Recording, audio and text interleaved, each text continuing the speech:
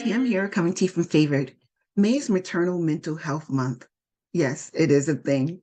Did you know that women of any age, race, culture, and income level can experience perinatal anxiety, depression, and other mood disorders?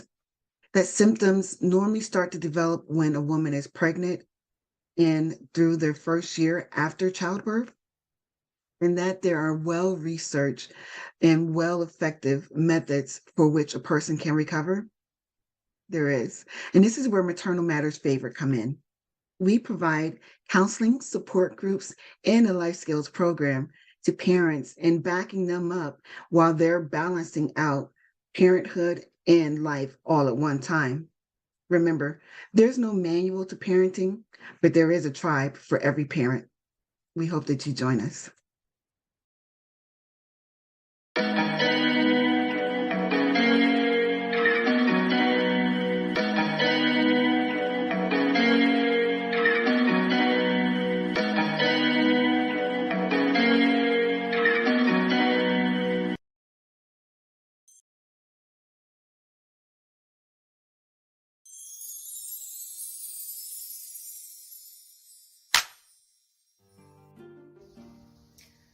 One of the things I wish I had known as a new mom is that it's okay to receive help and it's okay to be new at something. I put so much pressure on myself to know it all or to do the things or not ask questions for fear that would mean I was like an irresponsible adult or that I don't know my child or that I don't know what I'm doing. And the matter of the fact is, it didn't take away from my worth to be able to ask or receive help or research things, join groups, ask questions. So giving myself the grace to just be new and learn something is something that I wish for you, to give yourself permission to not know it all and to be new at parenthood or motherhood.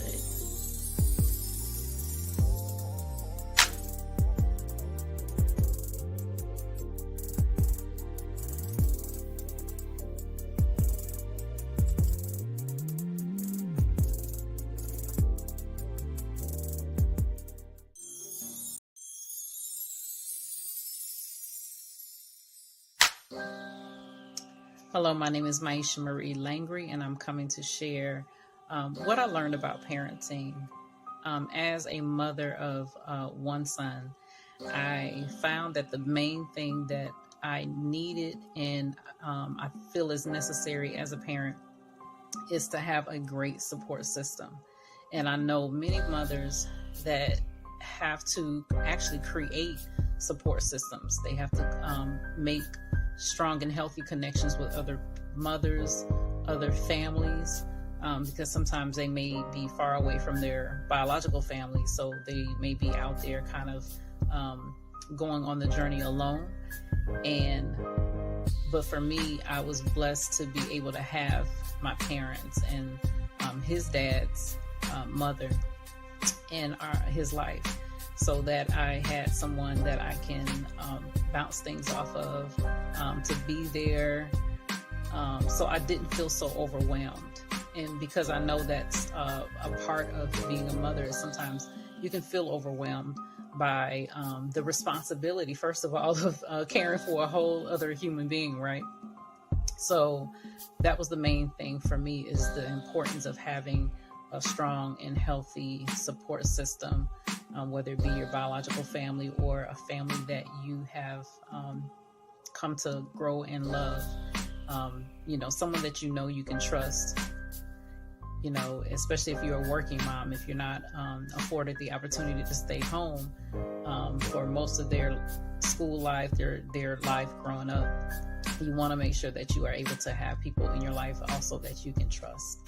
And I leaned on my faith a lot, and really took things in prayer and really just,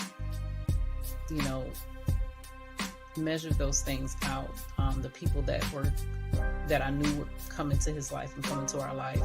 And so I've seen the fruit of that as he's grown up and he now is an adult out on his own. The other thing is the fact that understanding as a parent as a mother, as a father, that there are some things that you will never think that you will find yourself doing, but you would do for your child. And for my son, I was able to be a partial liver donor for him, because he had a failed liver when he was an infant. And so when I was pregnant and giving birth to him, I never foresaw, obviously, that not only would he have to go through a medical situation like that, but that I would be the one to also be able to almost like give life to him a second time.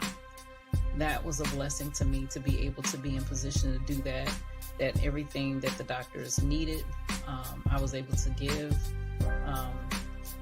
So that was, being a mother is just so phenomenal, and it's such a joy to have the opportunity to do that. And even though I only had one son, I was able to be, like a mother-like figure to other children as well over the years. So, like I said, the biggest thing that I learned as a parent is having a strong support system and making sure that you take care of yourself as well, because, people rely on you, and you have these children or this small child that's relying on you.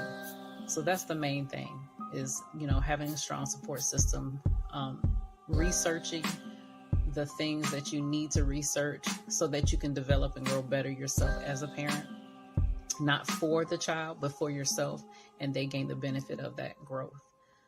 So I think that's pretty much it. You guys take care.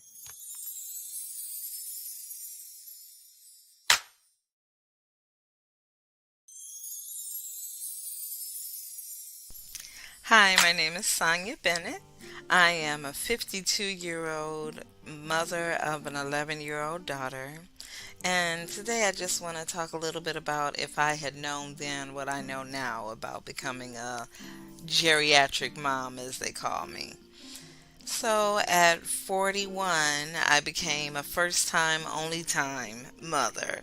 And it's been such a blessing and a change of my life, even at the age of 40 when I found out I was pregnant.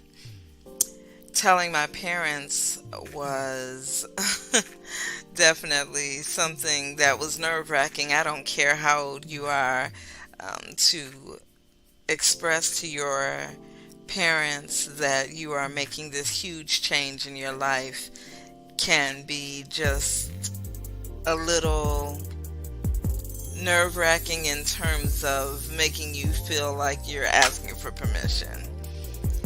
If I had known that the joys of watching someone form not only in yourself and in your image, but in their own personality, their own image, their own likes, their own dislikes, would be this gratifying, I definitely would have done it years ago. My daughter is extremely intelligent. She has her own mind, and I just adore being a mother. If I had known that I was going to lose my own mother at the age of 29 and that I would have to go it alone in terms of not having much advice, because of course being older than everyone around me is older. My friends' children were older, so they weren't trying to babysit because they've already done what they needed to do with their kids. Every now and then I would get some help. My parents, of course, were older. My stepmother would babysit when I would ask, and definitely it was far and few between. This time of technology has changed the game in terms of certain things. With Alexa and alarms and even virtual reality games, I have the opportunity to have some time to myself. Basically, my daughter participates in a game on her Oculus 2 headset called VR Chat, and it gives her a chance to speak with people all around the world and even to gain help with her homework at times. So, like television, PBS, and shows like that were kind of helping us to grow up in my time.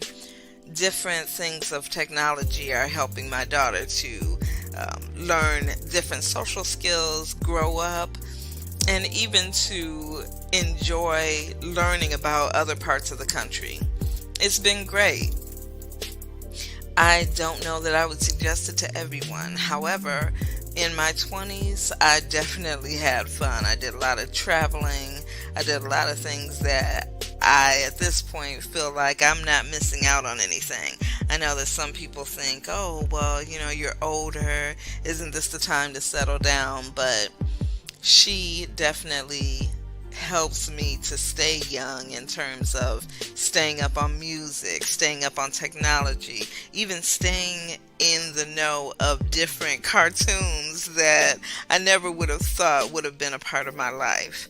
If I had known at 20, 25, 30, even 35, what I know now about being a mother at 52, almost 53 years old of an 11-year-old, I definitely would have done it long ago.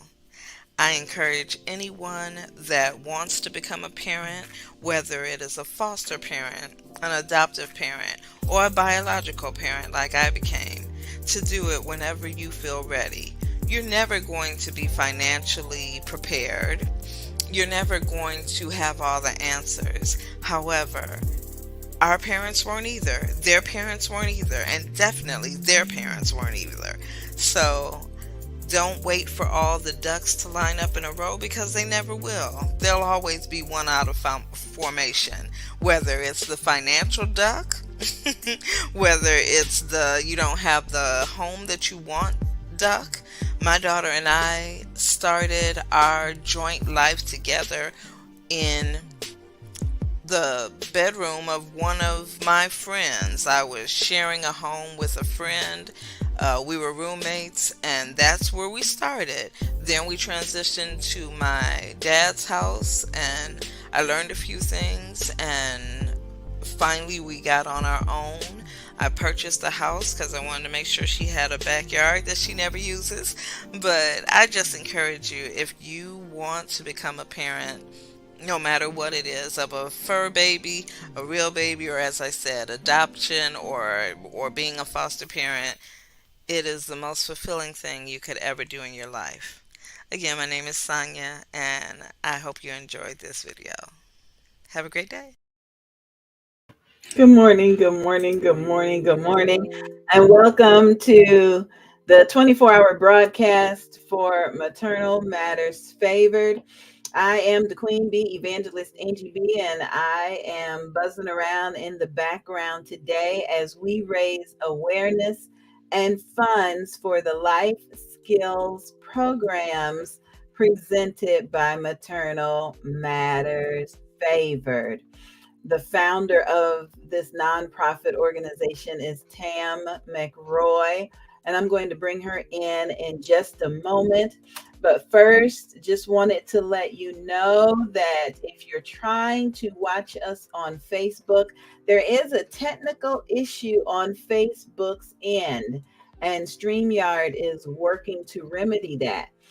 We are also live on several YouTube pages. Search for Maternal Matters Favored on YouTube. You'll be able to watch the program.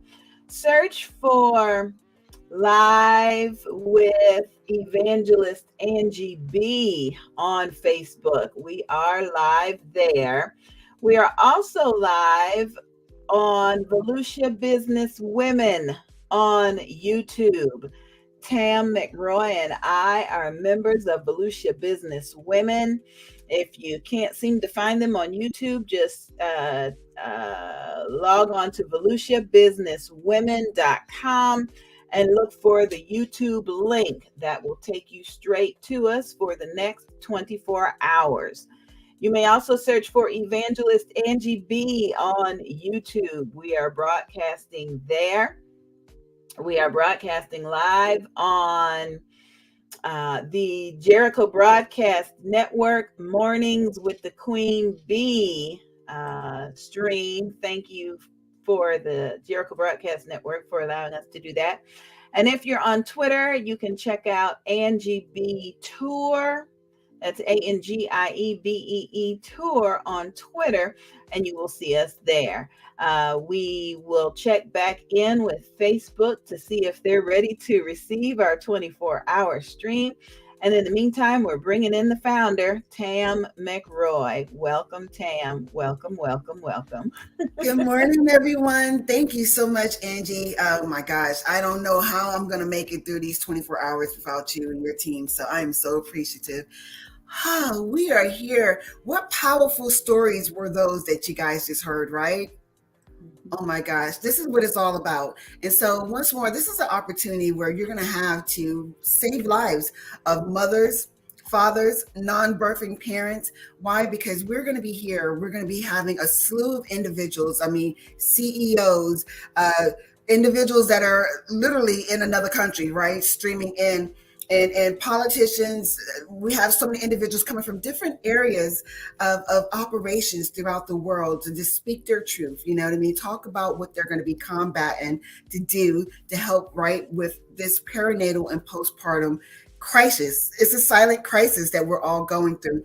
And so once more, for just a simple pledge of $35, you can help provide access to a parent so they can attend one of our life skills programs. And it's a 5-week program in which we provide these parents with life-changing skills and tools, resources, a community, right, in which they can resource to help them balance parenthood and life, because this thing is real. And we know that. So once more, we're going to be hearing throughout the course of the next 24 hours, we're going to be hearing so many stories, testimonies.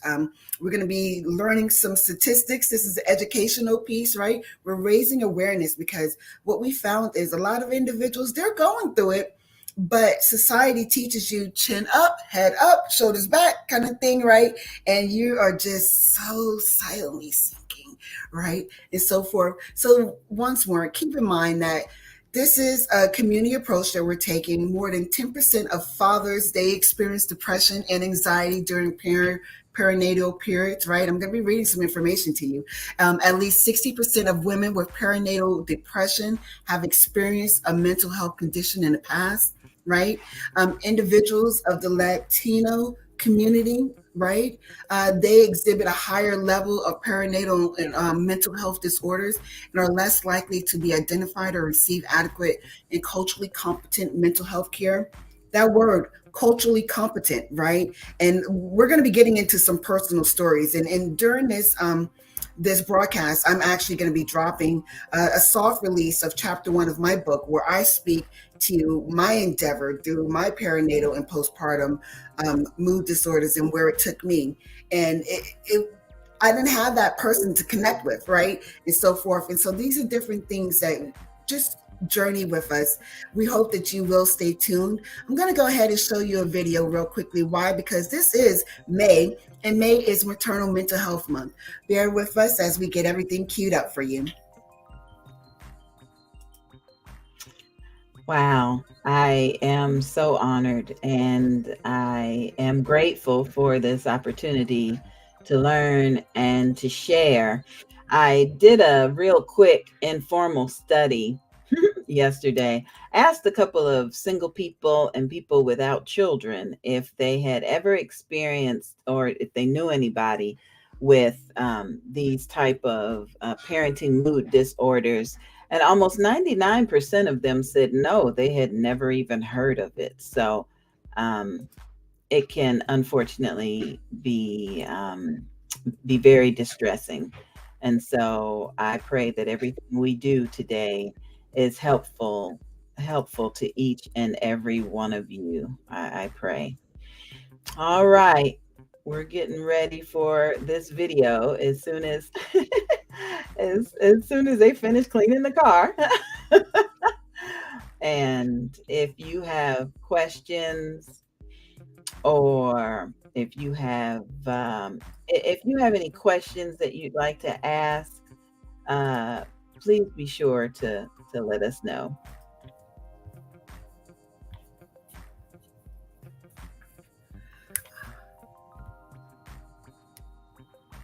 I see it on the screen. That's wonderful.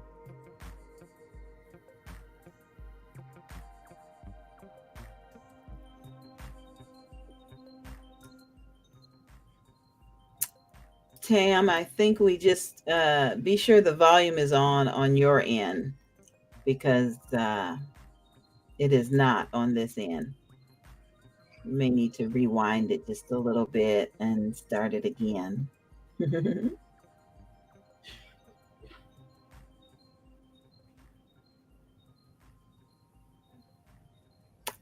And praise the Lord, it does look like Facebook is up and going again in terms of the connection. So we are going to be adding our Facebook destinations in just a moment. I got your message, Tam. Can you hear it? No.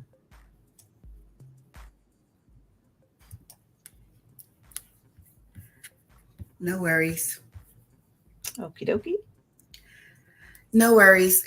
It's only the beginning. And let's go ahead and just start this thing off right. Father God, we come to you today to go ahead and spread your word, do kingdom work, letting individuals know that there is help available, to spread awareness so individuals know how to help someone that they may know that may be in need. Father God, we give this programming all the glory to you, Father God. Let your will be done for the operations that are set to take place. Father God, we thank you for this opportunity, and we know that you're going to give me the strength, Angie the strength, our speakers the strength to push forth and once more do kingdom work here in this world. Thank you for this word, Father God. Amen. Let's go ahead and get this thing back going. So once more, this is going to be an opportunity where we're going to talk through a lot of different things. It's not going to go perfect, as we see here, but I did want to go ahead and just drop in the fact that by this being May and it being Maternal Mental Health Month, that we want to heighten the awareness of folks that there are specific programs, there's specific providers, mental health providers, clinicians, obstetricians, and so forth, that understand the plight in which a parent goes through in becoming a new parent, a reoccurring parent, or even just dealing with life after having a child, right? And so this is not just, I cannot express this enough, this is not just for mothers, because studies are showing that dads go through it too. It's like, what am I supposed to do? I'm supposed to be the king, I'm supposed to help, and so forth. We have individuals that have to adopt, because they can't conceive. I have a neighbor who right now is scrambling, her and her partner, to prepare to adopt a 14-year-old who got pregnant. So these are real life issues that we're going to be talking about. And she's like, Tam, what do I do? And it's like, okay, let's breathe. You know what I mean? Let's talk through a plan of operations and so forth and so on. And so once more, throughout the course of this programming, as we start to speak with some of our speakers, you're going to hear so many different testimonies. You're going to hear so many different ways in which perinatal and postpartum mood disorders is rearing its ugly head, right, in individuals' lives and so forth. You're going to hear the ways in which people are working throughout the community in their own space, in their circle of influences, to better the lives, whether it's bettering the lives of parents, whether it's bettering the lives of children, because sometimes, when individuals go left untreated, it becomes a childhood trauma for a child to be in that household, right? And so forth. And so once more, we're going to be speaking to so many different pieces. I hope that you're able to tune in. And then once more, this is an opportunity for you to give. And so there are several ways in which you can do so. I think we even have like a text line where you can actually text to give. Let me see if I can bring that up, right? So if you go ahead and you text 202-858-1233 and you enter in the word favored, you can go ahead and give through that method there as well. Can you $35. repeat that, Tam? Send a Yes, text to where? 202 eight Mm-hmm. five eight one two 858 three three. And text the 233 word with the word what? favored. Okay. Right. Okay. And once more, $35 is a minimum amount, right? We're asking, because why? We can spend that on a meal. These days you go to McDonald's and you get 2 meals, and that's a wrap there, right? And so forth. And it's to help another person. We're to be doing kingdom work. We're to be giving back. We are the lenders and not the borrowers, right? And so we want to make certain that we're doing our due diligence there. These programs are designed. I've worked with a team of clinicians to make certain that we're meeting the needs of those in the community. And so when we're talking about life skills, we're talking about self-care, and what does that actually mean to a person, because not everybody can go to the spa. So if it means that you get to eat you 5-7 cookies, put your feet up after you lay that baby down, or you know what I mean, or after you actually complete a chore, or once you actually get a project completed at work, whatever that looks like, it's just little pockets of moments in which you can give yourself a reward system, right? That is self-care in itself. Another course that we have is what I love is, it's not just the usual financial literacy. We're teaching individuals, how to be, savvy. You don't necessarily got to go get that Louis purse, you know what I mean, and that whole outfit. Let's talk about ways in which you can actually invest that money and make that money work for you while you're sleeping. And so it's little things like this where we're to be each other's keepers, right? And so forth and so on. Another piece in the program that I'm really excited about is, like, what does it look like to be a responsible citizen? Right? We know that in these times, we're living in very perilous times. And so, make sure that you're voting. Don't be so easily dismayed. Don't be so easily discouraged. You know what I mean? And if you're voting, make certain you vote down the ballot. And I tell people a lot of times, and you can register to have a mail ballot. So this gives you opportunity to actually do some research. I'm like, yeah, no, this person's not going to get my vote. Don't just go and leave it up in the wind, right? And so forth. So it's a lot of different tools that we're going to be working with individuals to provide them so that they can have the upper hand in enhancing their well-being. We are that tribe. We are that support group for them. And speaking of, we do have a support group. So on Tuesdays, 7 p.m. Eastern Standard Time for an hour, we get together and we talk about some of the joys and some of the challenges and some of the wins and things to that effect that we go through, right, as parents. And we have this virtually. So people call in from all over the country just to go ahead and link up with someone that can share their same story. And so I want you to know that Maternal Matters Favored, we're here. We're doing kingdom work. We're providing that opportunity for individuals to be able to voice, vent, right? Receive some support, some guidance, some tools. And I'm talking to you from which I've come. I've been there. I get it. I don't look like what I used to be, what I've been through and everything else. I don't want to get into the word too quickly now, but Lord, thank you, Jesus, right? And it was because I did not have those parameters of perinatal and postpartum health. We're talking about where you go to the doctor and they're like, okay, you got your vitals, baby's heartbeat is good, here's some WIC. Not, what's going on in your psyche, you know what I mean? What's going on in your home atmosphere? How are you preparing? So there's going to be a gamut. We have stories from individuals that have gone through miscarriages, and they're going to be speaking to that part.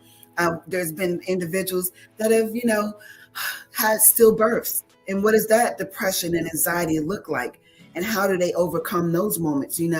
Individuals that are constantly trying to conceive, individuals that, they knew that they couldn't go forward having a child, but they were forced to do so, right? And how they were able to triumph over that. And so we have so many raw stories that are going to be coming in. And so it's once more my hope that you are totally here to sit through it all, listen, get you some tools, be able to see how you can spread the word there in your community as well.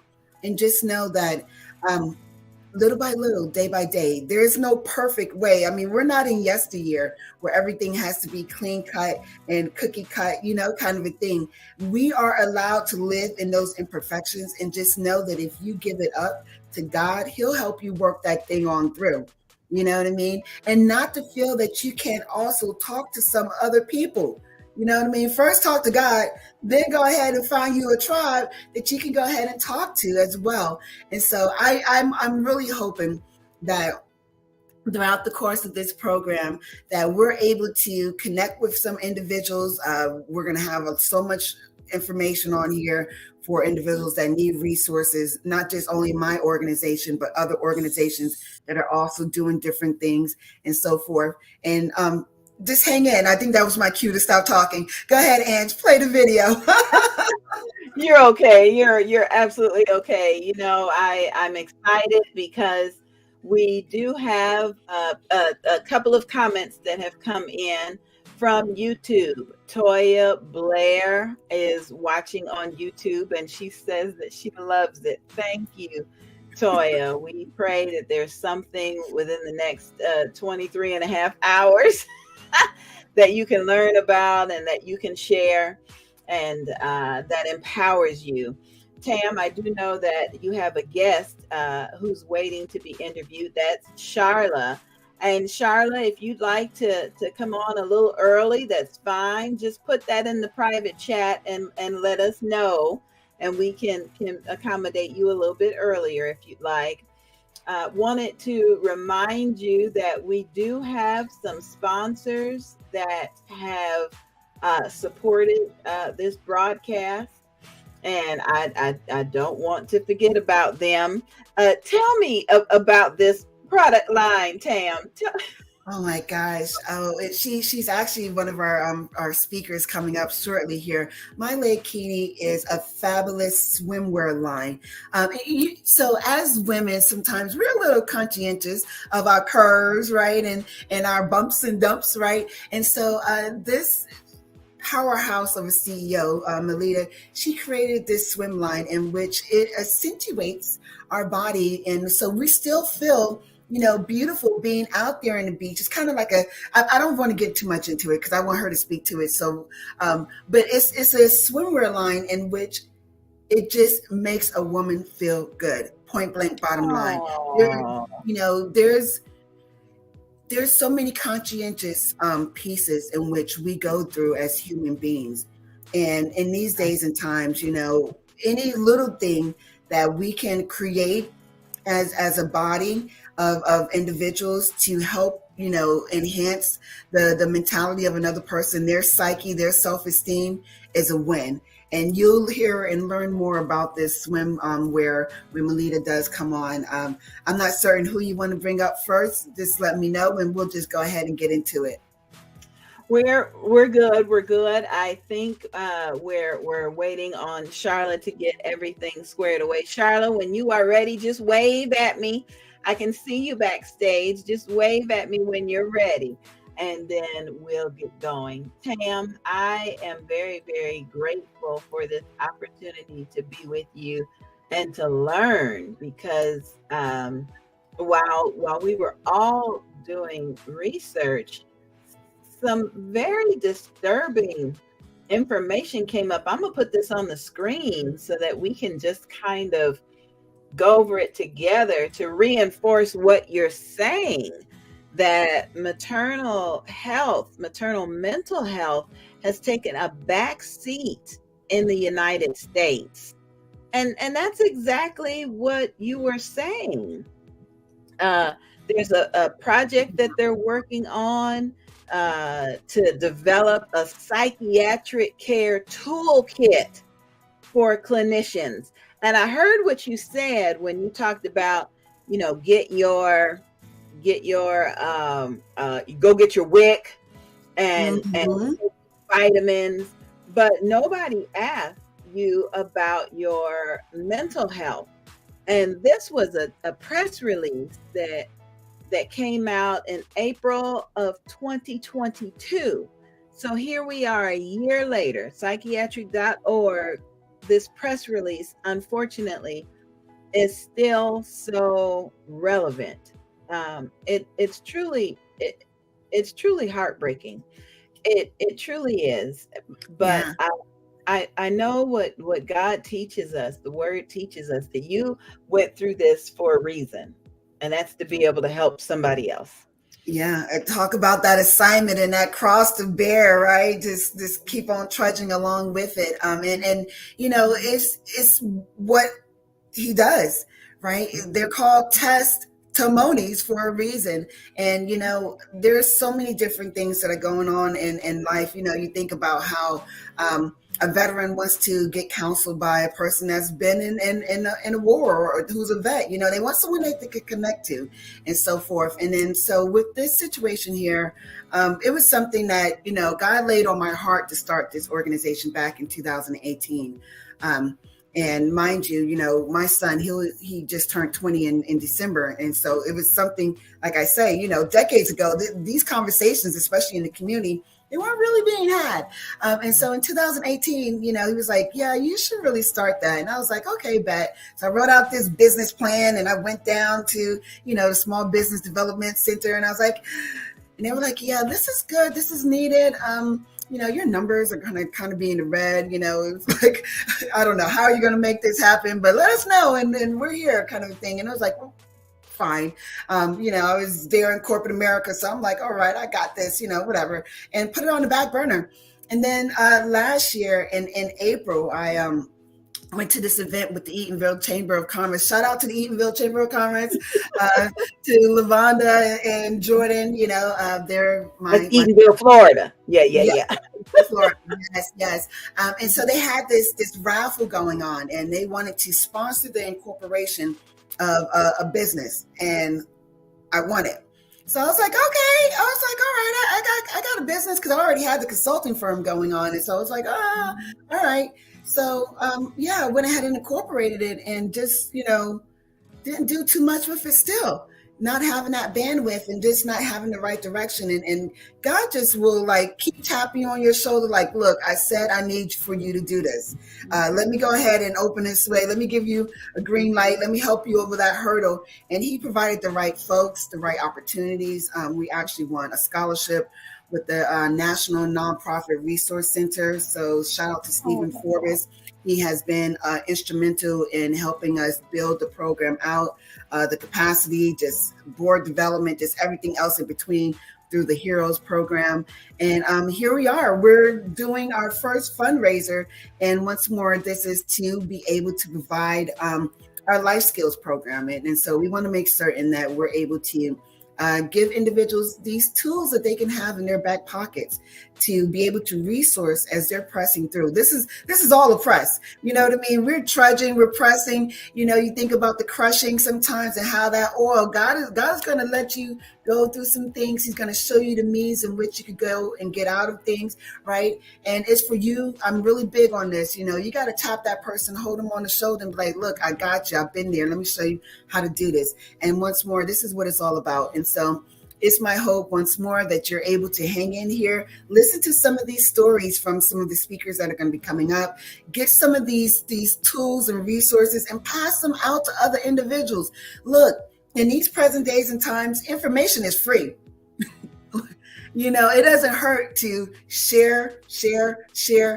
When I talk about how we're a tribe, and how our organization takes a community approach, is because, you know what? If someone comes, and there has been some instances, someone reaches out, and I'm like, okay, well, I don't speak Mandarin, but I have a tribe, you know what I mean? I have some folks that, can help you, that can assist you. You want someone that speaks Creole, you know what I mean? You want someone who can speak to the fact of having a miscarriage, you want someone that can speak to we get it, someone who, look, I didn't go through, elements, of my health, but I know some providers, that were sick and trying to parent, And what does that look like? You know what I mean? Because you're not at your full, you're not at 100%, and you're still trying to raise this baby, and how that affects your psyche and so forth. So there's so many different pockets of individuals, of providers, of tribesmen and women who are readily available. They are part of our wide net, right? That we have, in which, we can help you. Let us, right? Don't think that you got to burden this all by yourself, because you don't. And that's where a lot of people kind of get caught up into, I can't let no one that I'm going through this and I'm feeling like this. This is, you know what I mean? And you just eating, and that thing starts to fester, and you never know how that could come out. We see stories and numbers, statistic. Everyone loves data. Show me the proof, right? That without the right support tools in a person's life, it turns into domestic violence. It turns into drug use. It turns into jail. It turns into. So let's make certain that we're putting a block in that. You know what I mean? When I tell people, let's link arms and support each other. This thing is real, and this is what we have to do. And so little by little, day by day, it's not a perfect solution. You know what I mean? But it is, and it's an opportunity and a workaround in which we're developing, along with other policies and procedures of individuals, in regards to being able to help individuals' lives. And when I keep using the word individuals, because if you look at our logo, there's a hand. We're here to help hold anyone up that we can. If you're going through it as a parent, know that there's support, there's help. You don't have to through, and you don't have to go into a program that's just widely generalized. You know what I mean? There's specific areas in which we cover that you may not get that necessary attention for. And that's another reason why you want to go ahead and make certain that you reach out to us here at Maternal Matters Favored. That is wonderful. That is absolutely wonderful. We're going to try to bring Charla in just a moment. It seems like she's having some audio issues on her end, so we're gonna. She's in Kuwait, so I'm I can imagine that. Yeah, she's calling in, streaming in from Kuwait. So hopefully you can get on. Thank you so much for your dedication to this cause, Charla.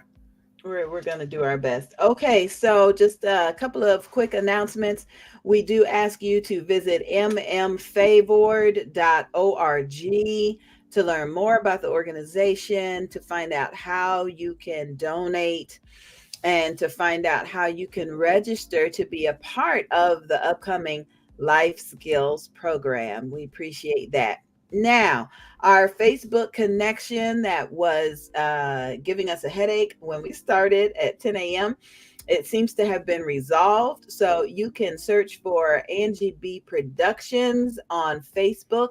You can see that we are live. You can also search for Moms in Ministry on Facebook. That's Moms, the letter N, Ministry on Facebook. That is an outreach ministry that just recently celebrated 10 years of reaching mothers. Just like, the book of Titus tells us the older women are supposed to teach the younger women.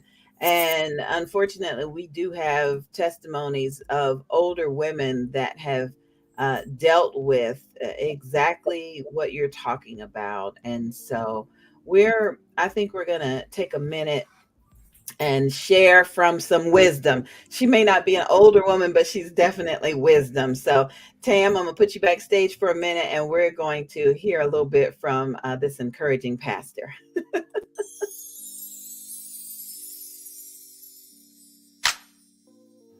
Happy Mother's Day. My name is Pastor Dr. Melinda Watts, and I am a proud mother of 9 children with a blended family and 8 grandchildren.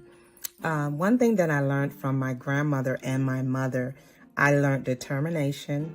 I learned how to be a homemaker. I learned never to quit, and that you can do anything if you put your mind to it. Secondly, what I learned as a mother and a grandparent is, as a mother, each child is different. And as a grandparent, You spoil the grandchildren so that the children can experience the things they put their parents through when they were younger. The children have a tendency to say that the grandchildren gets away with a lot more than what they got away with.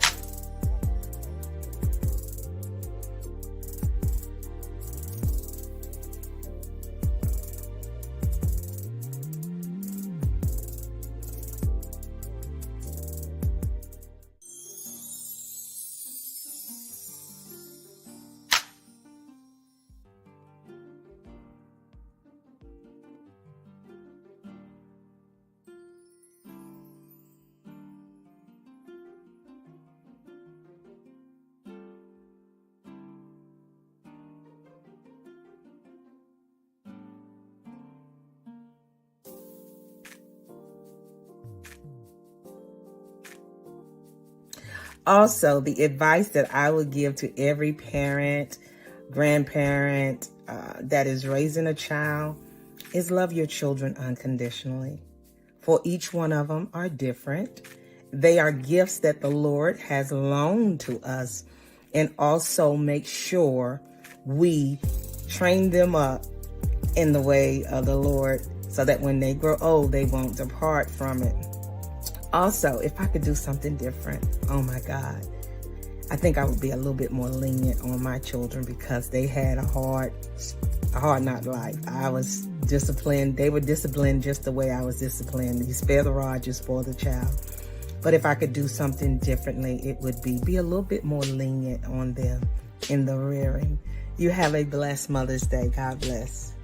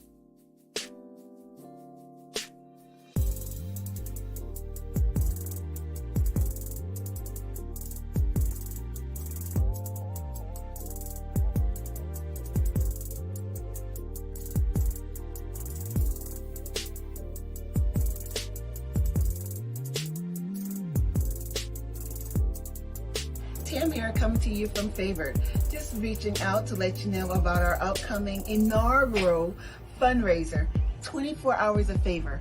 And so for 24 hours, we're going to be broadcasting to raise funds for our life skills program. It's a 5-week program in which we provide services to parents that have perinatal and postpartum mood disorders. So we're talking about anxiety, we're talking about levels of depression, we're even talking about forms of psychosis that sometimes take place in these individuals' lives. And what we do as a community, taking a community approach, we make certain that we let these individuals know that they have a tribe in which they can turn to help support them in their walks of life as they're pressing through.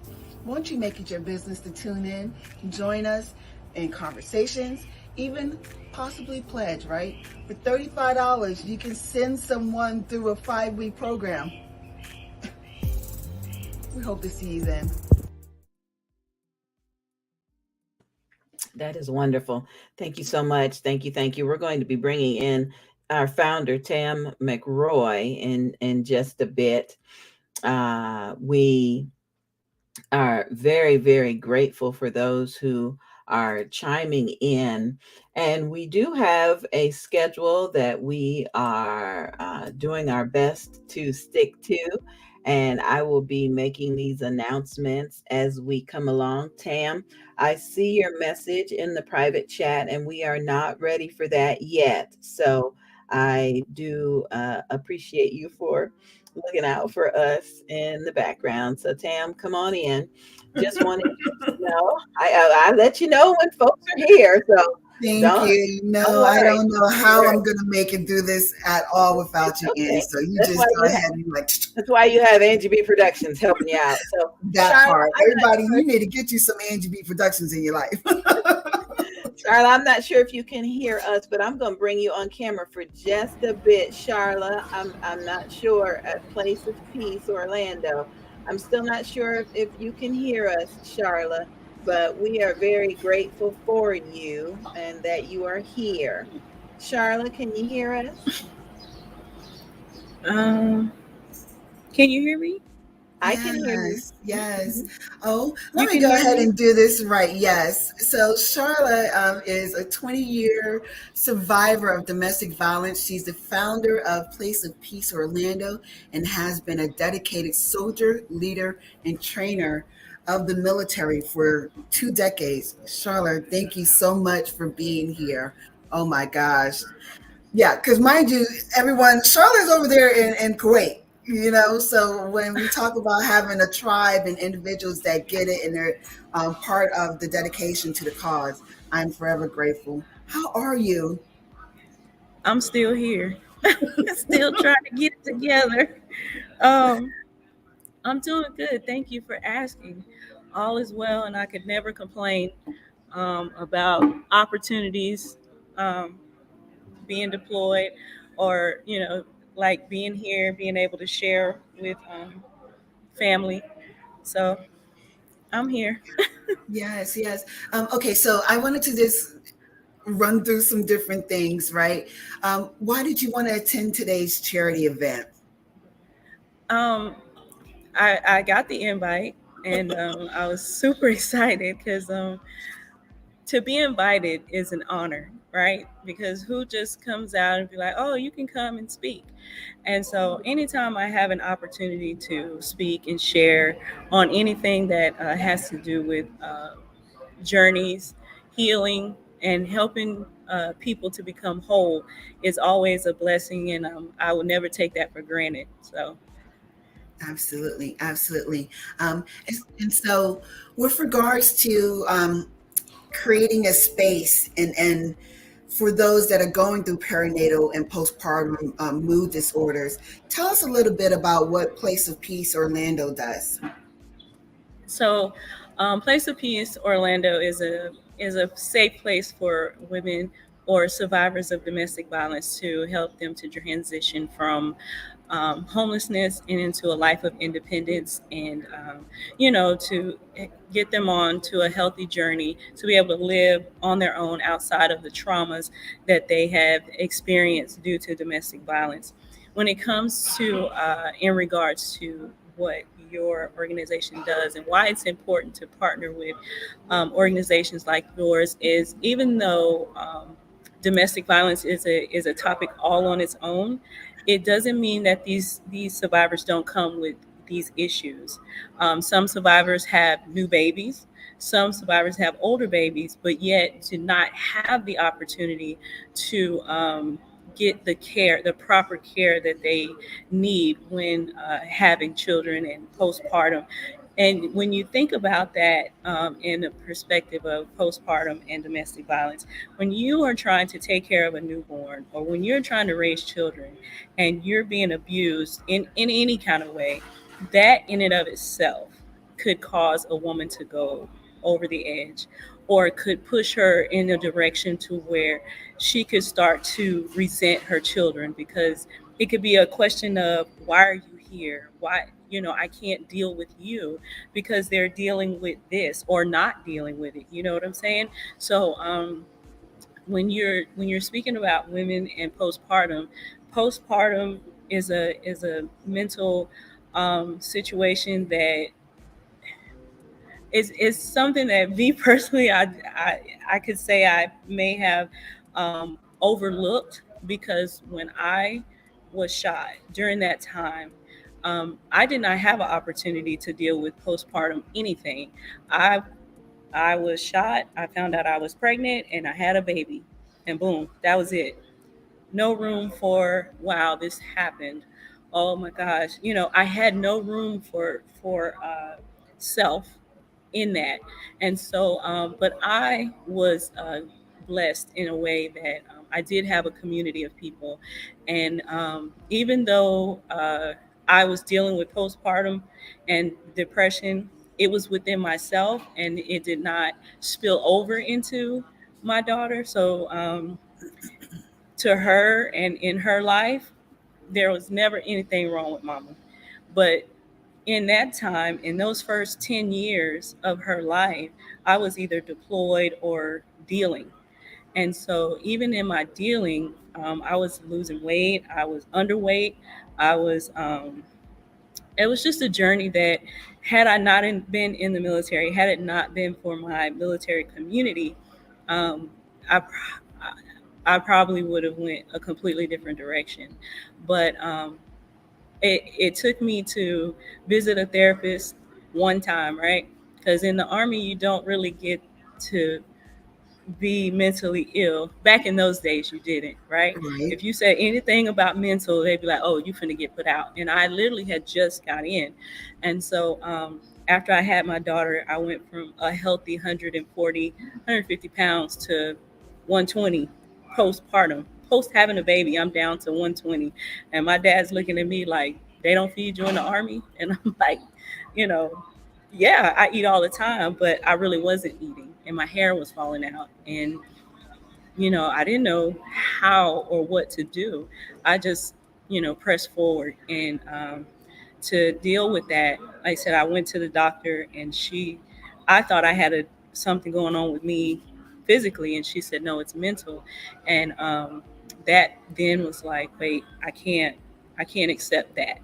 you know I had to try to figure out another way, and it took me some years to accept the fact that it was a mental issue and not a physical issue, because it didn't matter what I did for PT, it didn't matter what foods I ate, it didn't matter any of that. It was here in my head, Mm-hmm. and Mm-hmm. to have to still move through the days, and moving through fear, because I was not divorced. So at any given time, he could have just popped up, Yeah. Yeah. and in the military, there is no discretion until follow through with all the Yeah. procedures, And which I wait, wasn't. Charlotte. So I know your story, and Charlotte's story is deep, but let individuals, if you don't mind sharing, who that he is in regards to what you went through and how that all was just a world of a woe. Okay, so when I was younger, I decided to get married. I got married to an older man, and he ended up being abusive. And so for the first 3 or 4 years of us being together, it was about 2 years we were together. He was abusive. He showed those signs of aggression, but I was underage. I was like 16, 17. So I was fearful about reporting him or calling the police. But then also I felt like I could handle it. You 17, 18, you think you're grown. I was part of that crew, thought I was grown. And so it just turned into a whirlwind of abuse. And it was both mentally, and then it became physical. And then I thought I can get away. I joined the army. Even though I had plans to join the army before, I had used that as my escape physically. Mentally, I could not get away, and I ended up marrying him, and that just took the cake when we finally were able to be together for a short period of time. And in that short period of time, I had to express to him that my next assignment, I couldn't take him with me, and he just did not want to accept that, and he tried to take me out. And in that, um, you know, once that happened, uh, that happened in November of '98. Oh my gosh, it happened in November of '98, and by the end of, I still left. I could not allow myself to sit in my hometown of Dallas, Texas, and still be in that same space. So I still left and went to Korea. Um, but I was shot in the face, and so I got stitched up the best I could, and I just left. again, not allowing myself to process it, not allowing myself to work through it. I had several family members and friends that were like, you should probably go talk to somebody. Wasn't anything I was comfortable with or even good at, because in our community back then, we just didn't do that kind of stuff. You pray about it and keep it moving. And so that's what I did. I just kept it moving. And so with that, I get to Korea, and within 3 months of being in Korea, I found out I'm pregnant. And so I spent my time in Korea, came back, and I was lucky enough to be stationed close enough to home that when I was there, my mom, my family was able to, interact and engage with me, but nobody was able to help me to walk through that process of the abuse after. And then once I had my daughter, the fear, is he going to try to come back and get us? Is he going to try to do anything? So postpartum looks different to everybody, and as a survivor, postpartum is a burden that we choose not to deal with, right? Because that's we got enough. It's enough. I've been shot. I'm healing from all of that, trying to heal, and yet not dealing with the mental, only dealing with the physical. And then I have this newborn baby, and within months, I'm being deployed. So then I'm getting deployed, and then I got to come back. And it's a terrible cycle that it took years, many years, for me to decide, Charlotte, you need to take care of you. And so, got married again, thinking, if I do it, try again, I'll get past it. And that was not the answer either, because I turned around and got married, got pregnant, had another baby, and you you're like, okay, now I got two babies, and I got another bum husband that ain't worth it. And it's, again, I'm not dealing with the true issue, and then having these new babies are not helping. Because nobody is helping my heart, nobody is helping my mind, and Yes. all I can do is just focus on the babies, right? As long as I'm loving my babies and giving them what they need, but I end up homeless. So what I'm gonna do with my babies if I'm homeless? That And part. so end up homeless and pregnant again. So I'm 2.5 babies in, and I still can't get it together because I am not getting the true help that I need. And again, because I had an amazing community around me in the military, um, I I was able to get myself together, but I had to be separated. So I had my third child at 9 months. I was in Iraq and he was back in Texas. So I'm separated from all three of my babies, and all of them are under the age of 4, you know, and all I could do was disconnect. So now I'm disconnected from my children, and I was listening to one of the speakers, and she said, you have to learn how to build your community, right? Sometimes we have to build a community outside of our family. And that's very much what happened when I got stationed in Fort Bragg. I didn't know anybody, and I really didn't have room to trust anybody. I've been married twice to two men that beat me up. My family didn't really do for me as someone would expect. So then, what am I supposed to do? And I literally just got to brag, and I was like, I don't have nothing. But everybody that wore that same uniform was like, I got you.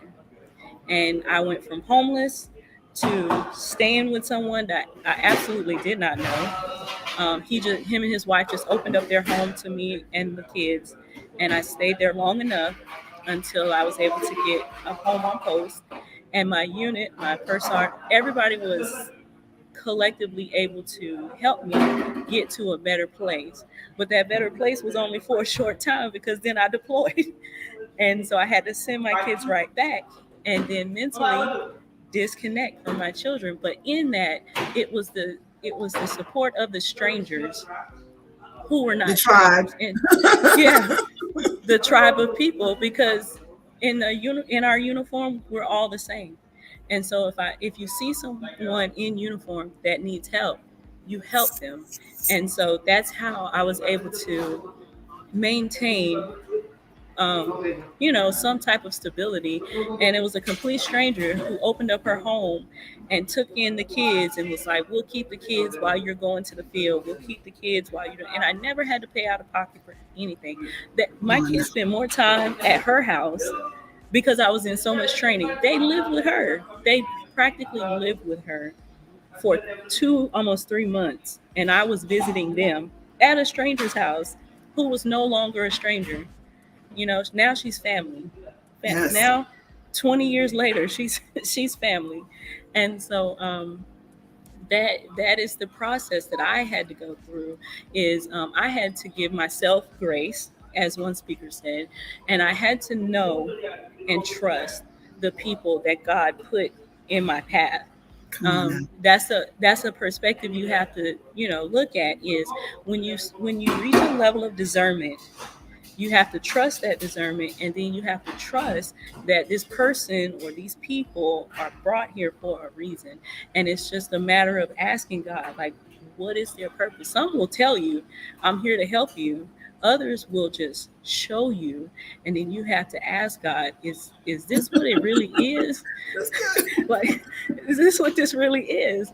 And so it's that has been my path of being able to process life postpartum 3 times. And so but the revelation did not come, and some moms will catch this later. The revelation of the process will not come until you're on the other side, right? So I'm on the other side of postpartum. I'm on the other side of postpartum. My oldest child is 23. My youngest is 19. It wasn't until every day those children show me that my process was right and it was done the way God intended it for it to be. Come on now. Because when you're going through it, you're pulling hair. You're like, you don't hear me, you're not listening to me. But when we move in the way that God graces us to do, you'll see it on the other side. So Yes, yes. you just have to be an example. And so I live my life in a way that my daughter can look at me and be like, "Mom, now I see what you were saying." Those are the confirmations that Yes. God tells me. God be like, "See, I told you she was listening." But That, in the moment, year, 2 years, 3 years ago, I wouldn't think she heard anything I said. But now, 23 years, last year, yesterday, "Mom, I remember what you had said. I remember when you told me this." And it's like, oh, thank you, Jesus. She heard me. Even the boys, I just feel like want to pull my hair. If anybody that has boys, teenage boys, young adults, yes. the boys are 19 and 20 or 21. He turned 21, you couldn't tell him nothing. He grown. So Good how do you stuff. tell how Yes. do you tell a grown man, 21, how to do life? And Yes. so I asked God, how do I tell this boy that's not right? And that's the way. It's not you, it's God, because those are not your children, they're his. You're Come on just now. graced to be in the place. And so I asked God, how do I tell this man how to spend his money without spending his money, and We'll have to start and a he whole nother show for that one because I'm like, I can't tell my son what to do these days, but I'm like, let me tell you how, let mm-mm, me suggest some things. right. Let me let you know how that's You going to have work to out for you. yeah, you have to tell them. So I tell them, not in a way of telling. I Like you say, I suggest. And you say it in a way where it's like he believes he came up with the idea. That part, Like, that "Mom, part. I Oh had," my gosh, you'll say something and he'll be like, "Mom, I had thought about something." And he will verbatim that what part. I said. Charlotte, let me ask you this real quickly as we're getting ready to wrap up. Thank you so much. Powerful story. Like, listen, you know what I mean? When we're talking about perinatal and postpartum mood disorders, anxiety, depression, how it hits, that thing hits differently for different folks. We all have different walks. We all have different assignments. all have different crosses that we're bearing.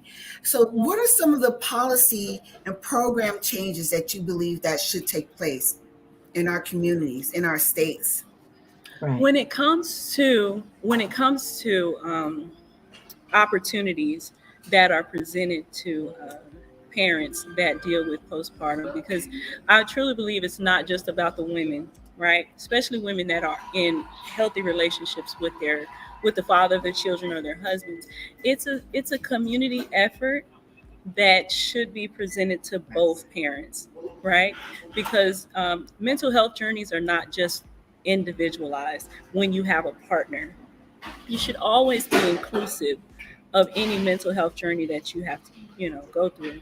And so, with that, I believe, for my own organization, um, even though they come out of a relationship, an unhealthy relationship, down the line there will be a time they will enter into a healthy relationship.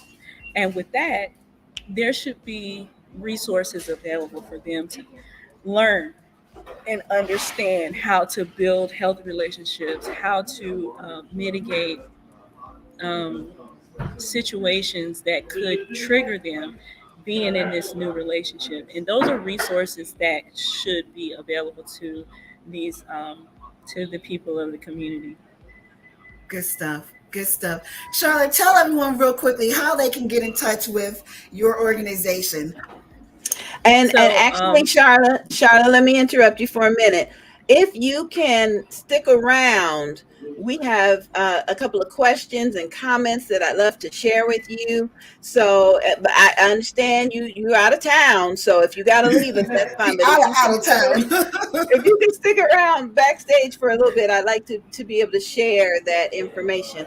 I know my Lita is here and she's coming up next. So yes, please share how everyone can get in touch with you. okay, yeah. So, my organization is Place of Peace Orlando Incorporated. It's Place of Peace Orlando Inc.org. Or you can reach out to me on Facebook at Charla Edwards Pringle, or you can find Place of Peace Orlando on Facebook. We're always there. I'm always available. All you gotta do is shoot me a text. There's a 7-hour time difference, but I'm always available. Um, I have had no short of contacts being out here. So, That is regardless of wonderful. if you wake up and you need someone to talk to, you need someone to chat or have a question, I'm always available. If I don't respond immediately, I promise as soon as I see it, I will respond. Thank That's you what's so up. much again, Thank Miss you, Tam, Charlotte. for this opportunity. We appreciate you. Girl, And thank Charlotte, you. I'm going to put you backstage for just a little bit. If you can hang out with us, that would be wonderful. Good Just stuff. so Good many. stuff. Listen, that everyone, that's just the beginning. You know what I Yeah. mean? That is what it looks like to carry a cross of postpartum for a vet that's gone through domestic violence. I mean, her story, I don't know if you guys caught that. She was in a relationship with someone who shot her in the face. This brother tried to take her out. And when I'm telling you, when God's hand is on your life, can no man do anything to break that listen, it's too early. I keep saying it's too early, and I meant to bring some tissues because I was about to tear up a couple times, but Yeah, we're gonna go got ahead. mine. I got mine. Listen, But we're gonna go ahead and roll it. Go ahead, Angie. Angie got me. Charlotte, I just want you to see the comments that have come across while you were speaking. And I just want you to know the text messages that have come across. People have said, "Oh my God, you sound like my friend," or "My sister went through that," or "I'm going through that right now." Toya Blair on YouTube said she definitely hears your pain. And then other folks that are anonymous, what a testimony. This has just been our first hour of the broadcast. Tam, I'm going to put you backstage for a hot second so you can get you a drink of water, because I know this next person that's coming up is just, Myleta Butler. You coming up in just a minute. Oh man, this is our first hour of our 24-hour broadcast. We are bringing you information, we're building awareness, and we are raising funds for Maternal Matters Favored. That's mmfavored.org. You may be able to see it up there on top of my, top of my head, mmfavored.org. This next hour does have a sponsor. And Mylita Butler is our sponsor. She's coming up next. And we want you to like and share this broadcast. So someone sent me a text and said, well, where can I see it? Okay, so this is the list. And then we're going to come back in with Tam and her special guest. You want to search for Favored or, MM Favored on YouTube. Just put in 24 hours of favor charity event anywhere on YouTube and you'll be able to see it. We've got some viewers already that are commenting. You also want to search on YouTube for Volusia Business Women. VolusiaBusinessWomen.com is a business listing and event calendar directory that I'm a member of, and Tam McRoy is also a member of. So they are our YouTube streaming partner, and we are grateful for that. Search for us on Twitter. Look for Angie B Tour, ANGIEBEE Tour on Twitter. And please tweet us out. I mean, everybody knows somebody, unfortunately, that needs to know about what we're talking about, okay? On Facebook, you can look for Moms in Ministry. That's Moms, the letter N, Ministry. Of course, you can find us streaming live on Angie B Productions. That's BEE, like a round yellow bumblebee, like my little bumblebee for Christ, round yellow bumblebee. And you will also be able to catch us again on YouTube. Just search for Live with Evangelist Angie B. Okay, we're going to bring Tam back and so she can introduce us to Mylita Butler. Tam, I'm so grateful for this hour's sponsor because I never would have known anything about. Listen, come September when we're out there in Daytona Beach for the bald and beautiful bazaar, and we're on the beach, we're going to be in our bikinis. Okay, that's good. Well, Mylita, we're going to bring you in, and thank you for being a sponsor of this broadcast for the next hour. Take it away, lady. Hey, Mylita! Hi! Hey, Tam! How are you? Good to see you. Oh my gosh, I'm so happy to see you. I don't know. I just gotta. This is amazing for me, right? This right here, this woman of God, I've known her since I was pregnant. This is one of my original OG village people, as I like to call them. Right. My sister-in-law, very, very amazing individual. Let me go ahead and do this thing right with your intro. Here we are talking with Miss Mylita Butler. She is a former 300-pound New Yorker who is the CEO, founder of My Lakini Swimwear. In her debut book, Slim Down, Level Up, she shares her journey to taking back her health, learning to love herself more, and she also has this amazing 6-week weight loss program for readers to follow. Hey, girl, hey! Oh my gosh, thank you so much again for coming on board, and just gonna jump right into it. Who are you? What do you do? What's going on? Well, first of all, let me just pause and say I commend you and Angie B for doing this. This is amazing. And I was able to be backstage and hear a little bit of the previous story. And I commend her because it takes strength to leave out of a violent relationship, a domestic violence relationship, as well as when there are children involved. And so then you add in the piece that she was a soldier. And so there was just a lot going on. And so I'm glad that you created a platform like this so other people can hear her story, hear her testimony and draw strength from it and use her story as the key to unlock maybe a situation that they're currently in. And so I applaud you for that.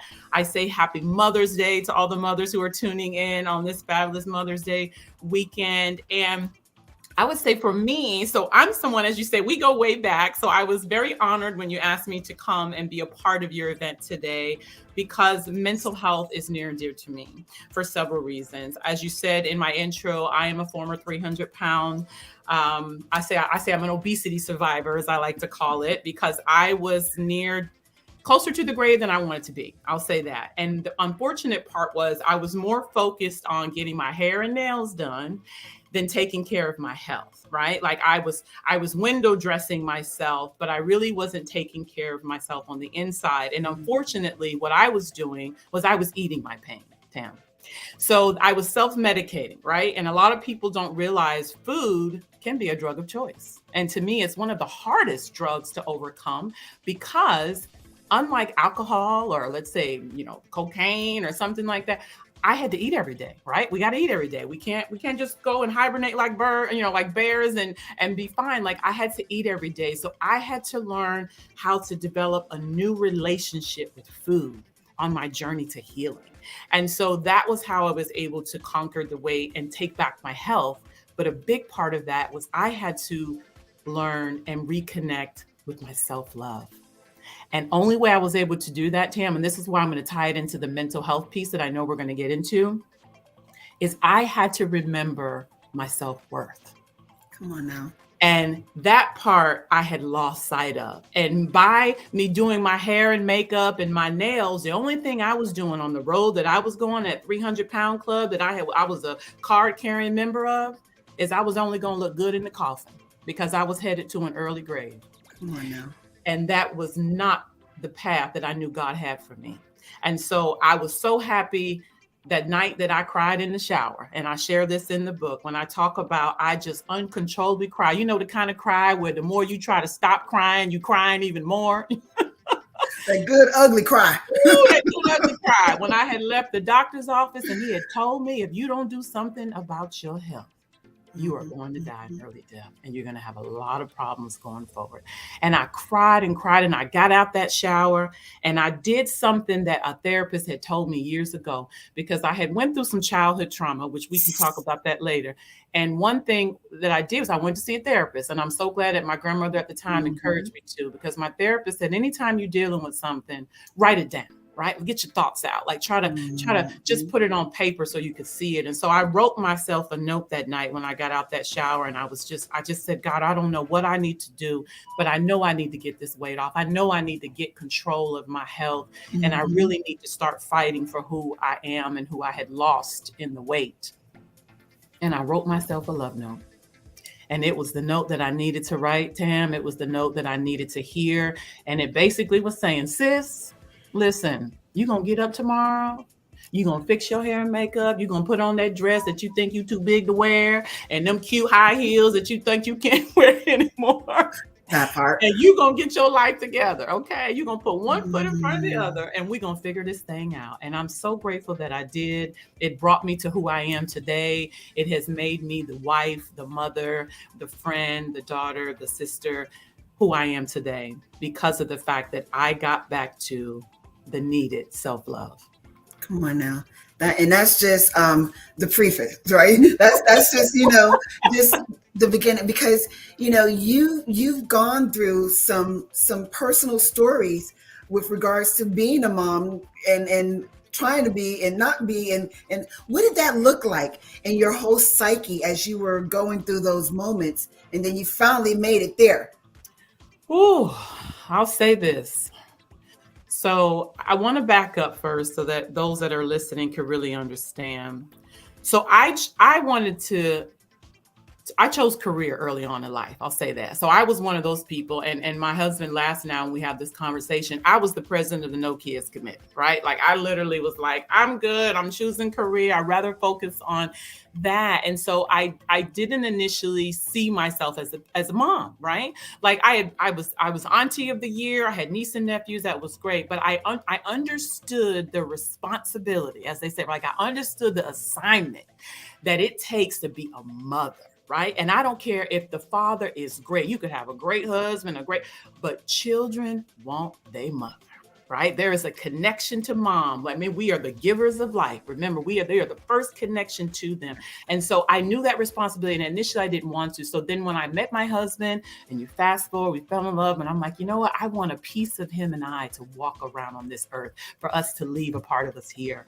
And I got pregnant. And I remember that was the first time in my life I hadn't worked since I was 13. And now I'm home with a baby, right? Like that was hard for me, Tam. And I'm going to tell you, as somebody who was very aware of mental health, mental wellness, I saw how women suffer from postpartum depression and how easy it was. And I'm going to tell you what I mean by that.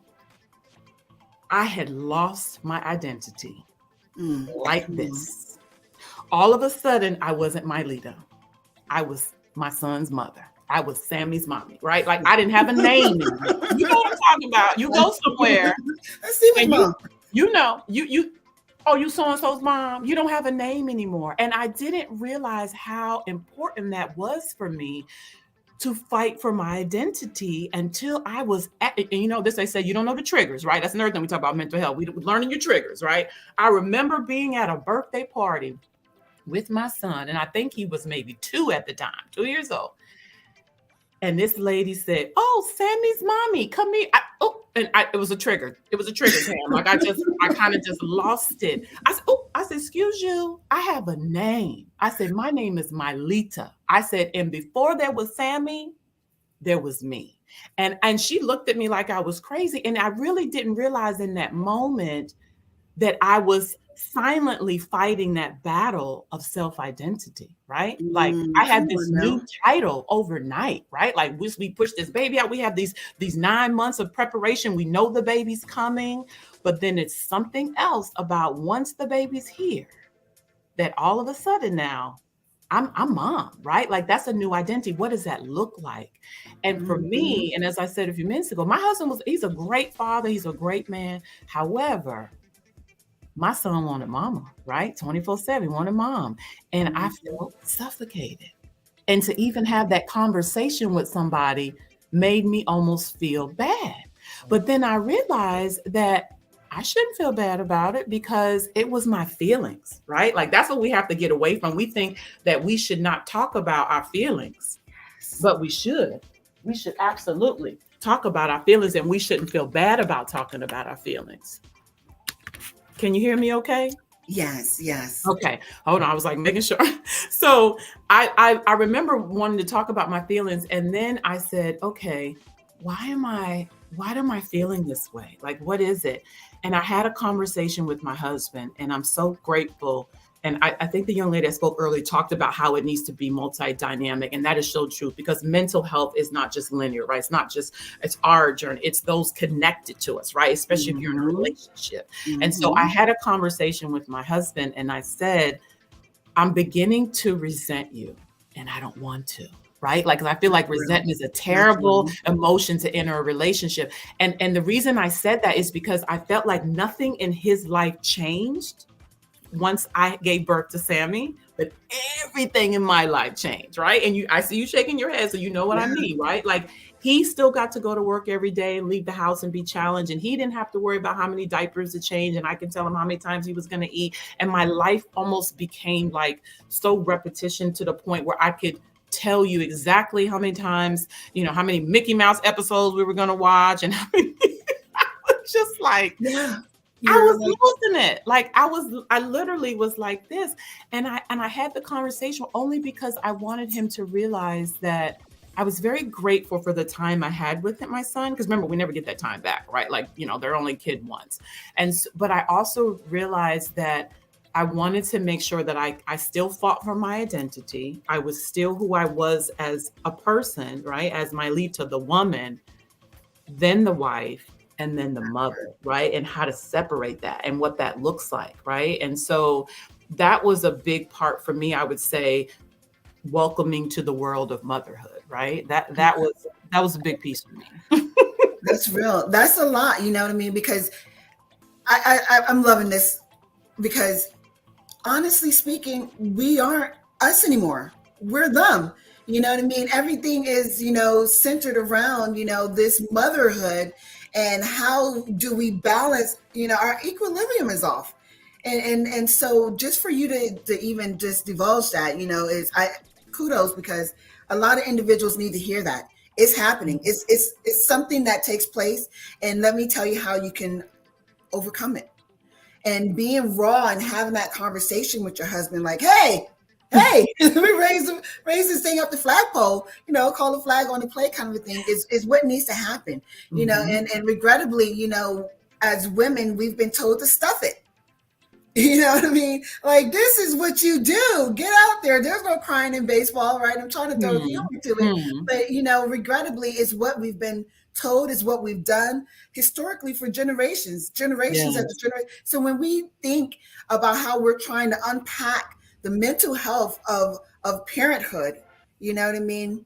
When there's so many fundamental layers of us being taught to just swallow, go, you know what I mean? This is brand new. Individuals still have a hard time with that release, and just being fully vulnerable and transparent to say, hey, this thing is kind of heavy.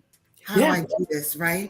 Heavy. And this is the part that I realize, is that when I hear the word parenting, right? Like when I talked about earlier about how I was the president of the No Kids Committee initially, because I understood the assignment, right? Because to me, when I hear the word parenting, the very next second I hear preparation, right? Because our job as parents is to prepare our children to be individual, self-sufficient, and just follow what it is that is in their heart and God has created them to do, right? All while helping them and shaping them. But while we're parenting and preparing them, we're also growing as a person, right? So everyone talks about their growth, right? But what's happening to our growth, right, Tam? So depending on how old you were when you gave birth to your child, you think you're still growing. You're still learning who this person is. You're still evolving, right? So you have this little person who is now 100% dependent upon you, which that in itself can be a little scary, right? Like, yes, I remember locking myself in the bathroom for my only alone time to have just a moment to myself, because again, and I use this word because that's how I felt. And I'm honest with it. I felt suffocated at times. I love my son. I love that we have a great connection and that we're very close. I nursed him, as my husband liked to say, for almost 2 years. That's why he's so healthy and strong and never been sick. So we had a bond, right? But the thing was, I just remember thinking like, okay, he's growing, but no one's thinking about my growth, right? Like, my not just my physical growth, right? Like my emotional growth, my spiritual growth, my all these, my mental health, everything that's going on. And I think personally, it's even harder when we're talking about Black and brown women, right? Historically, we are told, as you say, suck it up. There's no crying. We're built, we're built for this. We can handle it. We're supposed to take it, and we don't talk about it. And that's where the problem lies, because we begin to self-medicate, as I did, right? I said, everybody's got a drug of choice, right? Everybody has some type of outlet that they use to deal with things, right? Those two. And so then it becomes a numbing factor, right? Because we're just trying to numb the pain. We're trying to just, avoid our own emotions and our feelings, because we're told to just push it down, press it on, and keep going, right? And that's not healthy parenting. We know that. That's not healthy as individuals growing, and as women, as mothers, as wives, all of that. So that was big for me, I'll say, figuring that part out. Definitely. And, a lot of the societal pressures that are on us, we're supposed to be perfect, and, we're once more going back to the headstrong kind of thing. I want to go ahead and roll into my bikini, right? And how, when we don't have those perfections, we're not flawless kind of a thing, right? What does that look like? And how did you come about with this swimwear line? And it's just revolutionized the way that women feel about themselves and being out in the public. And that's something, that as a new mom, you think about, oh, my body, you know what I mean, is not there, but I still want to be out and about and enjoy life with my family members. Yes.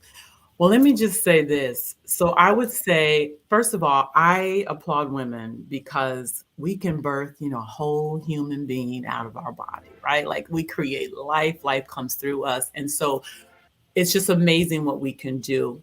But we know our bodies go through a lot to go through the pregnancy, right? There is weight gain, we're stretching here, we're pulling there, all kinds of things are going on to create this life, which is a beautiful thing. However, part of my depression, and I think maybe some other women can relate to this, was because I looked in the mirror and I didn't recognize that body that was staring back at me, right? Like my boobs were hanging, you add in the stretch marks, you add in the cellulite, all the different things. But yet I wanted to feel good about myself still, right? And I was proud of those things, meaning, it wasn't that I didn't love my body. And I think sometimes people mistake when you prefer to have certain things covered up, that it means you're insecure and you don't like your body. And I don't think it's that. I just think as women, we feel amazing in certain things, right? Like we know what makes us look good and feel good. And it may just mean we're not comfortable letting everything hang out. And listen, I applaud the women who do. Like, I'm like, there is nothing better than confidence. I'm like, girl, yes, but I'm gonna need a little bit more help. Like, I'm gonna need a little bit more fabric to help me feel a little bit better. So how the concept came up, after giving birth to my son, and I live in the fabulous sunshine state of Florida, as you do. And so, 10, 11 months out the year, Tam, we can be outside, right? Like we're on the boat, we're going kayaking, canoe, we can go fishing, we can go to the beach. We can just be outdoors and participate in water sports. And so I thought, I don't always have what they say, the perfect beach body, but yet I want to feel good in my own skin without needing to show all my skin. So how can I figure this out? So I remember losing all of my weight. And I remember standing in the dressing room. Here's one of them crying sessions again. And crying can be very releasing, if you will, and very healing. But I was crying in the dressing room, Tam, because I had tried on probably 15 different swimsuits and neither one of them was helping anything on here look right. Like I was like, and I should have been happy looking back at the body that I was looking at, because this body gave birth to my baby. This body, nursed him for almost 2 years. This body was, empowering other women to do things in life. This body was doing great things, but yet I was mad at her, if you will, for how she was looking back at me in the mirror. And I thought, I shouldn't be mad at her. I'm trying to keep making these curves fit in this stuff. I need to design something to work with my curves, like instead of working against them. And so I've always felt women look amazing in leggings. So I thought, I'm going to take something that women may not like 100%, which is a bikini usually, versus something they do kind of like wearing leggings. And I thought, what, I'm gonna figure this thing out. And I'm not a seamstress, but I remember I took like a couple of bikinis, bottoms, and some leggings, and I started cutting them up and putting them together. And I thought, you know what? This is kind of cute. I might can make this work. So I then got with the seamstress. I thought, okay, my homemade, creation is not really going to be professional. We can't mass produce this, right? So got with a seamstress, long story short, found manufacturing. And the whole reason behind it was I wanted to feel comfortable in my own skin without needing to show all of my skin, but also to feel sexy and confident in swimwear. And I also wanted it to be multifunctional, right? Because running up behind my son, I don't want stuff falling out, popping out and here, there, and everywhere.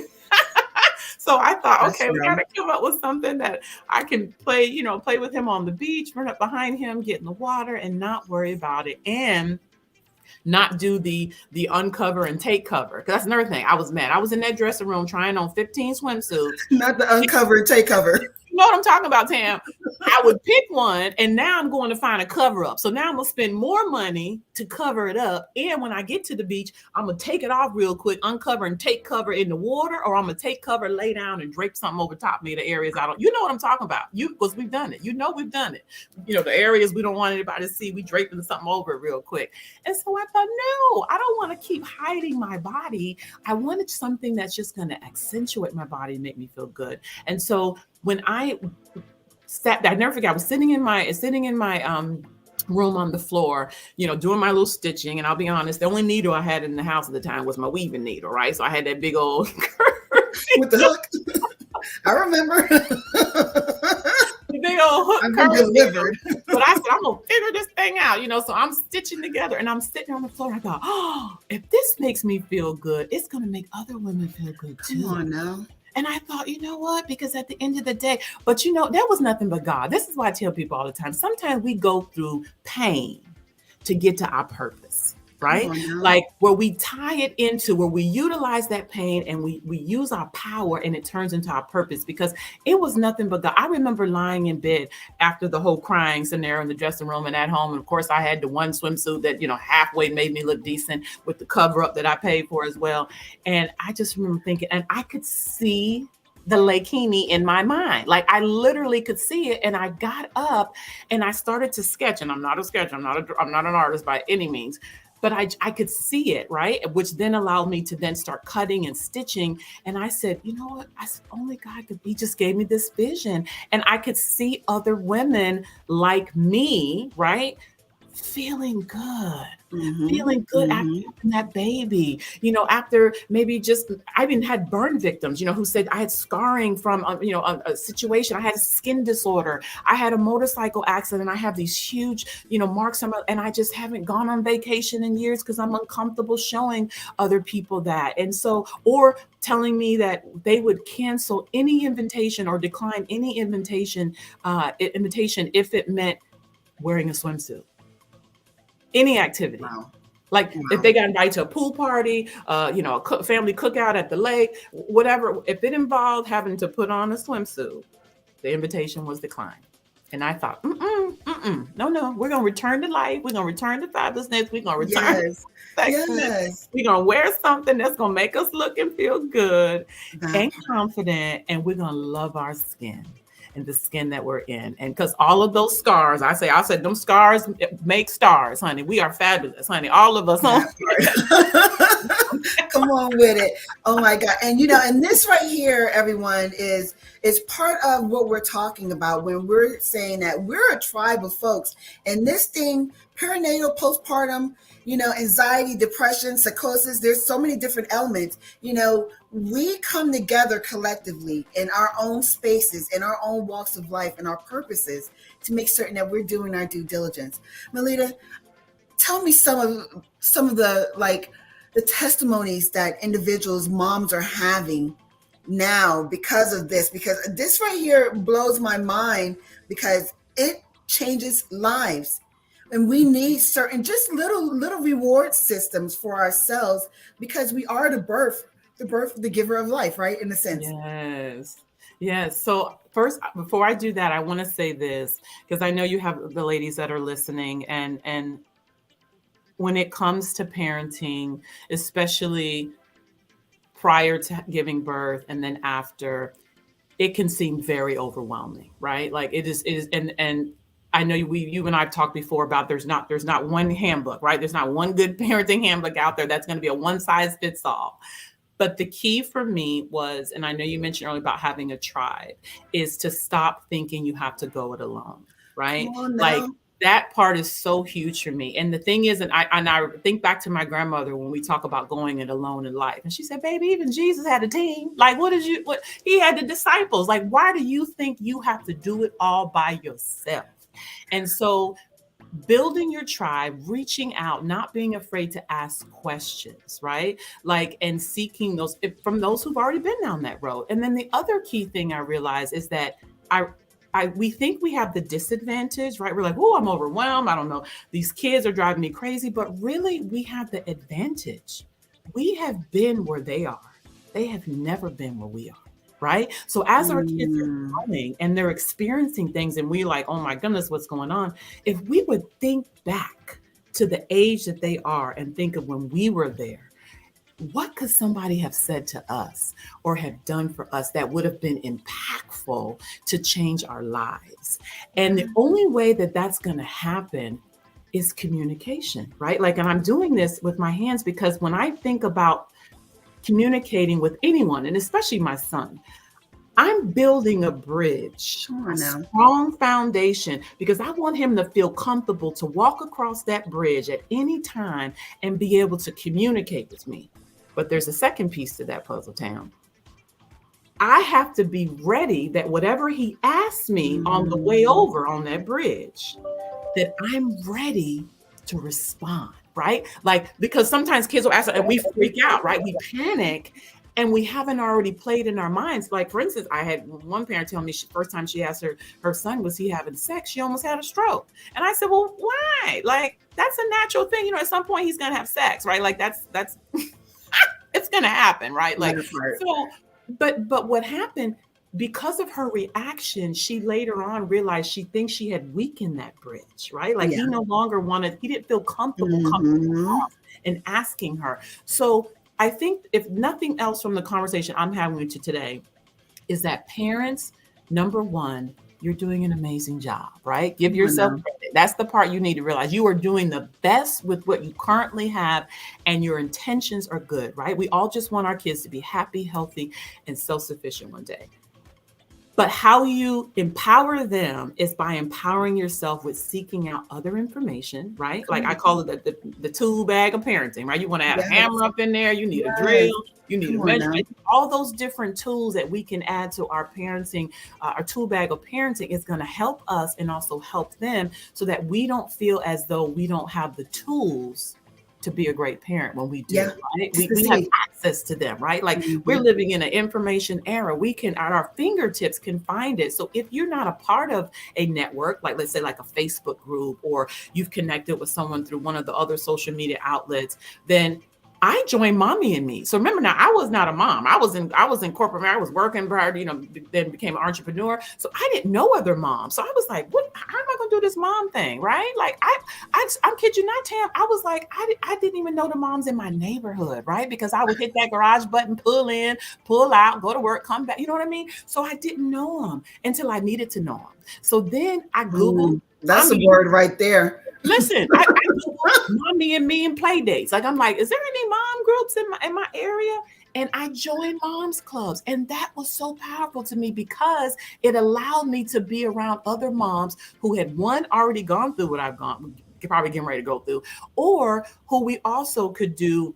We could share stories, right? Like we could share, so we can compare notes, if you will, and give each other advice and tips. And so that was huge for me because we know they say, stop trying to do it alone. Let's say one can send 1,000 to flight, two can send 10,000. There is power in some numbers, right? There is power. Tell us to stop trying to go it alone because we don't need to.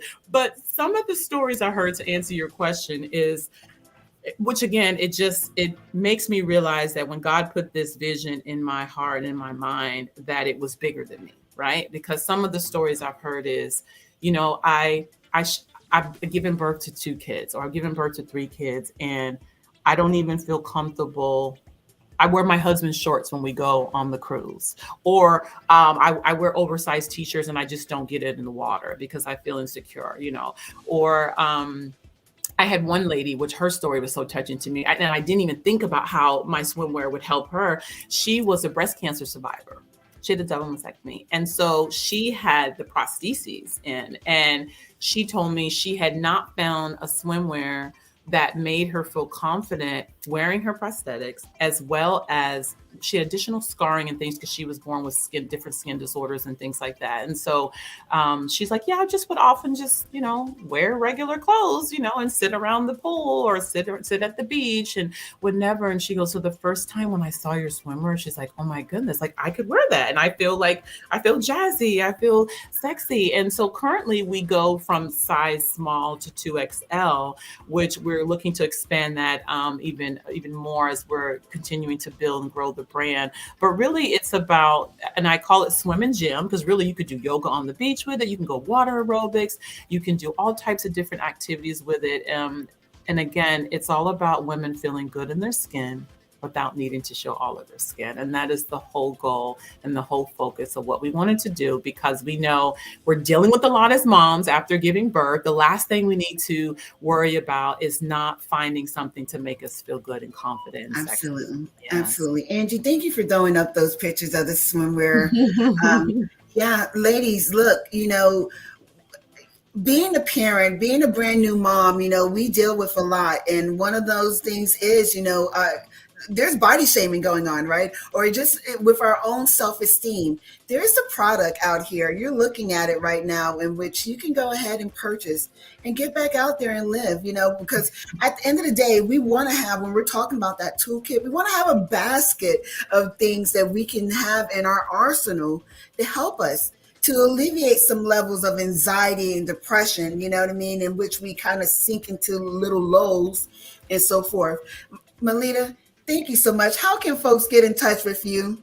Oh, so on Instagram, I'm Mylita Butler and Mylakini. And then on Facebook, the same thing, Mylita Butler, Mylakini on both of those. And then our website is mylakini.com. So it's just instead of a bikini, think of a bikini for your legs.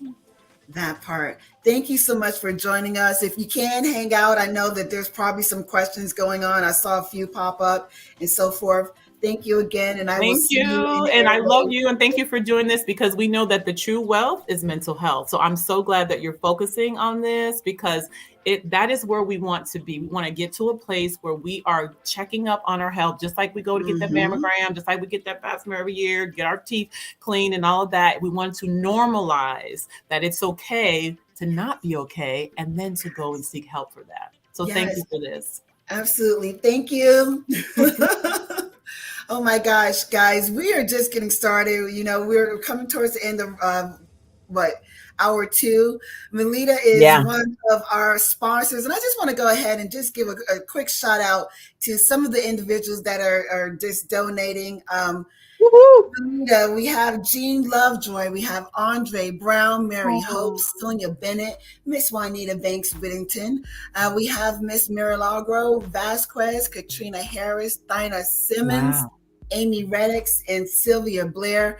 Thank you all for the love and support as we are here at the beginning of this hour. I just want to say that at the beginning of, before we even went live, just with our sponsors, we had over $500 raised. And actually, since we've gone live, and with regards to donations, we're sitting at $410. Oh my! 6 sponsors. Thank you, guys. Thank you. Let us continue on pressing forward here, doing kingdom work. Once more, we're having a healthy, robust conversation where we're talking about perinatal, postpartum, mental health, what that looks like for different people, right? Some of these crosses that we've been, told that we have to carry. It's our assignment, right? And what that looks like to be a community support to someone else.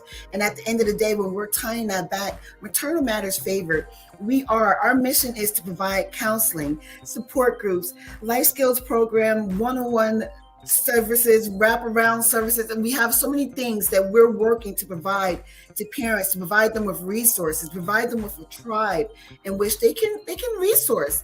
Melita just gave so many great examples of how we're not to work in a silo by ourselves trying to live life. Life is life be lifing.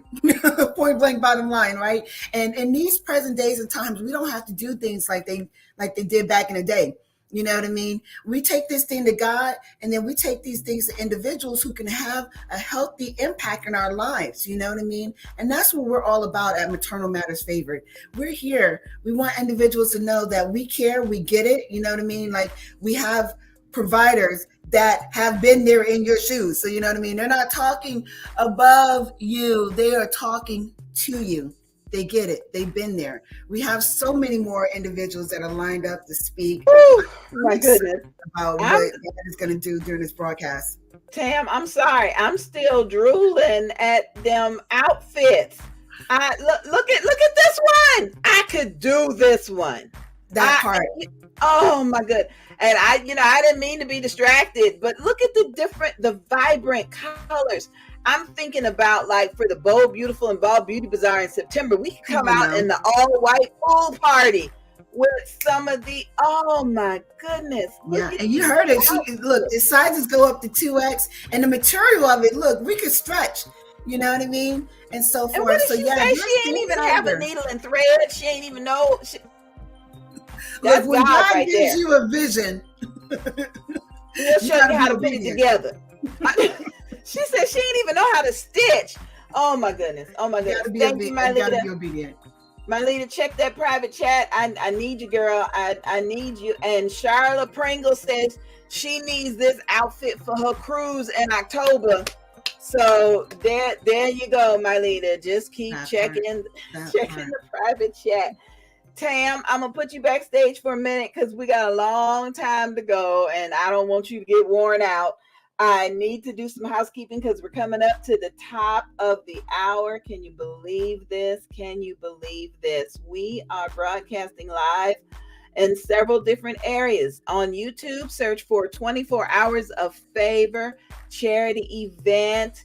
Search for Mornings with the Queen Bee on YouTube. Search for Live with Evangelist Angie B. That's me on YouTube. Then on Twitter, you can search for Angie B Tour. That's Angie B, B-E-E, Angie B Tour. And please tweet us out. Don't just keep all this information to yourself, because the Lord has allowed us to survive these issues so that we can help someone else. We can be helpful to someone else. Now on Facebook, you can search for Angie B Productions, ANGIEBEE. And you can also search for Moms in Ministry on Facebook. That's Moms, the letter N, and Ministry on Facebook.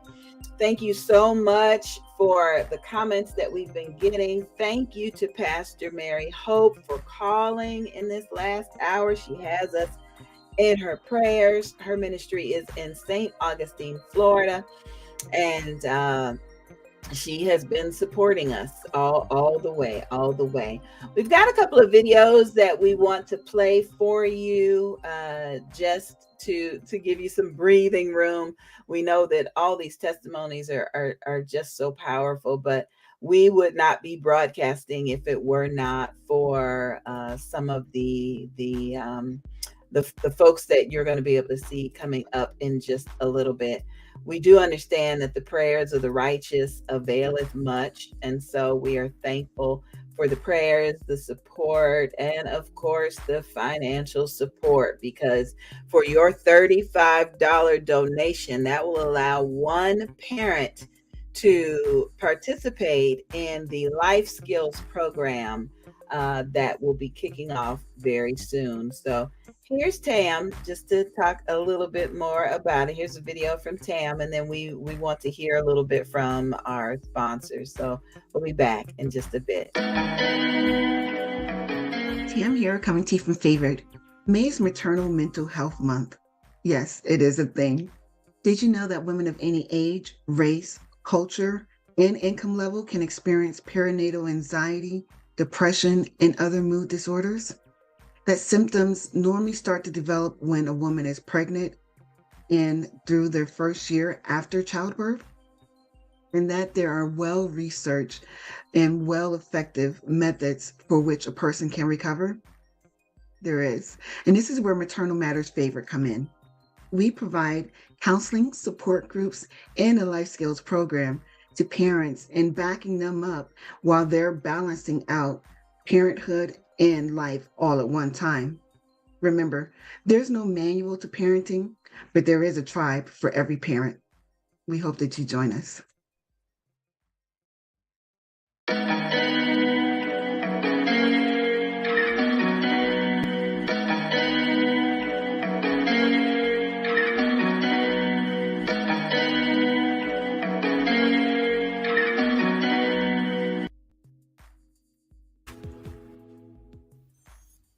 I love my daddy. He gives me hugs and kisses when he wakes me up. He helps me make mommy's tea in the morning. He always reads a book to me before bedtime. I Love My Daddy is a heartwarming children's book about the special bond between a little girl and her father. It follows a day in the life of a little girl and her daddy. Produced for audiobook by NGB Productions. Narrated by me, Ramona Young. And narrated by me, the Queen Bee, Angie B. Pastor Mary Hope cordially invites you to attend the Women's Conference, June 9th through 11th, 2023, in St. Augustine, Florida. Broken, bruised, scratched, scared, but still resilient. Based on Genesis chapter 2, verse 22 through 24, I was made from bone. On Friday, June 9th at 2:30 p.m., the topic is Bumps and Bruises, presented by Pastor Regina Johnson. On Saturday, June 10th at 2:30 p.m., the topic is Scared and Broken, from Dr. Teresa Carlton. And on Sunday, June 11th, 2023 at 2:30 p.m., the topic is Resilience, from minister and therapist Kinsey Elaine. And on Saturday, June 10th, your MC is me, Evangelist Angie B. Your host is Pastor Mary Hope. The address is 1855 Prunier Road in St. Augustine, Florida. It's all about Jesus and Me Incorporated, the teaching ministry. Broken, bruised, scratched, scared, but still resilient. Promotional consideration provided by Angie B. Productions. Let's Change Together, 4th annual event. Women's Love Within Conference. Let's change together. Women's Love Within can be understood as the practice of cultivating self-love, self-acceptance, and self-compassion among women. It involves developing a positive and nurturing relationship with oneself, embracing one's strengths, weaknesses, and imperfections, and treating oneself with kindness and respect. The concept of women's love within recognizes that women often face societal pressures and expectations that can undermine their self-esteem and self-worth. These pressures can come in the form of beauty standards, gender roles, and cultural norms that dictate how women should look, behave, and think. By prioritizing women's love within, women can learn to counteract these negative influences and build a strong sense of self that is not dependent on external validation. This can lead to increased confidence, resilience, and overall well-being. Women's love within can be fostered through various practices, such as self-reflection, mindfulness, self-care, and self-compassion exercises. This will be our first year streaming live. For more information, please visit barnettpublishing.org. That's barnettpublishing.org. Promotional consideration for this event is provided by Business with a Heart and Angie B. Productions.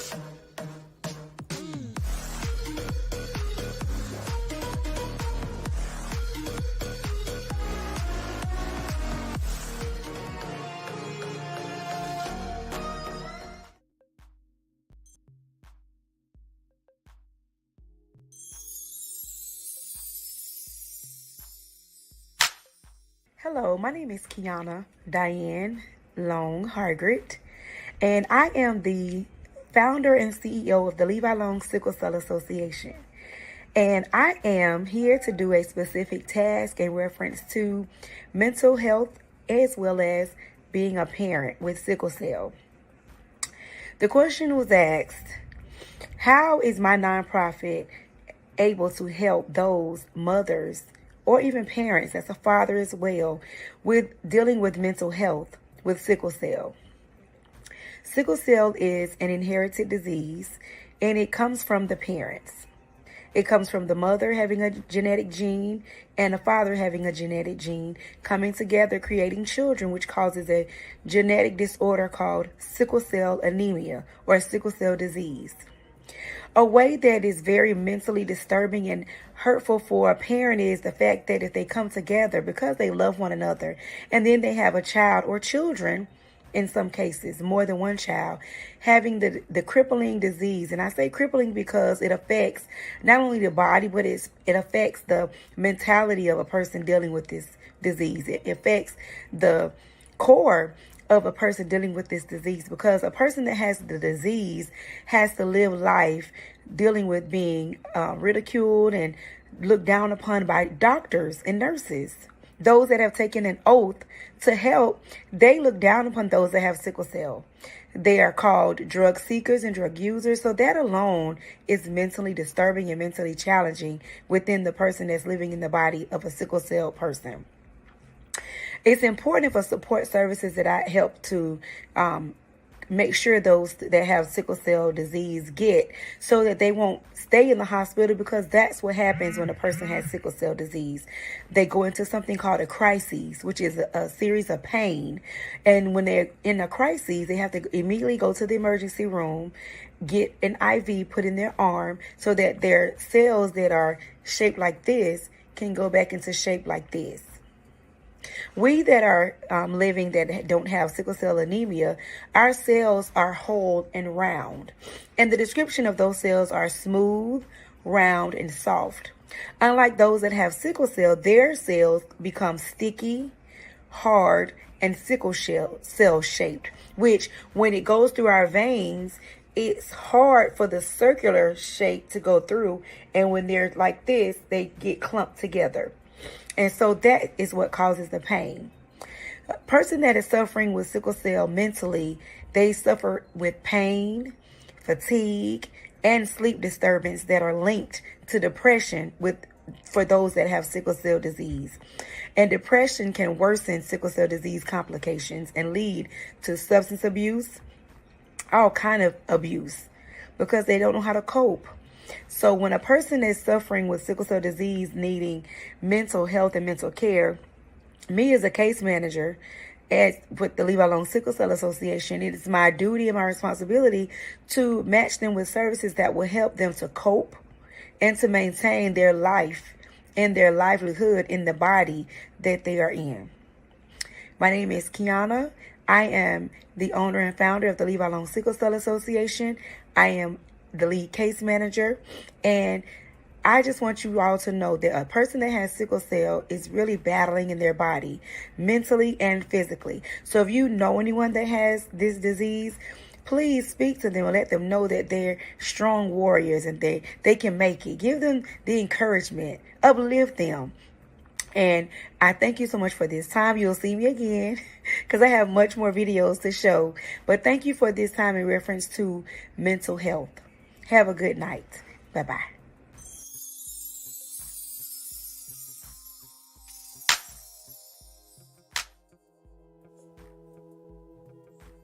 Hello, my name is Jacqueline Rozier. I live in Coolidge, Arizona, and I am here to talk about my family and postpartum depression. Something I've never talked about before, especially out loud or to a crowd of people publicly. However, I thought it was very important for me to come and talk about this and share my family's experience. It's kind of been generational. My mother, my sister, nieces, other family members, myself. And I know that that's what it was. At the time, we didn't call it that. We didn't know what to call it. It just was like this strange quiet energy that just kind of hovered over people. And I recall my mother as I grew up as a teenager and in my 20s and 30s, and I'm almost 70 now, watched my mother experience this postpartum problem, depression, and I will say all her life. She had given birth to children as a teenager, and by the time she was 21, she had 4 children. She was married, and she was an amazing woman. She was very smart. She was intelligent. She went to college. She even counseled people. She had a degree in psychology and counseling. She was a mentor. She was an amazing woman, full of life. But whenever she wasn't on the public stage or whenever she wasn't around a crowd of people, there was this strange darkness, this strange quietness that kind of covered her face that you can see in her eyes. And I know that it is part of the postpartum depression that she struggled with. And it's really strange because there are a lot of postpartum depressions that most people don't even recognize. You don't even recognize it yourself. And people most of the time would not even recognize that they're walking in depression. I thought about it because I'm thinking, I probably went through the same thing, this strange sadness, this strange loneliness, this strange fear that you experience. That covers you, that's in your mind. And you kind of just push through life like we do many things. We just move on, we just go on. We don't deal with it. At that time, there were no counselors, no anybody you could talk to. So I wanted to share this because I know that there are women and men and whole families that are experiencing this postpartum depression. It's kind of something that almost gets on everybody that's around. You don't know what to say. You don't know what to do. You don't know how to comfort because it's a internal thing. It's not only just chemical, and it's in the brain. It's in the heart. It's not necessarily a feeling, as in you're feeling something and touching something like hot and cold, but it's a deep down feeling that you can't shake. It's this strange emotion that seems to just lock onto your soul, onto your heart, to your spirit, and you don't know what to do, and you find yourself crying for nothing. You don't know what to do. You go to pick up this beautiful baby and you just stare at it. You're not quite sure what to do with this brand new baby being in this position as a mother. And I know that one of the things that I would do, I would always just talk to my mom. I talked to my sister who went through the same thing. We would have conversations. We would work our way through getting through those dark days, those foreboding days of despair, not knowing even what we were going through. We didn't know if there was a pill you needed to take. We didn't know there was therapy that was offered to us at the time, like I said earlier. And so how did we deal with it 30, 40, 50 years ago? We just sat around quietly hoping that the person would feel better, hoping to make them laugh, tell a joke, hang out with them. We kept our eye on them to make sure that they were not going to go into a place that was going to be harmful. And so I just want to talk to the women or talk to those who are quietly experiencing this. And you don't know what to say because it feels like you just don't know what to do with it. You don't know what to do with your emotions. You don't know what to do with your feelings. You don't even know how to explain it to people. You just don't feel right. You're just going through a whole lot of gamut of emotions. You're sad, you're angry, you're fearful, you have questions, and you're just troubled. First of all, I suggest that you truly talk to someone. Tell them how you feel. Let them know how you feel. It doesn't matter how it sounds, okay? Somebody's going to understand. So we need to let people know. We need to speak out. We need to say something. And for those who are around people who suddenly go into this quietness, this aloneness, they don't want to go out, they don't want to do anything. I just want to be left alone. I'm not sure how I feel. Give them a little space, but continue to love on them, care for them. Sometimes you might have to write little notes of, I love you, I'm thinking of you. Send them a little card in the mail, send them a little note. Give them something special to make them feel that they're noticed and that you're paying attention and that you can tell that they're experiencing something. As far as being in my community, I did quite a few things when I was on the East Coast. I've now been on the West Coast for about 25 years.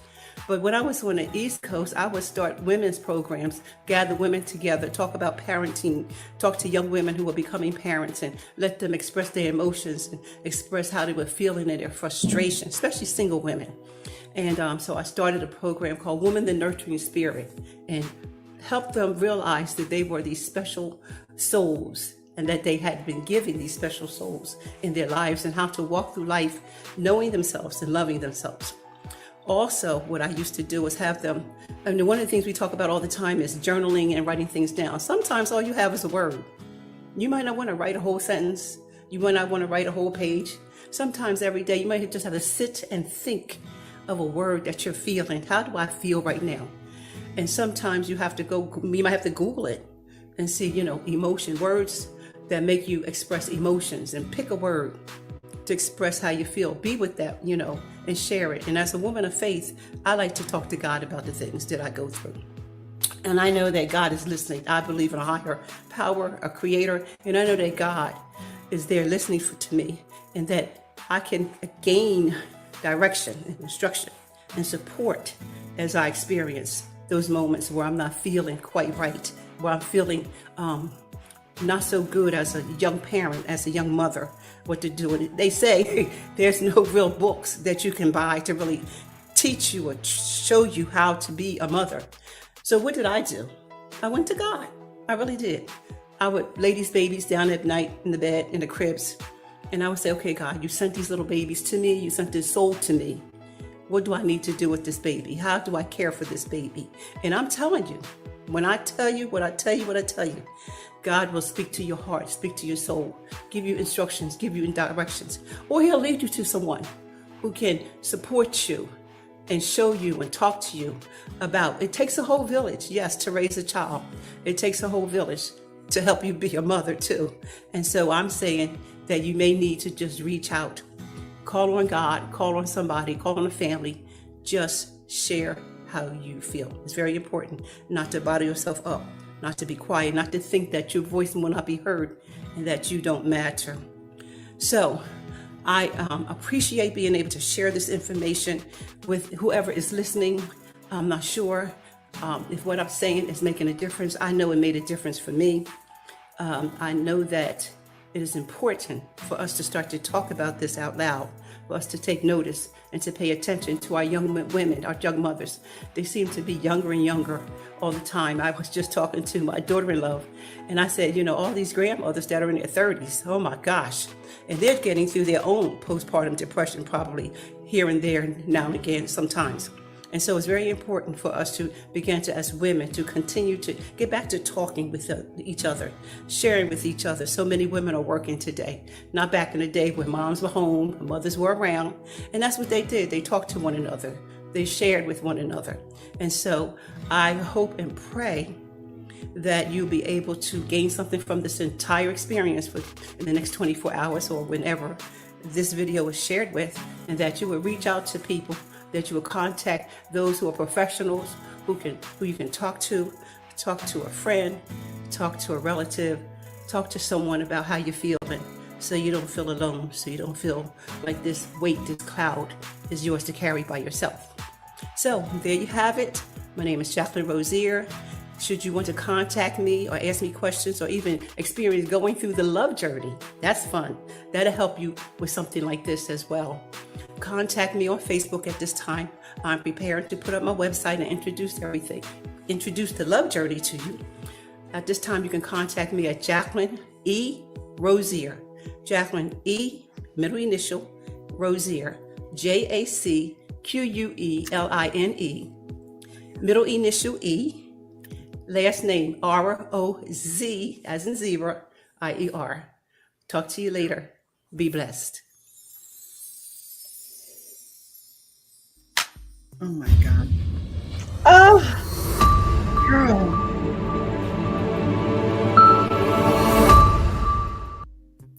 Mother Jacqueline says she is almost 70. Listen, when we're talking about, the older women teaching the new women, she Woo! dropped so many jewels. Like I was like blinking. I'm like, don't drop that tear. Don't drop that That tear. that was Booker Titus. She said they didn't know what to call it back then. How They honest just is that? toughed it out. And And that's I what we're love what talking about. your friend Myleta said. She said nothing in the man's life changes. He may take a couple of days off or whatever, but he still gets out. He still goes to work. He still That part. Just groundbreaking. My heart is overwhelmed. Just listening to some of these conversations. I don't want to say they're stories because these are conversations. these Like even if testimonies. right, guys, even if it's coming in as a video, this is the conversation. We're talking to you, to us. We're having this kind of town hall community forum, right? Know that this thing is real. We hear you, and we are here. There are pockets of people and specialized walks. I mean, when we talk about God's will and his work and doing kingdom work, we all have different assignments. And so my leaders, swimwear is her assignment to help with this area of mood, anxiety, depression that a person may go through, right? And when we're talking about Charla, a veteran serving, her assignment, right? And here we just had Mother Jacqueline just come through and like, listen, baby, we know that this thing is real. You know what I mean? Back in the day, it just wasn't what they did. They didn't talk about it. And her being able to provide that content is truly groundbreaking because so just think about it, Angie. I imagine so many women back then was like, what is going on with me? Yeah. How do I make it through? Yeah. And I love the fact that she said sometimes you just got to lay that baby down. And Tam, I know you've got a video that you're getting ready to show us, and I am grateful for that. And while you get it ready, I just want to say I don't like to give shout outs to TV shows, but the TV show Accused, that's a series. I watched an episode last night where a deaf mother was a surrogate for a couple that could not conceive. And when the baby was born, the baby was deaf, and the parents wanted to do a surgical procedure so that the baby could hear. Well, the deaf mother kidnapped the baby, and I'm not going to tell the whole thing, but when the husband of the deaf woman realized that she had kidnapped the baby, he was like, oh no, we got to take this baby back. We just going to tell him it's postpartum depression. We just going to tell him it's anxiety. And she's like, well, how do you know what any of those things feel like? And he's like, well, I don't know, but that's just what we going to tell him. And so some people can just come off and be like, oh, that's all. It ain't this. It ain't that. Some people be like, eat some chocolate, eat some bananas. It's just. But when you are in the throes of it, that thing is real. Yes, it is. Yes, it is. It's real. It's truly real. This is there's a lot to unpack here, and we're going to be doing it in small increments throughout the next couple of hours. And so where we know historically, once more, guys, that women, we've carried this burden. It's, us going through the carrying of the baby and birthing the child and all those different aspects. There is so much data coming in these days about men, their mental health, and what that looks like for fathers. And so I thought it was really cool to maybe take this glimpse. This is an event, and we're going to be rolling all the way through to Mother's Day tomorrow, right? But we get it, you know what I mean? You dads are starting to raise the flag and like, listen, I'm kind of off kilter too. And as long as you're doing your thing as a parent, that's what we're here. We're here to support you. Let's go ahead and get into playing the video. Amen. Wonderful. So as we know, a lot of parents, they're going to pass histories of anxiety, some with depression, and even some with severe traumas before they become parents and never dealt with those traumas. So I want to take you back to my own personal experience. I'm from up the valleys, Nantly Moyle near. My father was and grandfather was a miner, in the Western. Very much a man up, come on, let's get on with it. If we had a problem, we'd go down the pub.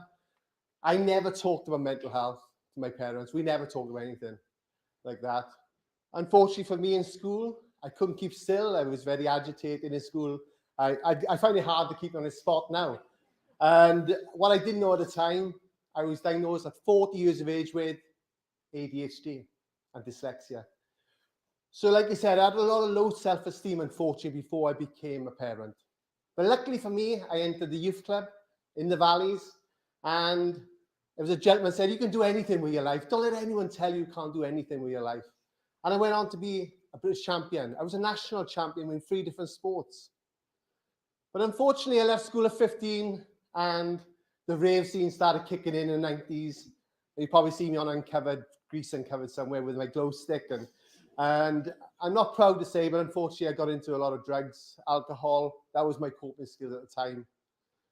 But luckily for me, I met my wife, Michelle, and we've been together 23 years now, and we've never had an argument ever that I've won. But luckily for me, she put me on a straight and narrow, and I went to sales and communication skills, and I was doing good money, very good money. Company car, all the material stuff that I'm not interested in now. And I was very fit. I always kept my fit. I was into kickboxing, all football, all sorts of things. But this is probably the hardest side of my talk. It was after 22 hours labour. I remember the doctors come rushing in, and they said, Mr. Williams, your wife needs emergency C-section. We need to get down to theatre quick.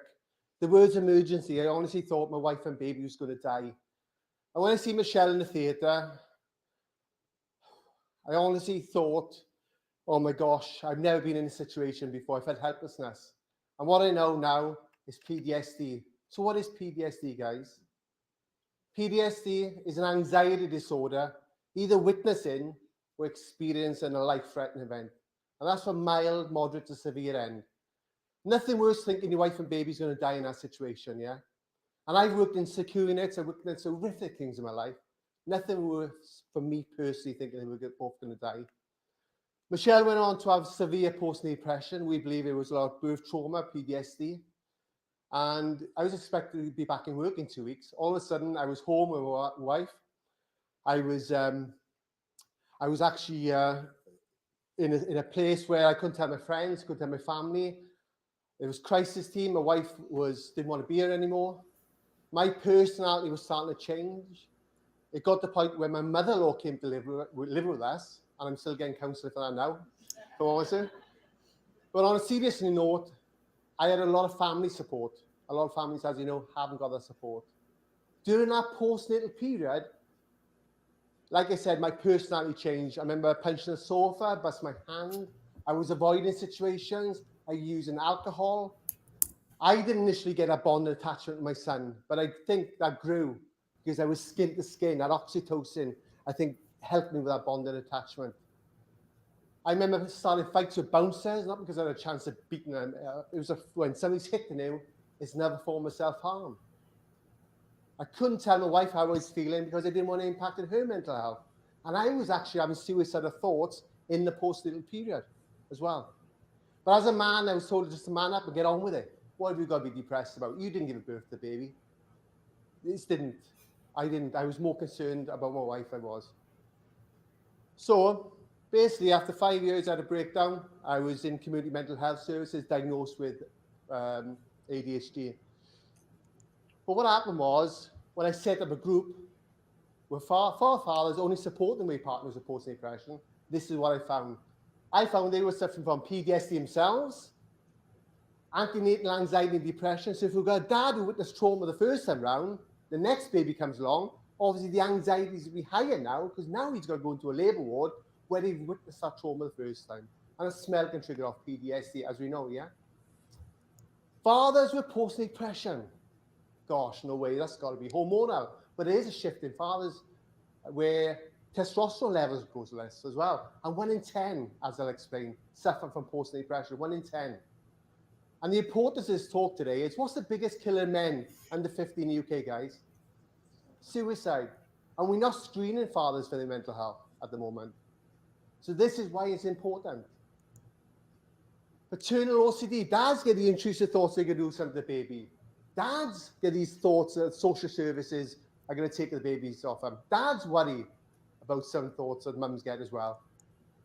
So many fathers like myself are undiagnosed with bipolar, schizophrenia, clinical depression, ADHD, ASD, before they become dads. And they self-manage that. And then the baby comes along, the lack of sleep, wife or partner with postnatal depression.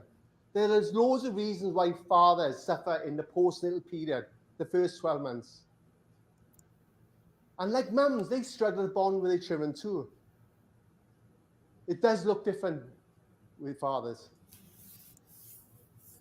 So many fathers saying they're not good enough as well, that low self-esteem. And as we know, fatherhood has totally changed from when my father was a minor. The pressures are different today. There's more single fathers, there's more stay-at-home dads, dads feeling totally isolated. And sometimes it's only the dad who is suffering, and that impacts on mum's mental health as well. And of course, that has an impact on our development of the child. And we talk about vision today. My vision has always been, if we support all parents in the antenatal period, as well as the postnatal period and beyond, it just has far better outcomes for the whole family and that development of that child. And this is what I use, and some fathers use. Alcohol, drugs. You know, they're feeling anger, angry, suppressing their feelings. Only now we're starting to hear more about mental health. And like me, I was never diagnosed. I went to other services years later. And a lot of fathers are just getting diagnosed with depression or anxiety. But when you look at the root of the cause, it could possibly be PTSD or postnatal depression or anxiety during that time. And that's what perinatal mental health is. It's a big umbrella. It's the antenatal period as well as the first year after the baby's born. So these are some of the studies. Now, we've known this since 91, guys. But 1 in 10 fathers suffer from postnatal depression, and it was 1 in 10 for years for mums. But once we started getting the education out there and the screening, we know now it's far more. So 1 in 10 fathers, that's 75,000 fathers in the UK every year suffering with some sort of depression during this time. Looking after your partner with postnatal depression, up to 50% of dads get depressed during this. My argument is, okay, sometimes it's only dad who's struggling. Well, it's got to be up to 50% for mums as well, haven't it? So up to 50%. There's so many reports out there now. The NCT did a report, up to 38% of dads struggle with their mental health in the first year. 73% were concerned about their partner's mental health. 73%. Young fathers, 39% of young fathers wanted support for their mental health, and there was nothing there for them. And November, I've just done a report as well. They said that 33% of dads were stressed during this time, used the word stressed. And also the first year of fatherhood, 1 in 5 fathers felt totally isolated. We know it has far better outcomes when we support all parents, same gender parents, everyone during this time. We talk about early prevention.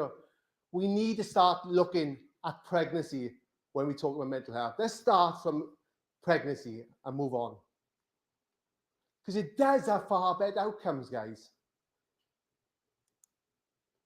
I want to take you to think away, there's 600,000 male suicides every year. 600,000 male suicides. And we know it's far higher because of stigma around suicide as well, unfortunately. 47 times more likely to be rated a suicide risk during the perinatal period than at any other time in a man's life. So that's why it's so important about looking at the new father's mental health. I wanted my journey to be something good to come out of something bad. I've been lucky to set up International Father's Mental Health Day, which is actually registered now on the World Health Organization, World Calendar for Mental Health. And also, how are you, Dad? The hashtag. I want the conversations when health visitors ask, how are you doing? We all got mental health, haven't we? It's either good or bad. We want health visitors, parents to educate themselves that this can happen to dads as well. The amount of relationships that end in is absolutely horrendous. Sometimes their behaviours do look different than mums when post-depression especially. So I want to end on what the work I've done. I want to inspire you. I'm just a guy from the valleys, and I've been fortunate to be on TV and radio stations, not just in the UK, but around the world.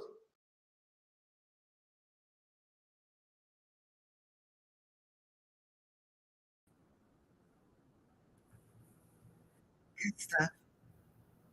Good stuff. Good stuff. I wanted to show that video for several reasons. One, you notice the accent, right? And so this is not just a United States thing. This thing is global. And we'll actually be speaking with some individuals from a global organization working with perinatal and postpartum individuals. And two, fathers are going through it too, right? And ways in which they're dealing and handling being a parent, and being a man and supposed to be this breadwinner or whatever have you, however which way, right? Society tells us we got to look, this thing is real. And we are to be real with ourselves and not try to mask it through numbing it, right? Acting like it's not taking place, that you're not having these feelings of anxiety or suicidalness. I loved how he talked about OCD, you know what I mean? And also, that sometimes we pick up wrong coping skills, coping tools, alcohol, drugs and things to that effect, which is a story that I have, you know what I mean? And I've been clean for almost 20 years and so forth. And so when we're talking about we're having a healthy conversation, we're putting this thing out here, we're being fully transparent, and we're saying, we get it. We understand, you know what I mean? You're going through this and you're going through it like this. Let me tell you how that works out. And let me tell you another way to go through it. And why? Because at the end of the day, we are here doing kingdom work. I'm not going to, downplay that at all. This is a ministry. We are a 501c3. We're a ministry. We're giving folks an outlet, and we're showing them, that God has a way for you. And it's not that you have to stay boxed in and stifled up with these emotions and these feelings and these thoughts. You know what I mean? There's another way out, and let us help you. And let us help you balance that. And there's so many other different pieces in which we're going to get into. I'm not going to hog up the mic anymore, right? We have another speaker coming in. Go ahead and bring her on up, Ange. Hey, dear, your presenter is on her way. And so as soon as she comes in, I will bring her in for you. But we do have a couple of quick announcements to make. We have a woman out of England who sent a message and said, thank you so much for what you are doing. I'm watching, I'm liking, and I'm sharing. Mother Jacqueline was with us earlier and sharing her testimony. She says she's here and she's watching, and we're very, very grateful for that. We've also got one other message that came in. I'm trying to grab it, but we want to remind people that this hour of the broadcast is sponsored by your friend, and the information is scrolling at the bottom of the screen. And we do have just a couple of folks that still have testimonies that they'd like to share. So if it's okay with you, Tam, while we wait for your guest to prepare, I'm going to play just a little bit more of this video, and I will wait for you to send us the update of our sponsors. Someone did ask, how much have you raised so far? How much have you raised so far? So we will We'll get that information to you. Hey, everybody, it's me, the Queen Bee, Evangelist Angie B. And while we are on the topic of mental health disorders among parents, I wanted to have a chat with a mother that may not fit in the box of pregnant women with major depressive episodes. I wanted to chat with a mother who it's okay if she'd like to remain anonymous, but I wanted to chat with a mother who was in her 40s when she had her first and last child. And we may think to ourselves, okay, if a woman, is of that age, she should have everything together to be able to combat and fight against mental health or major depressive episodes. But as we all know, depression can hit no matter what your economic standard is, no matter what your family situation can be. And who is here to help geriatric mothers? I hate to call them that, but who is there to help the grandparents that may be dealing with mental health challenges while they're raising their grandchildren? Who can help those that don't fall in the guidelines of being a pregnant woman? So I like to welcome my guest this evening. Hi there. Hi. Hi. Thank you for making plans to join me today. And I don't have to be anonymous. This is Sonia Bennett, Sonia B. I have no problem with expressing the mental challenges of being a geriatric single mother. No problem. Thank you. I do appreciate that. I do. So can you tell everybody just a little bit about maybe how old you were when you got pregnant and what kind of situation you were in and how it led to the major depressive episodes that you are still experiencing today?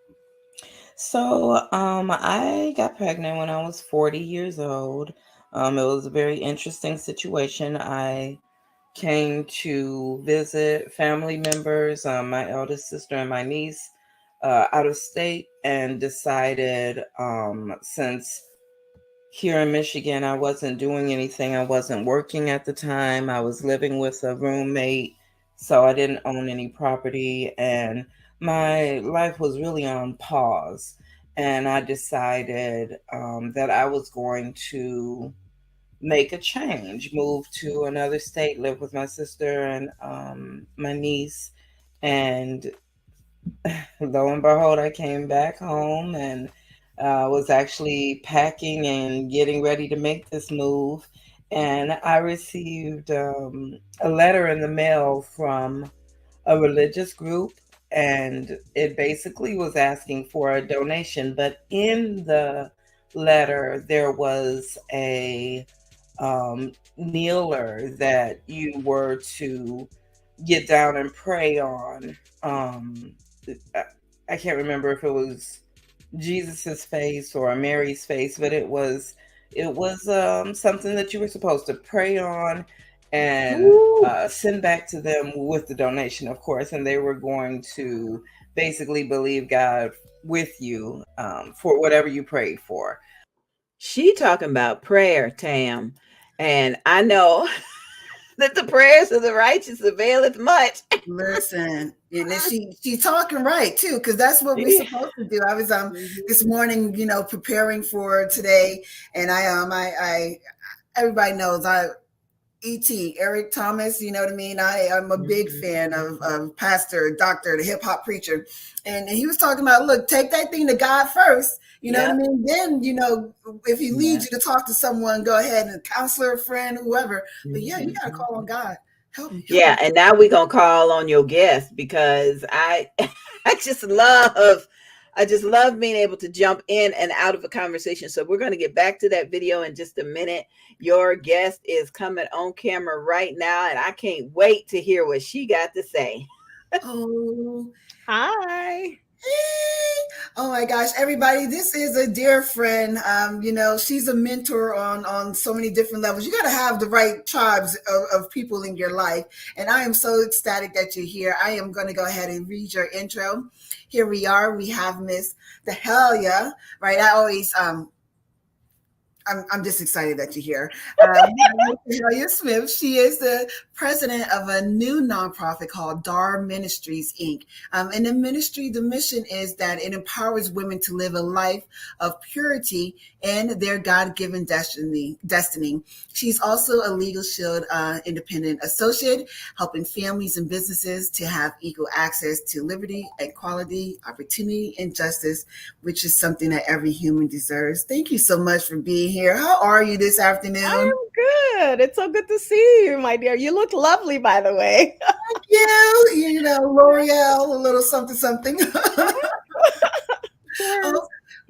tell us about you and a little bit about what brought you to wanting to attend today's charity event for those with perinatal and postpartum mood disorders. Yeah, so basically, like Tam said, my name is Dahlia, and I know everybody wants to call me Dahlia, but it's okay. And so I'm with DAR Solutions, and I also have that ministry called DAR Ministries. And really, it's a ministry that just was birthed out of my heart because of all the experiences that I've had. And it really empowers women to walk in sexual purity. And one of the things that we find is that a lot of women that go to church, they're Christians, they're going through a lot of stress, they're going through a lot of things in their lives. And because, of the shame that's attached with some of the, the depression or sadness or whatever it is, or even past trauma, they don't want to talk to people about it because some people are, condemning, some people are not wanting to disciple and so on. And so because of all the things that I've gone through in my life, and I've met women who have been new moms, who've been stressed out, who have been sad, and they should be happy, and they don't understand why, and I'm not a counselor, but one of the things that I was even reading recently is that a lot of past trauma can be brought forward when you have a child. And so if you've had like even sexual trauma, any kind of trauma in the past, then if you have a new baby, all of that stuff from the past can be brought forward and can affect them. And so it's not only sexual trauma, of course, but that's one of the things that I focus in my ministry to empower women to walk in sexual purity and to kind of uncover and unpack, some of the stuff that they've gone through. And so we're creating a safe space basically for women to like vent, to be able to talk freely. It's a discipleship program. We're not pulling people out of church because we know churches have small groups and so on. But I believe that when we walk in purity in every way, not only sexual, but, in the way God says, then we're able to walk freer. We're able to be happier, to walk in joy. And I believe strongly in healing, the healing power of God. And the healing power of God is such a transforming thing that if someone believes and have faith, like the scripture says, they can actually be healed. So our program will, bring the woman to that point where she can talk about all the things from the past that might be affecting her and be able to, for us to be able to pray for healing for them and be able to help them in that way. That's amazing. That's amazing. And that's so, so needed. I love that you talked on, we go through things in our childhood or early adulthood, whatever have you in life. And sometimes we're able to kind of maybe stuff it down or work our way through, what I mean, doing that self-work or whatever have you. But no one really even think about how there's triggers that may take shape in just becoming a new parent. And, so with Maternal Matters Favored, one support group session we had this woman who gave birth she was in her 50s. She gave birth like over 30 years ago. And she was saying that she remembered when she first gave birth, she wanted to suffocate her child because she had went through some really horrific things in her youth, in her upbringing, and she didn't want the chance that her child would go through that same thing. And so she Wow. struggled, with, oh my gosh, dude, don't kill my baby. I can't kill my baby, but oh my gosh, I'm so fearful that my child is going to go through some of these levels of trauma and abuse that I went through. And during that, and here we are, this was decades ago for this woman, but you can see that pain was still there. Yeah. She was able to actually get some assistance through leaning on a neighbor who helped Mhm. her, coast through. And so talk about some of those pieces and where, that trauma comes back up. And as a person is going through, pregnancy or becoming that new parent, how they press through and how your organization really does just helps drive that home for them. Yeah, so like the scripture says, the Lord is close to the brokenhearted and save those who are crushed in spirit. And so we are here to really encourage that woman. And when you create a safe space for someone to really tell you, hey, I've never shared this with anyone before. Mhm. I'm struggling. I have my new baby, and all I'm remembering is, when I got raped when I was young, or maybe I'm remembering when, my ex-husband, abused me sexually or physically or whatever it is. And so once they become part of our program, we go through different steps. It's called Sunflowers for Jesus. That's my that's actually, the sunflower is actually part of my program. God said women are going to be like sunflowers. Yes. And so my mantra is, where purity is your passion and your God-given dream is your destiny. So we'll work with them to unpack, the issues that are going on. And through scripture, through prayer, through deliverance, through healing, we have a 12-week program that will unpack, whether it's something to do with your parents, whether it's something to do with an ex. And we will actually go through prayer and, deliverance, and all the time just being real with them and knowing that whatever the struggle is, it's real. And then we'll have accountability sessions so that way they can share, I went home and this is what happened with the baby today, and I didn't even feel like taking care of the baby, or whatever it is. But at the end of the program, they will get healing, because we believe that God is the healer. So we will lay hands on them, we will pray, we will ask them to fast, Yes. pray. And, even if they don't feel like it, we're going to be beside them saying, hey, we're going to help pray for you.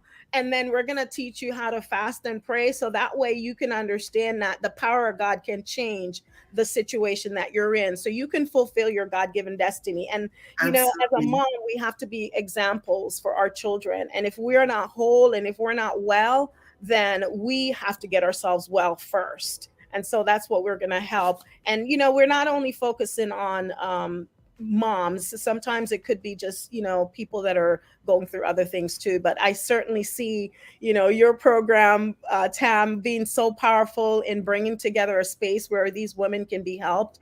And, at some point, if a woman's struggling with, some sexual issues that they had in the past, then certainly, we'd be willing to help them. Absolutely. Absolutely. Everyone, this is happening, this exchange. This is what we're talking about, that community approach, that tribe, you know what I mean? Where Yeah. we are to be each other's keepers, and where, we can serve as a nucleus and have those opportunities to have those partnerships. Because at the end of the day, it's a holistic approach that needs to be taken. Right. And so there are so many different opportunities and so much need going on in our communities, and we work with individuals, throughout the country, just because of us holding, global virtual services and so forth. What are some of the program changes and policies that you think, if only they would, just make a change? Yeah, so I know that in a lot of countries they have like maternity leave. I know I'm from Jamaica originally, and I know for a fact that a lot of the people that get pregnant in Jamaica, they actually have a long time to take off to take care of their babies. So I feel that in America, because of the stress in taking care, I mean, I'm a mom, my child is 26.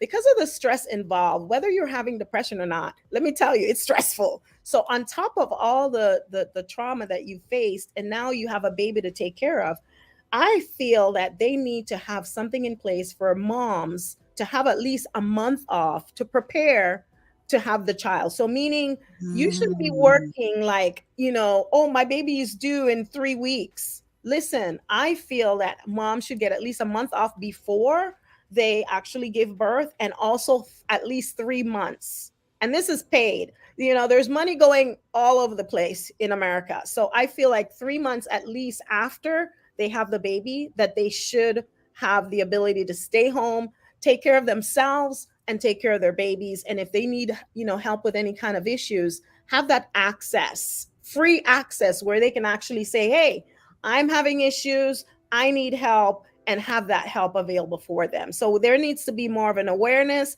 and there also needs to be that time off that women really need to be, to be healed and to be able to take care of their family. I love that. That's powerful what you said, because regrettably what we're seeing is that, everyone, we got to get back to work. I got to get, you know what I mean? And individuals don't have it, and insurance companies, their programs and the regulations that are in place, really do not, it doesn't help the person that's truly on the receiving end of services. We see this a lot in the mental health field, where a lot of times, counselors, they have to fight, to get a person, the services that are needed and the reimbursement fees. And then, even sometimes when there's now these, they got EAP, and you look at, you're only allotted but so many sessions. And that's just really when you're starting to get to the root of to the kind of thing. So I love that you said that, and because it's truly needed. And that just blew my mind with, the preparation that goes into being a mom. You know what I mean? And how you do need that time ahead of giving birth. It's a whole thing mentally and physically you're about to endure. And so having to worry about everything that's going on in the working space, is another level of stress added. And it doesn't even depend on whether you're cleaning toilets or whether you're, presenting to a boardroom. Either which way, parenting comes with its own elements. I returned back to corporate America myself a few weeks ago, and I chuckled to myself because I saw one of the individuals, their out of office message was with regards to them taking paternity leave, and I was like, that's what's up. You know what I mean? And it was a man. You know what I mean? So I was like, kudos to him and kudos to this company, you know what I mean, for recognizing that is truly is needed. It's detrimental and so forth. And so with the programs and the policies that we know that we need, tell folks how they can get in touch with you and your organization for the kingdom work that you guys are doing.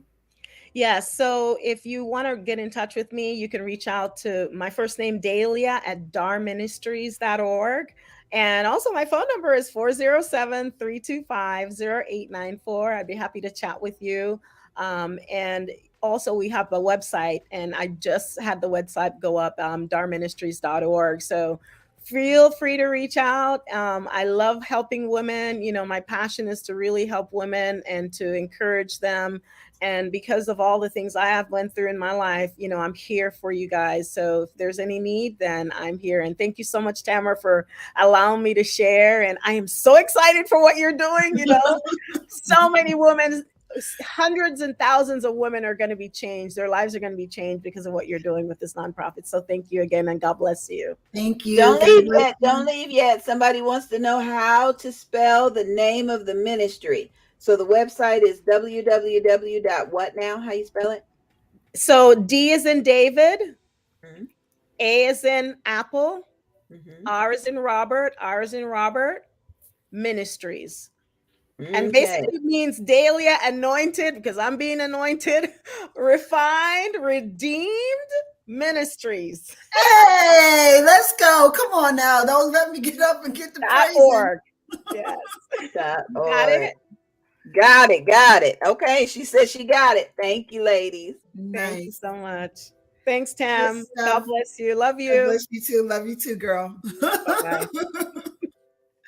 Yes. OMG. Listen, guys, I don't know if you guys are picking up the trend. Jesus, hello, Abba, Father, He is the way, the truth, and the light. That's the only way we're going to be able to get through, right? And press through. And so, yes, when I say that we are here and we're doing kingdom work, this is way bigger than me, than favored. You know what I mean? This is a collaborative community effort approach where we are trying to heal, save individuals' lives. Save individuals' lives. You know, the biggest thing with perinatal and postpartum mood disorders that I give folks an example of is like, remember back in the day when that woman drove her vehicle into the beach with a car full of children? That was in Daytona Beach, yeah. And I was able to meet her later after she had finished her court ordered therapy, and she was on the verge of being reunited on a full-time basis with her children. And she talked about how therapy was a good foundation for her to then see and reach God. And I say that because there are so many people that are like, you don't need medication, you don't need therapy, you just need to fast and pray. But for some people, you need that leveling out of counseling and therapy and being taught how to be still. You can't be still and know that he is God if you're drowning. If I took I tried to take a swim class where we were learning to be lifeguards.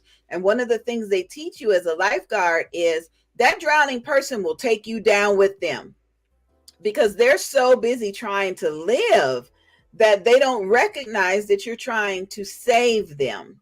So sometimes we need a little bit of counseling. Sometimes we need a little bit of medication. Sometimes we need that to get a strong foundation and then be able to be still and know that he is God, and be still and recognize the anointing, and be still.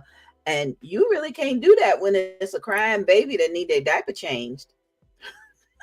That part.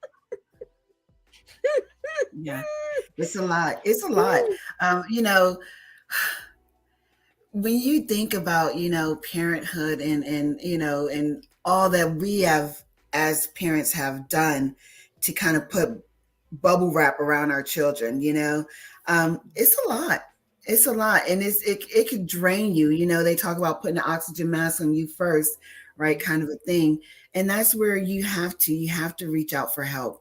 It's okay. And if I can't drive that home enough during this broadcast, for anyone that may be going through, you don't have to go through it by yourself. People who tend to do so, it doesn't always come out as well as they anticipated, right? And I'm not saying that, you can't, but if it's a lot, if it's pressing, there's a group of individuals that get it. We're here. And I mean, us at Favored, we have an assortment of providers, and this was one of the things where I was like, look, if this is what we're going to do, I need you to bring these individuals. And he came through for a girl, just what do you need? You know what I mean? What kind of person are you looking for? You know what I mean? Right. I just spoke with a provider yesterday in regards to coming on board and doing some counseling, and she hablo español, right? So we are here to help any which way you need. There's so many different assortments of mood disorders as parents that we go through, and I promise you, just reaching out, if you need to connect with someone that can speak to you from which you are walking through, we got you. My own personal story. So, I went through substance use, and it took me a while to get right. I kept touching that stove, touching that, in and out of jail, in and out of rehab. You know what I mean? I had to surrender that thing to God, and he helped pull me through. And here I am, almost 20 years later, and I've been doing peer counseling for Postpartum Support International. And they know that when they get parents calling in with wanting someone to talk to help them with some coping skills, and they're going through substance use issues, Tim, yup, I got them. You know what I mean? Let me tell them how they can press through and they can overcome, they can recover, they can bounce back. They don't have to stay in this one pocket, just continually going through. And so we're going to be talking to so many different individuals that are going through different things, that have been through different things, and they're going to be telling their truth and their stories, talking about how they were able to, how they got over. That is wonderful. That is wonderful. I know we have some comments coming in on YouTube. Stuttering John, I do appreciate you for your comments. Not every comment can appear on screen. The political comments, we're not going to be able to put them on screen, but I am very grateful for them. Again, we've got to go back and thank Charla Pringle for your comments. Thank you to Chris B for your comments earlier in this hour. Toya Blair came in the 11 a.m. hour, and we had O who came in during our first hour. So thank you so very much. Thank you to Maisha Barnett of Barnett Publishing. She will be joining us at 8 p.m. but to share her testimony. But she wanted to let you know that she absolutely loves this, and we are grateful for you. A couple of quick shout outs to, and I'll put this up on the screen, those that have already donated. If you want to see your name on the screen, you need to go on ahead and make a donation. Sylvia Blair, thank you. Amy Reddix, thank you. Thana Simmons and Katrina Simmons. I wonder if they're related, but thank you. Milagro Vasquez, thank you very much. Sonia Bennett, thank you. Andre Brown and Jean Lovejoy, thank you so much. Now, Juanita Banks Whittington, Pastor Mary Hope, and Myleta Butler have done something very special. They have not only made their donation, but they are advertising during this broadcast. They either have their commercial or their information coming up that we will be sharing with each of you. So this broadcast could not be possible. Yes, yes. I want to go ahead and just really quickly, that is Katrina Harris. Katrina Harris, thank you. We apologize. Thank you. Thank you. I don't think she's related to Miss Dana Simmons. Okay. But thank you to the team working this out for us in the background. Thank you to everyone, because mind you, with just sponsorships and advertisements and just general donations coming in since we started a little over 3 hours ago, we are literally sitting at $950 to the T. Ooh, Jesus.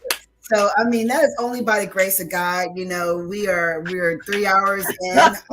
We're $50 away from our goal.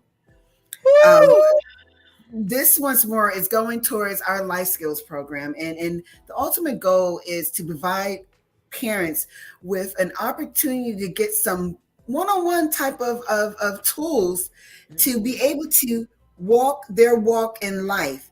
You know what I mean? And so this is not your typical, old school type of life skill class. No, we're talking about some real stuff. You know what I mean? When I can't express that enough, look, we are to be lenders, not borrowers. So don't go out and get that Louis bag. Don't go and I'm a Tiffany fan. Don't go get that blue box and you know that you need to go ahead and pay that car note. You know what I mean? Let's talk about what you are doing with your life. Let's talk about what self-care looks like. You know what I mean? And let's have some real conversations and ways in which we can help you. If Tam, talk about the life skills, that the slide that we have up on the screen. Talk about this 5-week program. Absolutely. Financial, yeah. And guys, I get hype, and I'm doing kingdom work, so I'm even more hype about it, right? This is a 5-week program we are launching June 5th. It's going to be one class a week, looking at about an hour, and we're going to be talking through some of these bullet points here with regards to what it looks like to make decisions, healthy decisions. You know what I mean? And we're honest. We can make a decision and it not have the best outcome, but make certain that you're coming from a source of truth, right? And so forth. And self-awareness, just making certain you're taking time to pause and reflect. I was doing some counseling with one of my little mentees, and we talked about surveillancing the room, looking over the environment before we speak and so forth. And I'm part of the Women of Worth ministry, and we talk about pause. We have this pause principle. So making certain that we have those levels of awareness. Communication, what does that look like? We don't have to be at a 10 when it may only cause for us to be at maybe a 7, right? And so forth. And goal setting.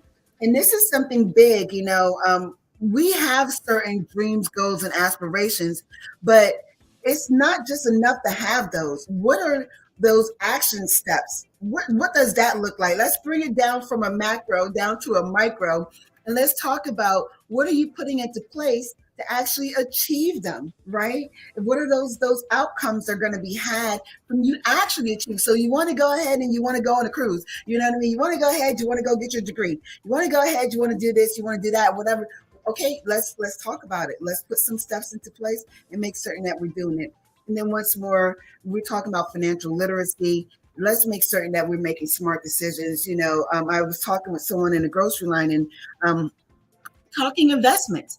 And I was like, you can set up an Acorns account, you know what I mean? Shout out to Acorns, just giving them blindly $20 a month, and also rolling up any dollar amount of change. So if you buy a drink and it's $1.14, everything from that 15 cents mark on up to the dollar is rolled into an investment account.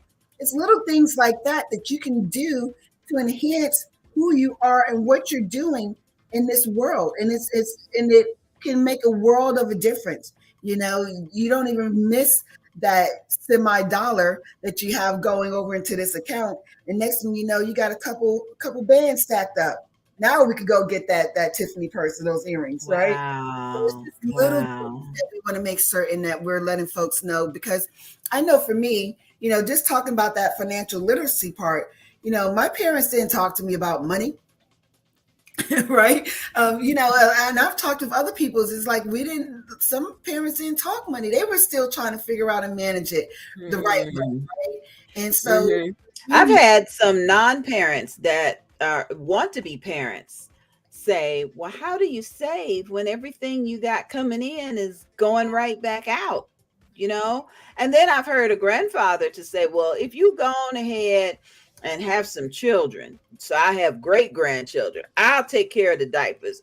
Okay, but what about the food? What about the clothes? What about where baby gonna sleep? So I get it. I get everything you're saying. There's a lot to learn. There's a lot to learn. Yes. Oh my gosh.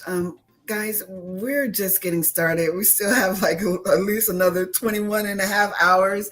But what is so cool and is a blessing is that we have so many more speakers that are going to be coming on board. I just want to kind of I'm just going to run through a list and talk to you about it, right? So we have Miss Regina Nunnally. She's going to be talking about things from a judicial perspective, right? She's a lawyer, and she's going to talk about what she sees inside the courtroom when there aren't healthy implementations of life, of mental health, of parenting in place. We have Dr. Marceline Gurley. She's going to be coming to you from a clinical perspective and talking about what that looks like in the space in which she operates.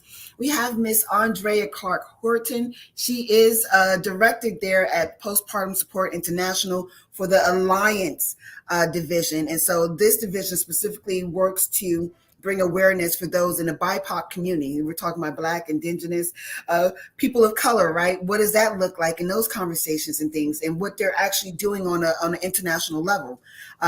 We also have Kiana Long. She's going to be coming on board talking from that sickle cell perspective and how that looks to be a parent. Moving on, we have Danielle Jones. She's actually a licensed mental health counselor and a birth doula.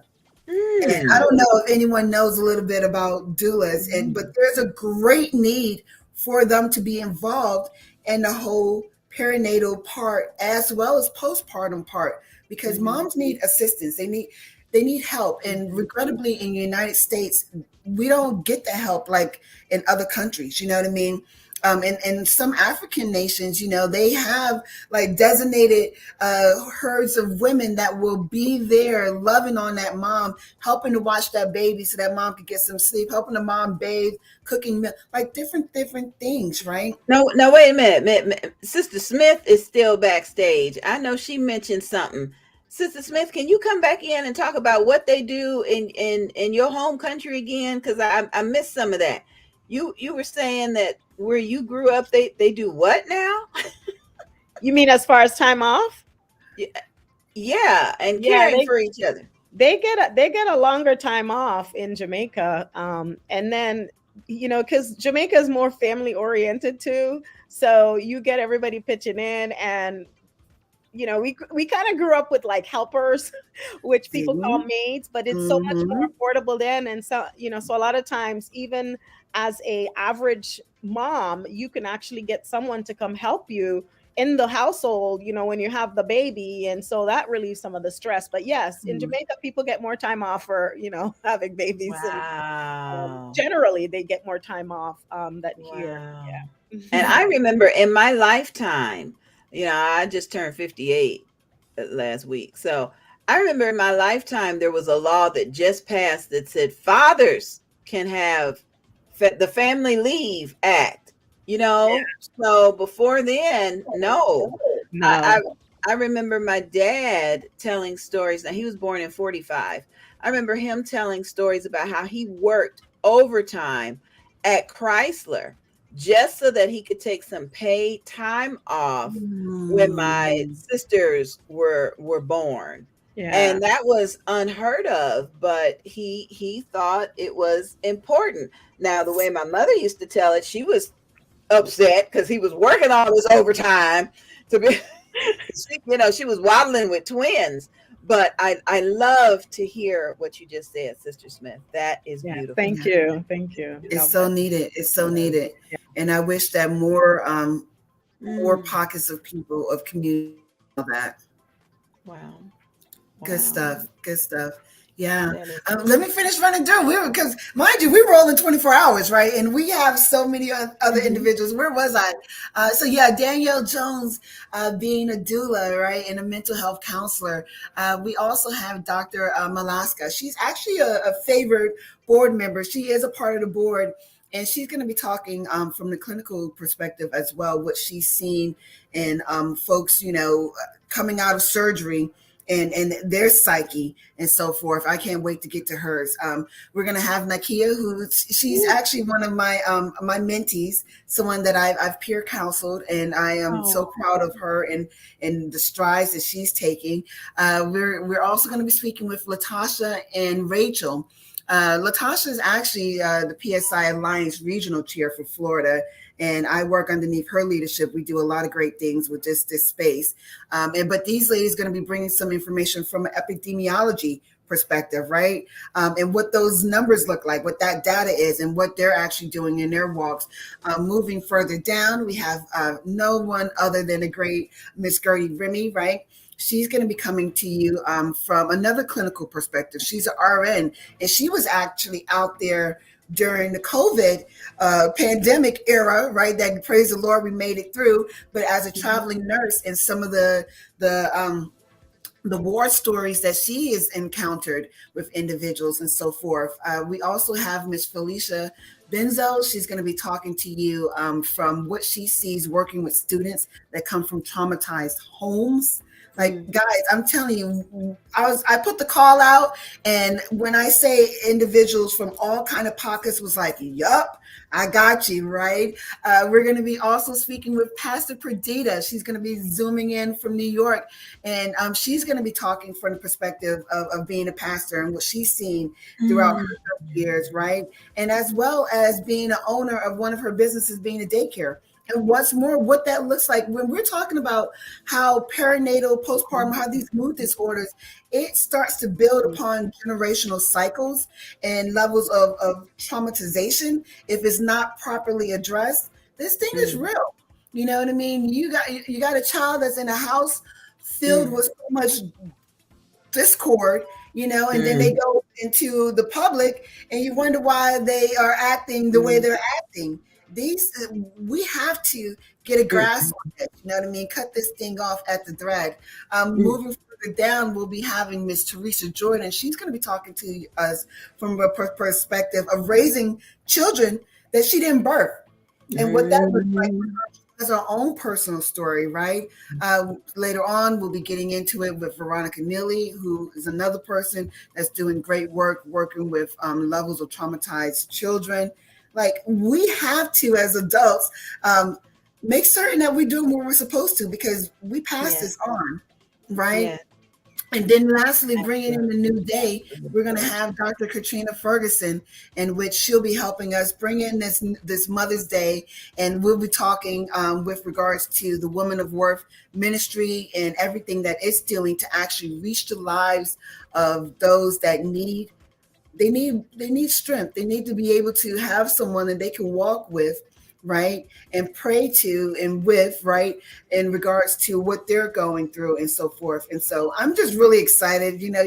I don't know if you can tell, I'm all tongue tied. Like, I'm so hype. We can tell, Tam, and I do appreciate all that.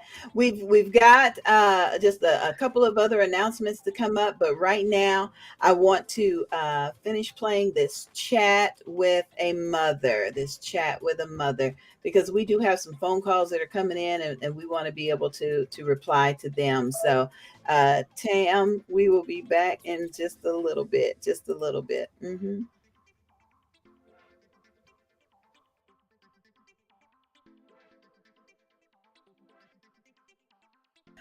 So of course my prayer was, Lord, send me a sign, please. Just send me something, a reason to live, because at that point I felt like I had absolutely no reason to live, whether I was in Michigan or Florida or whatever. But I needed a change. I needed something to give me a reason to wake up every day. And a couple of days later, as I was saying goodbye to my then boyfriend, I got pregnant. I didn't understand actually that I was pregnant, because I didn't think that I could get pregnant. I was 40 years old, and I had a couple of years previously had the gastric bypass weight loss surgery, which pretty much, once your body is healthy, then you are open for all kinds of good things sometimes, and Open to receiving blessings. That's right, and that's exactly what happened. I was starting to pick up weight, and so I was working out more. I didn't understand why I was picking up weight. And finally, I went to the Red Cross to donate blood, because that is something that I do. There are people out there who need blood, plasma, things of that nature. And they indicated that my iron was very low. And I told them I was a gastric bypass patient and that I have been anemic since then. And they said, oh, this is a little lower than even that. So after sitting there and drinking my orange juice, and they tested me again, it was even lower. And they suggested, is there any way you could be pregnant? No, I'm 40 years old. But I left there, went to Planned Parenthood, and I had a pregnancy test. The first one was urine, and it came back positive immediately. I asked for a blood test, and it came back positive, and I was so upset. I literally showed out in that clinic, as they say, and to the point I had to send them a gift, an apology gift, because I was really upset. I couldn't believe that at my age, at 40, I was about to be a mother. And that's kind of how it went. When I spoke to the father about it, he didn't believe it, because he was a tad bit older than me. And we really thought that we were safe, and but God works miracles, and my daughter was definitely a miracle. Though he abandoned us at that moment, 6 weeks in, uh, it's been a blessing and an up and down learning lesson for myself and my daughter, and I just thank God for that change that I prayed for and that He gave me. Now that is wonderful. The entire testimony about how they encouraged you to get on your face and ask God for a sign, and because I can imagine there are a lot of people like that just kind of in a place where they're looking for something different, and it sounds like you were receptive. Once it sunk in, you were receptive, but earlier you said you were trying to find a reason to wake up every day. Do you think that could have been um, some of the precursor to depression, or just trying to find a purpose? Can you go more into that, please? Well, definitely. My sister was dealing with depression, and my niece was affected in that living environment. And little did I know, I was going through some depressive uh, issues as well. My mother passed away at 29. When I was 29, she was 54, from a massive heart attack, and um, I just have been kind of bouncing around since then. I wasn't able to mentally pursue my career that I went to school for. It was so traumatizing to me that it really changed my life. From that point on, I just kind of abandoned my career and jumped from job to job. And at that point, by 40, I had really just decided I didn't know what direction my life was going in. And that can be depressing. It wasn't a matter of anyone giving me any guidance. I definitely was going through some depression, and actually being around my sister, I thought that we could support each other. And that was the reason I was considering moving down to be a little closer to her. But definitely it was some depression that had nothing to do with being a mother. And then during my pregnancy, um, it exacerbated a lot because I had an OBGYN who was constantly reminding me of my age, and the Oh, I fact. know that probably didn't help. No, definitely not. Well, you're 40, so you can't expect that this is gonna be a viable pregnancy, and you've had a couple of miscarriages before, so you should be ready for it this time. And Oh the no. last time he said that to me, I told him it is your job to make sure that this is a viable pregnancy. I'm going to do my part. God's going to do his part. You better do your part. So it was as if a light switch went off for him. And he started giving me extra hormones that I had to take vaginally. And, he started pretending like he was a doctor then instead of just a naysayer. So that helped, which I desperately needed because my hormones were everywhere. So if I wasn't depressed before the pregnancy, I Right. definitely, Right. my depression Right. after her Right. father, dismissed Right. us, and then I've got Mhm. a doctor naysaying us, and so it was rough.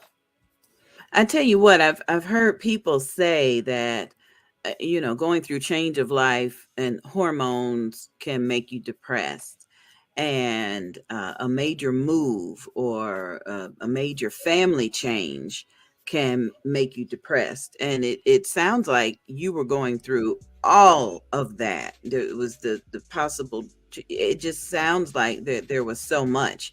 So did the doctor, I know you said he gave you hormones, but did he prescribe any psychiatric help for you, any counseling or anything? No, not at all. Not at all. He didn't. As I said, he wasn't very supportive to begin with, and um, when when it was finally decided that I was going to have this baby, then he didn't. No, he didn't prescribe anything, and I don't know if it was a cultural thing because dare I say, he was of Middle Eastern descent, where women are not respected as much, which Wow. is very interesting to me when I think about why was he in this field to begin with. But yeah, so I just as I think back, he never suggested anything other than full bed rest, just stay at home and, we'll check you every couple of days and make sure that everything is okay. But he never even suggested as much as eating a banana. And at the time, I didn't have a strong maternal figure, I will say. I had a maternal figure. I had a stepmother, but we weren't very close. But I wasn't close to anyone. I was in my own dark world, and I wasn't trying to seek help from anyone, and no one was trying to give me any help. So it was a very, very lonely time, even as I was growing this new life. It was That a little lonely time. miracle. Yeah, That little miracle. definitely. Now, Yeah. for the benefit of our visually impaired audience members, I'm going to read some of this press release that came from psychiatry.org. It was a press release that came in April of 2022. And this particular paragraph states that maternal health, and particularly maternal mental health, is an issue that has taken a back seat for far too long in the United States. They go on to say that there needs to be an effort to help better understand where opportunities are to ensure that pregnant mothers have access to the psychiatric care that they need. And that will lead to improved mental health outcomes for moms and their babies. So you just basically described that statement that you had a professional doctor who was basically telling you to prepare for the worst and not even addressing your psychiatric needs, whether it be because of his background or where he came from, whatever. There just needed to be an effort to help you with your mental health while you were pregnant. And that is so sad. It is. It That's so is, and it's in my later years, as I've returned. This is still my OBGYN. He still is my doctor of now, obstetrics. did he deliver your baby? He did. Or, He did. oh wow. Yeah. Yes, he did. Yeah. I further appreciate this press release where it says there needs to be a way to develop a psychiatric care toolkit for clinicians, and then to form education and training recommendations for them. I would have loved to have been a fly on the wall when he recognized that here he is delivering what I'm assuming was a very healthy child, after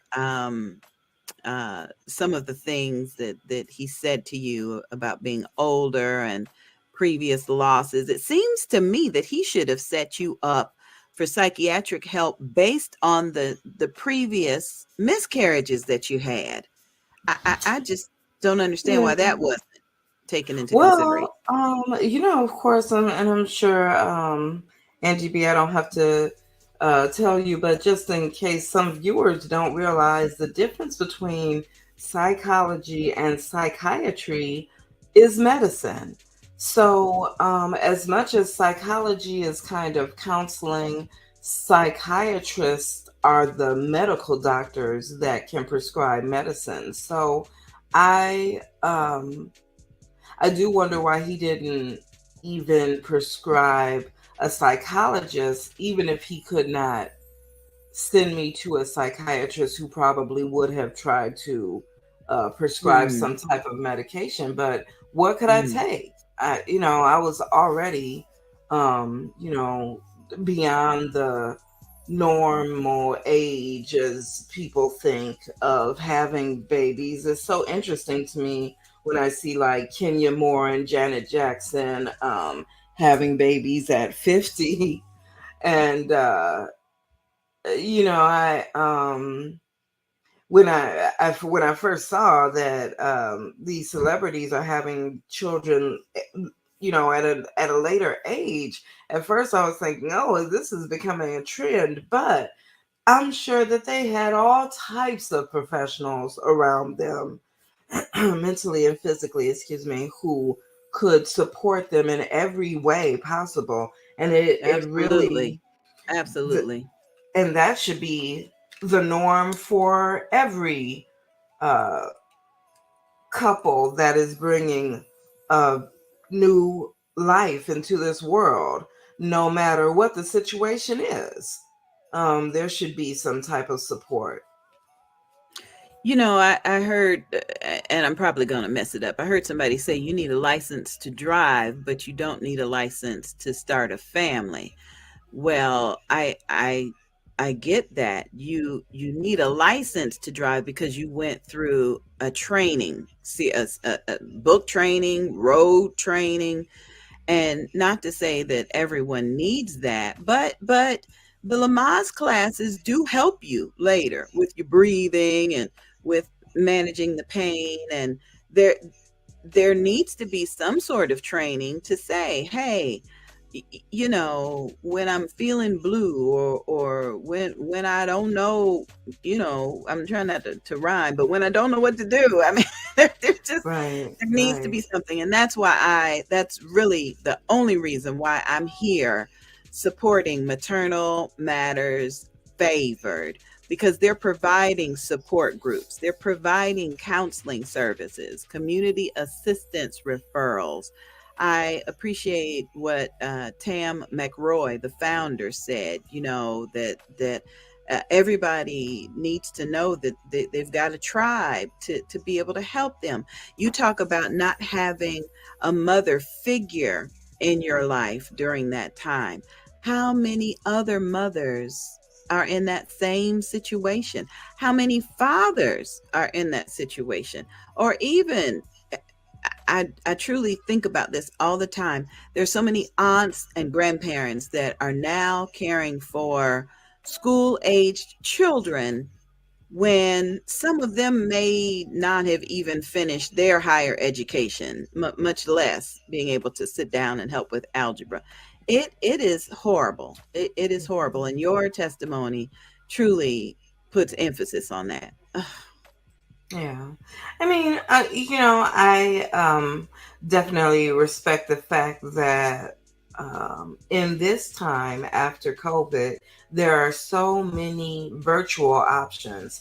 And I think it's spectacular that um, there will be some options for those who are pregnant and unable to get out and go to Lamaze or some type of way to be around other mothers, even if it is a virtual StreamYard chat of mothers who, Right. like me, had Right. to remain on bed rest that last 6 months. I was on bed rest 6 except to months?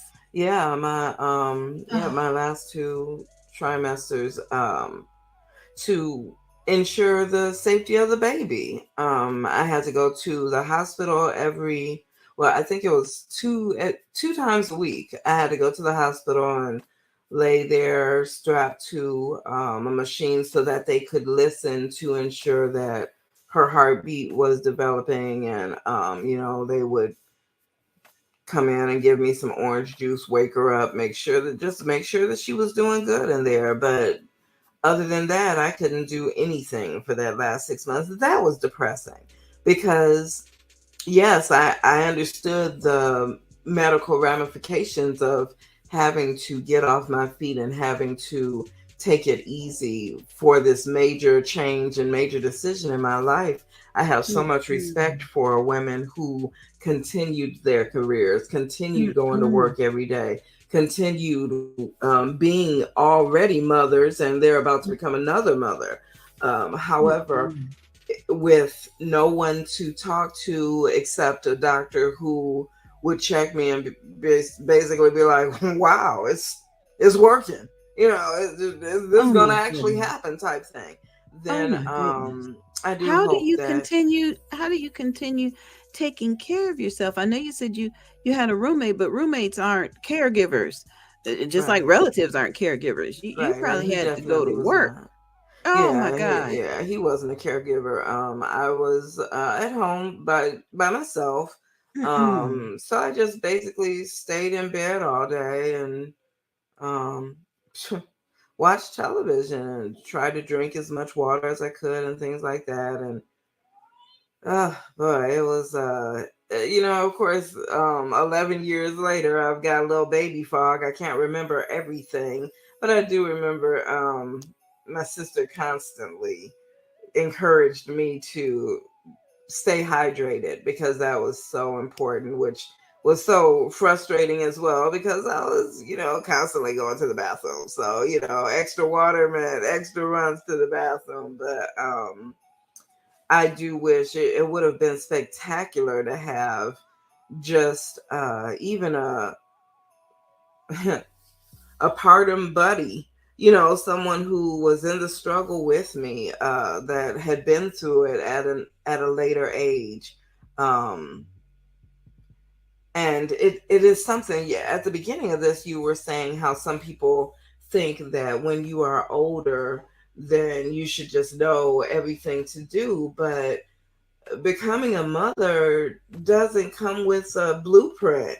I don't care how Right, many books you right. read from Dr. Spock or, Right. I mean, Right. I read the handbook about everything you need to know about becoming a parent. I read that, but when it comes to hands-on, I didn't know what I was doing. And my friends who were 40 and 41 also had gone through that stage with their mothers, with the fathers, and several years previous. So it wasn't anything that they could really relate to me. They couldn't say why. In fact, most of them, "Oh my God, I can't believe you're doing this. I can't believe you waited so late." And it wasn't my choice. It was definitely God's plan.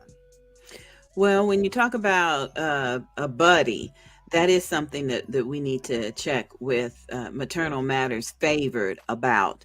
Maybe somehow through their life skills program, a buddy could be assigned. Maybe I know that they've got the virtual classes. They're going to start on June 5th, and it's a 5-week program. There's going to be one class a week, and each class lasts for about an hour. And they're going to go over decision making, self awareness, communication, goal setting, and financial literacy. So check the website that's up on the screen, mmfavored.org. That's mmfavored.org. The class is just $35, and that gives you access to the program. But this is the reason for the fundraiser. Our goal is to raise money so that somebody can attend the class for free. So if you know of anyone that could be of childbearing age, I encourage you to just donate $35, whether it be for them or for somebody else. Could Because can you imagine how this life skills program is going to change somebody's life? Could you imagine how that could have helped you? What you say 11 years ago? Yeah. I can't Wow. imagine because just looking at the topics of decision making, self-awareness would have been a big assistance for me because I knew that I wanted to be a parent. I just I had no idea it was going to jump from a potential couple to a single parent in a heartbeat. Um, my communication was lacking in terms of reaching out to people for assistance. I signed up Right. for some of the programs, WIC and things of that nature. I definitely did that, but mental assistance. It never occurred to me that anyone would be willing to do anything but tease me, basically, because you say childbearing age and people think 20s, maybe 30, but definitely not 40. And just I know that there are other women out there, and it's important for people to understand that there are other things that need to be taught. Financial literacy. Sure, I learned all types of things when I was a kid. I learned how to balance a checkbook. My father used to have us sit and write checks. He would leave the utility bills on his desk and his checkbook out, and we had to make out the check and the amount that was due so that we could learn how these were the things that had to be paid every month. Okay, Um, that's cool. That's cool. it, Yeah. yeah, it Yeah. was spectacular. My parents taught us about credit, not necessarily credit scores. That wasn't as much of a thing that we learned, but that you had to have good credit. Um, but things like that are necessary when you are planning a major life change, such as becoming a mother. I thank God that my sister and a couple of other people told me about Gerber Life Plan, and began that before my baby was even here. And I'm, still proud to have that life insurance policy. Just such a simple thing. And also a college fund that I started.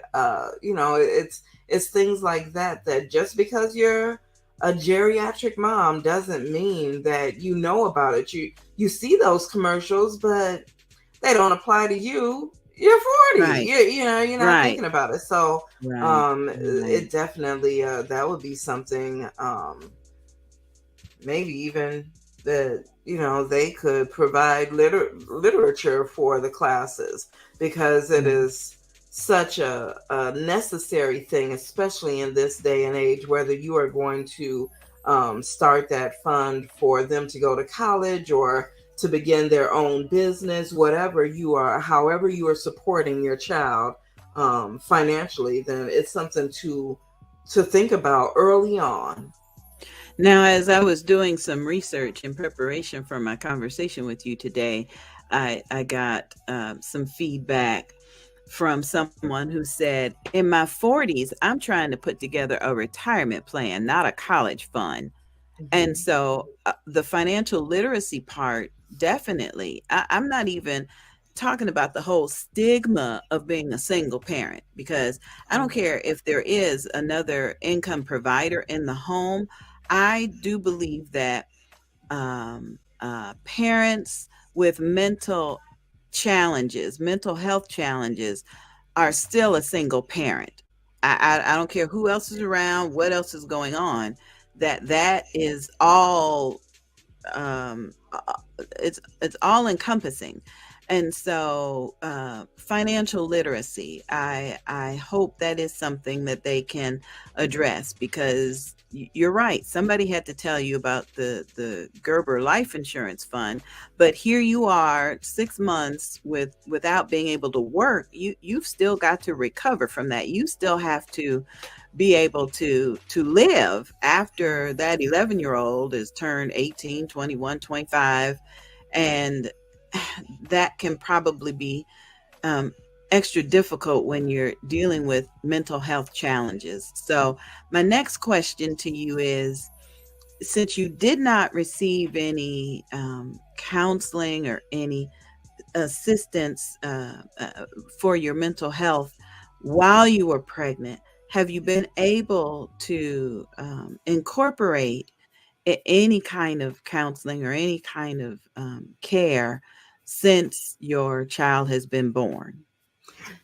Definitely. My primary care physician has prescribed me with medication that has been more of a crutch than I needed it to be in. And I don't use crutch in a negative sense, just in terms of were times when I just didn't know how I was going to make ends meet, because of the type of expenses that I had absolutely no clue about, even when it comes to latchkey or daycare.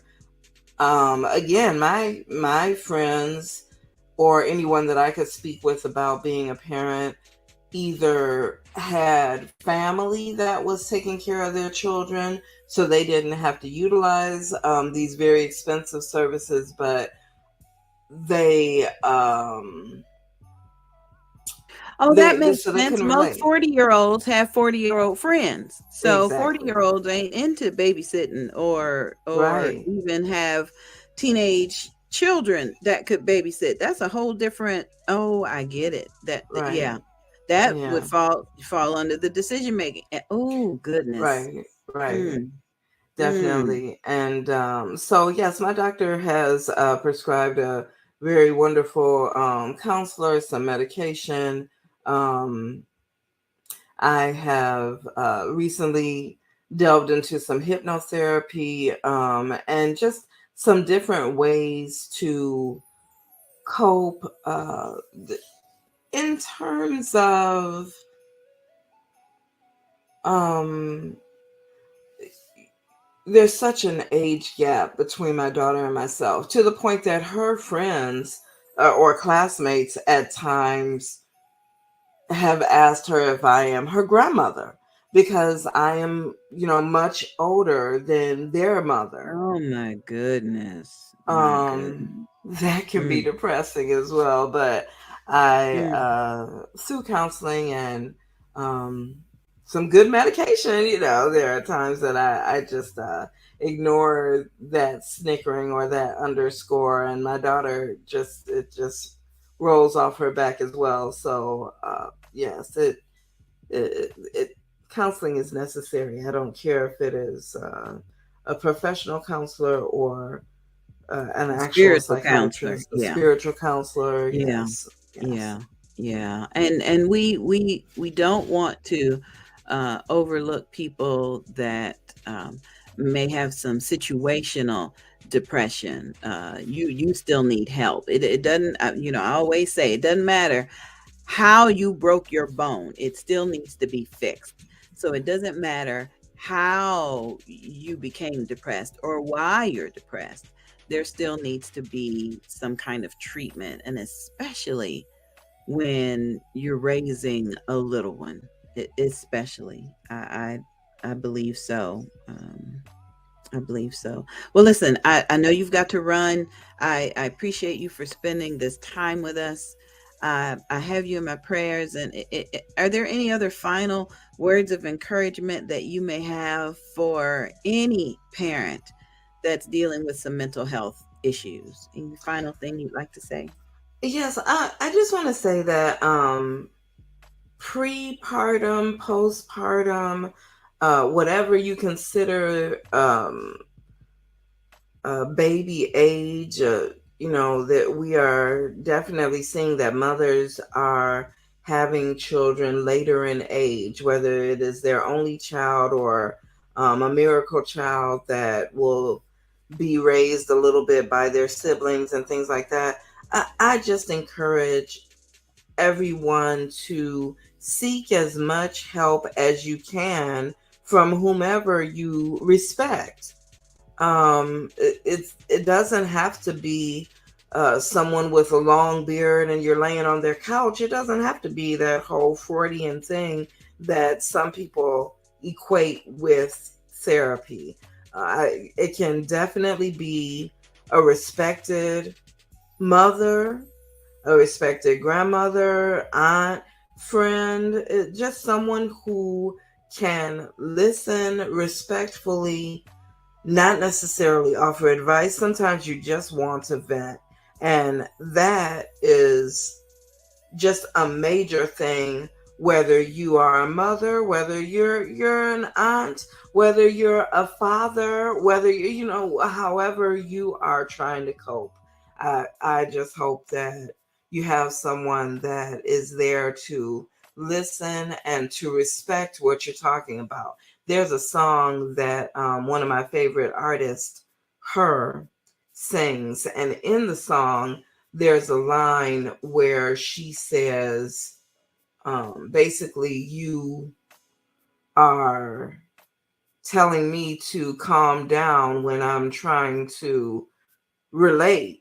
And I can relate to that line because you're telling me to just calm down my emotions, which that usually is within a relationship. You just going overboard. Who's to say who is going overboard? My yelling at my physician that day, my obstetrician that day, to remind him that his oath says that he is to do everything possible to bring this child into the world was not do no harm, right? Overreacting. Yes, it and was. He was harming reacting. Your mental health. Yes.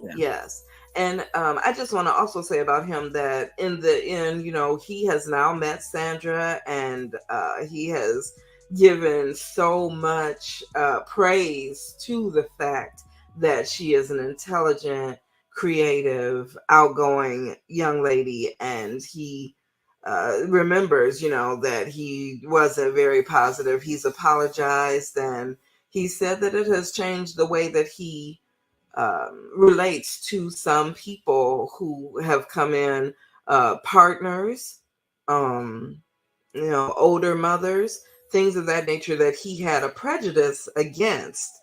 So really? I just encourage everyone. He could be instrumental in implementing that training, that training that was suggested. Yeah. For I don't know about that. I'm sure he hasn't done a whole 180 is it? Maybe he has. I don't think he's done a 180, 360 or any of that. But he definitely apologized, and he does see that this is a different time, and I encourage you that if you know a woman who is going through a pregnancy by herself, no matter what the situation is, whether she's chosen to or it was put upon her like me, or if you know a mother who maybe you don't think she's struggling because she doesn't look like what she's going through, just call and ask her. Call and tell her Happy Mother's Day this weekend. Call and ask her if, you have summer clothes for the child, and not just the babies. Everybody wants to do for babies. Right. They grow up. Oh, yeah, those cute little outfits. But what about when they start school? What about when they start change of life? Yeah, I got it. Exactly. It's don't turn your back on a mother when it's not cute anymore, when the baby isn't squishy, and when she starts talking and walking and things of that nature. Just remember that you had someone that was praying for you and doing for you all through your childhood, and that single mother that may look like she has it all together is the main one bending down on a kneeler that came from a church that she has no association with, just praying for a change. That is so powerful. Thank you so much. Thank you so much.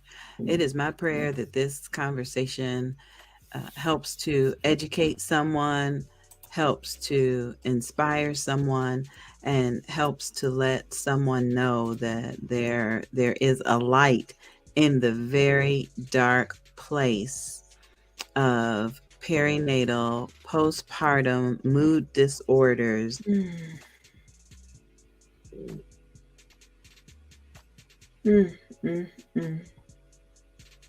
It's just disordered. It's just so sad.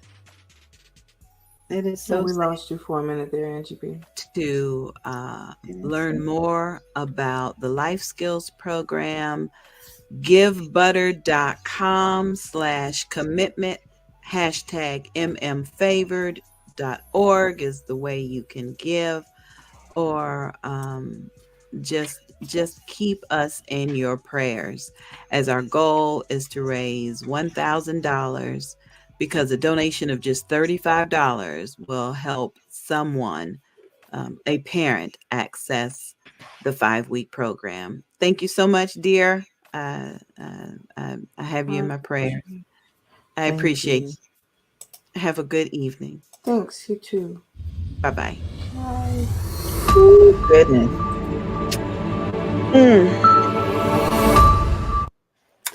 I keep thinking. Pastor Mary Hope cordially invites you to attend the Women's Conference, June 9th through 11th, 2023, in St. Augustine, Florida. Broken, bruised, scratched, scared, but still resilient. Based on Genesis chapter 2, verse 22 through 24, I was made from bone.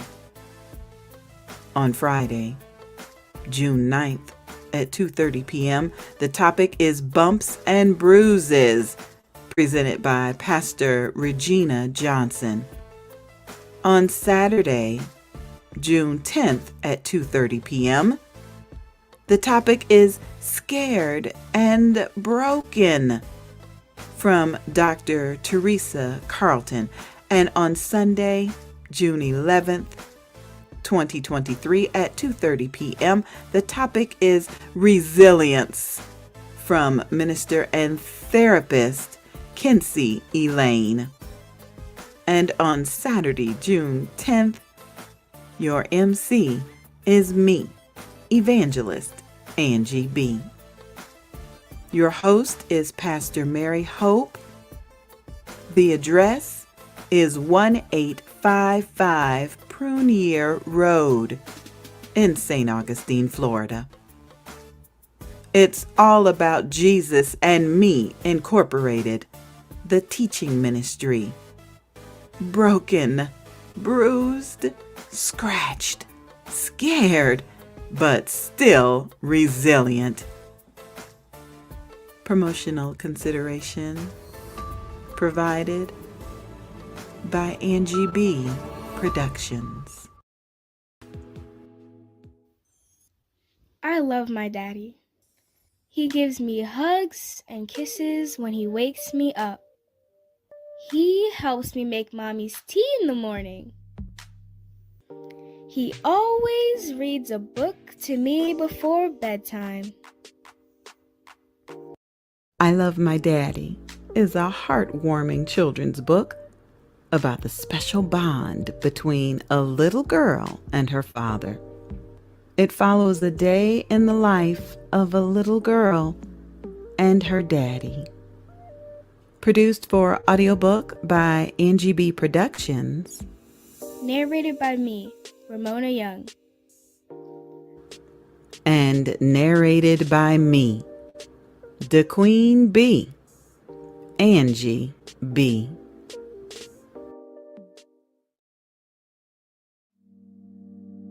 Miracles, miracles, signs and wonders.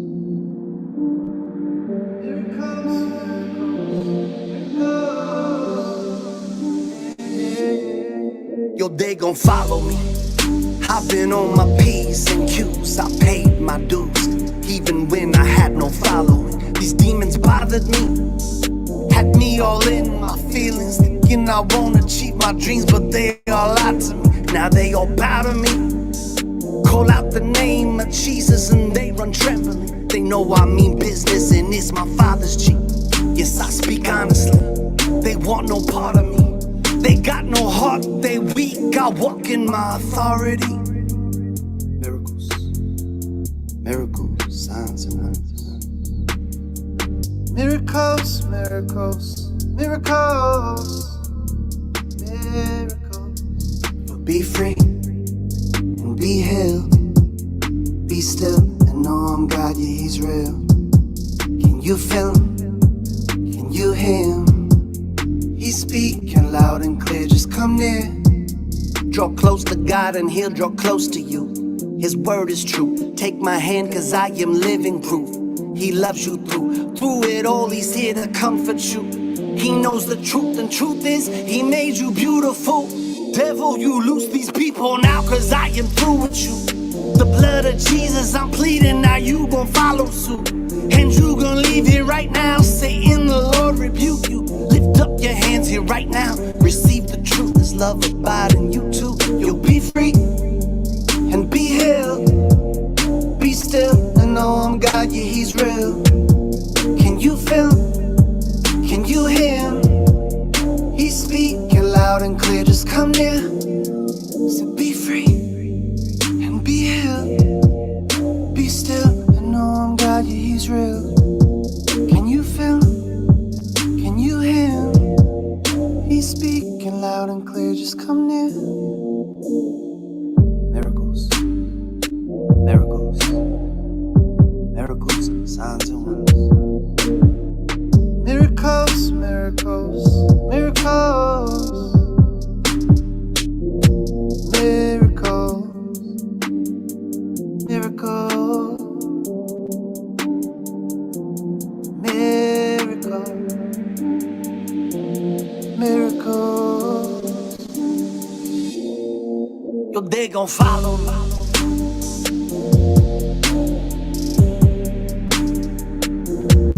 So they gon' follow me.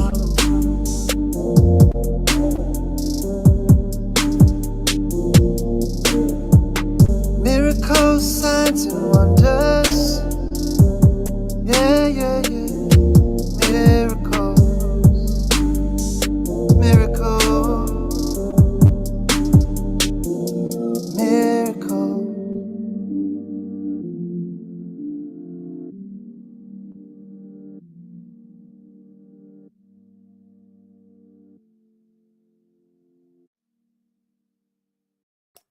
Ooh, amen, amen, amen. I tell you, ooh, God is great. God, oh, thank you, Jesus. Thank you, thank you. You are watching the 24-hour live broadcast of, oh, I'm just gonna bring Tam in. Come on, Tam. I'm just full. I'm just full. The testimonies that were coming across the screen and the comments and the, oh, girl, it feels good. It feels good. It feels good. Oh, unmute your mic, honey. I know we got our Kleenex and we trying. I did. Oh my gosh, I want to give big shouts out to Sonia for sharing some really intimate pieces of her life and her walk and her journey as a parent. That's when I knew I had to go get the tissue. Yeah. And you know, my mom had me when she was 40, and so a lot of what Sonia was saying, I was just like transferring it into like the thought perspectives around my mom and so forth. And I remember, I swore my mom was my grandma for a minute, you know what I mean? And I had that conversation with her. I think I was probably about 4, maybe 5 years old. Like, oh, you my grandma? Kind of thing. And so when she said that, I was just like trying to wipe back the mascara in my eye. Yeah, we are here. We are doing this thing. I want to give a shout out to everybody. Thank you so much for the love, for the messages coming in. All over. There are messages coming in. Lord, I'm trying to keep up with the messages. That part. Oh my gosh. Yes, we are here. Like I said, we are bringing awareness to perinatal and postpartum mood disorders. And there is an assortment. There's a gambit of different things that as parents, moms, dads, non-birthing parents go through surrounding parenthood and balancing life. And, we want to make certain that individuals know us here at Maternal Matters Favored, we get it. Life be lifing and parenting be parenting, right? And we want you to know that, we have a support group. It's every Tuesday at 7 p.m. Eastern Standard Time. Go online, go ahead and register to get in. We have this life skills program that we're deploying June 5th, right? And seats are only open for 6 people. We're not running this whole big thing. We want to make certain that our facilitators, that they can go ahead and provide that, that little opportunity to kind of have that one-on-one direct kind of care and attention to a person, because this is for real. We're talking about social emotional learning at its finest, right, as an adult and so forth. We have opportunities for one-on-one counseling. I myself am a peer counselor. I've been doing it for Postpartum Support International for a little over a year now and so forth. We got a lot to get into. We know we have someone backstage. I want to thank her for coming up. Can we bring her up? Are we ready? I'm not sure. I know Maisha Burnett is scheduled for 2:30, so she may not be available right this second. All right. No. I want to. So that works perfectly. I wanted to. I know you had a video, and that's I have a few things. So first, going back to what Sonia was saying, so we see lots of numbers and data showing around perinatal causes for maternal mortality and so forth. And where she was saying that, hey, I'm a geriatric mom kind of a thing. I just want to read these numbers right here. The rate of women age 40 and over was 6 to 8 times higher than the rate of women 25 years of age or younger with regards to mortality rates. And the differences in the age groups are stagnantly high because, a lot of individuals, they don't get the care that's needed because regrettably, our providers are, coming in, coming out, you know what I mean? And there's some conversations and policy changes that are actually in place around how that looks for clinical providers to actually have that more longer times in treating parents, mothers, expectant mothers, right? And talking to them about their maternal mental health. And once more, it's not just about vital signs and a baby heartbeat. This is a holistic approach to healthcare that needs to take place, that's starting to have take place. We have moms in Congress where they are lobbying for different policies to actually help and enhance the well-being of parents. And these things this is real. This is called a silent crisis for a reason because individuals don't want to shine the light on it. But regrettably, not doing so, we're only hindering ourselves as a human race, right? That part. I also want to talk about anyone who knows me knows I love my gospel, hip hop, my rap. So I was back here like, hey, get it. Signs and wonders. I went ahead and I pulled a few scriptures with regards to God's signs and wonders because I want to, put this out there. This is not a disclaimer. This is for real. Like we are here doing kingdom work. We are a ministry. We are touching the lives of individuals, right? Letting them know that, hey, God's got your back. Let us help you pull through and so forth and so on. And so when we look at Mark chapter 16, verse 20, And they went out and preached everywhere while the Lord worked with them and confirmed the word by the signs that followed. And they promptly reported all these instructions to Peter and his companions. And after that, Jesus himself sent out through them from east to the west a sacred and impersonal proclamation, right? And so we're talking about signs east to west. East to west. I love it. I love it. Listen, right?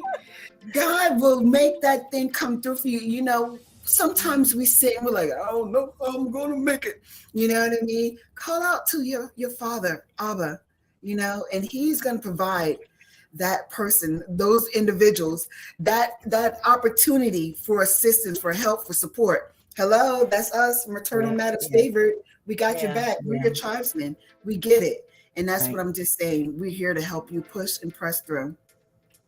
Yes, and I'm thrilled, and I see that my pastor Regina Nunnally is backstage. We're going to be able to bring her on shortly. Pastor Regina, if you could just check out the private chat right quick, so that we can get you all set up and ready. Tam, how do you feel when you see all these comments? Somebody coming from the UK, and we had somebody, message earlier from Australia, and we are reaching the people where they are. How does that make you feel? Angie, stop it. You're trying to make me cry. And look, by the end of this show, I'm going to have that mascara running down. I'm overwhelmed. You know what I mean? It's really humbling, to know that individuals are recognizing, some of the works in which we're trying to do, that we are doing, right? And they're pouring in and they're pouring out and pouring into us as we're here. We're pouring into others. Amen. It's very humbling. Amen. Amen.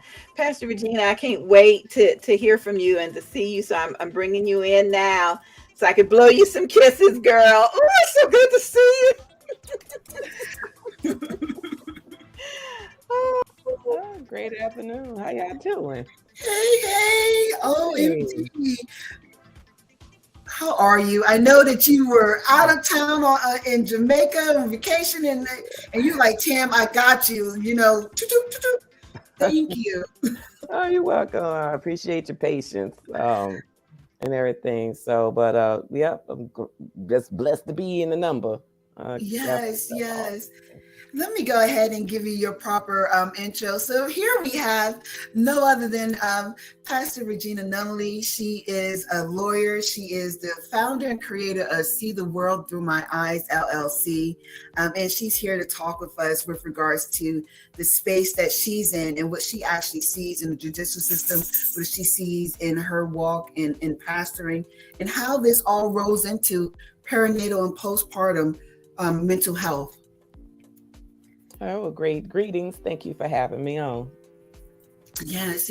So, Pastor, what made you want to go ahead and just like, okay, Tam, I got you. I'll attend this event. What made you want to do that? Well, as you can see, I'm allergic to ignorance. That's one of my. That's my movement, and I'm always a fan of solving a problem. And anytime we could come on and inspire people to be their best selves, and part of that is to really understand who we are, how we work, what we need, then people can better assist you and help you to be able to get to where you need to go. And so, and in my line of work, I have seen in the criminal, at least in the criminal defense world, that's where I am. Mental health, mental illness, mindset plays a really big, important part in how far that we can go to be able to help individuals. And then outside of that as well, because just because they're not in a system don't mean they're in a system. You know what I'm saying? Come on now. Yeah. Human nature is human nature no matter where it is. And so that's why I try to inspire people to, quit on themselves, to inspire them to build, to change. You could change. You could teach an old dog new tricks, y'all. So, yeah. I love it. Regrettably, too many times individuals enter into, the judicial system, and they don't get the designated attention to some of the things that they need to work through in order to not return, right? And so what are you seeing these days, and what are some of the actions that you guys are taking to combat that? Well, to kind of piggyback on what you're saying, and I just wanted to clarify something. The criminal in Florida, I practice here in Florida, and Florida is just a totally different beast, okay? And the criminal court system was not created to rehabilitate, okay? It wasn't created to assist you with your problems. The first order of business is punishment. Now, over the period of time, when people get caught up in the system, the criminal system, there have been movement and advocates for dealing with the root cause of why they're in the system in the first place. Okay. So in our world, and unfortunately not in our circuit where we are, they do have what they call a mental health courts that really actually deal with maybe with the core problem, why they're in the system, maybe because they're self-medicating themselves, or maybe they don't have access to adequate housing, adequate resources that might be able to give them the foundation to be able to go to that next level, to get what other resources, because unfortunately some stuff have to happen first before you can get to that next level, right? And if they're out in the streets running around, no place to call home, nothing structured, there's going to be very difficult for them to get to that next level where it might require them to have stable housing. So there are people, so we have Drug Court Foundation in Flagler County, and incorporate with that, there are dual diagnosis issues where people are dealing with both mental illnesses as well. Yeah. I know for me, and I went through, a program and in and out of rehab, and then I went ahead and got with the Bridges of America, and and I went and placed myself into another program voluntarily for a year. And this was just, my walk that I had to do with regards to, my perinatal anxiety rolling into postpartum depression and anxiety, which rolled into a whole nother monster, of co-occurring mental health disorders with substance abuse related to it. And so I love that you are speaking that truth, because, when we're not fully dissecting the root cause of what's going on, you know what I mean? How can you expect the person not to return back to jail or back to the streets, or, you know what I mean? We have to work to make more programs readily available to receive individuals so that rehabilitation can actually take place and take root in their lives. So I love it. And I love the work that you guys are doing there with your organization. Tell us a little more about that. Well, in my office as a public defender, we do have access to funds to be able to make sure that our clients are evaluated, because sometimes there may be issues of competency, whether it's from a mental health, from a mental illness, or maybe intellectual disability, to make sure that they ensure that they understand what's going on in the system. And then after that, if there is, then we can talk with the prosecutor and maybe fashion the right type of approach, because each case is different, each client is different, and each circumstance and need is different. So we do our best as defense attorneys to try to reason with the prosecutor and say, hey, this person needs this in order to get to that. And then therefore, maybe we can be able to avoid it. Now, as for what I do as the mental wealth builder, that's just something the Lord gave me, because I heard people mental health, but I said, I have to identify what value do I bring to the marketplace? Why do I consider myself the mental wealth builder? And it's because that what I've seen in the system, a lot of people don't know anything about. And I want to enlighten them on it. I want to bring value to them. Why? Because when you bring value to the mind, your mind's transformed. And when your mind's transformed, then you're renewed. And then when you're renewed, then you can prove what is acceptable, good of God, what God's will is. And so our brain is a depository of a lot of stuff. I want to deposit value. into your Come on now. mind. Okay, I want to deposit that wealth of information and education and inspiration and, recreation too, if you want to do that too. All right, because travel does tell the truth. I want to deposit this into your mind so that you can be your better self, and you have options and you have opportunities, and you don't have to settle for the first thing that comes along, because that causes stress, that causes anxiety. People feel like they're all by themselves, Tam. Mm-hmm. I just came off of a call for this company I connected to called By Design. And this by their own verbiage. You thinking by design, that sounds divine. But anyway, but one of the guys was talking about, he was one of the founders, and he was talking about how we're in a culture where people feel isolated and all alone. They don't feel like they have anyone who cares about them.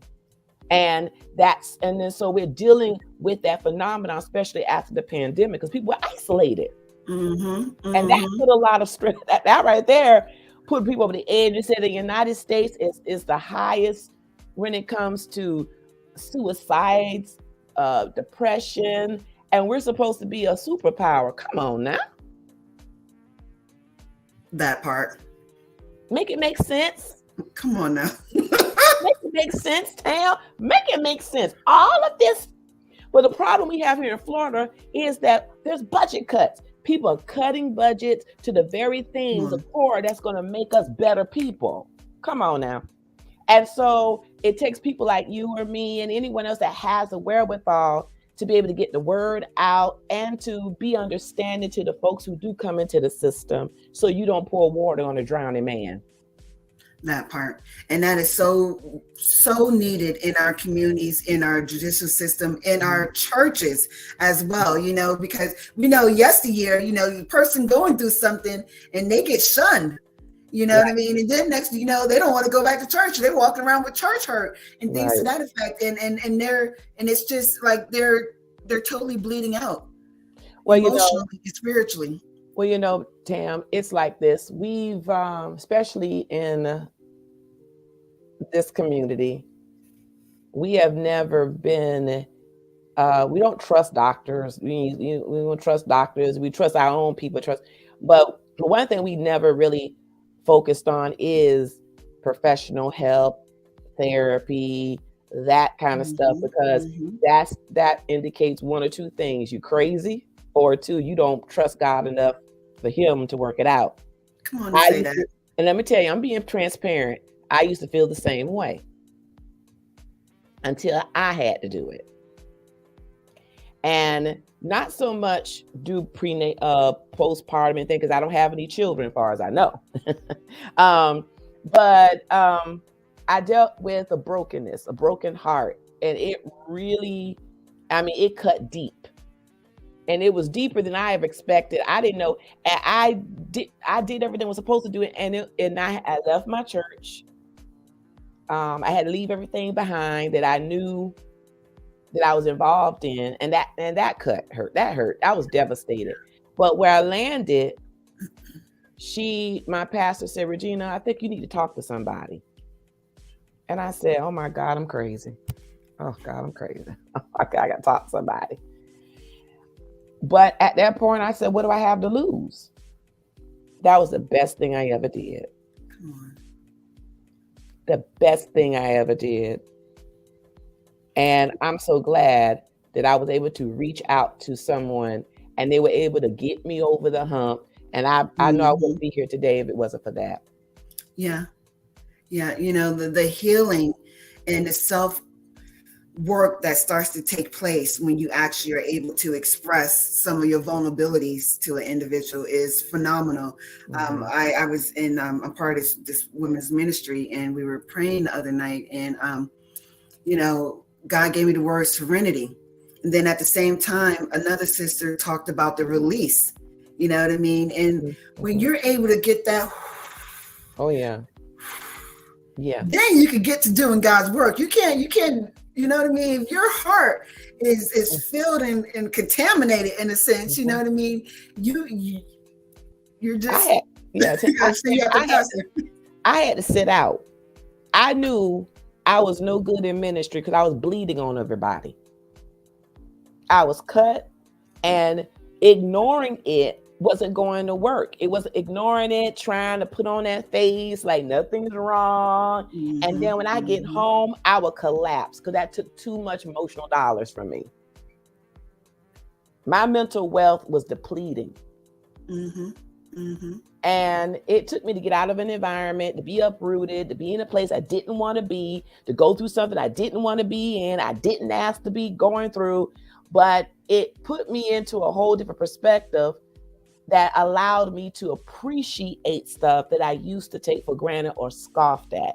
And I scoffed at it because I was raised in that environment. But nevertheless, I have been redeemed. I'll tell somebody quick, you need to talk to someone. Someone don't have a dog in this fight that's going to be able to give you that neutral, that neutral leash to kind of lead you through this process. That's why our mind is so important. We need to protect our mind and do what it takes. Do the work. Do whatever it takes to make sure that we do not lose our true selves. We about to have some church right quick, Tam. We about Pastor don't go nowhere. Tam don't go nowhere because we about to bring in Maisha Barnett and talk about the testimonies and the stories and the prayers of the righteous. Maisha, welcome. Thank you. Oh my gosh. And yes. Maisha. Let me go ahead and give Maisha her proper intro. Right here we have a phenomenal woman. She's a publisher, a CEO of so many different things, a woman of God, as you can see and you will all know. And she's also one of Favorite's newly community partners. Woo, woo, woo, woo, woo, woo. Hey. Thank you so much for joining in. Thank you. It's an honor, truly. It's an honor. Yes. So now you hear the conversation going on. What are some of your thoughts? Weigh in on this with us. Man, Miss Regina over there throwing fire out to the nations today. I think that this is a conversation that needs to be had and not just on this platform. It's the mindset, we have to work on changing the minds and hearts towards kingdom-driven resources, because there's not enough kingdom-driven people out there that's going to reset the system, that's going to put these people in the place that they need to be. That's real. And so when I reached out and I was like, girl, hey, you know what I mean? What were your thoughts? I was like, yes, I'm it's an honor to be able to even be on a platform like this. And you international now, so that's even better. And it's like you doing your thing over there, Miss Tam. Oh my gosh, this is all to God be the glory. I was walking around the house of Shekinah glory, me, TD Jason, Pastor Eric Thomas. Because like you ladies are saying, this is a conversation that needs to take place. Individuals need to know they don't have to walk this walk alone. There are individuals that care, and we need to make certain we know that they know that we're here. Right. You know what I mean? In the Bible where it talks about, you have no friends because you're not friendly or whatever. Right? Look, hey, I get it. Come on, let me hug. We love on you. You know what I mean? Let me help, bring you up a nature and nurture type of mentality in order to really be fulfilling God's will for us here on this earth, right? Right. I agree. Yes. Okay, who got next, right? In that part. So I'm sorry. Wait a minute, what you doing, Regina? I'm sorry. Don't worry about me. I got some stuff going on in the background. Hey, we all working moms. It's all right. Or we all working from home. You guys, the questions are coming in faster than I can type them up. The next question that has come in is, why is there such a taboo, mental health versus faith? That's the way they put it. Why is it such a taboo? Mental health versus faith. Well, let me answer that. We have to remember people teach what they know.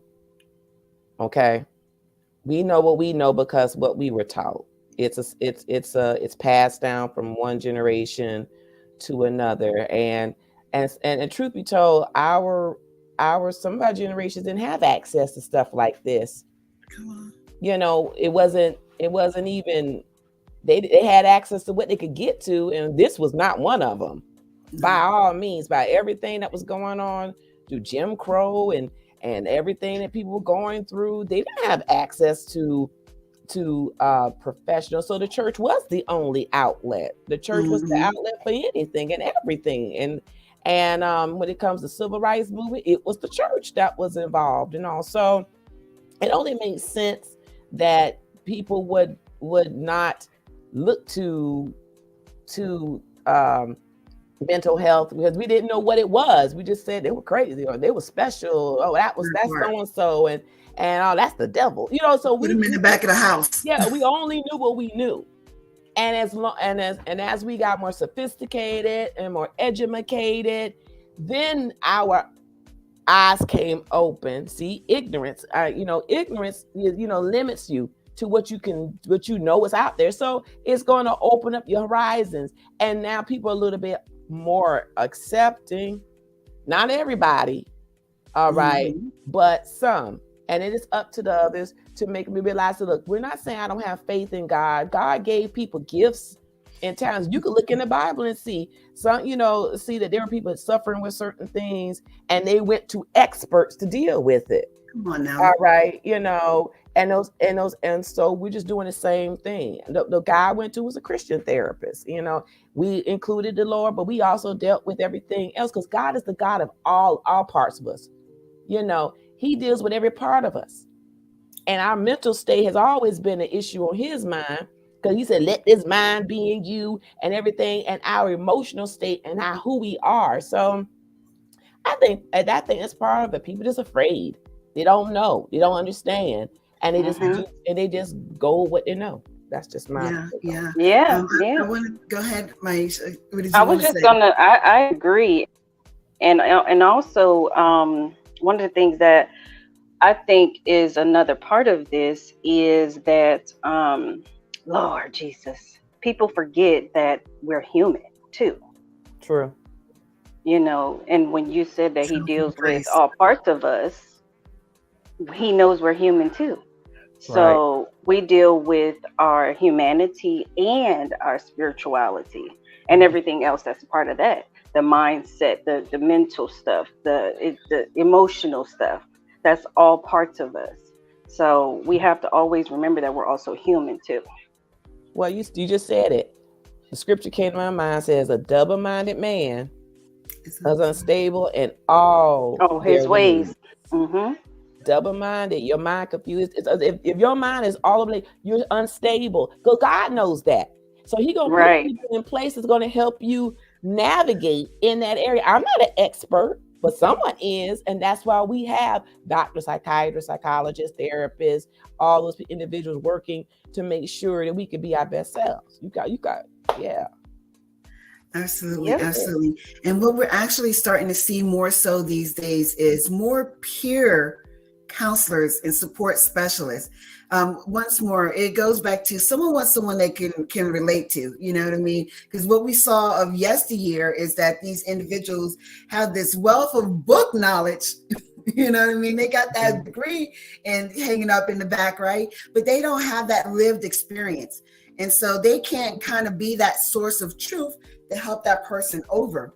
Yeah. And so by the grace of God, a lot of, big wigs are now recognizing that. And I know for me, myself, I went through here in Central Florida, we have a community-based cares organization, and they actually had a peer support program in which they provided a lot of tools and resources and know-how for individuals who can help an individual, get through what they may be going through. And because there's so many different ailments, and we want to make certain that once more we're doing kingdom work, we need to help someone. And if a person can't relate with you, they're going to sit there and be like, You know what I mean? Can. Right? Or may not even reach out at all because of the fact, right? You want someone that you can connect with. And that's why it's important for us to have these type of organizations, these type of body of works, you know what I mean? Where a person can feel a little relieved and they can start to let down some of those walls that we've been just taught to build. You know, you got to surround yourself in cement because you got to make it in this world. And, you know, regrettably, a lot of times too often we've been taught to not show emotions. Yeah, and that right there in itself is a doozy that weighs individuals down mentally and spiritually. The other week I had the pleasure of going to TDJ's Leadership Summit, and one of the speakers talked about it's okay to cry. It's like, it is, you know what I mean? You got to let that thing on out, you know what I mean? Or that thing will fester and well up in you, and you got to take it to God so you can kind of get some instructions, get that download, and then it's like brand new the next day, and you hit the ground running, boots laced up. Well, you know, Tam, one thing that came to my mind as I was listening to you talk, when we talk, you said the word hide. And, you know, there's people that's in the body of Christ right now who have gone through certain things, but they're not testifying about it. They're not telling people about it. You know what I'm saying? Listen. You know, there's peer connections in the body of Christ, but we don't want to say nothing because we don't want folks to know that we was out there doing what we were doing. Well, everybody in there was doing something. Come on, Regina. Everybody was doing something. And Pastor, that's why I appreciate working with Maisha Barnett. Barnett Publishing, it is that whole Habakkuk, you know, write the vision, make it plain so somebody can run off on some tablets and in some books. And that leads me to one of the questions. Somebody messaged and said, how can I find a book to help me with some of this? Because I can't talk to anybody. Is there anything? So there you go. There you go. Google is available to every person. Amazon, all these different platforms. Type in those keywords that you're looking for, and books will pop up for that. Personally, we have been producing faith-based books, but inside those books, we have relatable stories from our authors, and that's why we do what we do, because we need books that are relatable. We need books that say, hey, I was an alcoholic, you know, back in so and so and forth, but then God did this. You know, I was like the woman with the issue of blood. I was a prostitute. I was this, you know, but then God did this. Right. You know, and so, and he tells us, it's in the word that we have to tell our testimony and testify the things that we've gone through in order to deliver others. Yeah. So I think people just got to stop being fearful. Yeah. I think that's what it is. It's fear. You know, I started tearing up because for years I didn't want, you know, no one to know my story, you know what I mean? And God was like, tapping me on the shoulder, you know what I mean? And so forth. And, you know, being able to tell that, hey, you know, I know what it looks like to be in and out of cars, you know what I mean? To hit that pipe, your son didn't even know that you were his mom. Look, I get it. You know what I mean? And when I'm telling you that you can change, there are opportunities for growth, for healing, for, you know, you to be reestablished. You know what I mean? God will provide a way. And, you know, and I look back, you know, and later on this evening, I'll be releasing chapter 1 for my book, in which I start to talk about some of my journey there. You know what I mean? And for years, I didn't want no one to know. I wanted to be part of, you know, society and culture, and look at me and oh my gosh. And God was like, that was your assignment. I'm gonna need you to get out there, tell that story, so the next person that's going through and they don't think that no one else, and they're so ashamed and they don't figure it out. They need to know. You know what I mean? Like, look, you know, I got a whole bunch of letters and numbers and symbols behind my name, but God. You know what I mean? And this is what it's about, you know. And for me, there was some levels of childhood trauma, and it was like, because we don't talk about stuff, you know what I mean? And then getting pregnant and rolling into that whole piece there, and it was like, And Mm-hmm. it led me to a whirlwind of just agony for years. You know what I mean? I kept walking around that mountain, right? And so here we are, and we're having this conversation, and that's what Maternal Matters Favored is about. I just want to once more just put that shining light on that logo, right? We have that halo. That's nothing but the favor of God that's over our lives, that's enabling us to press through what's going on in our lives, right? And so we have our hand out, reaching out to the next person, letting them know, look, we got you. We understand. We get it. You know what I mean? Oh, you going through this? And hold on. I know someone that can help you and help you press through and walk that walk. What was you going to say, Regina? Nothing. You ain't got nothing to say. It's all being said. It's already done. I want to say congratulations, Tam, for taking that step, because it's not easy writing your story. It is not. No. But it's therapeutic, and it's going to usher you into your healing place as you write. I did it. I had to write my story. I ran from it for a while, definitely went around it, at a certain point in my life, and did children's books instead of my story. And I was just walking in disobedience. Let's just be real. And but when I did, it was just like so many chains were broken, and that's why I do what I do, is because we have voices, and I don't want to hinder someone who's supposed to get delivered from my story. Right. That part. Right. I think there were times where I didn't feel like I had a voice, because growing up, it was like I'm the baby and just do what you told.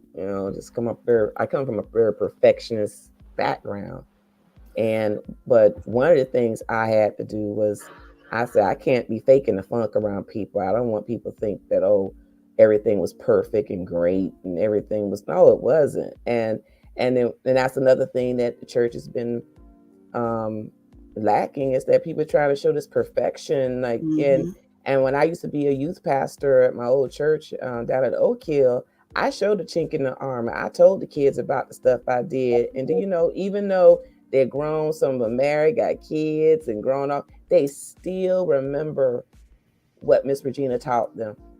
And I said, I was just going to be real no matter what. I'm going to be real and transparent like Casper the Friendly Ghost. You're going to be able to see right through me. I don't want you ever to think that you can't come to me and talk to me and think I'm going to judge you and condemn you. We didn't have that growing up. And I could, and you know better, you do better. So you got to let people know your story. And I used to get mad at folks. People said, when I was going through some of the stuff I was going through, they said, well, Regina, it's not about you. I said, well, who is it about? I'm trying to tell you. Right now it's about Regina. That's right. Don't tell me that. But I was in hurt. I was in pain. But now that I've been healed and whole, I see that, you know what, my purpose, my pain can be my purpose. And to let people know, because people were telling me stuff and I'm like, oh, I thought I was the only one. Why would I think that? Well, we do. So thank God for you, Tam, and Maisha. I won't say your name, right? It's okay. It's Mimi. It's fine. Me, girl. I don't want to mess up your name. Be up here having you, Moesha. Be out here with your old TV show. I was called that too when I was little. It's all right. Jesus. Good stuff. Good stuff. So we have another question. I'm sorry. I ain't trying to interrupt the question, but earlier today we heard a testimony about a woman whose physician did not recognize that she needed help and just kind of poo-pooed it off. So the question is, how can we train the church? Because I went to my pastor and they were of no help. And Regina, I love the testimony that you give about our pastor and how you and I both went, and she was like, y'all need some help. Y'all need some help. So can you speak on that? Just like we know that in the doctor realm, they need some more training, or how can we address some of this? Because this question is really concerning. I go to my pastor and they don't know how to help. Okay. What can we do? Well, they don't know how to help because they're not equipped in that area. And a lot of times when people become in the ministry, we just know what it's going back. We just know what we know. We get hoop holler. It's the word, and you know, it's always been that way. There's always been a need for shepherding. Okay. But some don't shepherd because that's not what they've been trained and taught to do. That everybody in your congregation is coming out of something. You know, we're just not going to deal with married people. We're dealing with single people. We're not dealing with people, you know, you're dealing with people who came out of all kinds of stuff. And so I think it's a matter of being equipped and be willing and open to do that. I think some folks, they just don't know what to do because they're ignorant. They just don't know. And that doesn't help. And they'll just say, well, pray about it and all. And that, okay, all right. You know, some people in physical abuse. Well, you'll pray about it. I'm being beat. Man beating the brakes off of me. Pray about it. They don't know what to do. And that's why you have to have people who are equipped in ministries. And the more sophisticated we become and we see the need, then if our overseers or whoever don't take the initiative, we need to take the initiative to educate ourselves so we can be effective. I think that's one of the reasons why people don't do, because they don't know to do. They just know what they do, but they just know what they know. I don't know. That's good. What do you think, Maisha? No, I agree. But I also think that there has to come a point where we take responsibility for ourselves and do your due diligence to find the answer, to find the solution, to find the person. If this one person, first of all, a church is not going to have the answer to everything that you need. That's just point blank, period. You have to go out there and do your due diligence and find who these people are. Where can I find this person? Where can I get this help from? You know, and I don't think that there's enough people in the world that's really going to take that initiative and do that. Yeah.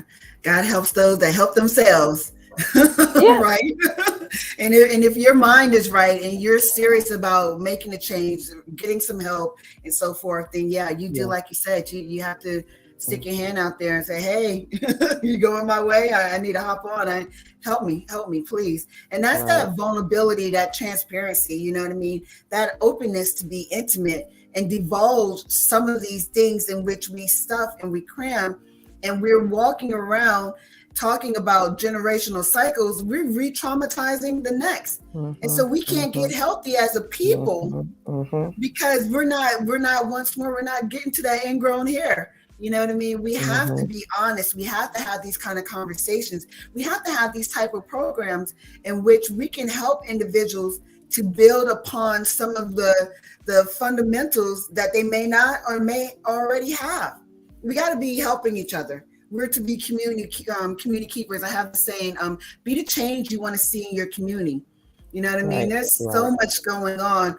Pick a cause. You know what I mean? It ain't just about you, your household, and your circumference. You know what I mean? Learn something else that's going on and pour into that. You will be surprised. And you know what? At the end of the day, we want to hear God say, well done. That's it. That's it. Good job. Right? That is it. Thank you so much. Angie, you got any more questions for us back there? Ooh, I'm trying to get them all out. This person, and I needed to text her back to clarify. This person wanted to know, how can I help my child? And so my response was, help your child with what? I'm thinking she's wanting to know how to help her child with mental health issues, but I'm just waiting to get that response. So while I'm waiting for that, anybody got any suggestions? Any advice? Resources. I think Maisha. God, Lord Jesus. Maisha. Maisha. You said it best. Google it. Go on the internet, and look up sources in your community. I mean, we used to use the telephone book. Now it's Googleations. All right, go to Googleations and find it, and y'all whatever, and follow through with it. Because I think sometimes it's the follow through. They say the fortune is in the follow up. The fortune is in the follow through. Just and being in it for the long haul. Because I think, and I'm not speaking, I don't have children. I can't speak to that. I can only speak to what I've seen. And a lot of times people are overwhelmed with life's everything. I got to go to work. I got to do this. I have to do that. And so if they feel like it's all on them, they even if the resource is there, they might not follow through because they feel it's all on them. But they still have to make time. I'm a mother. You still have to make time for what it is that you want, or what it is that you want help for. Saying that all of those things are really just excuses to not do. He said be doers, not just of the word, but be doers of everything. Right. And you have to do the work. It's not going to be easy. It's going to be overwhelming. But when you get to the other side, you're going to have a praise in your belly that can't nobody take away from you. Yeah. Come on now. Yes. And for the mom, and give her our website, if there's anything that we can do. I am. And earlier I put up a suicide hotline banner, the United States suicide prevention hotline. Call 988. She did write back. She did say that bullying has now led to depression in their child. And I do appreciate what Maisha said. The church is not going to be the answer. The church is the foundation of our village. So we got family over here. We got medical people over here. We have to incorporate the entire village, especially when we're looking at raising our children, because they have to know who to go to. At the top is God. They have to know to always go to God, but sometimes they're going to have to crawl up that pyramid of, this is my family. Let me see what my family says for me to get to God. This is what the medical professional and the legal, we got to teach them to reach to God, but in the process, they need that foundation. And so she is, she's devastated. And she also texted me back and said, thank you so much for this on Mother's Day weekend. Thank you so much. Absolutely. We'll see what we can do to help that mom kind of drill down and look at some adult wraparound services. If Maternal Matters Favored isn't it, we have a pocket of individuals in which we can resource her to. Yeah, and I think Chi Smith is a therapist for the youth also. You can look her up on Facebook or www.hhearts.org, I believe is the website for that. And the other thing that I told the parent is check with your healthcare provider, because I was asking her, do you have health insurance? And she said, yeah. Check with the healthcare provider, because a lot of times that's covered under insurance, which again, I think has happened in my lifetime. I don't think insurance used to cover that. They used to make it hard for people to get, mental health, behavioral health, and substance use services covered underneath insurance companies. I mean, even still right now, there's a lot of limitations and caps that they have in place, and they're working through the policies to kind of enhance that. I know that Sam's recently released some fundings and programs for individuals just because they get it.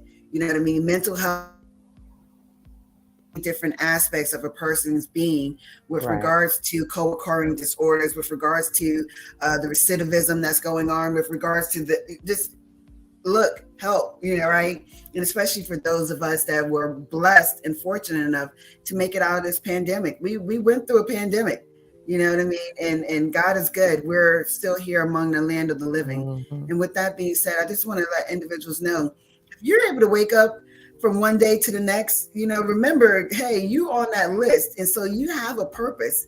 You know what I mean? You need in this world kingdom work. Ladies, I don't want to hog all of your day. I thank you so much for your time. Regina, how can people get in contact with you? Well, you can reach me on Instagram, PK Sensation. That's my handle. I would say that's the best way, and connect with me there on the IG. That is wonderful. Thank you so much. Thank you. Thank you. I know we're having some internet connection issues. So, Pastor, before you leave, if you could put all your contact information in the private chat, then I can scroll it down at the bottom of the screen, and I'm going to let you go. Maisha, girl, thank you. It's not a problem. I appreciate you for popping in when you did. Thank you, thank you, thank you. Now, I know we have another kind of a break coming up in just a little bit. Before we do that, we got some housekeeping things that we want to let you know about. If you want to watch us on Facebook, just search for the 24-hour broadcast. Angie B Productions is airing us live. Moms in Ministry is airing live on Facebook. Moms, the letter N Ministry is airing on Facebook. Search for the 24-hour Maternal Matters Favored, 24 Hours of Favor on YouTube, and you'll see it. And then look for Angie B Tour, AngieBeeTour on Twitter. Okay. Got just a little bit of a video that we're going to play. I understand that our next guest, Dr. Marceline, I hope I'm pronouncing your name correctly. She is waiting backstage, and we're going to bring you in just a minute, Doc. But we just do have just a couple of videos that we want to show you, because these people have truly supported this broadcast. So hold on just a minute, everybody, and we'll be back with more of our 24-hour broadcast. Praise the Lord.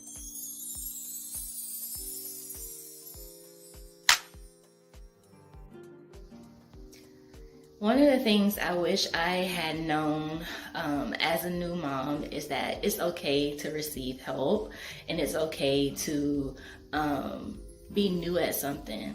I put so much pressure on myself to know it all, or to do the things, or not ask questions, for fear that would mean I was like an irresponsible adult, or that I don't know my child, or that I don't know what I'm doing. And the matter of the fact is, it didn't take away from my worth to be able to ask or receive help, or research things, join groups, ask questions. So giving myself the grace to just be new and learn something is something that I wish for you, to give yourself permission to not know it all and to be new at parenthood or motherhood.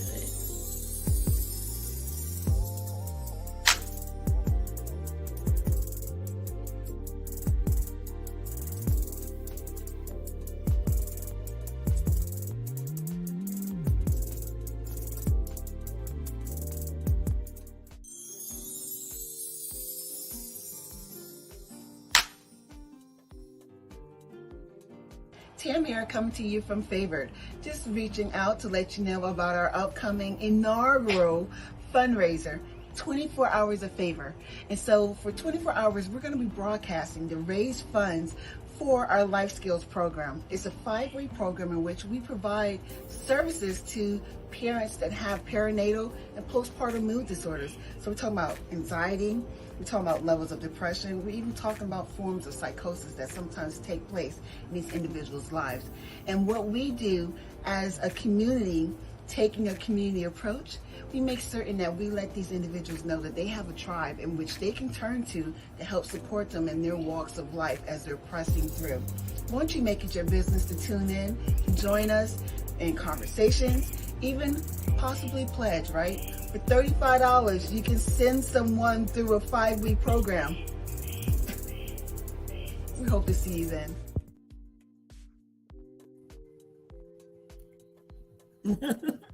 Oh my gosh, we are here. We're going into our 5th hour. I can't believe that we are in our 5th hour live broadcast going on. We are, Tam, and I'm going to put you backstage for just another bit. We had a couple of people to say that your connection is a little blurry. So your voice is coming in and out, and your image is coming in and out. So I'm going to try to bring you back in and see it. Nope, it's just that time of the day. It's like 3 p.m. All the kids are awake and they're all online. And so, Tam, I think I'm gonna do this. I'm going to give you a little bit of time to maybe reboot or check your router. And I really want to talk to your guest if she doesn't mind putting up with me until I can bring you back in. And the Doc, tell me about you. I mean, when I know we're supposed to do an official, reading of the bio, but Vivid Minds Mental Care, that did something to me, because when you're in the throes of depression, everything is cloudy. I need stuff to be vivid. I need right. And that's it. Tell me about you and tell me about the mental care and talk to me. Well, my name is Dr. Marceline Gurley. I'm a dual certified family and psychiatric mental health nurse practitioner. I have now been practicing since 2012. And let me tell you, it has been an enlightening journey for me. And I have enjoyed every step of becoming who I am today. And a bio is cool, but Tam will know I can care less for the bio. I like to relate with people and let people know it doesn't matter who you are, it doesn't matter what you've been through in life. We've all have had some sort of battle with either self-esteem, anxiety, depression, feeling disconnected, feeling without value or worth, particularly when we are moms, new moms, My story is quite untraditional. I suffered from infertility due to a disorder called PCOS, polycystic ovarian syndrome. So it took my husband and I some time, actively trying failed medications, to have our first baby. And we are blessed. We do have 2 babies now. I have a 2-year-old and a 5-year-old, excuse me. But it took some time to get there. And during even that pre baby stage, going through all of that, I suffered with a lot of anxiety. I suffered with a lot of depression as those around me were becoming pregnant. They were having babies. They had the dream family. And here I was like asking the Lord, like, what did I do wrong? Why can't I not conceive? And yes, I did conceive my son, and our birthing my son was one that I actually tried to forget the process of birthing, just because we had so many difficulties getting him here. He was a bit early, and we also had to do crash C-section. All of that plays such a part on your mental health. And you're scared, your family's afraid, and it became a part of me that I attempted to forget. But although it was the joy I had been waiting for. And soon after, my husband is a professional musician, and he left when my son was about 6 weeks old. So I was alone at home with the baby I prayed for, finding myself to be down and sad and with a lot of anxiety because of the different things that he had suffered from that kept him in the NICU, and really got lost in a lot of sadness, but didn't identify that it was sadness. What did you think it was? I I just thought you're tired. Yeah. I'm tired. I'm your mom. I'm breastfeeding. I'm trying to do the Instagram mama for newborn babies. I'm trying to get them dressed and take their daily pictures, but I wasn't taking care of myself. And there was nobody there to actually, pay attention to me and my mommy needs to say, hey, you're not yourself. Ooh. You're not yourself. I would find myself crying. Right? I would cry. I would watch my baby that I prayed for scream. He had colic and all this kind of stuff, but I was so down, I would let him cry. And it wasn't until a dear friend came over to my house. It just showed up. So you have to, new mamas, have people in your circle who can just show up. She just showed up one day and she's like, listen, you're going to go upstairs. You're going to take a bath. You're going to go to sleep. I'm going to cook your dinner. I'm going to take care of the baby. You need to rest. Don't call and say what you want to eat. Don't call and say I'll be over at 3. Don't call, because they won't answer the door and they won't know. You right. They got to show up. And I looked at her like she was crazy.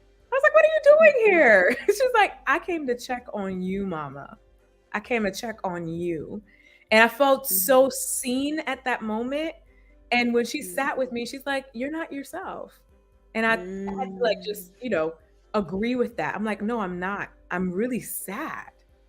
And just sitting with her, I actually had the opportunity to connect with someone to let me know that what I was experiencing as a provider was blues. Wow. What the mo folks say? Physician heal thyself. Right. I guess physician got to diagnose themselves first. Yes. But you can't see it, right? When you're in it. You can't.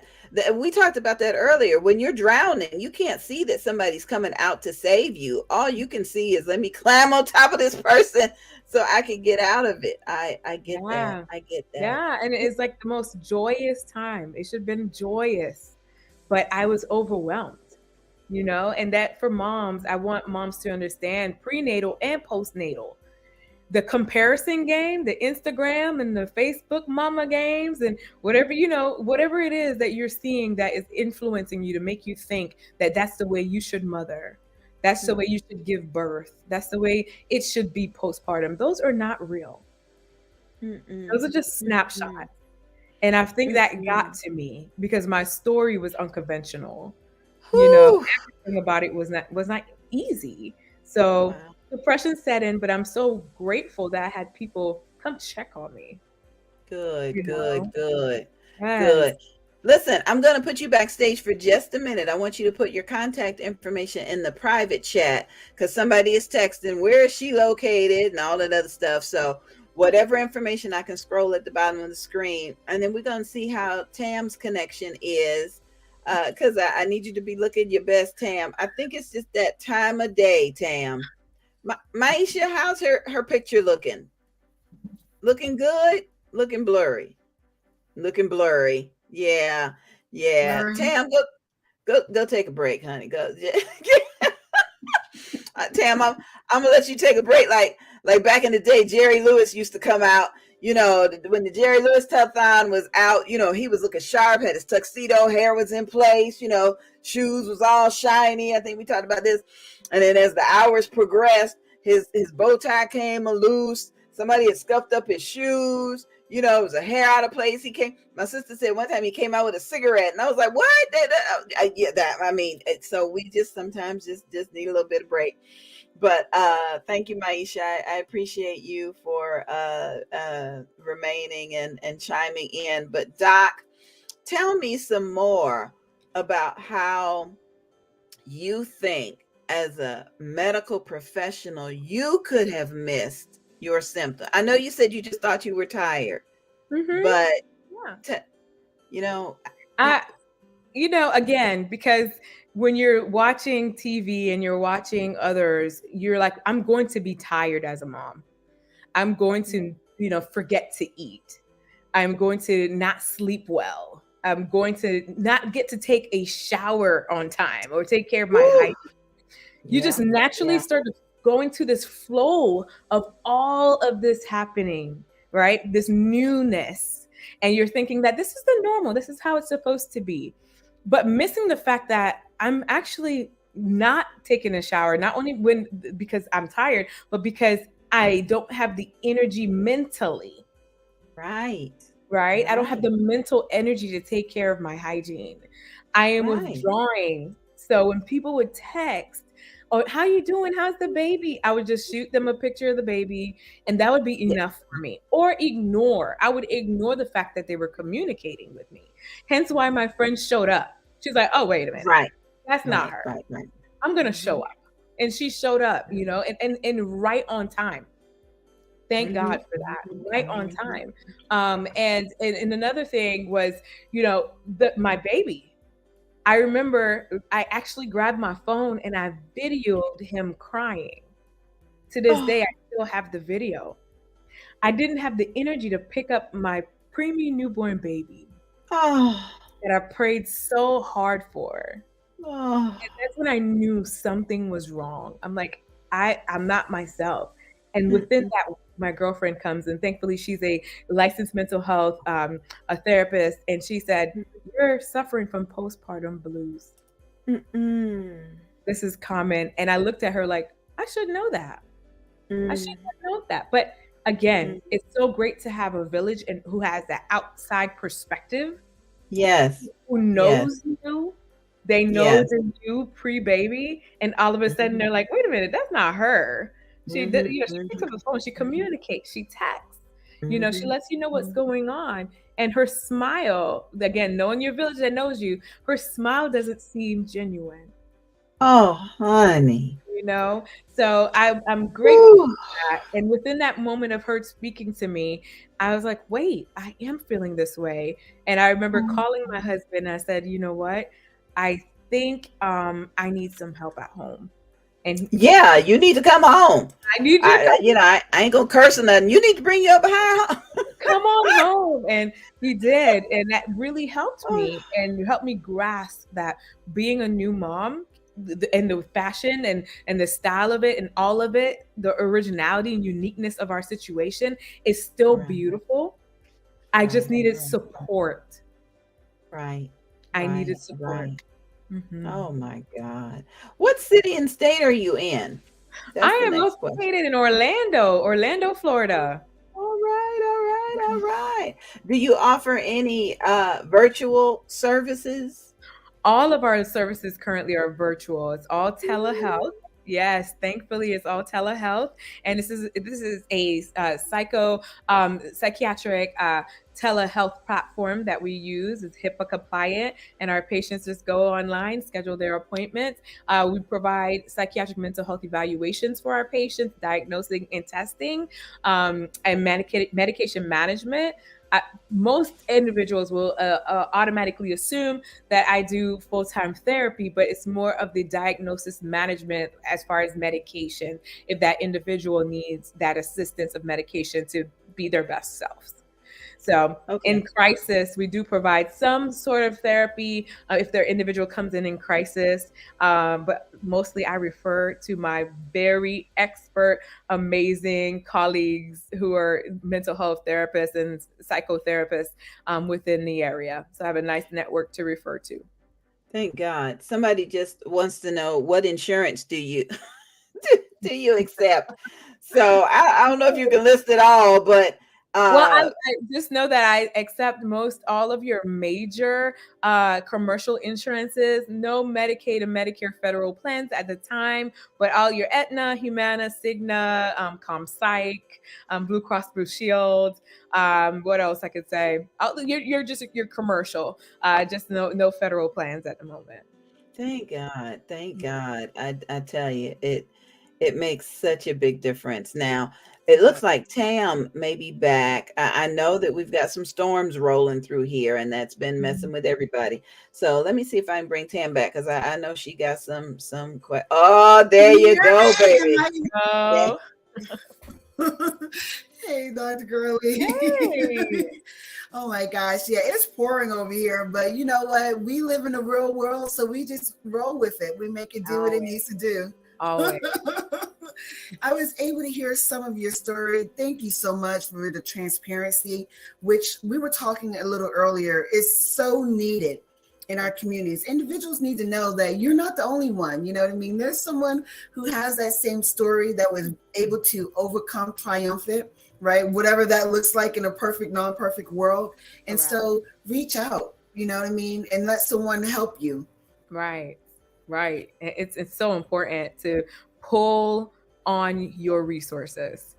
Pull on, and that could be your neighbor. Hey, I'm not feeling my best self. You don't have to divulge, but you can say, I'm not feeling my best self. I need support in this area. I need to be heard. Sometimes just being heard and getting advice that is appropriate for the moment, it's effective. It helps with the start of the healing process, right? And as far as also acknowledging, sometimes when we hear things, we might not acknowledge it, but at the moment when someone else is speaking to us, like, wait, that is a problem. That part. That's a problem. I'm not myself. I need help. And having those individuals be able to point you in the right direction to get the support you need so you can be that best self, for your family, for your new baby, for your community, and the community needs you. They need you at your best. Yeah, a lot of good information here. And when we're talking about how we're unpacking this, right, and what we're doing to combat it in our communities, what are some of the community programs and policies that you believe we may need to relook at that and make some changes? There are tons of community needs and resources. First of all, we need to plug into our local pregnancy centers. We have to call on them. They have slews. There's slews of them. There are many in Apopka and Maitland, in Orlando, that they have those resources readily available for women who have issues, first of all, with their mental health, as well as for supporting them postpartumly, diapers, formula, whatever is available for them. Because sometimes a lot of the mental health struggles may even start because of a lack. They don't know how to provide for their baby. They don't know how to go back to work. Or they start thinking about, daycare costs. All of those are, I can't even get the word out, right? They are nuances of being a new parent, and there are pressures of being a new parent. And they can cause you to be depressed and have anxiety. And as far as also, who's going to care for my baby? Can they care for them as better than me, or as good as me, or pay attention to their cues? These cause mental stress. And hence the start of postpartum, depression, postpartum anxiety, and may to lead into some kind of psychosis eventually if we don't pay attention to it. If left untreated. You hit on something that it seems to be a trend in the conversations that we've had today with regards to, we got to get to the root. You know what I mean? You can't just throw a Band-Aid on something and be like, oh, there you go, get back out there, kind of a thing. And that starts actually with us being honest and open, right? With these programs being readily available. If someone's in crisis mode, you know what I mean? You can't tell them, we can't get you in until 3 to 7 days, kind of a thing, right? And some of these well-oiled community organizations, these healthcare systems, and when someone is going through it, the next thing you know, you have someone who's Baker active, and they may have just needed some kind of one-on-one counseling or something to that effect, or attending a support group and so forth and so on. And so when we're out here and, we're all are Christ believers, right? And we're talking about, we're doing kingdom work. What your organization does, and I know that you also have a few other ones as well, is kingdom work. And we're working to enhance the well-being of individuals. And so it's our hope that people are listening throughout this broadcast. We're here in hour 5, that, you realize that there are scores of people who get it. You know what I mean? And here we have Dr. Gurley, who's a provider, a clinician. And she's like, look, I went through, you know what I mean? This thing does not discriminate. Not at all. Postpartum, perinatal, anxiety, depression, psychosis. We listened to a clip earlier, Dr. Gurley, with regards to a dad who was overseas, and he was talking about some of the things that he was going through, and just trying to, dissect the fact that, oh my gosh, I'm this new father. And looking at those numbers and things to that effect. What are other ways or some of the ways and tools in which we can possibly provide to our parents?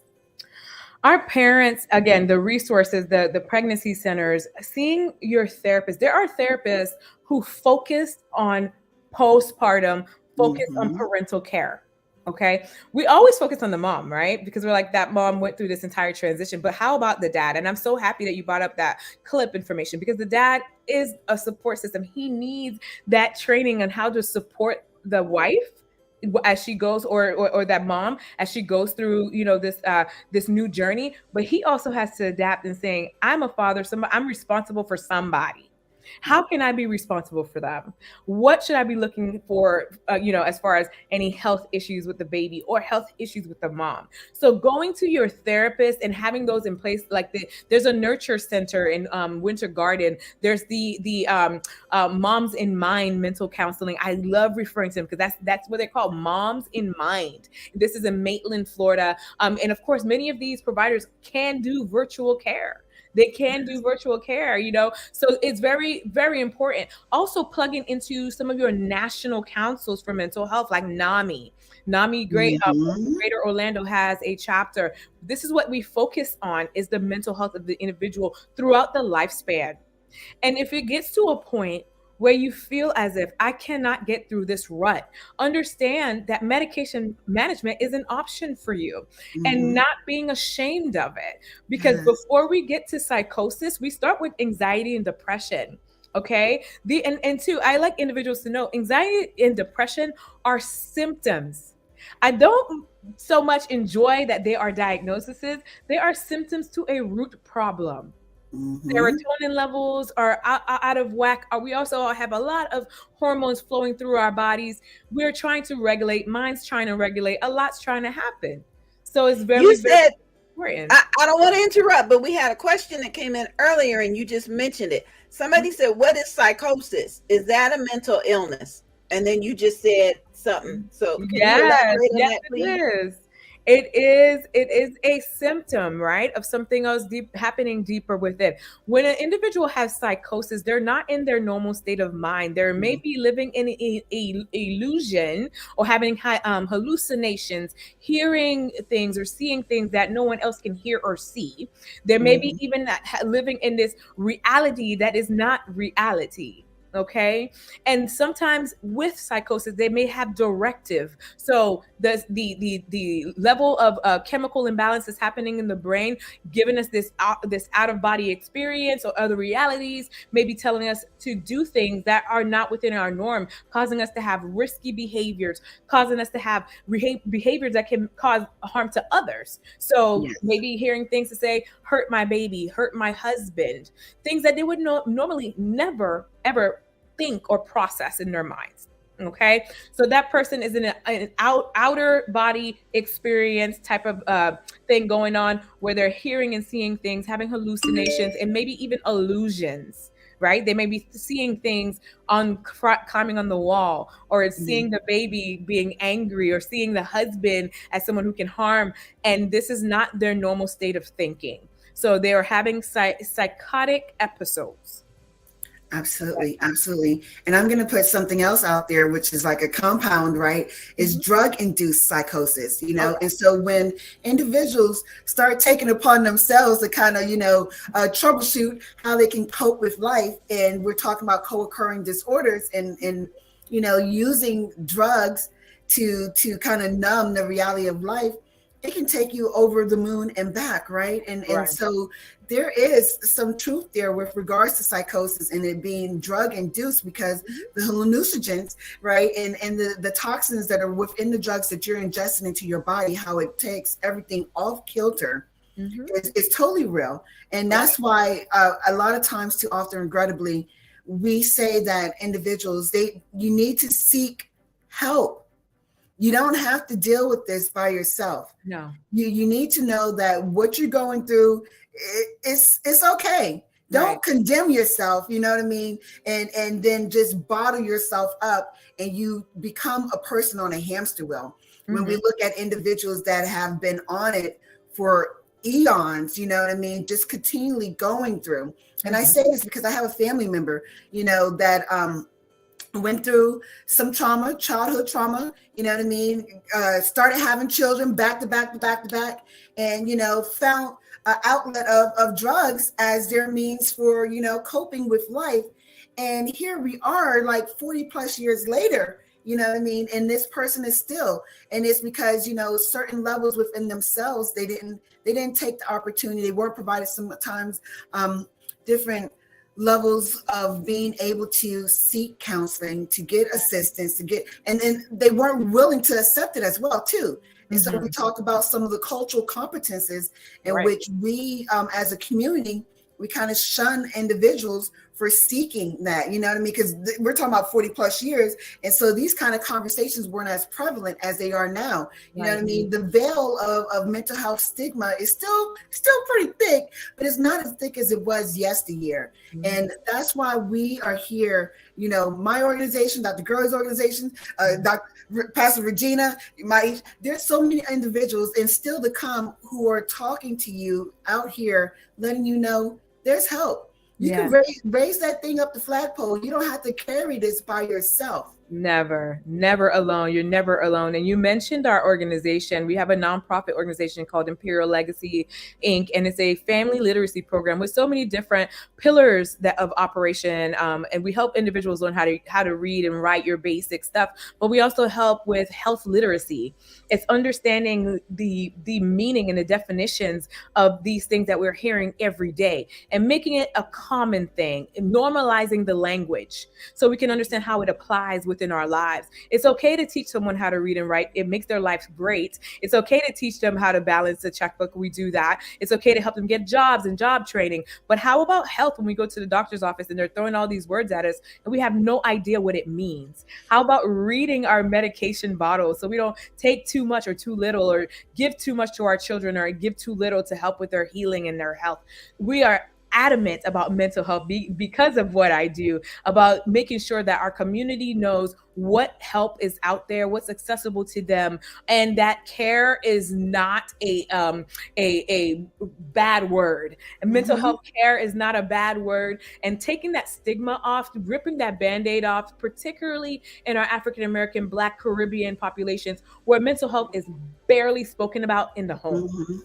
Because it's such a taboo. Like, we're not going to talk about that. Where everybody's just going to keep. I always heard people say, I had that uncle, I always had a cousin, but nobody could put their finger on what was actually going on with that individual. So it's time for us to put our finger on those individuals and give everything a name so we can help healing to start. Doc, Doc, we have another question that came in, and they said, can you see mental illness in blood work? I'm not sure what that means. Great question. I love that question. I have to tell you, no, you can't. You can't see mental health in blood work, but there are factors that can affect our mental health, like your basic things like low iron levels, low energy can cause depression, vitamin D deficiency, magnesium. Vitamin D has to do with a lot of your mood stabilization. When you're deficient, which most of us who have darker melanin in our skin, we don't go sit in the sun. We're like, this too hot out here. We don't have natural, vitamin D levels from the sun or from even our milk products or our green vegetables. So we have to supplement. So in turn, long term, start to have vitamin D deficiency, causing depression, lack of energy, even some levels of psychosis because of depression. Right? So when we see low vitamin D levels, chronically low vitamin D levels, we will have to ask about their mental health right away. How are they thinking? How are they processing life? Are you in your reality? And of course, magnesium helps with sleep. Many who have mental health disorders have a problem with sleeping. The first thing is, I can't sleep. So they have anxiety with sleeping. They're having, all depression will keep them awake all night. we check magnesium levels, it's super low. We start supplementing with magnesium. We start having individuals who rest well, who have less anxiety.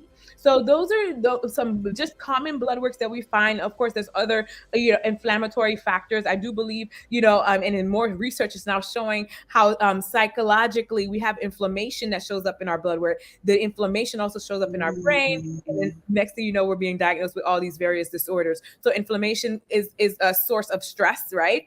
Caused by stress. So there's more science being developed behind that. But that's a great question. I love that question. I get it all the time. Can I get it? Can I just get some blood work and it'll tell me what is going on? No, not necessarily will give you the tell-all be-all of answers, but it is a symptom. We have other labs that are symptoms of individuals that correlates with their symptoms. I'm sorry, if they have depression, and we check their iron levels, we check vitamin D, we check their magnesium, and it's super low. And even something else, like, and many people don't even test for this, but it's MTHFR. I know I'm throwing out some things, but I want my people to know, I want us women to know that these things do exist. So when those words, again, I'm big on health literacy, right? MTHFR is a gene formation. You typically wouldn't even know you have a lack in that mutation, or you have a reduction in that, unless you're trying to take medication or have other things showing up and nothing's working. So we test for that. And now we're seeing individuals with MTHFR deficiencies, and they're taking different types of meds. Nothing's working. We check that, and we give them the right vitamin for that, which is a methylfolate, which is a folate type. And we take care of depression, with a vitamin.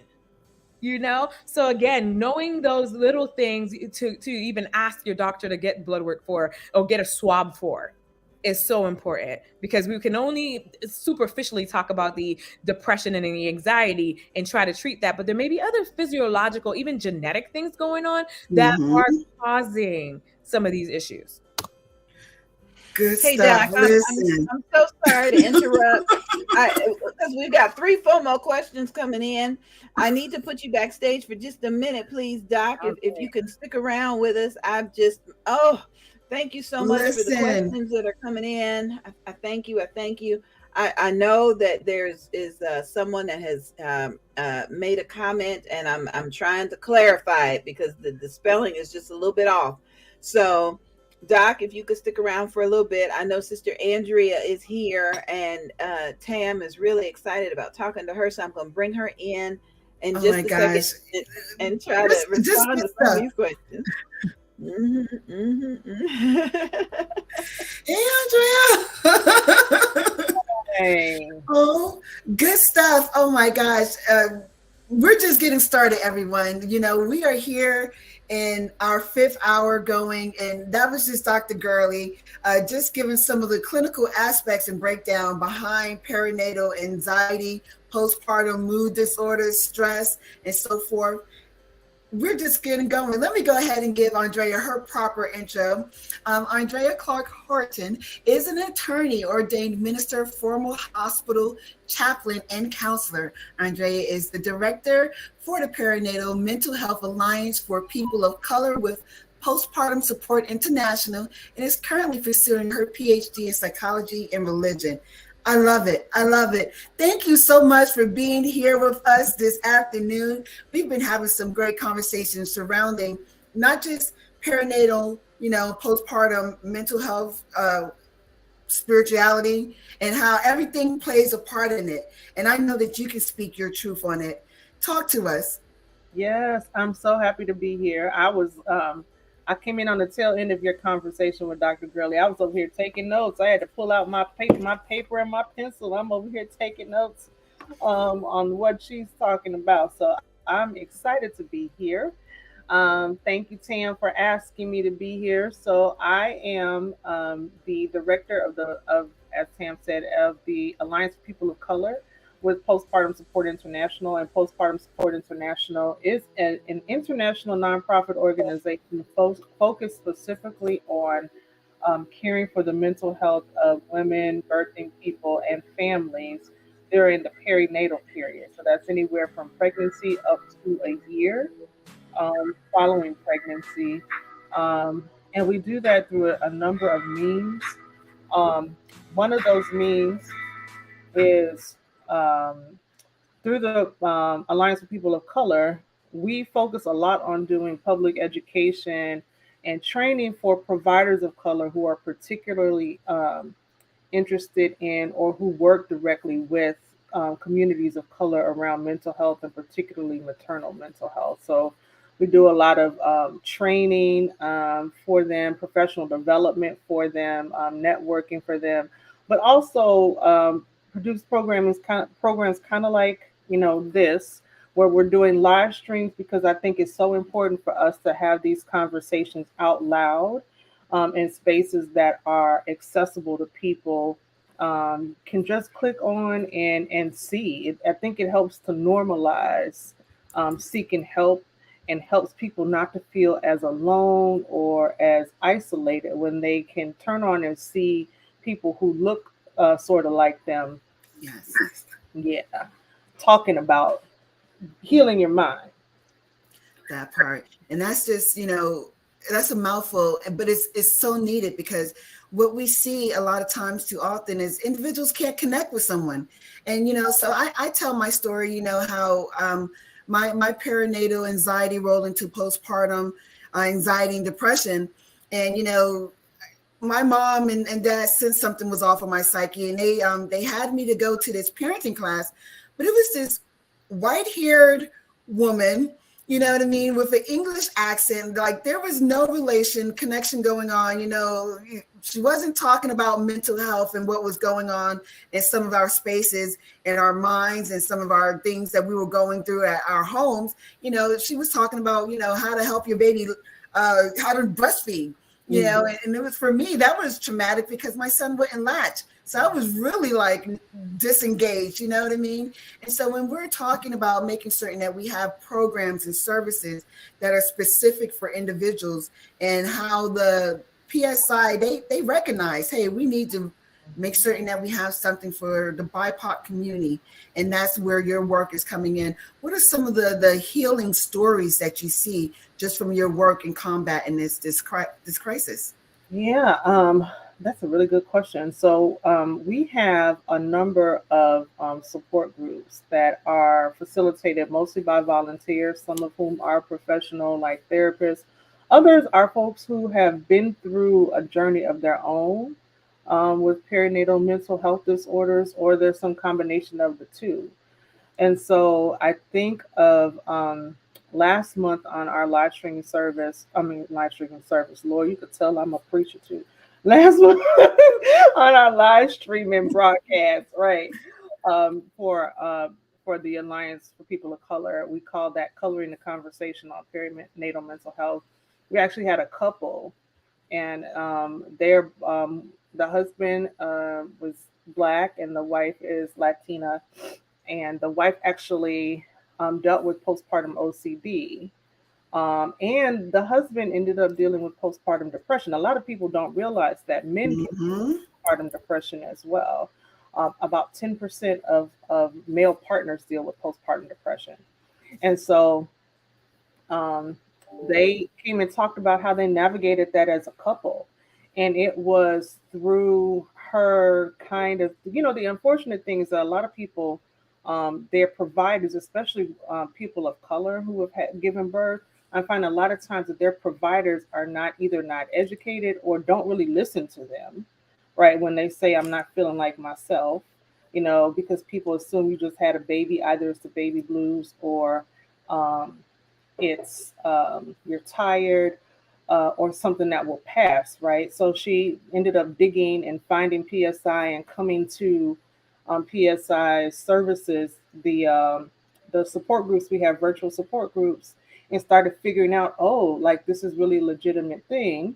And so through those support groups and then finding her own therapist, she was able to really come into a space of healing, but also help identify some things that were going on with her husband, and say, husband, you might want to check out, they have a group for men, and you might also want to see your own therapist.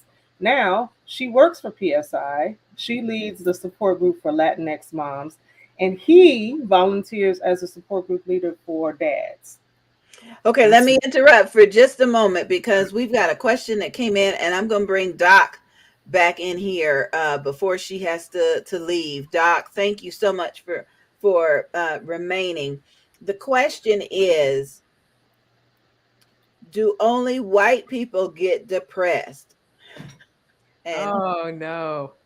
Doc, I'm kind of hoping that you can say something before you have to leave, and then No. Listen, depression, anxiety, bipolar schizophrenia does not discriminate. No. It does not discriminate. It is a I mean, I'm trying to use right words here, okay? If I tell you that it discriminates, I'm telling you that we all don't get the common cold. Okay? If you put that into perspective, you understand that all mental health disorders are such as what we just went through as we went through the pandemic in 2020. Any and every one who breathes, walks, and lives can suffer from any and every mental health disorder, depending on genetic makeup, depending on social economic standards, depending on a slew of things, right? Experiences and traumas can suffer from depression, anxiety, and the entire gamut of what we would call the DSM. Okay. No one is exempt from mental health struggles. No one.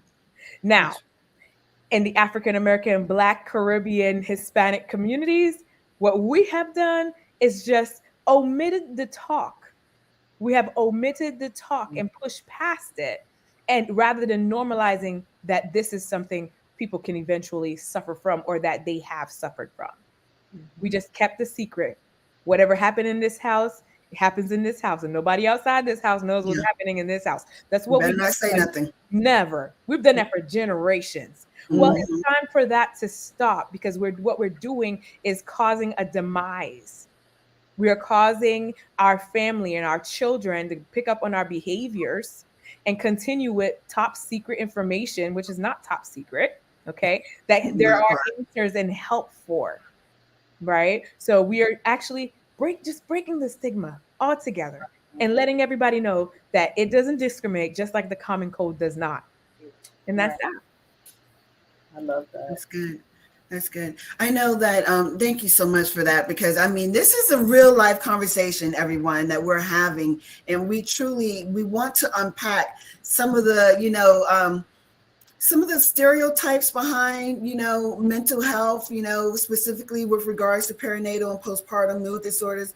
We want to unpack some of the don't tell, don't say nothing kind of a, mentality that we had of yesteryear. And I want to say yesteryear because we see now it's more prevalent where individuals are raising that thing up the flagpole and saying, hey, something's off with my psyche. I need some assistance. I need some help.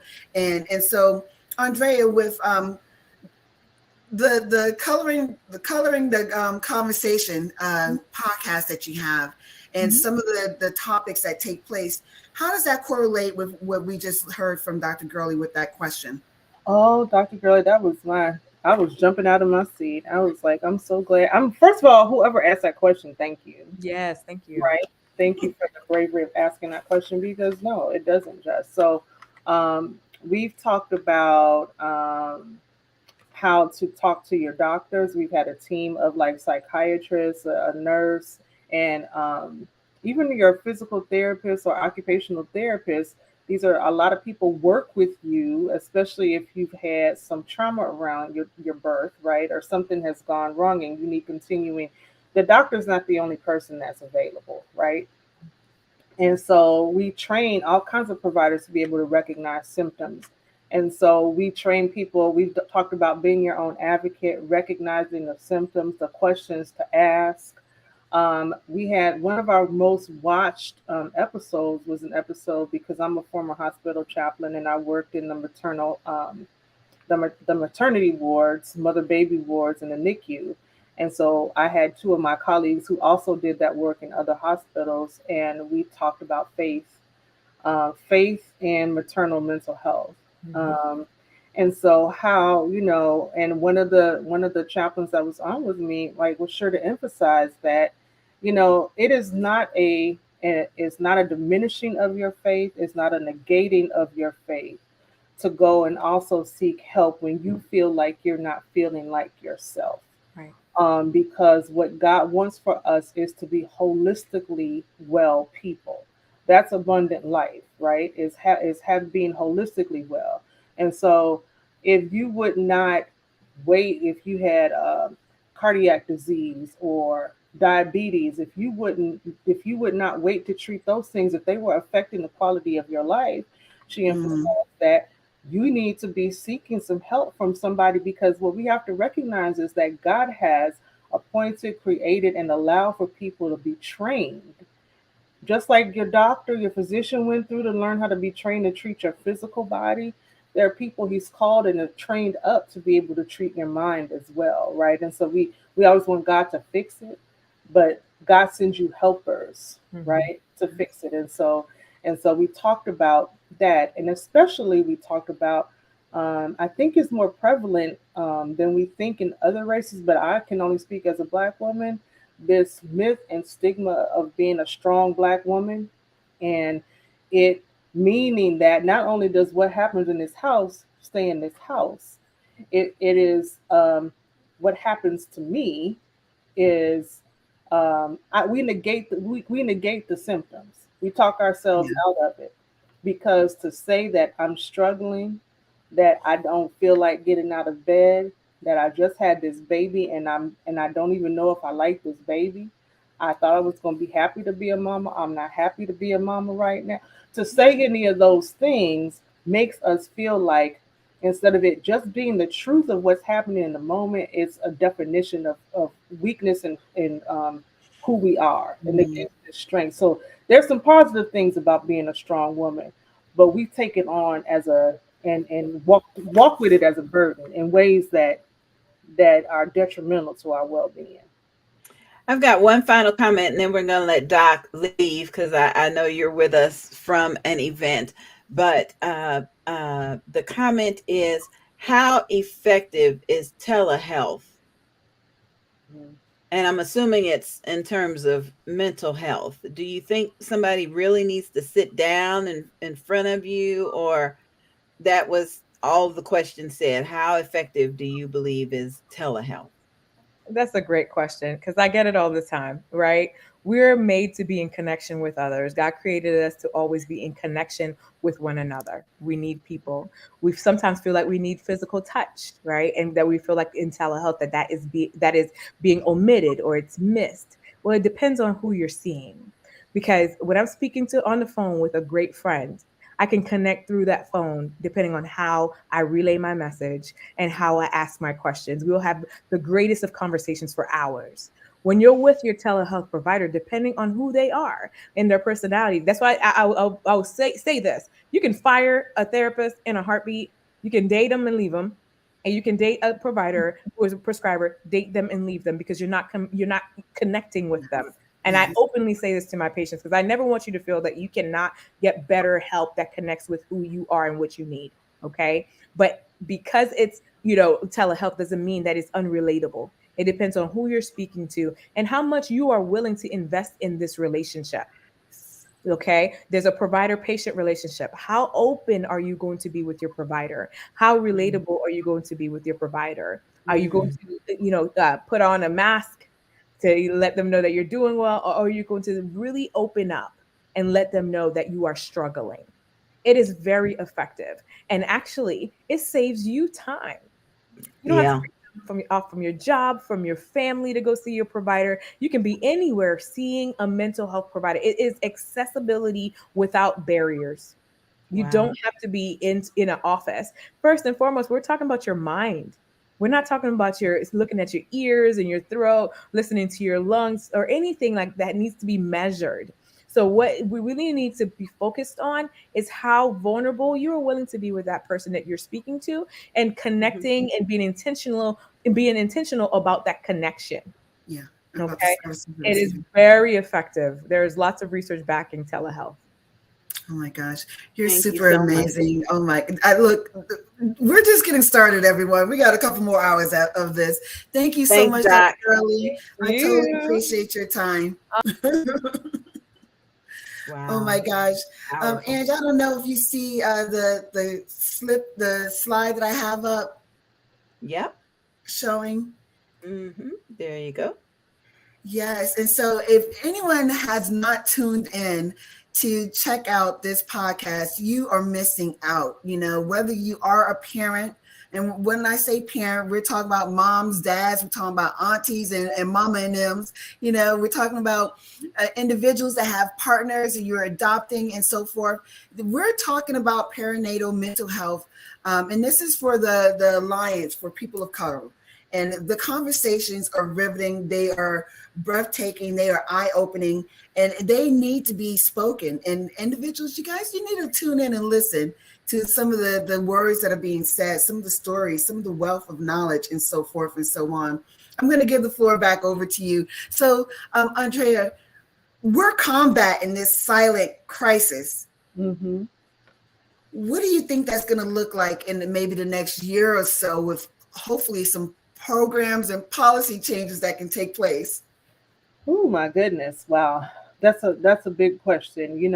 I think that one of my dreams is what we do know, and what we know from research now is that postpartum depression is a leading cause of suicidality and death by suicide in women in the perinatal period, right? What a lot of states have not done is so that we can get a better idea of how many. There's a very limited definition of what maternal morbidity is, or it's a definition that does not always include death by suicide due to a postpartum mood disorder like postpartum depression. And so the great hope is that there would be this sweeping reform of legislation and some cleanup of local statutes that recognize that as a cause of death, so that we can get a better idea of what that maternal mortality rate really looks like. My other dream, I think that the White House has a really amazing task force through their office of their collaboration with the Department of Health and Human Services Office on Women's Health. They have a task force that's specifically focused on maternal health. And so to have resources targeted at communities of color that would speak to the issues and some of the barriers and speak in a language in ways that people of color, different communities, we're not a monolith by any means, but speak in language that we understand about what this exactly is. Because when you say perinatal mental health, or you say postpartum mood disorders, to most people, they don't know what you're talking about. And so the awareness is a huge thing. And so just as we see awareness campaigns for other things, as we're watching, TV, and as we're riding around on the buses in local cities and all that kind of stuff, the awareness has got to be brought. And my personal passion is that we start to train and have conversations inside faith communities about what this looks like, and how do we train faith leaders to accompany and walk with people, and not try to shut this down, like shut down people expressing what they're feeling because they don't know how to deal with it. Try to shut it down with platitudes and all the other kind of religious things that we do, instead of being able to really accompany people through this really difficult time. Yeah. Historically, regrettably, that's been what it is. You know what I mean? And you don't speak about it. And this conversation is what is null and void. Just when we talk about folks that need assistance and when they need help and they actually do raise something up the flagpole and it's ignored, and how that can kind of shun them from even asking about it again. And what that looks like inside of the church walls and so forth. We have to make a change. And this is my plea out there to everyone that's watching, anyone that's watching, you know what I mean? Especially if you're an active leader in the church, if you see something for a person, embrace them, you know what I mean? Love on them. Don't shun them. Don't make them feel like less than, because at the end of the day, you're you're defeating the purpose of what we're supposed to be doing here on the earth. You know what I mean? And I'm saying it over and over again. We're here doing kingdom work. You know what I mean? God has given us certain talents and skill sets, and we're to use them. We're to help the next person, and what we go through is our assignment, and at the end of the day, we cannot limit ourselves by putting us in a box that we're not able to help the next person. We have to tell that story and so forth. And I just want to emphasize that if you are a faith leader and somebody comes to you with something that aren't equipped to understand, you don't know how to help treat on the mental health side, that there's no shame in you not knowing. That you can say, we can pray together. The thing that led me to the church where I was for about 13 years, the thing that led me there, I came there right after having lost my second child, my second pregnancy. And I was so overwhelmed and with my feelings about that. And I was talking to the pastoral care pastor, and he said, you know what, we can work through the spiritual aspects of this, but you need to find a trained mental health counselor to work through this other part. And it's how I knew that that's the place that I wanted to be, because it's not an either or, it's a both and I can't stress that enough, right? And so if you are a pastor or a faith leader and you feel like this is outside of my depth, I don't know how to tell people what to do, you can always encourage them. But there are people that God has trained up and called that will help you be able to navigate this part of it too. Absolutely. Absolutely. And that's what we're about at Maternal Matters Favored. We're a ministry, and, it's our duty to make certain that, through our support groups, you know what I mean, through the opportunities for one-on-one counseling, and even with the deployment of this new life skills program, that, we're able to pick up where another professional, clinician, provider, clergyman is not able to carry out, right? And once more, it's all about a community approach to providing a holistic enhancement to a person's life and so forth. And so this is what I love about Postpartum Support International. This is what I love about being a part of the Alliance. I do want to go ahead and say that I am one of the regional chairs. I represent the Central Florida community, just with regards to being that connection to getting those resources that trickle up from me over to the Alliance, that trickle up into Postpartum Support International, because this isn't just a small thing. This thing is global. It doesn't discriminate. You know what I mean? It doesn't matter what your race, your age, you know what I mean, your income level is. It don't matter where you're at, stationed all over the world or whatever have you. We are human. You know what I mean? And we go through emotions and so forth. And so we want to make certain that you understand once more, we're here riding this thing out for the next, I don't know how many hours, right? And we want individuals to know that we got you. We're your tribe. Go ahead. What were you going to say, Andrea? I was just going to say, I'm so impressed and so thankful for your obedience to what God has called you to do in this moment by doing this. Miss Tam, and we need more conversations like this. We need more people that are brave enough to ask the questions. I'm thankful for all of the questions that are being posed today, because this is really what we do as folks of color, is how we learn. We learn from one another, right? We learn from each other. So yes, I'm thankful for what you've done. Absolutely. Thank you for that. I totally appreciate it. Everyone, we're here. We're talking through perinatal, postpartum, anxiety, depression, psychosis, OCD. You know what I mean? What does that look like for you? What does that look like for someone you may know? And what resources, what can we do to help you? And I just want everyone to know that, listen, we are so grateful to our speakers for being here. Andre, how can anyone get in touch with you before you have to run? So you can reach out to me via email at alliance@postpartum.net. That's alliance@postpartum.net. You can go to the PSI website. It's postpartum.net, and go to the Join Us tab, and you'll find the link for the Perinatal Mental Health Alliance for People of Color.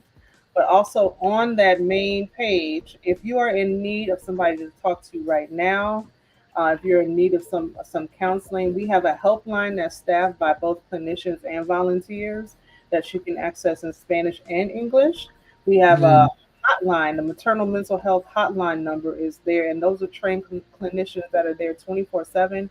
And so even if it's not, you're not the person that's dealing with something around perinatal mental health right now, but you have a loved one or somebody you're concerned about, you can call and access those services 24/7, right? I just want you to know that healing starts with help, and that you're not alone.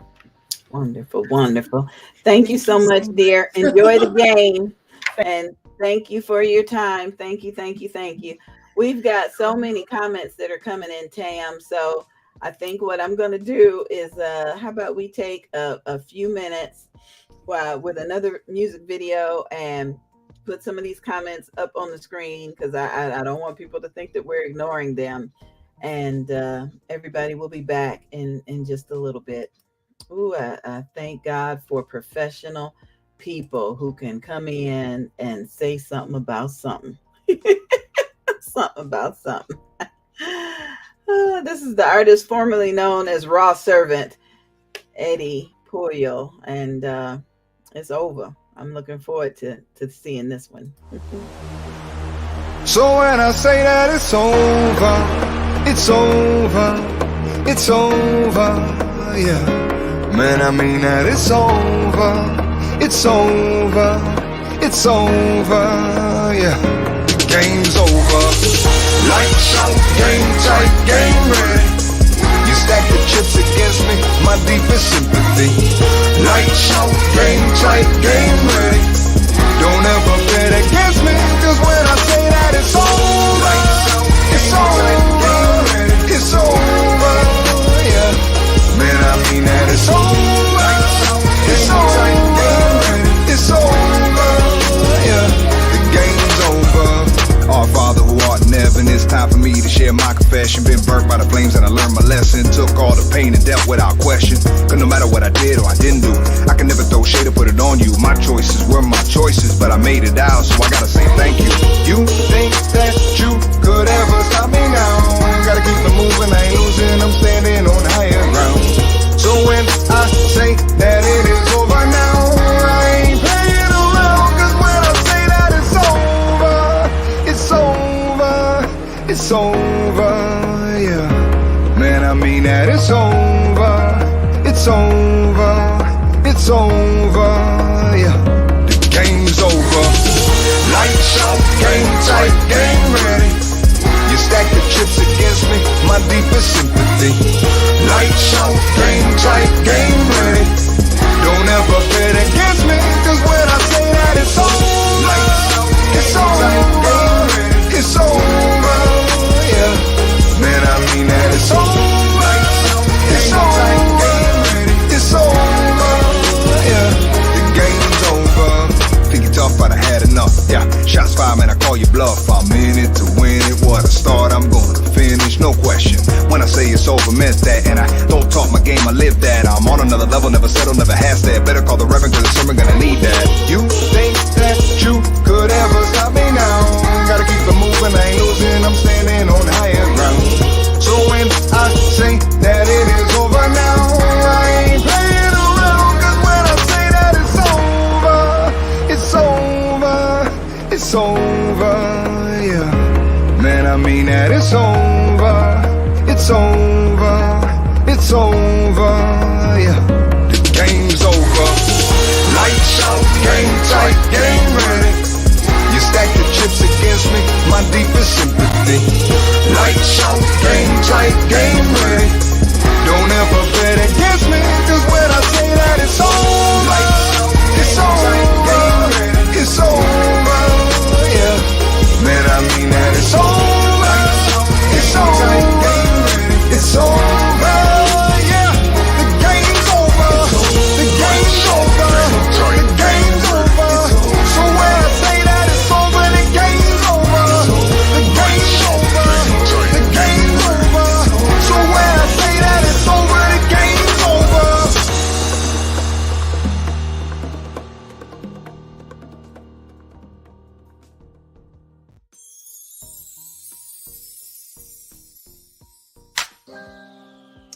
Hello, my name is Maisha Marie Langry, and I'm coming to share what I learned about parenting.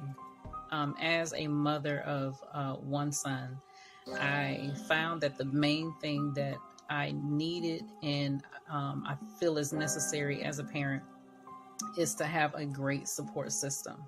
And I know many mothers that have to actually create support systems. They have to make strong and healthy connections with other mothers, other families, because sometimes they may be far away from their biological family, so they may be out there kind of going on the journey alone.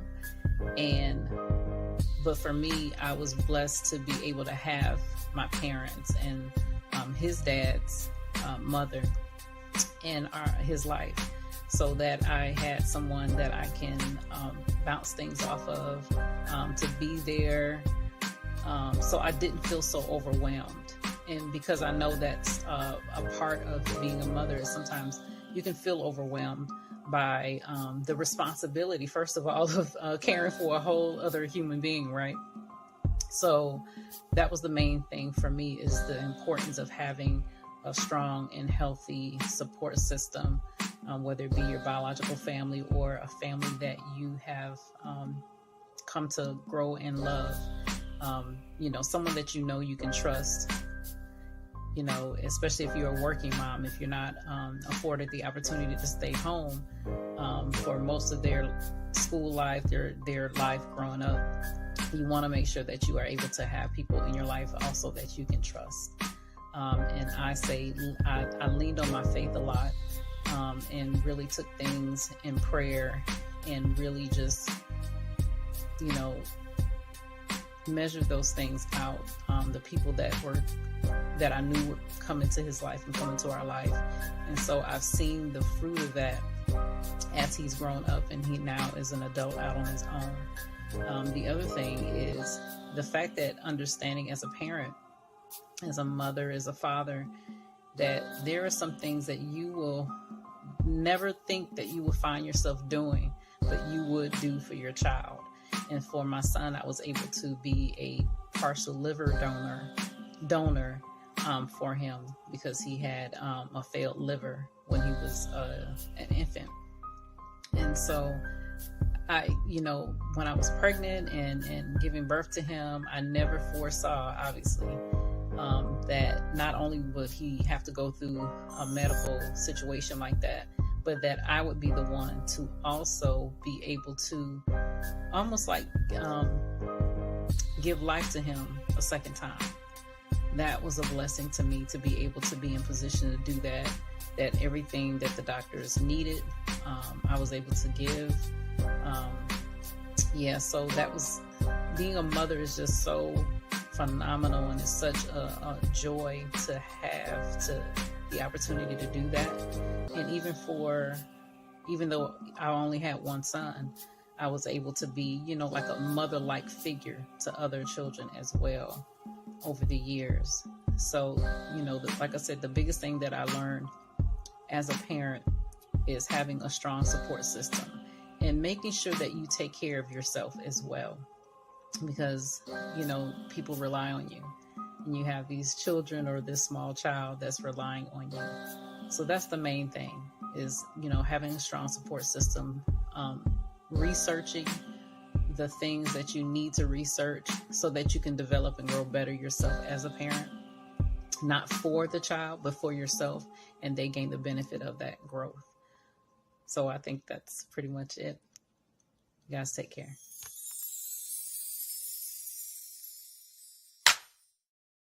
Pastor Mary Hope cordially invites you to attend the Women's Conference, June 9th through 11th, 2023, in St. Augustine, Florida.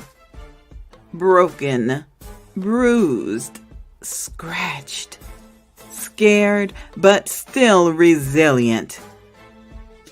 Based on Genesis chapter 2, verse 22 through 24, I was made from bone. On Friday, June 9th at 2:30 p.m., the topic is bumps and bruises. presented by Pastor Regina Johnson. On Saturday, June 10th at 2:30 p.m., the topic is Scared and Broken from Dr. Teresa Carlton. And on Sunday, June 11th, 2023 at 2:30 p.m., the topic is Resilience from minister and therapist Kinsey Elaine. And on Saturday, June 10th, your MC is me, Evangelist Angie B. Your host is Pastor Mary Hope. The address is 1855 Prunier Road in St. Augustine, Florida. It's all about Jesus and Me Incorporated, the teaching ministry. Broken, bruised, scratched, scared, but still resilient. Promotional consideration provided by Angie B. Productions.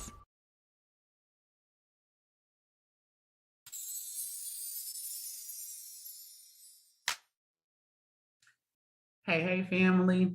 It is the first Wednesday of February, and I'm excited to be back with you for another Lunch and Learn. This week, we are going to chat about anxiety.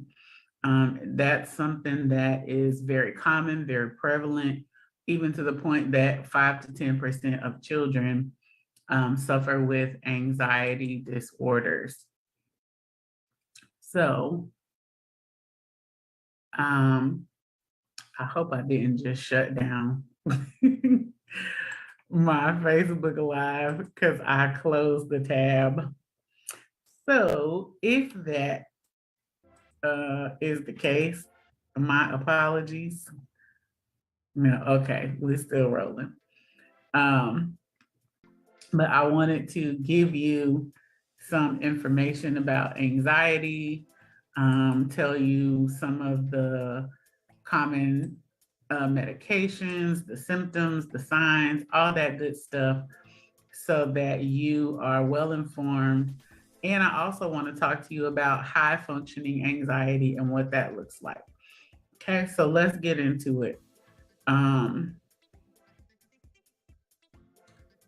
First of all, anxiety is a fear or worry, or set of fears or worries that something bad is going to happen, that bad things are around the corner, or a fear or worry that is too intense or strong for the situation. So being worried about something, extremely worried about something that's minor.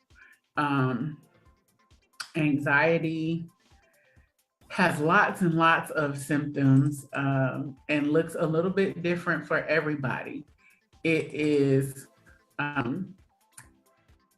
it's got physical symptoms, emotional symptoms, a little bit of everything. So having that intense fear or worry, like I mentioned just a few minutes ago, trouble concentrating, being jumpy or hypervigilant, having trouble breathing, feeling faint, dizzy, lightheaded, trembling or shaking, sweating, trouble falling or staying asleep, muscle tensions and aches, having a rapid heartbeat, so like your heart just pounding, nausea, stomach aches, avoiding people, places, and things, clinging to safe people, repetitive rituals, thinking that danger's everywhere, or again, like I said, worrying too much about bad things happening.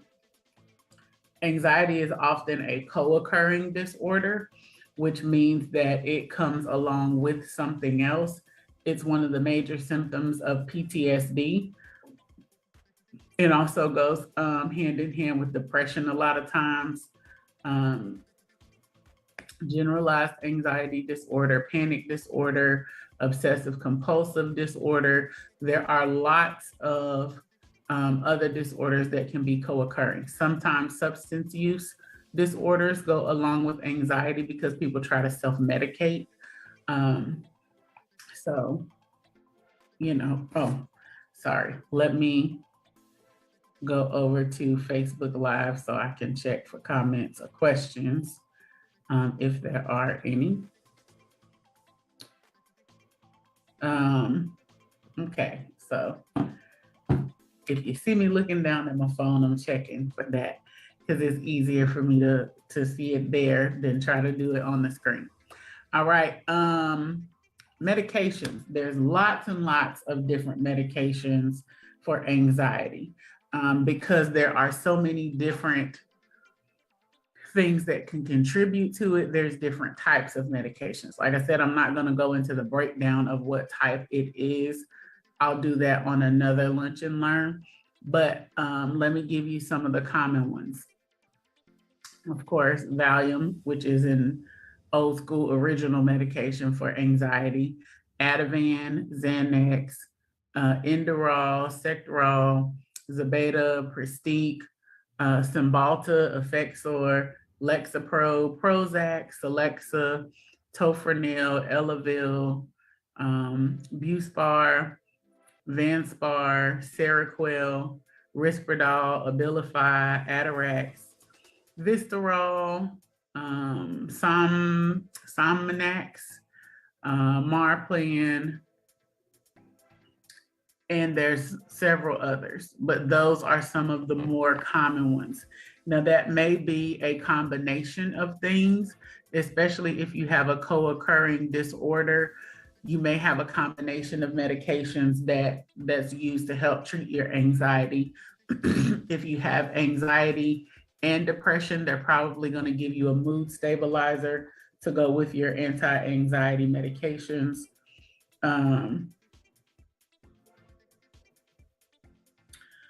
And things like that. So your meds may look a little bit different, and it may not be one of the ones on the list, but those are some common ones. They're there to kind of help calm those fears. Some of those also will help you sleep and just kind of relax a little bit. Seroquel is often prescribed for multiple things, especially if you have trouble sleeping. So be aware that some of those anti-anxiety meds may make you drowsy. Treatment modalities for anxiety: cognitive behavioral therapy, interpersonal therapy, and antidepressants and mood stabilizers, like I just mentioned. So cognitive behavioral therapy focuses on the relationships between your thoughts, your feelings, and behaviors. Interpersonal therapy focuses more on the relationships that you're in and that are in your life. So your interactions with the people around you. Okay, so let's talk about some causes. So anxiety can be caused by one thing, multiple things, or a combination and group of different things. It is sometimes caused by genetics. If you have a close family member who has anxiety, you may be more prone to deal with that. So if a parent, a sibling has anxiety, you may find yourself dealing with that more so than someone who doesn't. It can be caused by environmental stressors, a lack of stability in your environment. It can be caused by life events, by past trauma, and things like that, because again, it's fear, it's worry. So anytime negative things happen, there may be associations with that thing that cause you to worry or fear. Now, there is a such thing as good anxiety. It's the worry that makes you question, did I turn the stove off before I left the house? You know, that kind of thing. So some of that worry and fear is normal.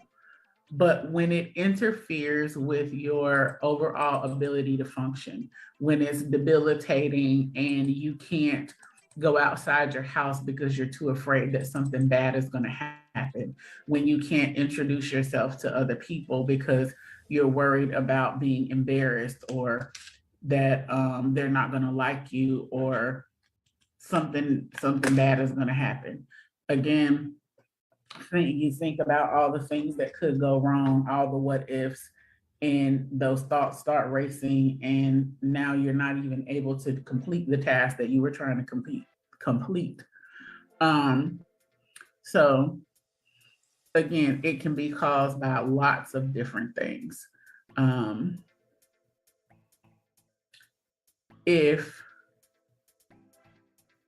If you find yourself dealing with anxiety, again, remember that it is something that everybody experiences at some point or another.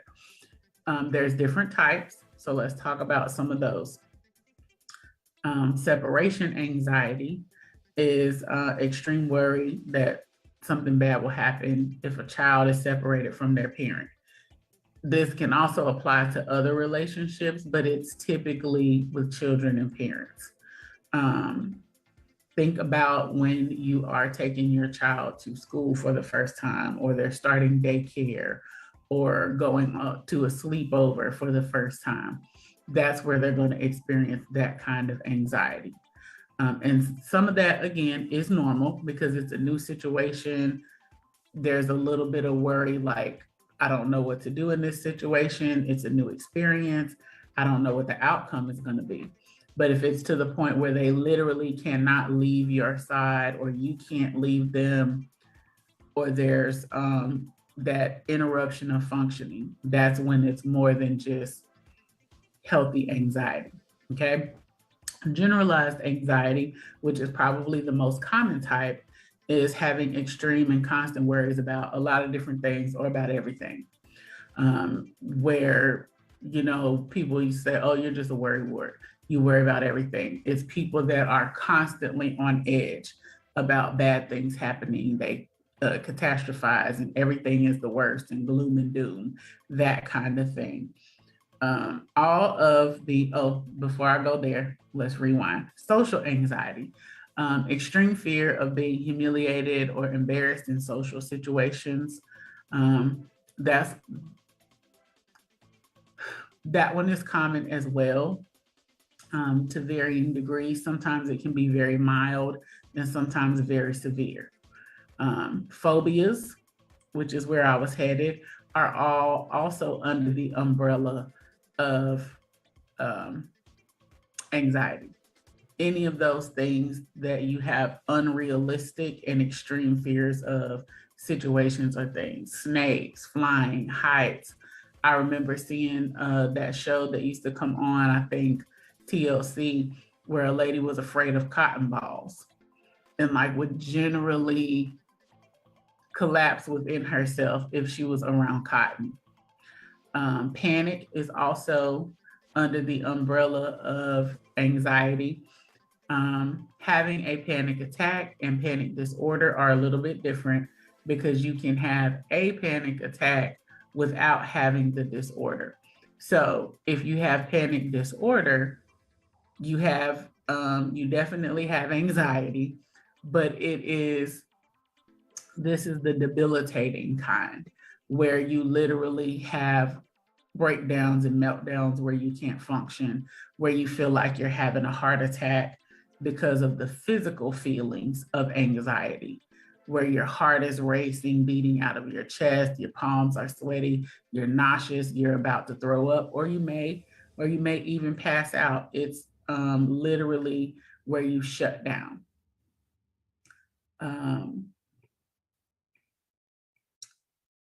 Let's see. I also forgot to mention that sometimes there is no specific cause for anxiety. It can be just out of the blue, but also things like chronic illness, chemical imbalances in the brain,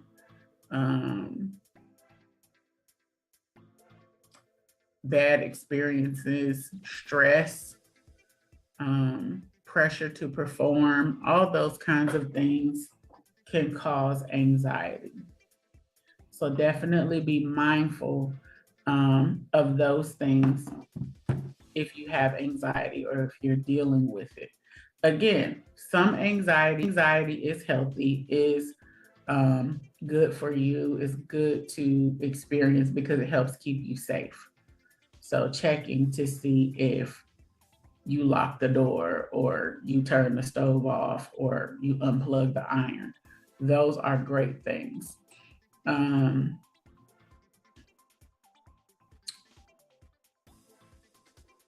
I think that's most of the basics about anxiety. So I want to talk to you now about high functioning anxiety. And I haven't seen any questions in Facebook, so I'm going to keep rolling. So high functioning anxiety may look a lot like you. And I want to share my screen and show you what that may feel like. Give me just 1 second.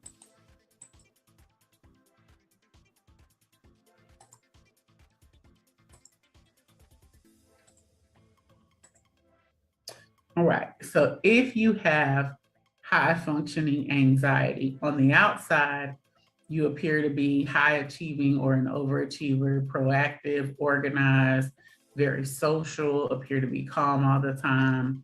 You meet your deadlines, you're very hardworking, just you seem to have it all together. But on the inside is where all of the fear is, all of the worry. You have a fear of failure, you're a perfectionist, you're very self-critical, you have racing thoughts, often exhausted or fatigued. You may be a yes person who people pleases. You're afraid of disappointing others and you procrastinate when you're stressed. So if you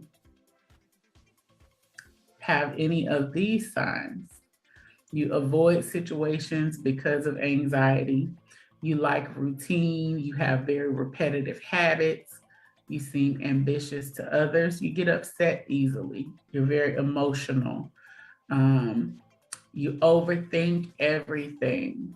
Overthinking is a sign of anxiety. You have too much negative self-talk. You frequently cancel plans. You make those plans and you're excited to go, but then when it comes to time, you're like, I don't think I really want to go. You're always prepared. You can't relax. You're a perfectionist and you prefer to keep busy. Now, I know some of these things are situational, but many of these things, if you take a minute to stop and look at it, you may discover that you have high functioning anxiety, like I did this past year. And it happened for me, it happened at a time when work got really busy and stressful. And I felt overwhelmed, like I was drowning. And there was so much to do all the time. And I couldn't sleep, I couldn't rest, I couldn't relax. I was just busy, busy, busy. I didn't have the negative self-talk, but the racing thoughts, some of that comes with being a creative. So differentiate there. But when you can't turn your brain off, when it just going and going and going and going, and you can't seem to get any downtime or to relax your mind, you may have high functioning anxiety. The repetitive habits, and I want to show you how these connect with some of those co-occurring disorders. Think about OCD. Most of the time, people that have OCD, it stems from some fear or worry, as well as hoarding. That is also another co-occurring thing. It comes from a fear that something. Let's take OCD and maybe a hand washer, or even someone who is hoarding. There's a fear that germs are going to get you, or a fear that you don't have enough, or you will be lacking something. They both stem from fear and anxiety. So you create these habits and routines and rituals. Think about people who wear lucky socks when they're playing sports, or will do things like not washing their hand because they're pitching, or whatever that ritual and that habit is, out of fear of losing or fear of the game going poorly. So those little things that we don't always think about may very well be signs of anxiety. Excuse me. I want to say this in a way, I'm just going to say it.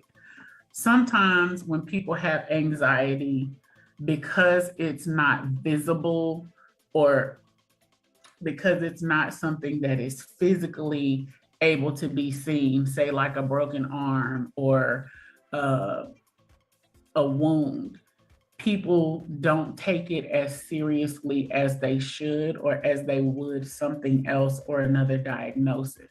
But anxiety can be completely debilitating and crippling.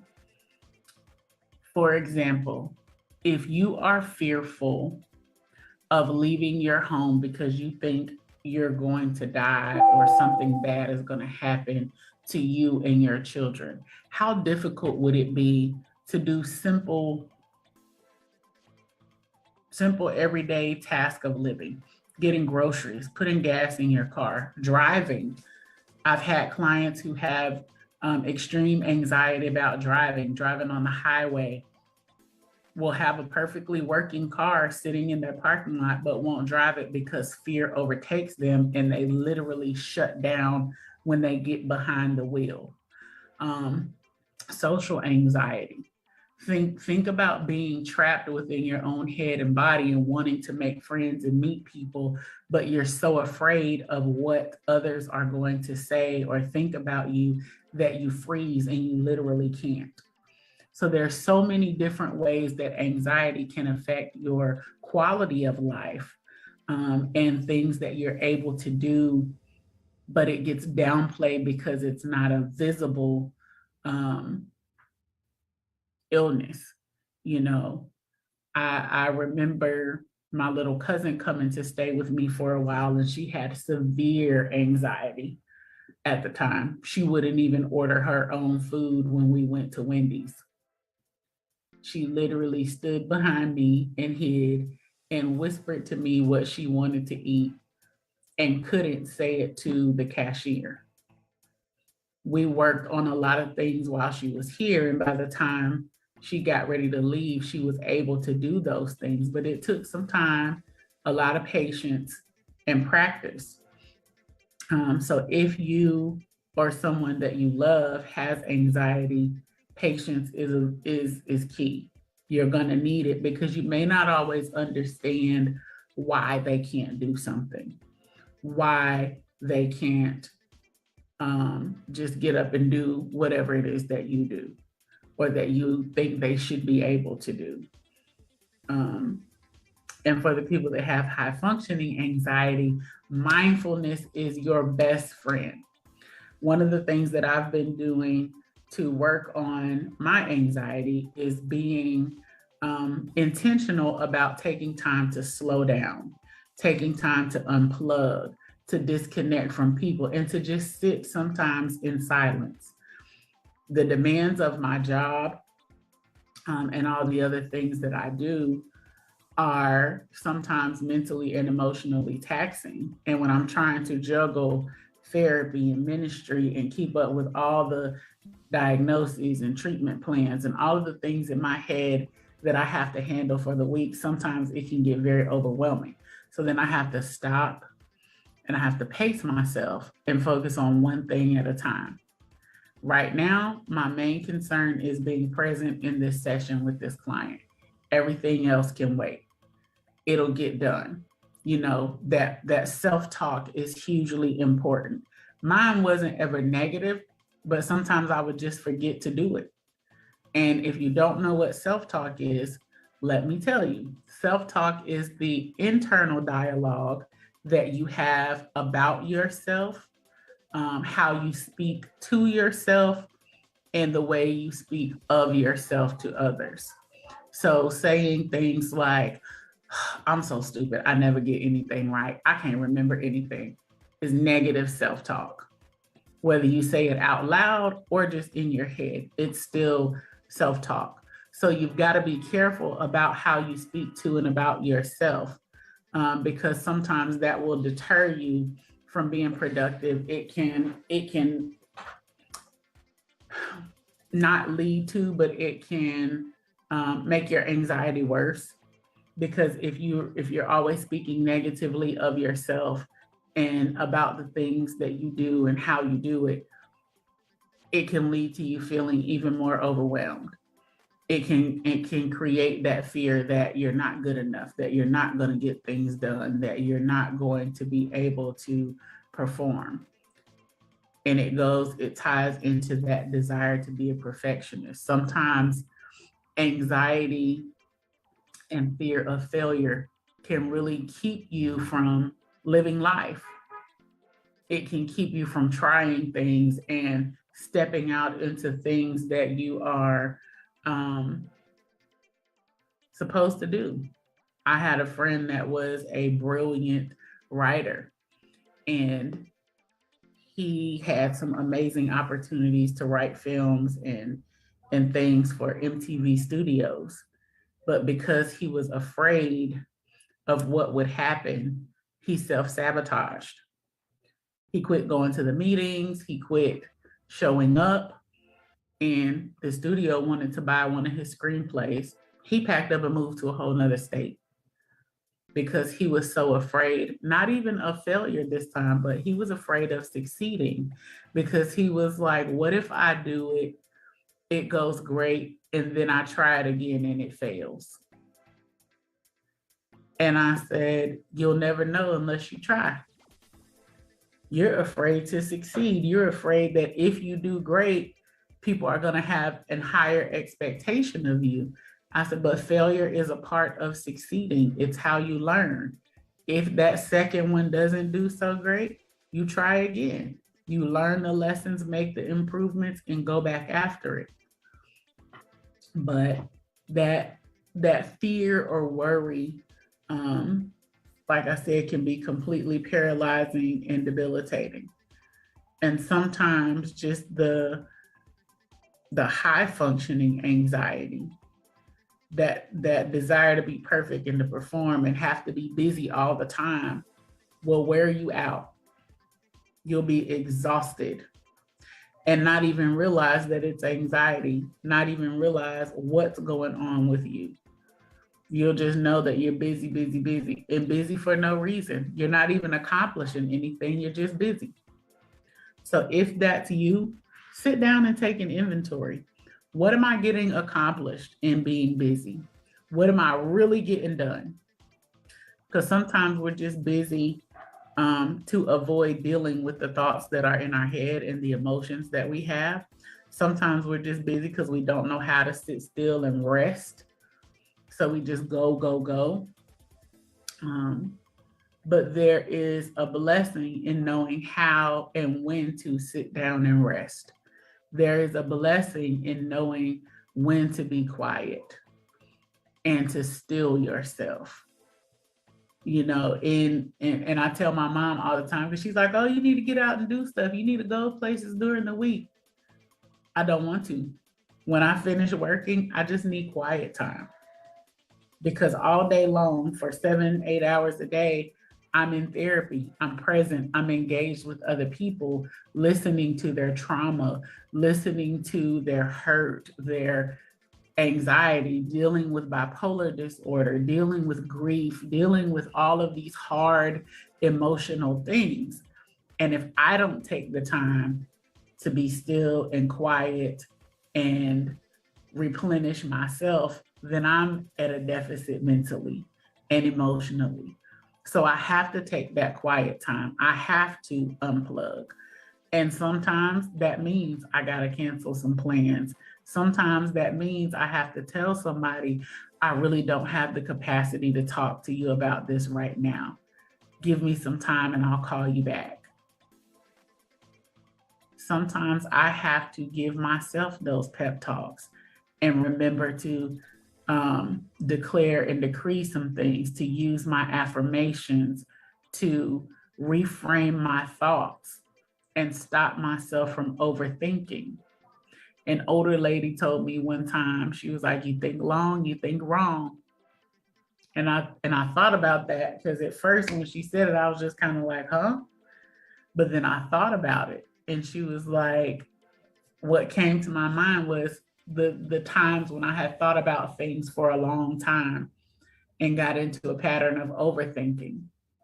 Even last night, I was telling my mom that I took a practice test for the LCSW exam and bombed it.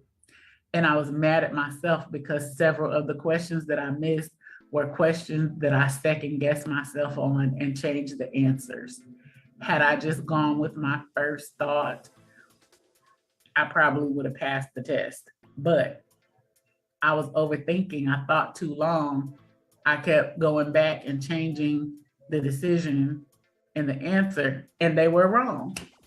So sometimes you got to go with that first mind and trust your gut instinct.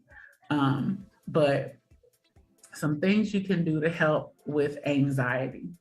One, if you are one of those people that is overwhelmed and busy, you're afraid you're not going to have enough time, you're afraid you're not going to get everything done, slow down. First of all, find some time for meditation, for prayer, for mindfulness, for things that force you to slow down and breathe. Just breathe. Realize that there's only one of you and so many hours in the day. What doesn't get accomplished today can either wait until tomorrow or whenever you get a chance to do it, but don't worry yourself with trying to cram everything into one day. You're gonna burn yourself out so fast and so quick. So have realistic expectations.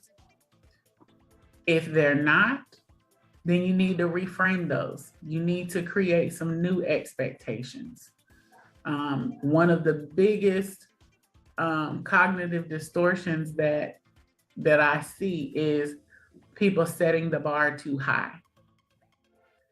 And that means that you set an expectation that's almost impossible to achieve. I see it a lot with pastors. Their congregations put them up on these pedestals like they're not human, and that they're not allowed to make mistakes or struggle or stumble. And then if they do, everybody's shocked and it's just a big uproar. They're still human. You've set an expectation for them that is impossible to achieve. Same with parents. Children tend to put their parents on pedestals almost like they're superheroes that are invincible, that can do everything, have an unlimited supply of everything, don't ever get sick or hurt. And it's unrealistic because kids need to see their parents as approachable as human, because you're their first example of everything. If you are fearful of lack and not having things, again, slow down. Look at your life, look at your situation. Are the things that you're fearful of not having wants or needs? Because it's one thing to be anxious about stuff that you want and just don't have or can't afford. And it's another thing to be anxious because you don't know where your rent money's coming from and if you're going to have a roof over your head. Two totally different things. But being anxious because you don't have the newest Jordans and you got 12 pairs of shoes in your closet. Very different. That's unwarranted, but really taking inventory. Mindfulness is so key for anxiety. I've also heard, I don't do it, but I've also heard that running or jogging is great for anxiety. If you see me running, it's because my life is in danger. So if you around me and I run, you better run with me. Otherwise, you ain't gonna catch me running. Cause that's just my knees and feet and that kind of thing. I had a comment in Facebook that says, definitely, I'm usually fearful about not having my needs, so it causes me to overbuy. That's a great point. And I see that a lot. People who have struggled financially, I'm on that bus too. And I had a lady that just really got me together about it. One of the ladies at my church, shout out to Sister Victoria, and I were driving one day and I was like, oh, I should stop and get some food from here. And I was like, but I really don't need to spend any money. And she looked at me and she was like, don't do that. She was like, don't be afraid to spend money. She was like, Jesus got it all. And I was like,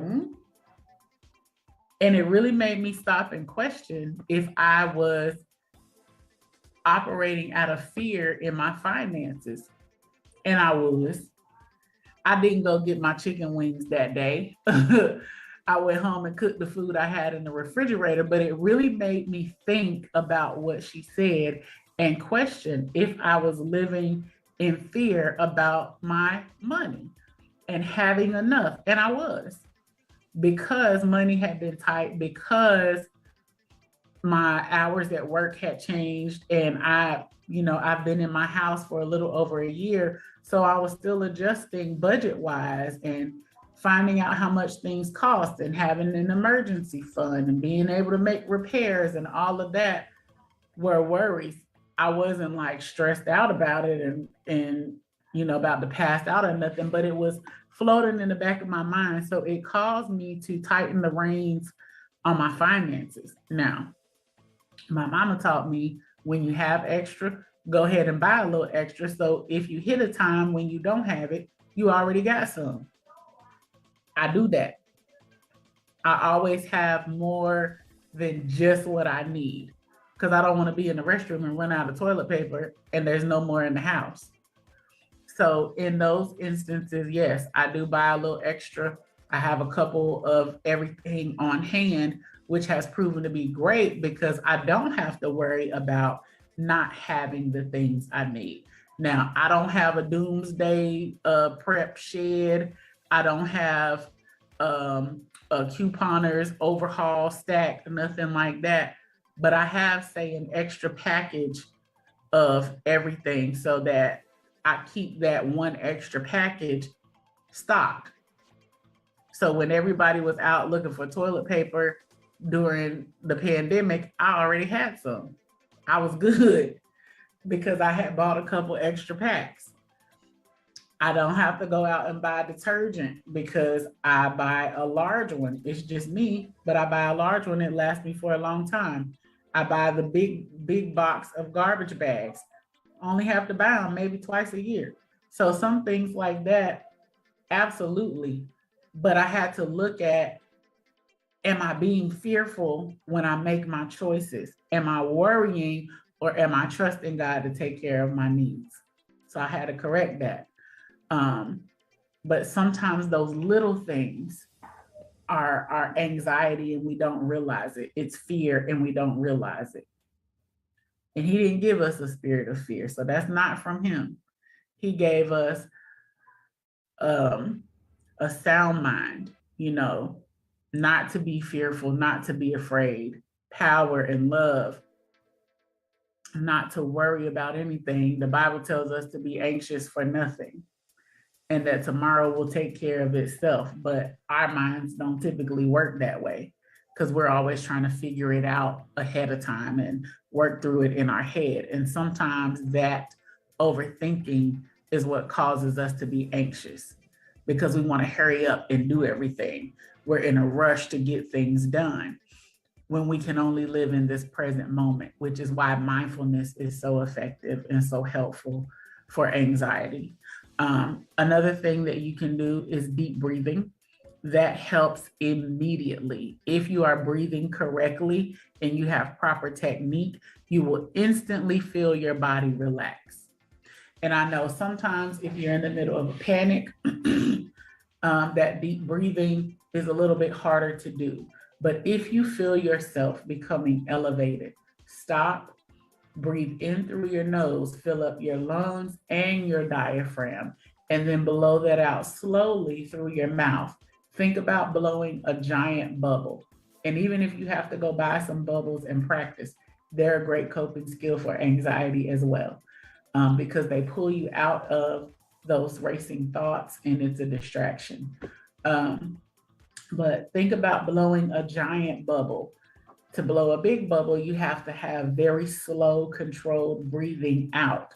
And that's what you want to do on that exhale to help calm your body down. You'll literally feel your body start to relax. If you're breathing too fast, you won't feel it. So if you don't feel a calm or your body starting to relax when you're deep breathing, slow your breathing down some more. Any kind of distractions help with anxiety, fidget toys, doodling, journaling, playing with Play-Doh, silly putty, or slime, because the goal is to pull yourself out of that fearful or worried thought into focus on something else. There is a mindfulness activity that I do with my clients. It's kind of like I Spy, but it's a sensory version. So it's a countdown.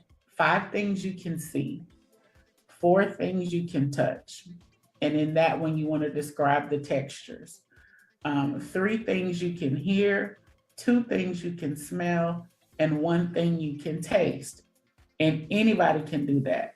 Kids, adults, elders, anybody.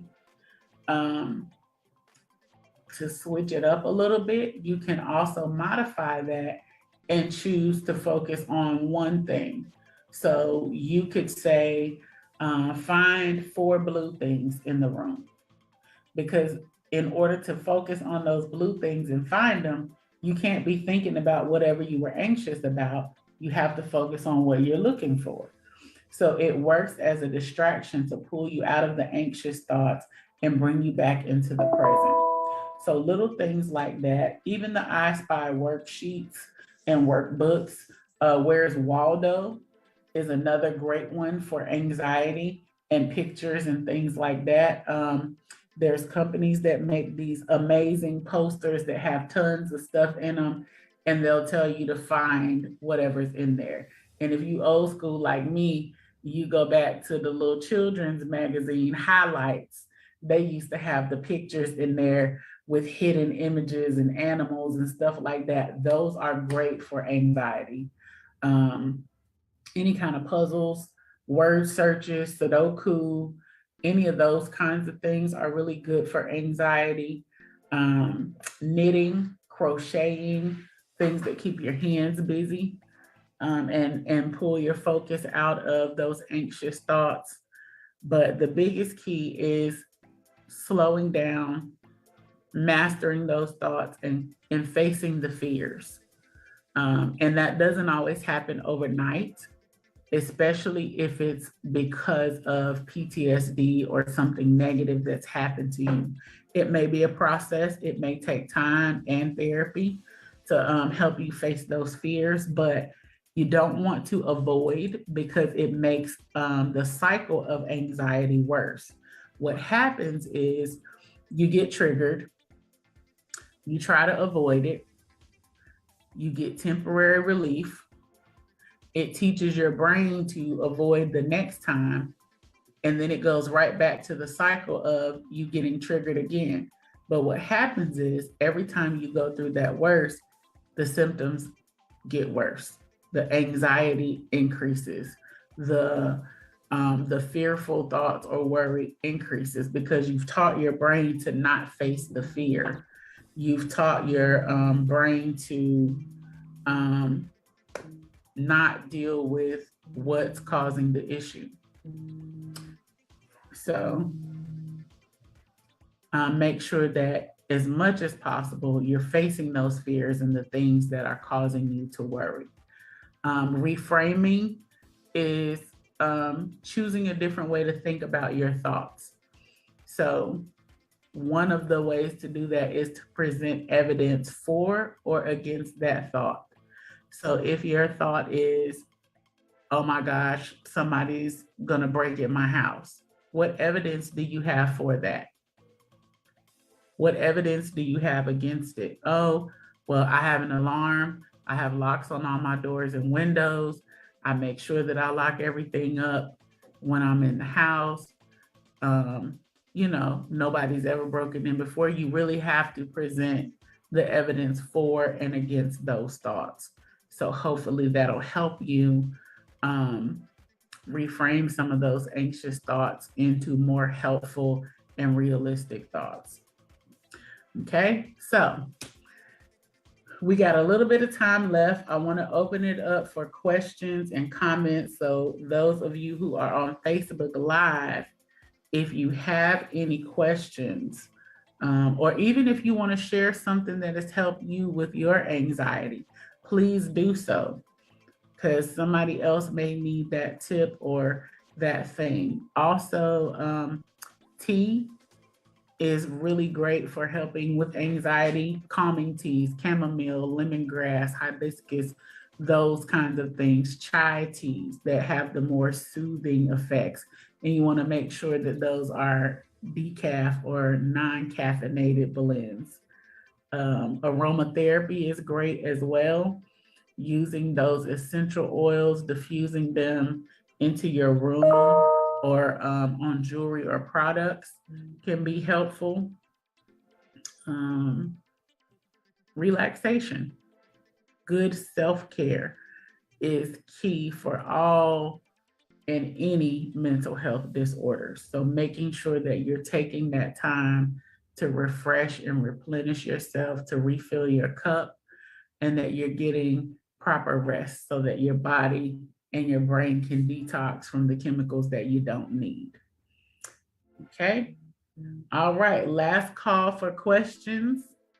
If there aren't any more, I'm going to go ahead and wrap this up and let you guys know that we'll be back on the third Wednesday of this month, which is the 15th, for our next Lunch and Learn. And for that one, the topic is going to be oppositional defiant disorder, or ODD. So if you have kiddos that you work with, or that you know, or that are yours, that have issues with authority and are just oppositional and or defiant, come back, hang out with me then. If you can't make it to the live, send me your questions and I'll try to make sure they get answered during the live so that you can catch them on the replay. Also, please invite friends. Let them know about these Lunch and Learns, because my heart's desire is to spread awareness about mental health, especially in minority communities, because it's often overlooked and not addressed. And there's a whole lot of us out there who are hurting and don't have to be.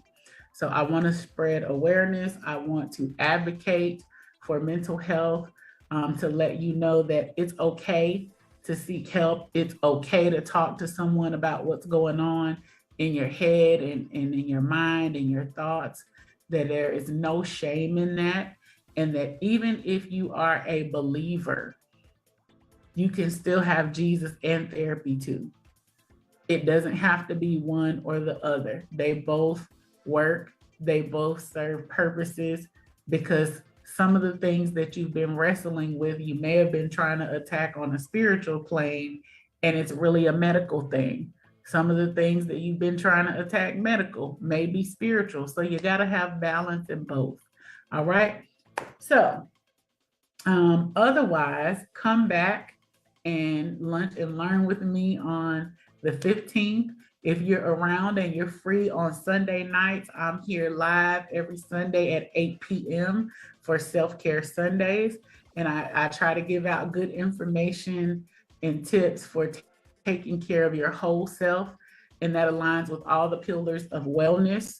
So we talk about money, we talk about social things, we talk about intellectual self-care, professional things to do in your workplace to help with your job skills, all of that good stuff. We talk about all of that. So come out on Sunday nights at 8 o'clock for Self-Care Sundays. And don't forget to click on the link tree so that you can see what else I have going on. All right. You guys be blessed. Have an amazing week, and I'll see you soon.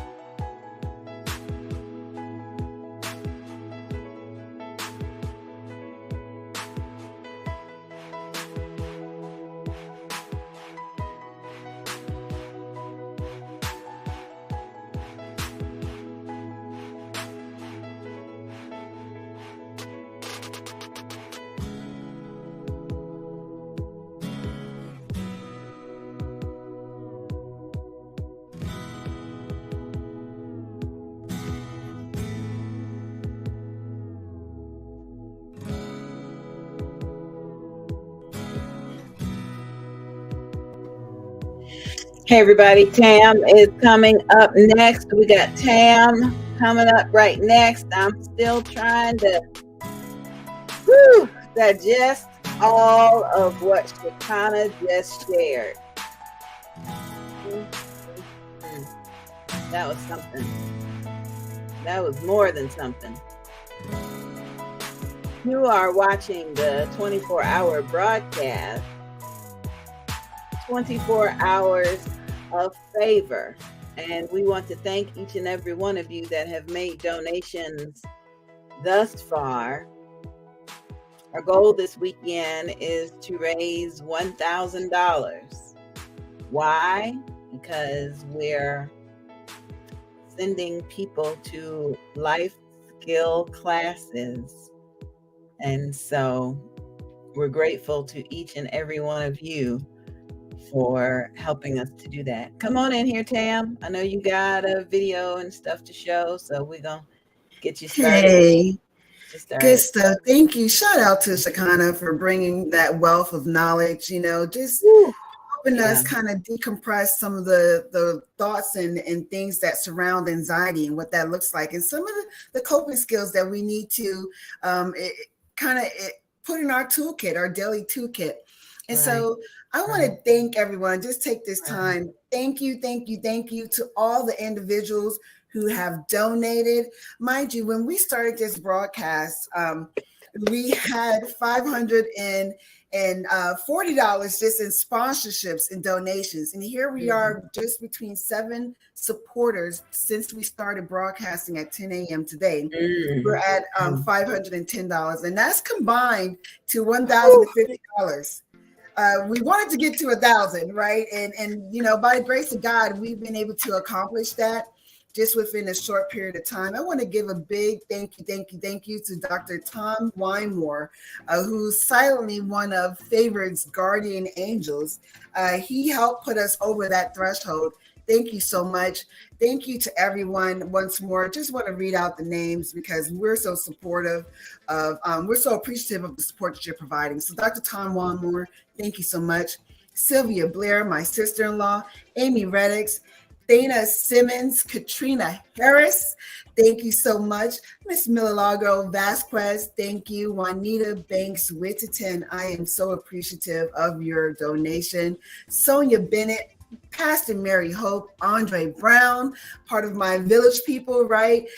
Jean Lovejoy, and the incomparable Mylita Butler. All of you all just combined once more, you're helping to make an impact in individuals' lives as we start to move towards expanding our program, right? We're talking about program capacity expansion. And so this is going to help us with our life skills program that we're set to start on June 5th. And this right here helps 6 individuals. And anything that surplus where our cup is running over, that's what that next round is going to look like in aiding individuals. And I just want to drop some data here real quickly, right? Why are we talking? What are we talking about? And what's our why here at Maternal Matters Favored, right? So listen to this. Approximately 1 in 10 women will experience postpartum depression after giving birth, with some studies reporting that 1 in 7 go unreported. Like 1 in 7 women are silently suffering, right? Another thing to think of, anxiety and depression during pregnancy are significant complications that have been reported to affect between 20 to 40% of pregnant women. Women are disproportionately affected by mood and anxiety disorders, especially in the childbearing age, and mental health issues often worse. They become worse as emergency and depressions and pregnancies start to take place. So when a woman her body is in crisis, right? And you think about sometimes where they have to have emergency C-sections because whatever's taking place, that's trauma to the woman's body and mind. And that can affect her psyche. And I just want to thank the Journal of Mental Health and Clinical Psychology for that piece. And last thing before we bring up our next speaker, international guidelines recommend services at a number of levels, from basic services to clinical care to indicating levels of mental health care needs to become more available and immediately for specific urgent mental health programs and problems that are taking place. And so what we're talking about there is that, we can't wait for 7 to 15 days, to have that window for a person to come in. We need to be able to provide services immediately. When we're talking about a crisis, it doesn't have a time clock, It can't wait to normal business operation hours, right? And that's where we need to come in as a community. And that's what we're about at Maternal Matters Favored. We're here, we're that tribe. We had a provider that was on earlier today just saying, hey, if you need to reach me at any time of the hour, I'm here. And that provider was actually in Kuwait, 7 hours difference. And that's what we're about. We're here, we're a tribe, we care. We want individuals to know that. I'm so thrilled. My heart is so just filling over. I can't even speak today. I just, I was like, God, you know what? Let your will be done. At the end of the day, it's about awareness for individuals to know that, this is something that's real. You didn't know what it looked like. It was packaged, in a way in which you probably wasn't really able to digest it. But we're here. We care. There's packets of organizations throughout the world that are providing these same type of services. And so I thank you all for tuning in. We are here in our 7th hour. It's only God. We still got more hours to go. Here we are. Let's bring up our next viewer, our next speaker. Hey, Danielle. Hi. Oh my gosh. Thank you so much for being here. Let me go ahead and go back to my notes and do the proper introduction. Here we have we have Danielle Jones. She is my PSI mentor, right? She's a trainer helping me through some cramming for upcoming exam. She's a licensed mental health counselor. She is a birth doula, and she is another woman of God here to bring you guys some of what she's doing in her space and why this is such an important subject that we're talking about. Danielle, talk to us. What made you want to decide to attend today's event? Yes, I'm so excited to be here. I've been pumped about this all day, so I'm happy. I was excited to be here, one, because I'm like everything motherhood. I love moms. Everything that I do is wrapped around supporting moms. But also just my own story of becoming a mom and working through my mental health challenges, my career challenges, my social challenges. Like, I think there's so many different areas that once you become a mom, there's different things that happen, right? And so just being a licensed mental health counselor and working in the mental health field, I worked with many women that were moms and would just share some of their stories with me, and just to see like the many challenges that they were facing, or some of the silent battles that they were fighting on a daily basis that they were not sharing with other people. That's really where my interest just was sparked, right? And so as soon as you mentioned this to me, I was on it, because I believe more conversations need to happen. I'm a big advocate for encouraging women to share their stories. I really don't like to hear when people say, you know, don't be telling your business, but it's like in like the secrecy of it is where many women struggle, and they're left to feel like they're dealing with this stuff alone. But I always tell my moms, share your story, girl. Let people know what you've gone through and what you have been healed from, right? And even if you're still going through your healing journey, it's about the journey that matters. I mean, the end result is good too, but it's the journey. That's where you learn most and you grow most. So yes. Oh my gosh, good stuff. You know, you saying what you said is a trend. We need to speak about what we've been through. You know what I mean? Yes. It's so pertinent to being able to help someone else. And what we found is, you know, regrettably, so many times historically, we're not talking. You know what I mean? So a person, you know, they feel ashamed, they feel shunned, they feel all alone, and they sink into depths of mental despair and anguish. And so I love that you said that. A few other speakers have said it as well. And I hope you guys are out there listening. You know what I mean? Talk. Say what you say, you know what I mean? And I'm talking from experience, because, you know, I put myself through some really gutter stuff, you know what I mean? And I did not want to disclose any of that.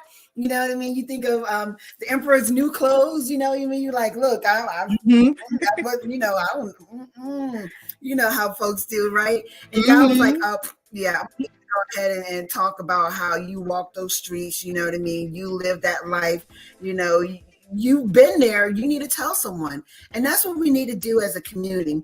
And speaking of, you know, what are some of the things that you see that need to change in community programs and policies? Yes. One of the biggest ones that I noticed, one is with, so I'll talk about insurance panels first. I think that's a big one, right? And how much they pay mental health counselors. They really need to raise those rates, right? Because I often see many therapists choose not to take insurance because of such low reimbursement rates. But then that leaves moms, right, that do have insurance, that need these services. They're struggling to find providers that will take their insurance. And then they're forced to go to some of the more the community mental health centers, where it's a high turnover rate for the therapist, or you have these therapists that have 90 clients. How can you adequately serve 90 clients and give each client everything that they need, right? But because of these low reimbursement rates, that's what these community mental health centers are forced to do. You only get 30 minutes with the therapist every 2 weeks, maybe. What can we talk about in 30 minutes, right?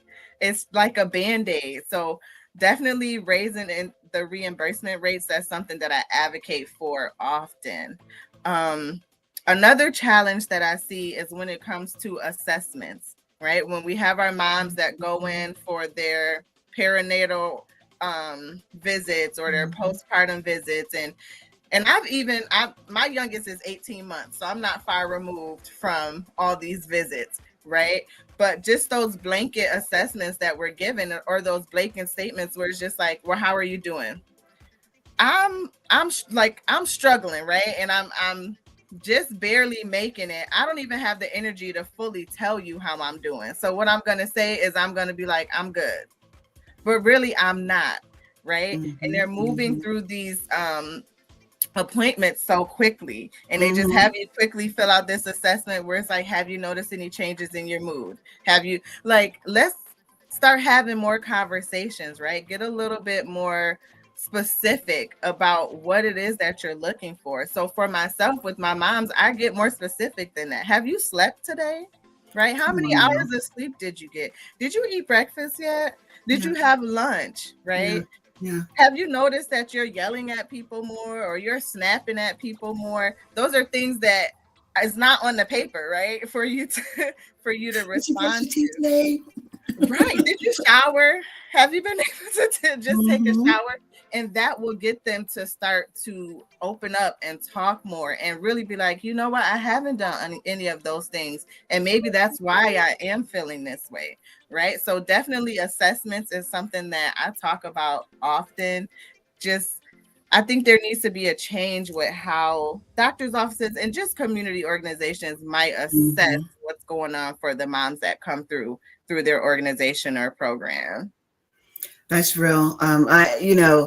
You hit on some real life situations, because when you're going through it and when you have some levels of anxiety, and this doesn't just have to deal with just perinatal postpartum, right? But sometimes you don't want to get dressed. You know what I mean? You don't want to do nothing. You just want to stay in bed. And so when you're dealing with being a mom or a parent, however which way, right? The thought of having to care for someone else when you don't even want to care for yourself, it can really be draining. It can really be draining. And I'm sure you see a lot of that inside of your space of work with what you do. Talk to us about the importance of doulas. Yes. So I love being a doula. I love it. I actually decided to become a doula. So I didn't even know what a doula was, honestly. Yeah, like, I was going to say, break it down for folks who don't know what a doula is. When I had my son, he's 8 now. He'll be 9 in June. I didn't know what a doula was. I didn't know they existed. I found out what a doula was when I went to a conference here in my city, and they talked about what it was. And I was like, oh my goodness, that's what I've been wanting to do. So prior to that, I was telling my friend, like, I wish I was able to be in the delivery room with some of my moms just to support them mentally and emotionally, because labor and delivery takes a lot out of you, right? And to be able to educate them about their body, about the birthing space, and let them know like what their rights are. You have the right to say no, right? If you don't want to do something, you are in charge of your birthing space. But I was like, I only know of midwives. I can't go back to school right now. I don't got 3-4 more years to do. I don't have no money to do it. I was like, but I wish I could be in the room with them. So as a doula, I'm able to provide educational support. So educating moms about birth and labor and medications and different terms they might hear, in those spaces, because doctors usually don't take time to really slow down and tell you everything, right? So I'm there to support them and advocate for them. I can provide them some limited physical support as far as like massaging, right? And making sure that they're comfortable physically as they're getting ready to, birth their babies. And then I provide some emotional support. It takes a lot out of you having a baby. And so having someone there that can encourage you to be like, you got this, right? You can do it. Like, you're amazing. That's like pumping you up. It just makes your birthing experience so much better.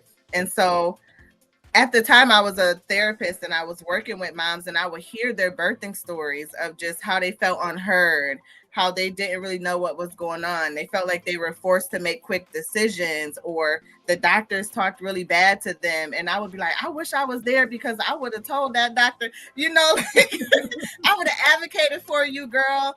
And so I started saying, like, I wish I was able to be there. And when I learned about what a doula was, I was on it.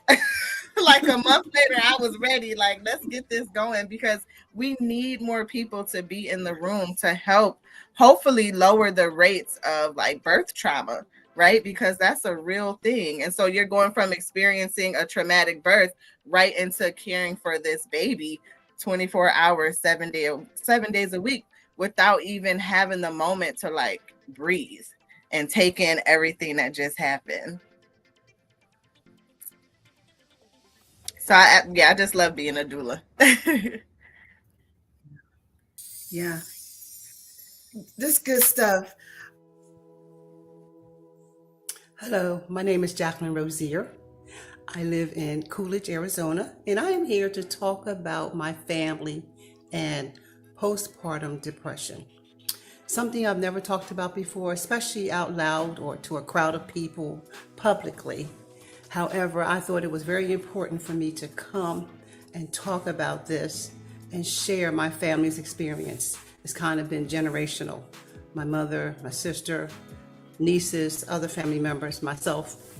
And I know that that's what it was. At the time, we didn't call it that. We didn't know what to call it. It just was like this strange, quiet energy that just kind of hovered over people. And I recall my mother, as I grew up as a teenager and in my 20s and 30s, and I'm almost 70 now, watched my mother experience this postpartum problem, depression, and used, I would say, all her life.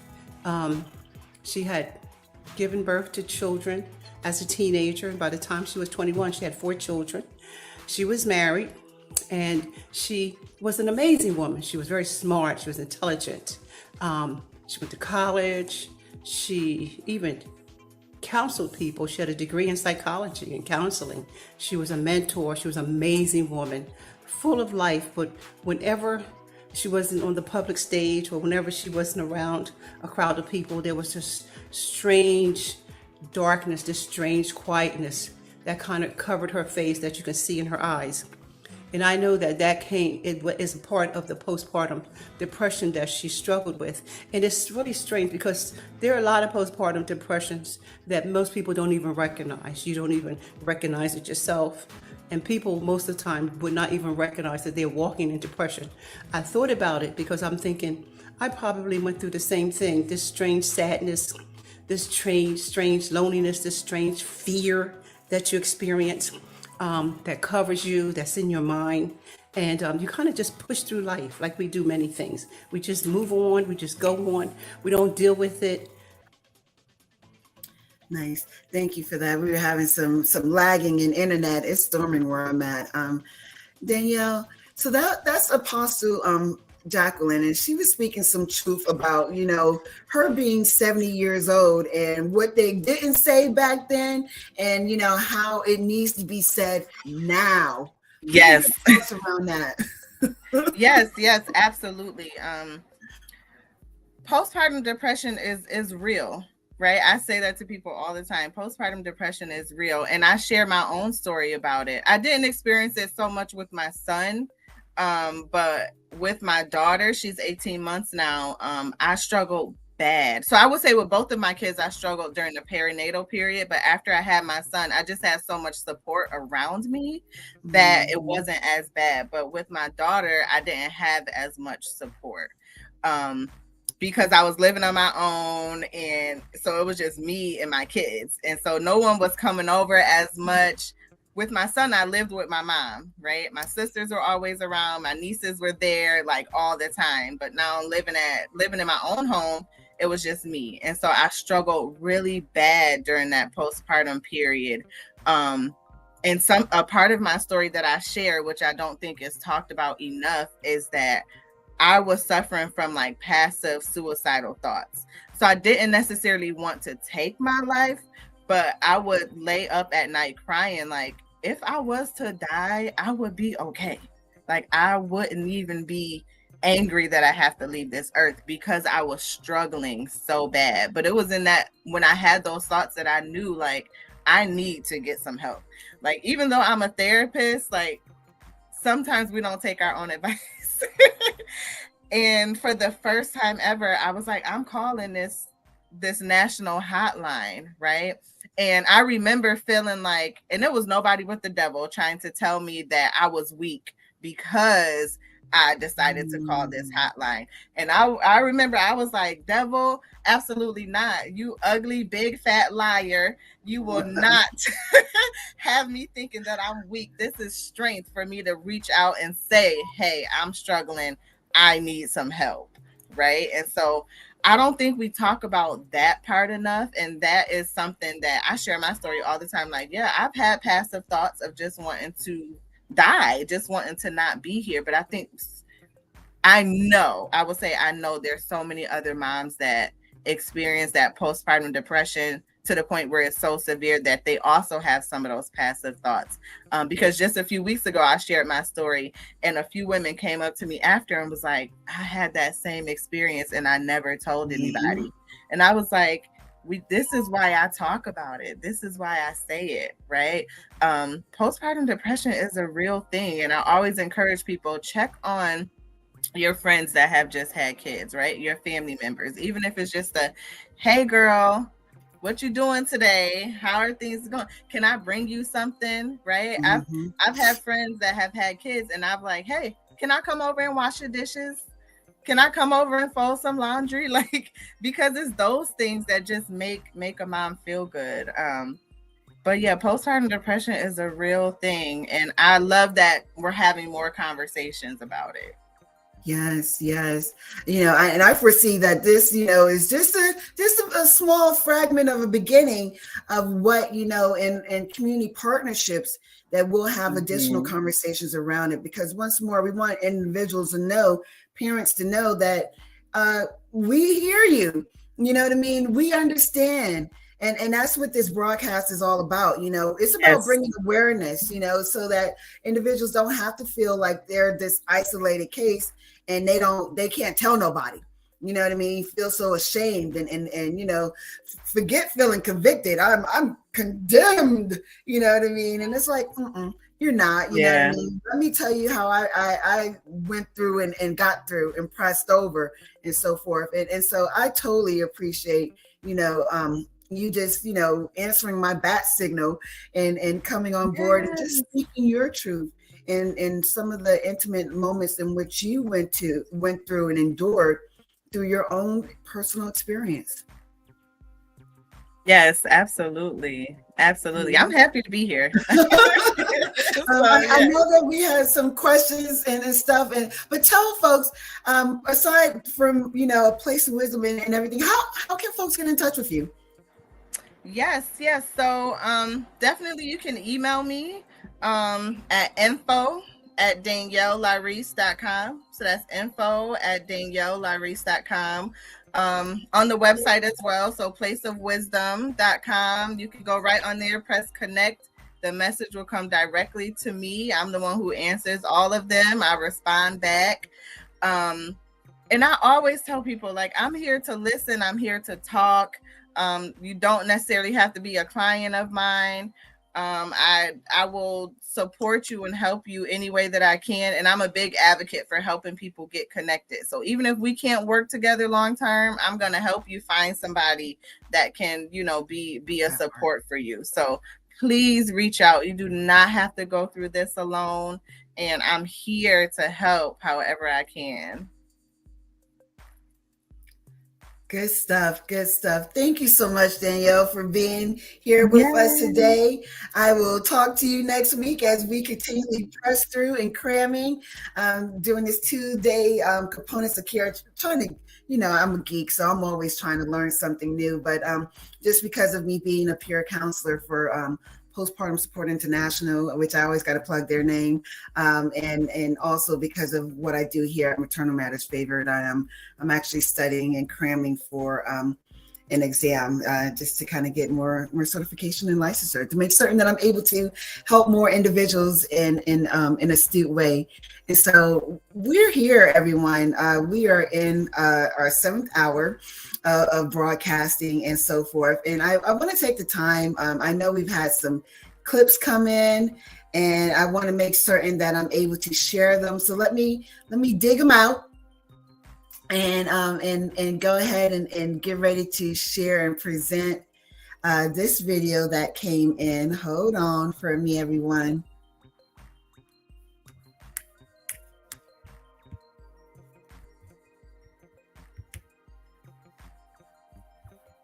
Okay. Okay. Hold on.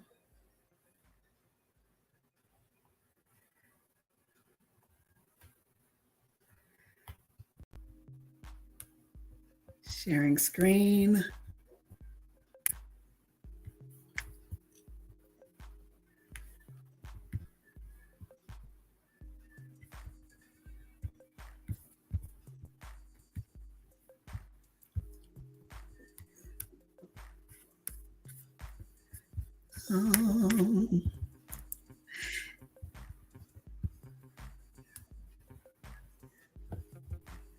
All right, you got me, Ange?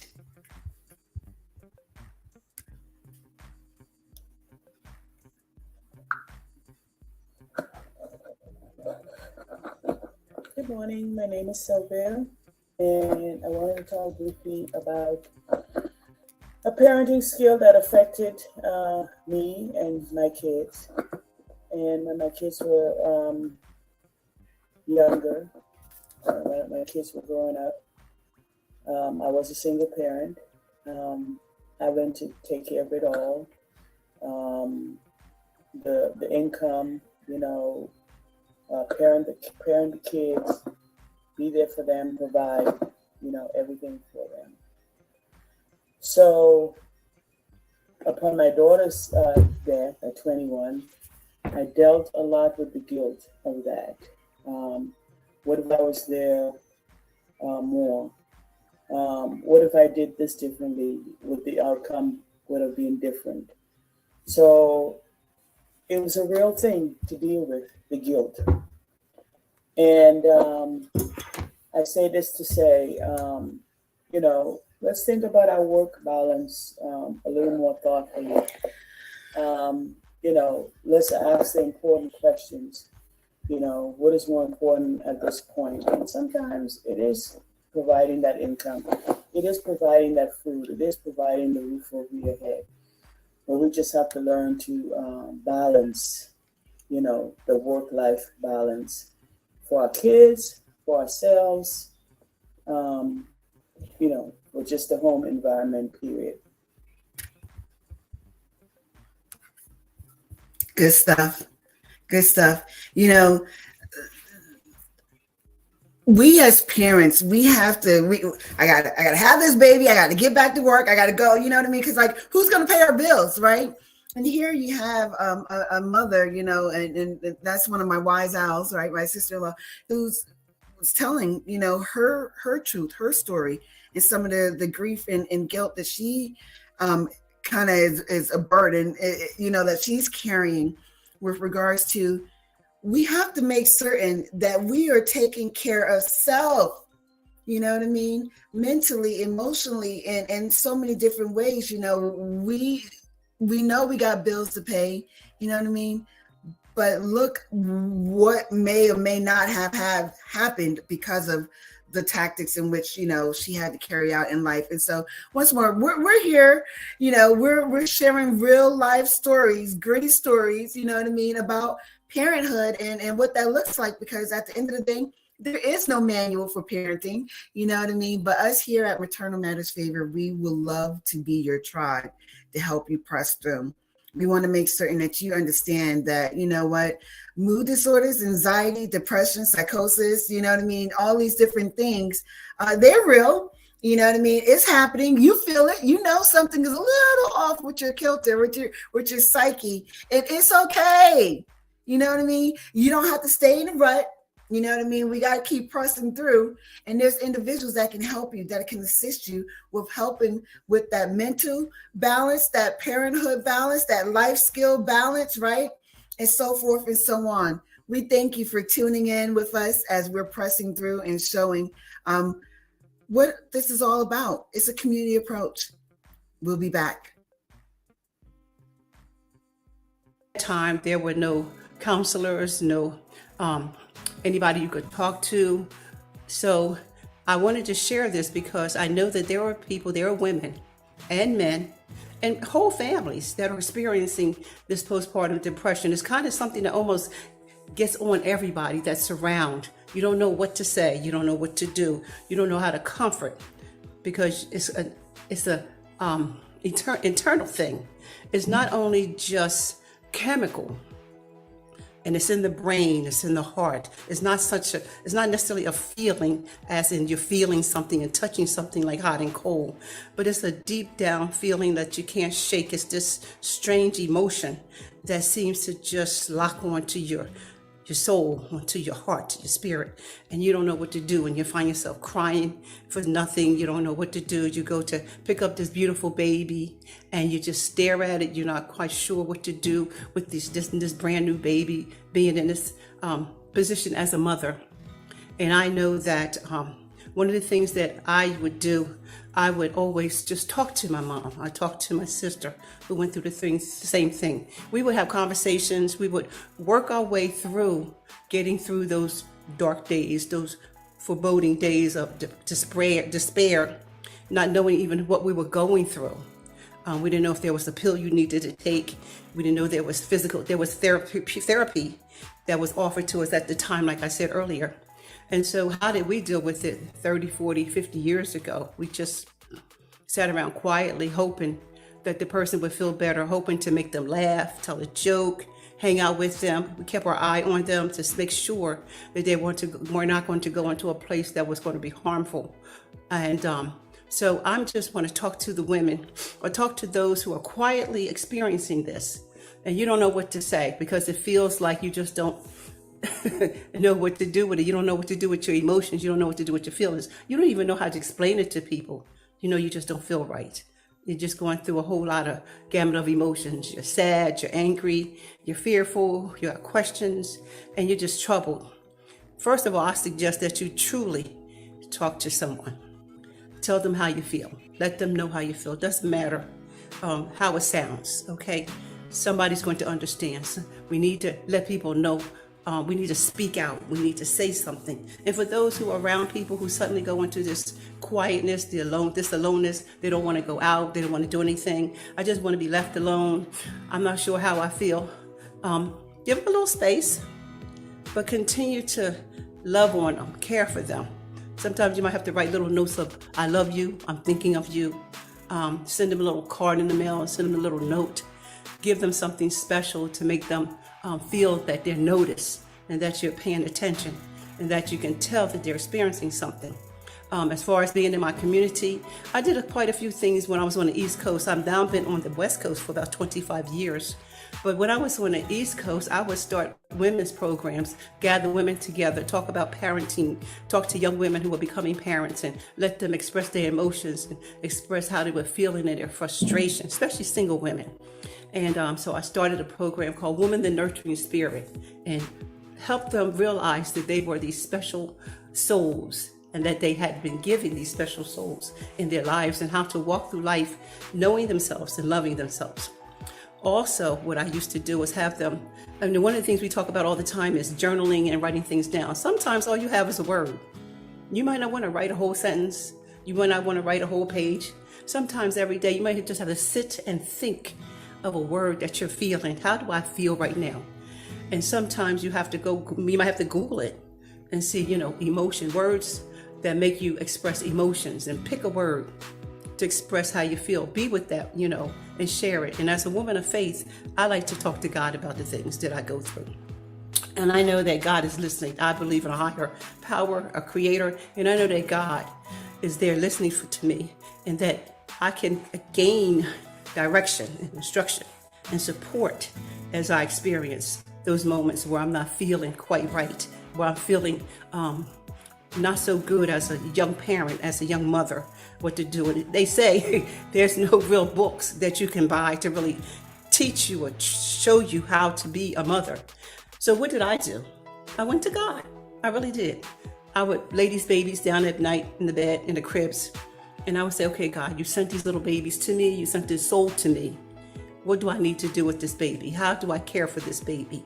And I'm telling you, when I tell you what I tell you, God will speak to your heart, speak to your soul, give you instructions, give you directions, or he'll lead you to someone who can support you and show you and talk to you about. It takes a whole village, yes, to raise a child. It takes a whole village to help you be a mother too.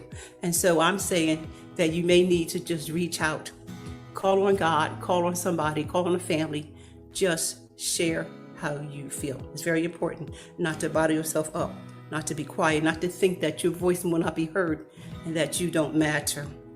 So I appreciate being able to share this information with whoever is listening. I'm not sure if what I'm saying is making a difference. I know it made a difference for me. I know that it is important for us to start to talk about this out loud, for us to take notice and to pay attention to our young women, our young mothers. They seem to be younger and younger all the time. I was just talking to my daughter-in-law, and I said, all these grandmothers that are in their 30s, oh my gosh, and they're getting through their own postpartum depression probably here and there, now and again sometimes. And so it's very important for us to begin to, as women, to continue to get back to talking with each other, sharing with each other. So many women are working today, not back in the day when moms were home, mothers were around, and that's what they did. They talked to one another. They shared with one another. And so I hope and pray that you'll be able to gain something from this entire experience in the next 24 hours or whenever this video is shared with, and that you will reach out to people, that you will contact those who are professionals, who you can talk to a friend, talk to a relative, talk to someone about how you're feeling, so you don't feel alone, so you don't feel like this weight, this cloud is yours to carry by yourself. So there you have it. My name is Jacqueline Rosier. Should you want to contact me or ask me questions or even experience going through the love journey, that's fun. That'll help you with something like this as well. Contact me on Facebook at this time. I'm prepared to put up my website and introduce the love journey to you. At this time, you can contact me at Jacqueline E. Rosier. Jacqueline E., middle initial, Rosier, Jacqueline, middle initial E, last name R-O-Z, as in zebra, I-E-R. Talk to you later. Be blessed. Good stuff. Oh my gosh.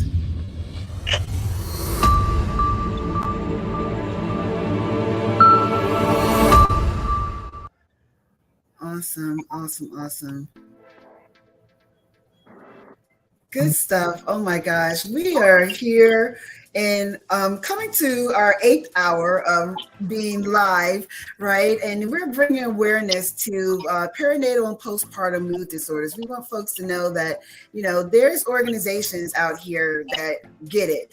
There are individuals that are out here working in certain spaces that get it, right? And folks are coming in, speaking their truths, right? And we're providing awareness. And once more, all the funds are going towards our new life skills program. And so I have 2 individuals here.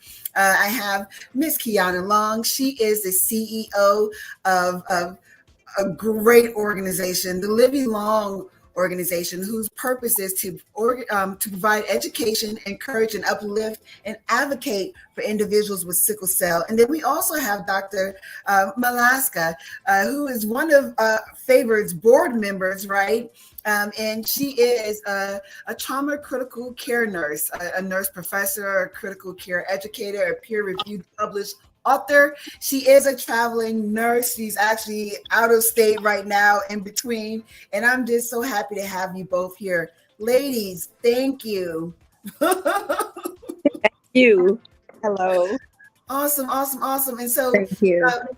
Yeah, when I went ahead and was like, okay, God, are we doing this? Okay, let's do it. And I call it a bat signal that I threw out there, like, hey, you know, do you have a story? What are you doing in your community and so forth? We'll start with you, Doctor. What did you think? You're like, okay, we're doing what? Yes, I'm so excited to be here. Thank you for the invite. As you can see, I'm in my nursing scrubs. I'm getting ready. I've gotten ready for work. I worked a 12-hour night shift, but very happy to contribute whatever I can to this broadcast today. It's been a really busy week. Tonight is my 6th night shift in a row. You know, in nursing, we're always short-staffed, especially critical care nursing. So currently, I'm in Indianapolis and working in an open heart ICU slash PCU. So those are the type of patients we take care of. But I'm here to mostly to talk about, support for this population of patient. Many years ago, I was a high-risk mother-baby nurse in postpartum in Vancouver, Canada. And I've also taught OB and peds for over 10 years as a professor, critical care, clinical instructor. So this type of issue is very close to my heart. When you become a new mom, if you're a first time, second time, third time, multiple time mom, we all need that support. We all go through this huge emotional, I guess the one way it's like a roller coaster. You have the baby, you have all these hormones going on in your body, and then suddenly there's this drop in hormones, and then you've got to take care of your baby. That is not accounting for whatever else you may be experiencing in your life. So we've got many things as mothers, new mothers or repeat mothers to deal with and take care of. Somebody's got to we all need help. And if we don't sort of ask for it or let anyone know how we're feeling, the other person is not going to know that you need that help. So this broadcast and what we're doing today is aiming to provide that help. In normal circumstances, we all have our good days and bad days, and we all need help. Then on top of that, you're a new mom, and it just makes it a very, very difficult situation. Yeah. And you hit on a lot of great pointers, and Kiana, I want you to kind of jump in as well. What do you see on your side of the tracks there, right? With working with individuals who are trying to balance, sickle cell anemia and being a parent. And for me, I also do advocacy, and I'm here locally in Daytona Beach. I do have a lot of counties here in the state of Florida, but with sickle cell, it's the same. We have to advocate for those that have sickle cell, especially when they become with child. I've experienced going to the hospital with a new mom and in the ER because she was going in crisis and pregnant.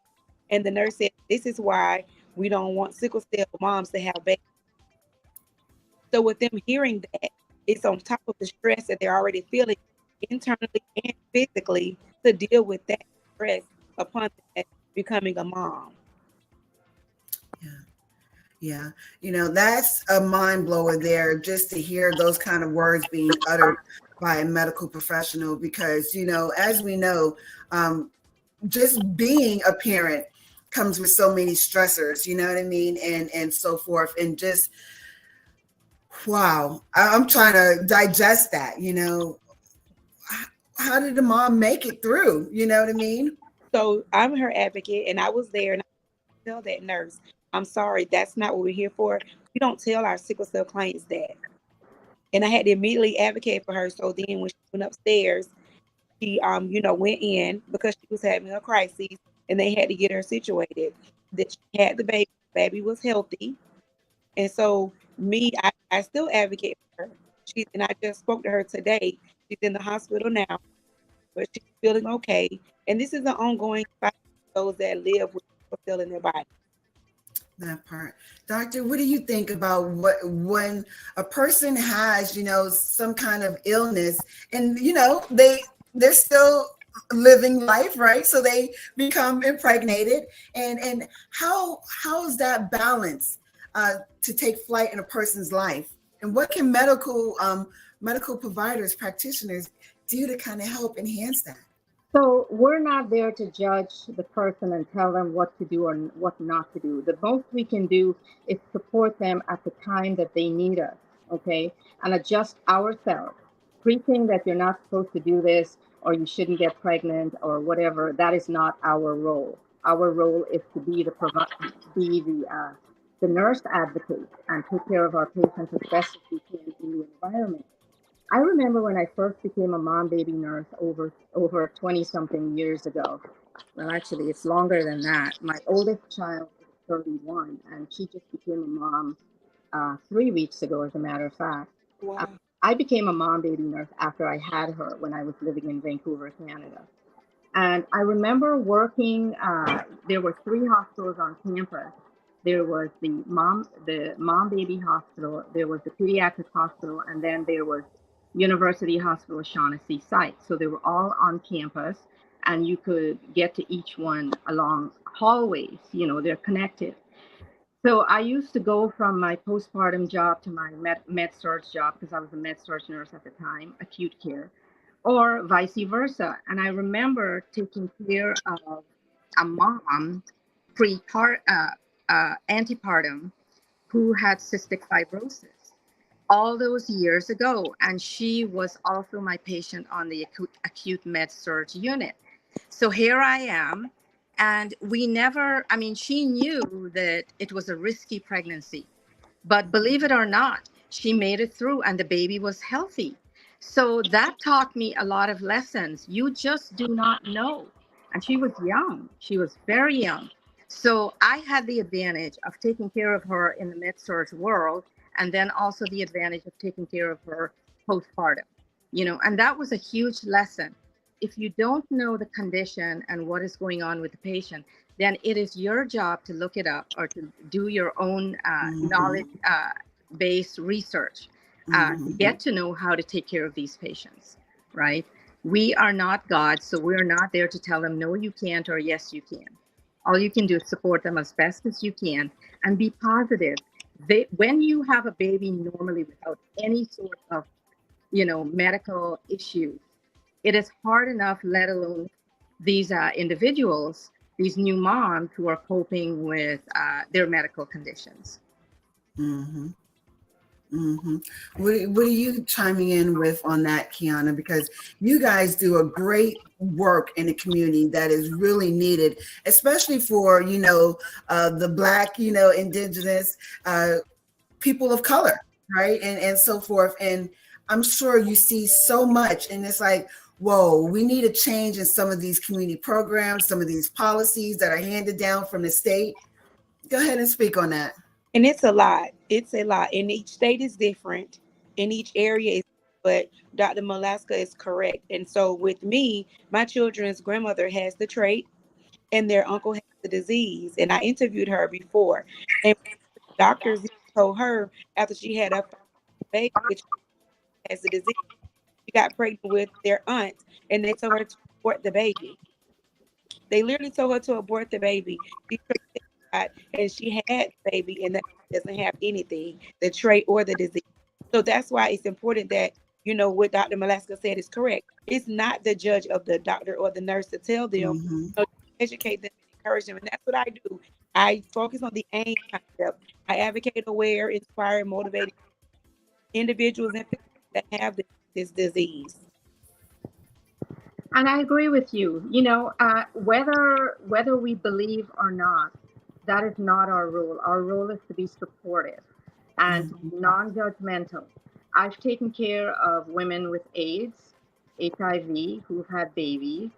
It's the same as any part of nursing that you may work in. You come across patients with many different types of conditions. We're not there to judge, just support. Support and be positive, whether you believe it or not. Our role is to advocate for our patients the best way possible. That is so important. And when you show that support and that encouragement, and you're authentic in showing it, that patient is going to reach out to you. You know, they know when you're faking it. I always say that to my students. Go in with an open heart, whether you believe it or not, because we're in a different role, you know. Yeah, and it's part of, uplifting a person. Here we're talking about mental health, and we're talking about depths of anxiety and depression and, psychosis in which a person can go through, having your labor room experience, is everything. And so we need to make certain as practitioners, that we have that level of bedside manner and so forth going on. I know that you both are super busy. What program changes, doctor, would you like to see coming down the pipe? And then I'll get to you and answering the same thing, Kiana. So just one little correction. I was not a labor nurse. I was just a high-risk postpartum neonatal care nursery ICU step-down nurse. That is a mouthful. I couldn't be a labor nurse. I'm sorry. But anyway, so I would like to see more emphasis placed on mental health, on providing services. Just because you cannot see it doesn't mean it doesn't exist. In my current work, taking care of open heart surgical patients, many of them have mental health issues. Either they come in with it or they gain it throughout the experience. And, there's research that shows that open heart patients will experience some type of mental health problem. It's just one of those things. But then who in the world doesn't have? So I would like to see medical care, nursing care, whatever, we incorporate more mental health support, and we don't have to be psychologists and psychiatrists to provide that support. In my own way, I provide that support. It takes time, it takes effort. Last night, I spent almost 1 hour with one patient, and I had 3 patients who was upset, had a very bad day, and was thinking, I'm not doing well today. I am not, they'll say, Zena, I had a bad day and I'm not doing well. I don't think I'm going to get through this. Well, I don't like to hear that, but I acknowledge it. So what you do is you acknowledge it and then you move on. And that 1 hour that I spent with him turned him right around. A huge part of this is time. What is the best thing we can give our patients? Time, and it's listening. Did that take away from my care for the other patients? Yes, it did. But somehow I had to find a way to incorporate that, because that's what I'm there for. So the medical community and, everyone needs to understand that mental health issues and, whether it's depression, whether it is just having the blues, whether it is not feeling good, whether you're coming in with already diagnosed problems, we need to understand that it's a huge part of our psyche, a huge part of our being. I remember, by the way, ladies and audience, yesterday marked the end of International Nurses Week. Okay, and I posted a post on Facebook, graduating from the doctoral degree program 7 years ago, and I got all these accolades congratulating me, and I'm like, no, guys, I achieved this 7 years ago. I just had a free moment at work at 4 a.m. and I thought, oh, I'm just going to get on Facebook. I was on my break. And what could I do to recognize Nurses Week? Because usually I always post something at the beginning of the week. I thought, let me post this accomplishment, and my 3 children are in the picture with me, and everyone's congratulating me. Well, I remember all those years ago when I first became a nurse, I was told, and I trained in Oxford, England, as individuals, we are biopsychosocial being, right? The bio, the psycho, right, up here, social being, spiritual being. So I heard you, Tam, talk about spirituality, or you had a guest that was talking about spirituality.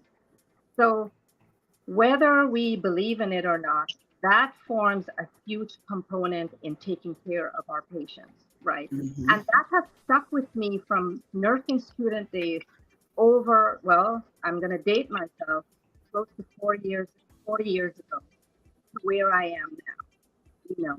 So we have to recognize that, and we have to, as individuals, as people providing care, you know, insurance companies, we have to recognize it's an integral part of our human psyche, of our human existence, right? We all need help.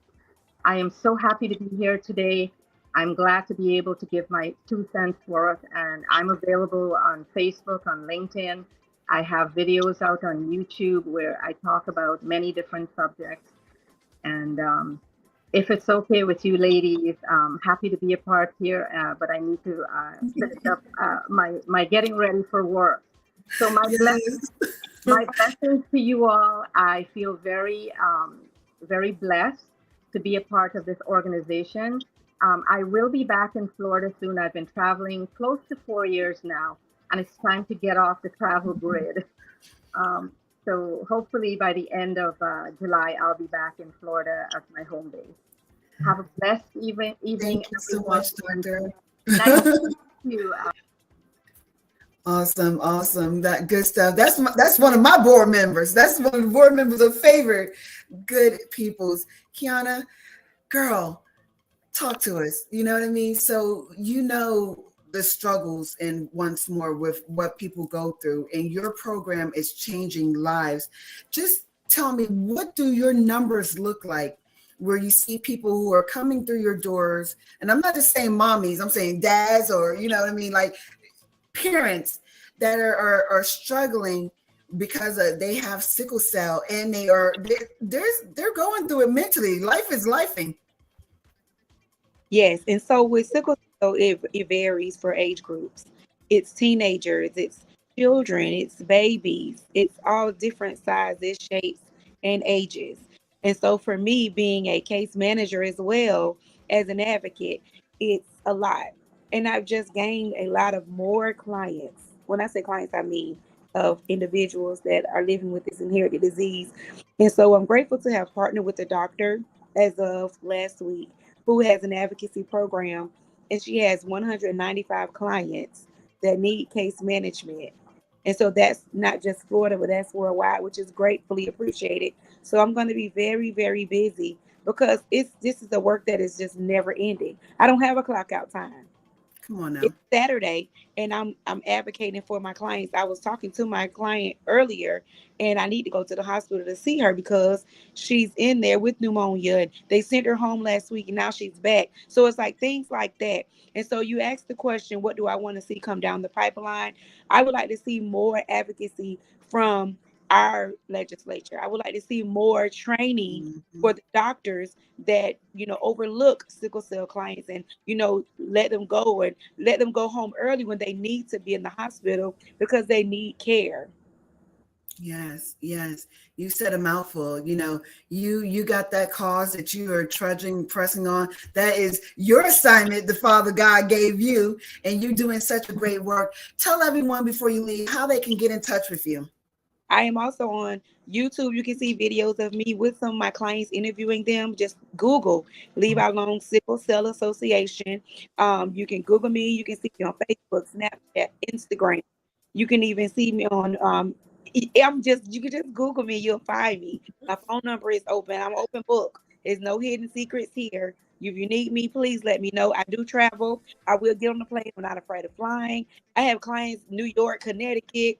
So just if you need advocacy, it doesn't matter what state you live in. And I'm looking to go to Africa as well. So please reach out to me. Yes. Thank you so much for being here. Listen, guys, this is what it's about. When we're talking about we're a tribe, we double up. One person can get 1,000, two can get 10,000, and that's how we march on, and so when we're talking about what we do at Maternal Matters Favored, look, if we can't fix it, we know someone who can, you know what I mean? And that's those community partnerships. And we're so glad to be in with Levy Long in with Kiana and her tribe and her folks, you know what I mean, helping to press forth what we need to do to help individuals in this world. There's a lot going on, and we're here, everyone. Thank you so much, Kiana. I'll see you. We are moving along. Oh my gosh, we're in our 8th hour. Let me take a little sip of water. Please, Jesus. We've been at this thing 8 hours now. I just want to give a shout out to Angie B Productions. I don't know how and what I would do without having you. Talk about a tribe. We are just moving right along. We got our next person coming in. One of my favorite people. Hey, Nikia. Hey. Go ahead and introduce yourself. Well, first, let me just say this. This is a PMAD survivor right here. We're all postpartum mood anxiety disorder survivors. But this right here, she has my heart. Talk to us. What did you think when I said, hey, do you want to come on and talk? First of all, I'm super grateful to be on this platform. I think it's an honor and a privilege, to be honest. Thank you for asking me to do this. I was thinking to myself that I was like, what? I was like, really? Someone want to hear my opinion? I was like, I don't know. But yeah, no, it's honestly amazing. I was just talking with my husband about that. He was like, are you excited to go on a platform, to just talk to a bunch of people? And I was like, excited, yes, but also very, very extremely nervous. It's a wild world, and it's something that, I get very awkward and shy around when I know there is like a bunch of people watching me, because and on some level it's like I want to be a center of attention, but I really don't want to be a center of attention. It's like, go figure. So yeah, I'm super grateful that you asked me to speak tonight. I think it's a great thing, whatever you guys doing here, and the idea of a tribe. It's truly, truly inspiring. I'm so proud of you. I'm so proud of you for being here. I'm getting teary-eyed. This is you've made strides. Tell us a little bit about your story. Okay, so I'll be really quick about it because I know there's a bunch of people.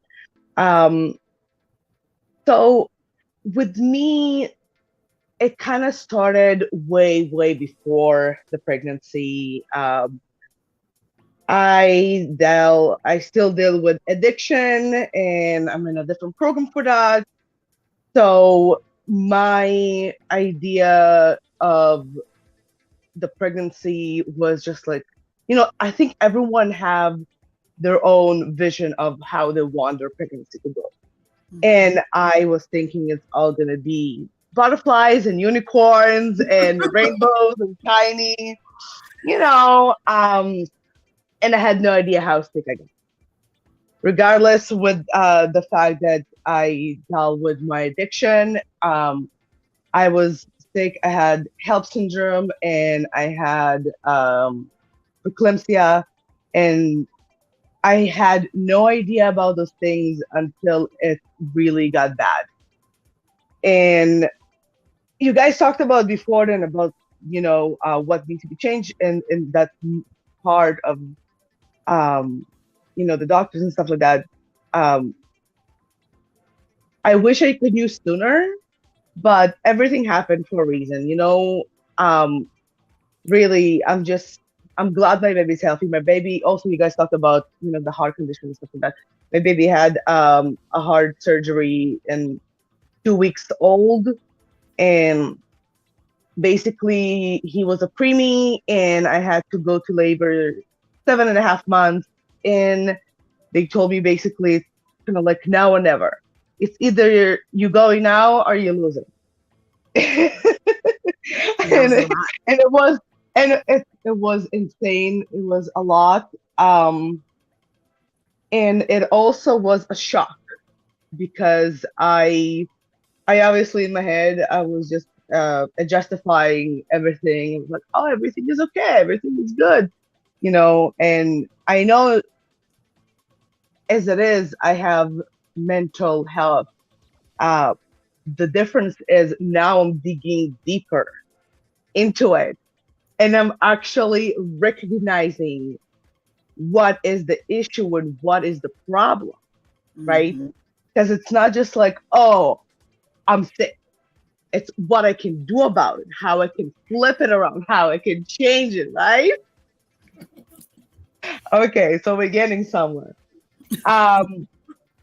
And honestly, it was so traumatic, like the birth itself, and it all kind of came in waves because I went to just like a regular appointment, and then they all of a sudden just hit me with that. They were like, "Oh, you're going to labor, you ambulance." Before I knew it, it was crazy, crazy, crazy. And again, the labor itself was very stressful. Um, and just the whole situation was a little chaotic. And I didn't know how to deal with it. So I'm glad that my husband and my mom was around, because my husband is a great advocator and my mom is even greater advocator for myself. So that was awesome in that aspect. It's good to have. I'm fortunate enough to have supportive family, and supportive friends, and the network that I have, and the network that I have now, it's even bigger because they let me know, like, listen, you can get better. Like, this is what you can do. And I took advantage of that. You have to take advantage of those things, because no matter where you're at in your life, like you said, life gets lifey. And no matter where you're at, you just want to thrive, right? You want to thrive to be the best you can be. So that's where I'm at today. And I think the whole pregnancy really was traumatic, but it was bittersweet because it taught me how to be stronger. The first couple, I was in the hospital for a month and a half, and it was not. And the only way I could deal with it is with my own, my own vices. And it is what it is. But today, when I came back home after that month and a half, I was crying for another month and a half. That's all I could do. That's all I could do. It was crying about it because I was so mad at myself. I was mad at God. I was mad at everything. And I had to look deeper in myself. I really had to look deeper. And that's when I realized that the problem was like start in me, because I was basically not pulling the weight. I was ignoring a lot of the signs, a lot of the cues, a lot of what's going on. I was kind of like in a denial aisle, I call it, and really just really kind of like a tunnel vision, and just hiding everything around me because I couldn't cope. I really couldn't cope. And now I just get out of bed and I do what I gotta do. Some days are not the best, and and I still make mistakes, and it's okay. It's okay as long as you try your best and look at it in a way of how can I benefit someone for the long run. So I think that's really what it is. And that's what you're doing. I mean, you telling your story, you know what I mean? Your story is going to be able to connect and strengthen someone else. I am so proud of you. You know what I mean? When we're talking about, we all have different stories and different things in which our higher power is like, oh, yep, I'm going to need you, here we go, you know what I mean? And so forth. We can look back and say, I made it. And let me tell someone else how they can make it. And that's what it's about. So some of the coping skills, what does that look like for you? Like, what are you doing each day as you're walking through and you're getting stronger? I'm always about, look, we're strengthening. We're going to work this thing out and get stronger in this walk. How is that working for you? Amen. You said it. So the way that I look at things is just perspective. It's really all about perspective in my eyes. Because I can take everything with my mental health and turn it into rock, you know. And it's really about how you can make the best out of today. So, like I said, it's putting that one foot in front of the other. It's really hard. It's really darn hard. And some days are just so, it's a drag, and some days just iffy and blah and whatever, Yeah. blah blah blah blah blah. But you gotta push it through. You gotta push it through. Because if not, like, what's the point, right? Because you have a purpose now. I mean, before then, I think I was so focused on myself so much to the point that it was obnoxious. And now I actually, I mean, true, right? Yeah, I have to stick it through. And now I have a purpose. I have a little one, and thank God he's 6 months now. So thank God, he was born. He was born 311, and now he's 16 pounds. So I'm doing something right. Yes. Yeah. Yeah. Yeah. So this is And it. this is what it's all about, everyone, having these conversations and talking through it. And so some of the programs, I spoke a little earlier how I had to lean on some programs to help me get through when I was going through my perinatal bouts, right? How are some of the programs that are currently in place? What do you think that they're doing good, and maybe they could do better? And how are they really beneficial at all? They extremely beneficial. I think they're extremely beneficial. I mean, you always want to strive to do better, but it just helps other people to get out of the funk. I think that's really where it's at. And I had no idea. I mean, I guess I didn't want to look into it for the most part. And that's why it's always important to have people in your corner. If it's family, friends, or anyone you consider that someone can help you, you always can reach out to those programs. And I learned it because then I found, I found you, and you helped me a whole bunch through really, really dark times. With all the support that I had, it was important. It's almost like pieces of the puzzle. And yeah, it really is, because every day I get to benefit from being better myself, being better me, getting others around me to feel better. Because when you don't feel good about who you are, and when you don't feel good about yourself, you take that with you wherever you go, and you take that light. You want to, yeah, and it's like, it's contagious. You want to spread that love and happiness. And when you feel down, and when you have a mental health issue, it can affect your whole life and daily basis routine. And it can also reflect that way at work, at a home, in your family, everything. And those are the things that I'm really, really sensitive towards, because this is my story, and this is where I feel the most vulnerable and don't want to talk about it. But then when I reach out to you, and I realize that, yes, I have to talk about this thing. Yeah. And I gave her homework too. I was like, listen, we're gonna have this, yes. we're gonna have this conversation. We're gonna come back next week. I want to know what you did with this homework. Right. And so with regards to just individuals, just letting them know, listen, you're not alone. What words would you want to leave to encourage someone? So I will say that keep trying.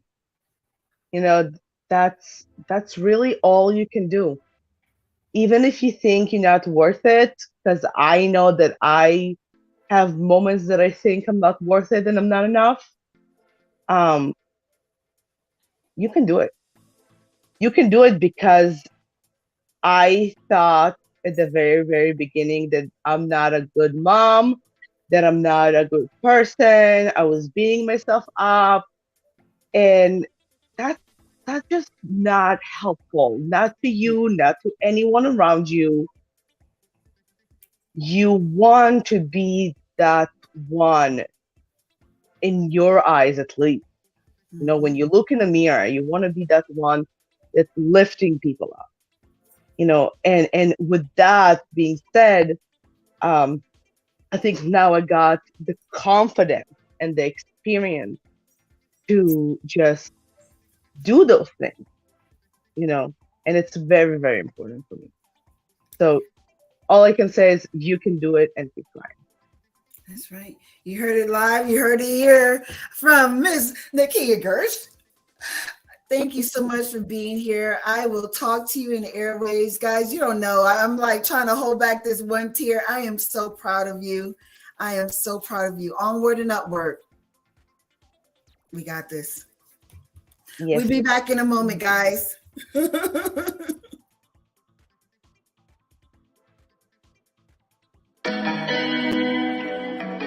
Tam here, coming to you from Favored. May is Maternal Mental Health Month. Yes, it is a thing.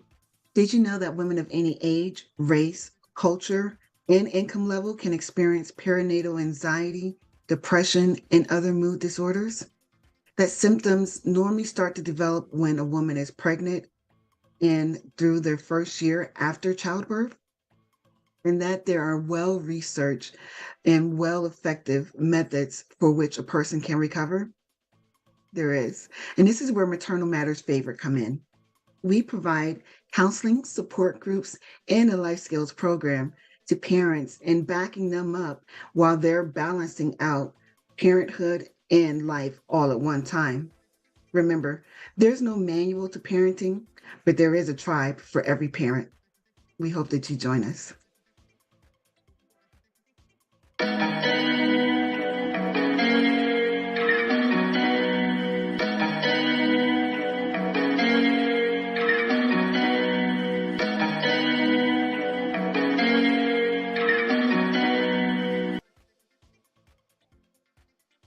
On April 1st, 2023, our Father woke me up to begin this writing. As my computer awoke from sleep mode, a Facebook memory popped up. At first, I didn't want to read it and fall down that rabbit hole of clicking and reading and clicking and scrolling. I had spent March 31st in the ebbs and flows of life, receiving great news and experiencing greater stress. During my waking hours, I longed for a peaceful night of rest, and last night did not disappoint.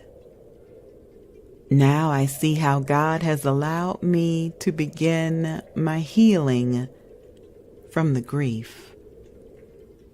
A marriage separation is a precarious place to be. On one hand, you miss the good times you shared with another. On the other hand, you find yourself traveling the cycles of grief, denial, anger, bargaining, depression, and acceptance, as defined by a psychiatrist in 1969. This next part of my story made me smile, laugh, and rejoice over the memory. It made me see just how far I have come with my healing towards acceptance. The Winds of Change by evangelist Angie B.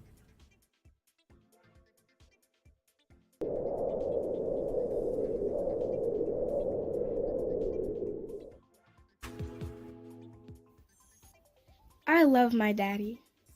He gives me hugs and kisses when he wakes me up. He helps me make mommy's tea in the morning. He always reads a book to me before bedtime. I Love My Daddy is a heartwarming children's book about the special bond between a little girl and her father. It follows a day in the life of a little girl and her daddy. Produced for audiobook by Angie B. Productions. Narrated by me, Ramona Young. And narrated by me, the Queen Bee, Angie B. Good evening, everybody. Welcome to Bedside Church of God in Christ. This is Bishop T-Dog. So today's sermon is going to be talking about doing the most. Oh, you got quiet in here now. Amen. Oh, it's quiet now. Amen. Y'all want to street dance, but you don't want to praise dance. Right, huh? Pastor. Y'all dance in the club, but don't want to dance in the church. But the parents is not bringing their kids in. The kids showing not. The kids doing a little too much. Son, what you want? Try to preach, huh? Excuse me, Pastor. I don't mean no disrespect, but I think I speak for everybody in the congregation when I say we have no idea what you're talking about. See, that's your problem now. You're not listening. I tell you what, if you think you can do better than I can, come up here and do it yourself.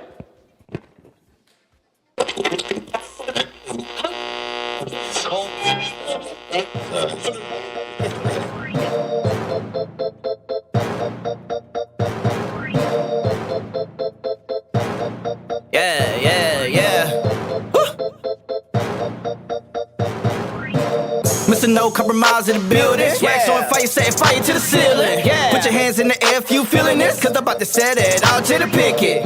Boy, I got time to play. See, boy, I live this. You can catch me. Getting that work, but about my father. Searching too concerned about the beat. They don't listen to the lyrics. They trying to put me in the box.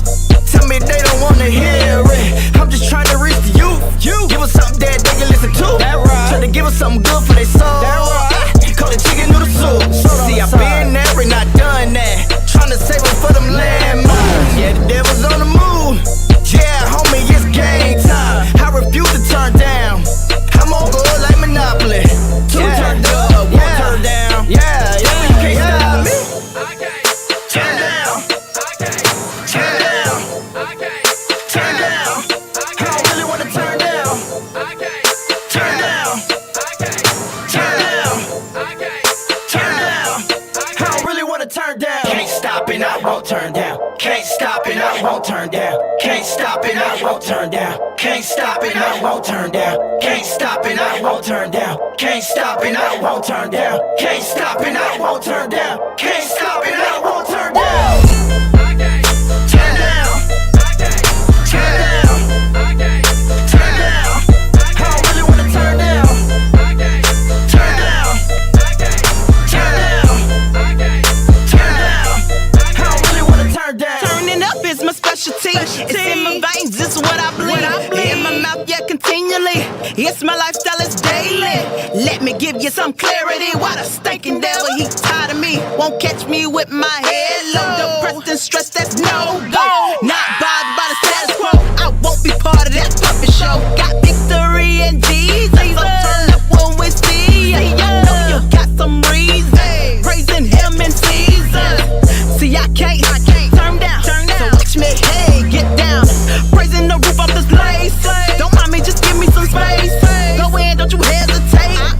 Praise him in his holy place.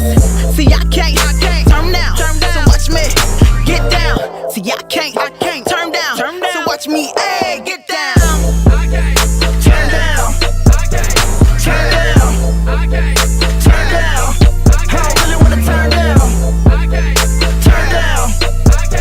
Turn down. Turn down. I don't really wanna turn down. Can't stop and I won't turn down. Can't stop and I won't turn down. Can't stop and I won't turn down. Can't stop and I won't turn down. Can't stop and I won't turn down. Can't stop and I won't turn down. Can't stop and I won't turn down. Can't stop and I won't turn down.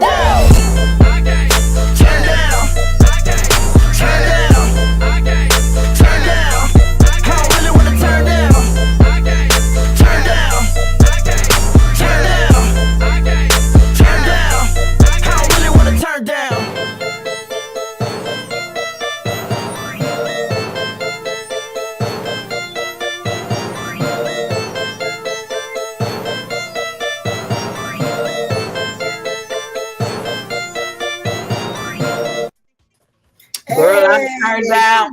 I'm turned down so much. My head wrap done come off. I'm just can't stop, and I won't turn down. Listen, we are here. Thank you so much. We are 8 hours plus into this thing, and I can't stop. I won't turn down. I am here with my piece, Miss Angie B, my producer, my co-host, my everything. During this 24-hour period, we are here bringing awareness. We're bringing opportunities of support. And we just want individuals to know we're here. We care. I thank you so much for giving me that break, because I was getting listen, that one right there, and so I do peer counseling, guys, right? And that's one of my mentees, and she is phenomenal. You know what I mean? Just to hear her talk. And it's my prayer that her being, transparent is able to save the next life of someone.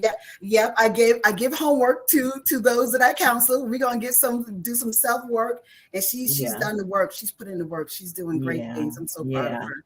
And I know we had some really heavy conversations and topics. I was getting messages like, "Oh, I can't take it no more. It's just I'm just crying." So I praise God for the Holy Hip Hop Christian and Gospel Rap community that submitted their videos just to kind of lighten the mood a little bit, just a little bit, So we got a couple of beautiful ladies waiting. I'm bringing them in right now. Oh, look at that! Hey, ladies! Yeah. Oh my gosh. What's going on? Wait, first let me do the official introduction. I am so honored to be here with the founders of Postpartum Peace of Mind. We have Executive Director Latasha Reese and Director of Client and Community Relations, Rachel Brown. Ladies. Hello. Hi, Tam. Oh my gosh, we are here. We are bringing awareness. We are educating folks and telling them, you feel some kind of way. Let me tell you what that is. Let me tell you how you get some resources and support. And you guys, you bring a great work. Talk to us. When I reached out, and I was like, do you want to talk about, what are your thoughts? One, I genuinely appreciate the opportunity, and Tam, you're amazing.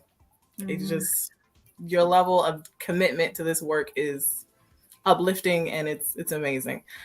Truly a role model in this field. But yes, so when you reached out, I was a little surprised, because I think the work that we do is very data driven. Like we are transitioning into this client facing work, but for the most part, what we've done is a lot of data driven work and quantitative research, and we saw a gap and we want to pursue that gap. Yeah, Rachel, chime in with this. Well, I would have to say Tasha summed it up perfectly. She did. She really did. There's been not enough research when it comes to the disparity between Black and brown women that are experiencing perinatal and postpartum difficulty. So we really wanted to just step in, and I think Tasha, from her own experiences, really saw it, and I saw it from a different perspective, and we weren't really understanding why there wasn't enough information on the topic. And when you have that firsthand experience, it really clicks, and it makes you say, you know what, we want to step in, and we want to be people that are able to help other moms that are going through something similar or worse, or whatever the case may be. Yeah. A lot of what you ladies do with the qualitative and quantitative research, you know what I mean? The epidemiology behind it is needed, you know what I mean? You guys are out there and you're able to pull forth those numbers with some of the stats, and we've been talking numbers throughout today, but I want you ladies to go ahead and dive into some of this information that you've provided. Absolutely. So like we said, in my experience having my girls, I have two little girls, one is 2 and one is 1. So they're 16 months apart. And my husband and I purposely sought out a more affluent area to have our babies, a hospital system that was known for having an established postpartum care system. And when we went, there were still so many instances of feeling ignored and feeling looked over. And, the hospital staff, I had a midwife for my birth, but the nurses that were there, I think they came with their own biases. One of which was that, you know, they pulled me aside from my husband and asked if I had ever experienced any sort of abuse, anything like that. And I was like, okay. And I asked the nurse, I was like, is this something that you ask all of your patients, you know, at 4 a.m? And, you know, she was like, well, no, not really. But and this was during COVID. So, you know, my husband was adamant about coming upstairs with me because, you know, we went through all the protocols. We did everything they asked us to do, but they still forced him to wait downstairs. They weren't doing that to anyone else. So, you know, it was just kind of those things that were in the back of our mind. And it's kind of what drove us to this work and, you know, really looking at that problem and understanding that right now, 3 to 5 Black and brown women are 3 to 5 times more likely to die of perinatal complications than their Caucasian counterparts. And over 80% of those deaths are preventable. Right. And this, you know, just came out of the CDC from Dr. Susanna Troust and her team there. But it's like now this information is becoming available, and now this information is being widely publicized. And a lot of those 53% of those deaths occur during the postpartum period. And, you know, Black and brown women are not just dying from preeclampsia and eclampsia. I know I saw at one point there was an individual who was circulating that Black and brown women are dying of homicide during the postpartum period to kind of take away the importance of the fact that, no, we're also dying of, you know, preventable disease and PMADs. You know, mood disorders, things that are preventable about 83% of the time. So, you know, really trying to redirect the conversation to the things that we can change as a community. And I think that a lot of what the thought process for postpartum period is 12 weeks. Am I 6 weeks? Yeah, six weeks. And they tend to forget that it goes so much further than that. So that postpartum period is from the moment after you've delivered your child to a year. So after that moment of the 6 weeks, it's okay, well, you're okay now. You can resume normal activity. And they're not really checking to make sure that everything is okay. Or even addressing the issues that moms will bring up and say any sort of complications that they feel that they're having. It's just kind of pushed to the side. So it's a sad experience or a sad thing to know that this is what's going on in our community. And there are people such as ourselves that are trying to make sure that we do step in and change that. Yeah. Yeah. You know, when we look at the numbers and we look at the legislation that was just passed with regards to the 6-week ban and things like that. So we already know that we're dealing with a silent crisis. I keep naming it that, right? Because people don't think nothing of it, right? But it spirals into other areas where, you know, domestic violence, childhood trauma, generational cycles, you know what I mean? People in and out of jail, rehabs, and so forth. So now we have legislation that says, you know what, 6 weeks, you can't go get an abortion or different things to that effect. What do you think the numbers are going to look like with regards to PMAD? I think that that's going to largely be dependent on what the community does. I think that a lot of people, and a lot of this is being tailored toward Black and brown women, that there's going to be a deficit in Black and brown communities because of these changes in policy. But the reality is it means that the community needs to step up. I think that we have to be very intentional about the efforts that we make to support these Black and brown mamas, so that way you don't see, you know, higher suicidality rates due to unplanned or unwanted pregnancies. That there has to be a level of support and building up and uplifting this experience, and that level of judgment has to go away.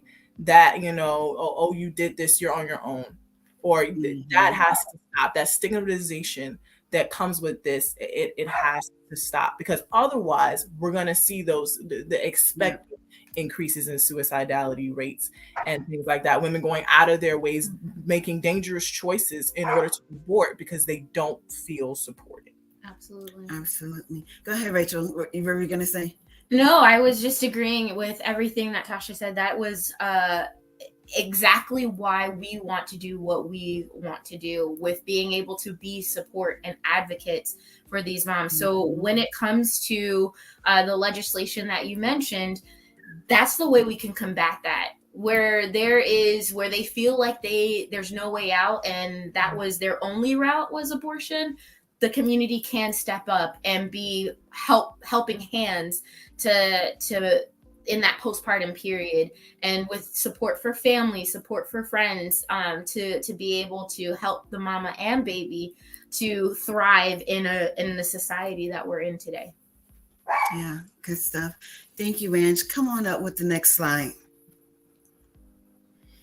Yeah, so this is our tagline, our motto for postpartum peace of mind. We believe that mamas deserve peace, and to us, peace is defined as personalized provision. So that's needs-based support. That's an understanding that while everyone does not need the same support, everyone deserves support.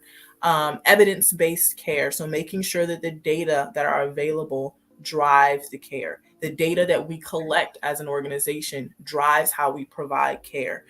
That level of advocacy and accessible resources, making sure that we prepare our clientele with the language that they need. If something is wrong, if you see symptoms of preeclampsia, if you're doing the Edinburgh postnatal depression scale and that individual circles number 10, that's a sign of suicidal ideation.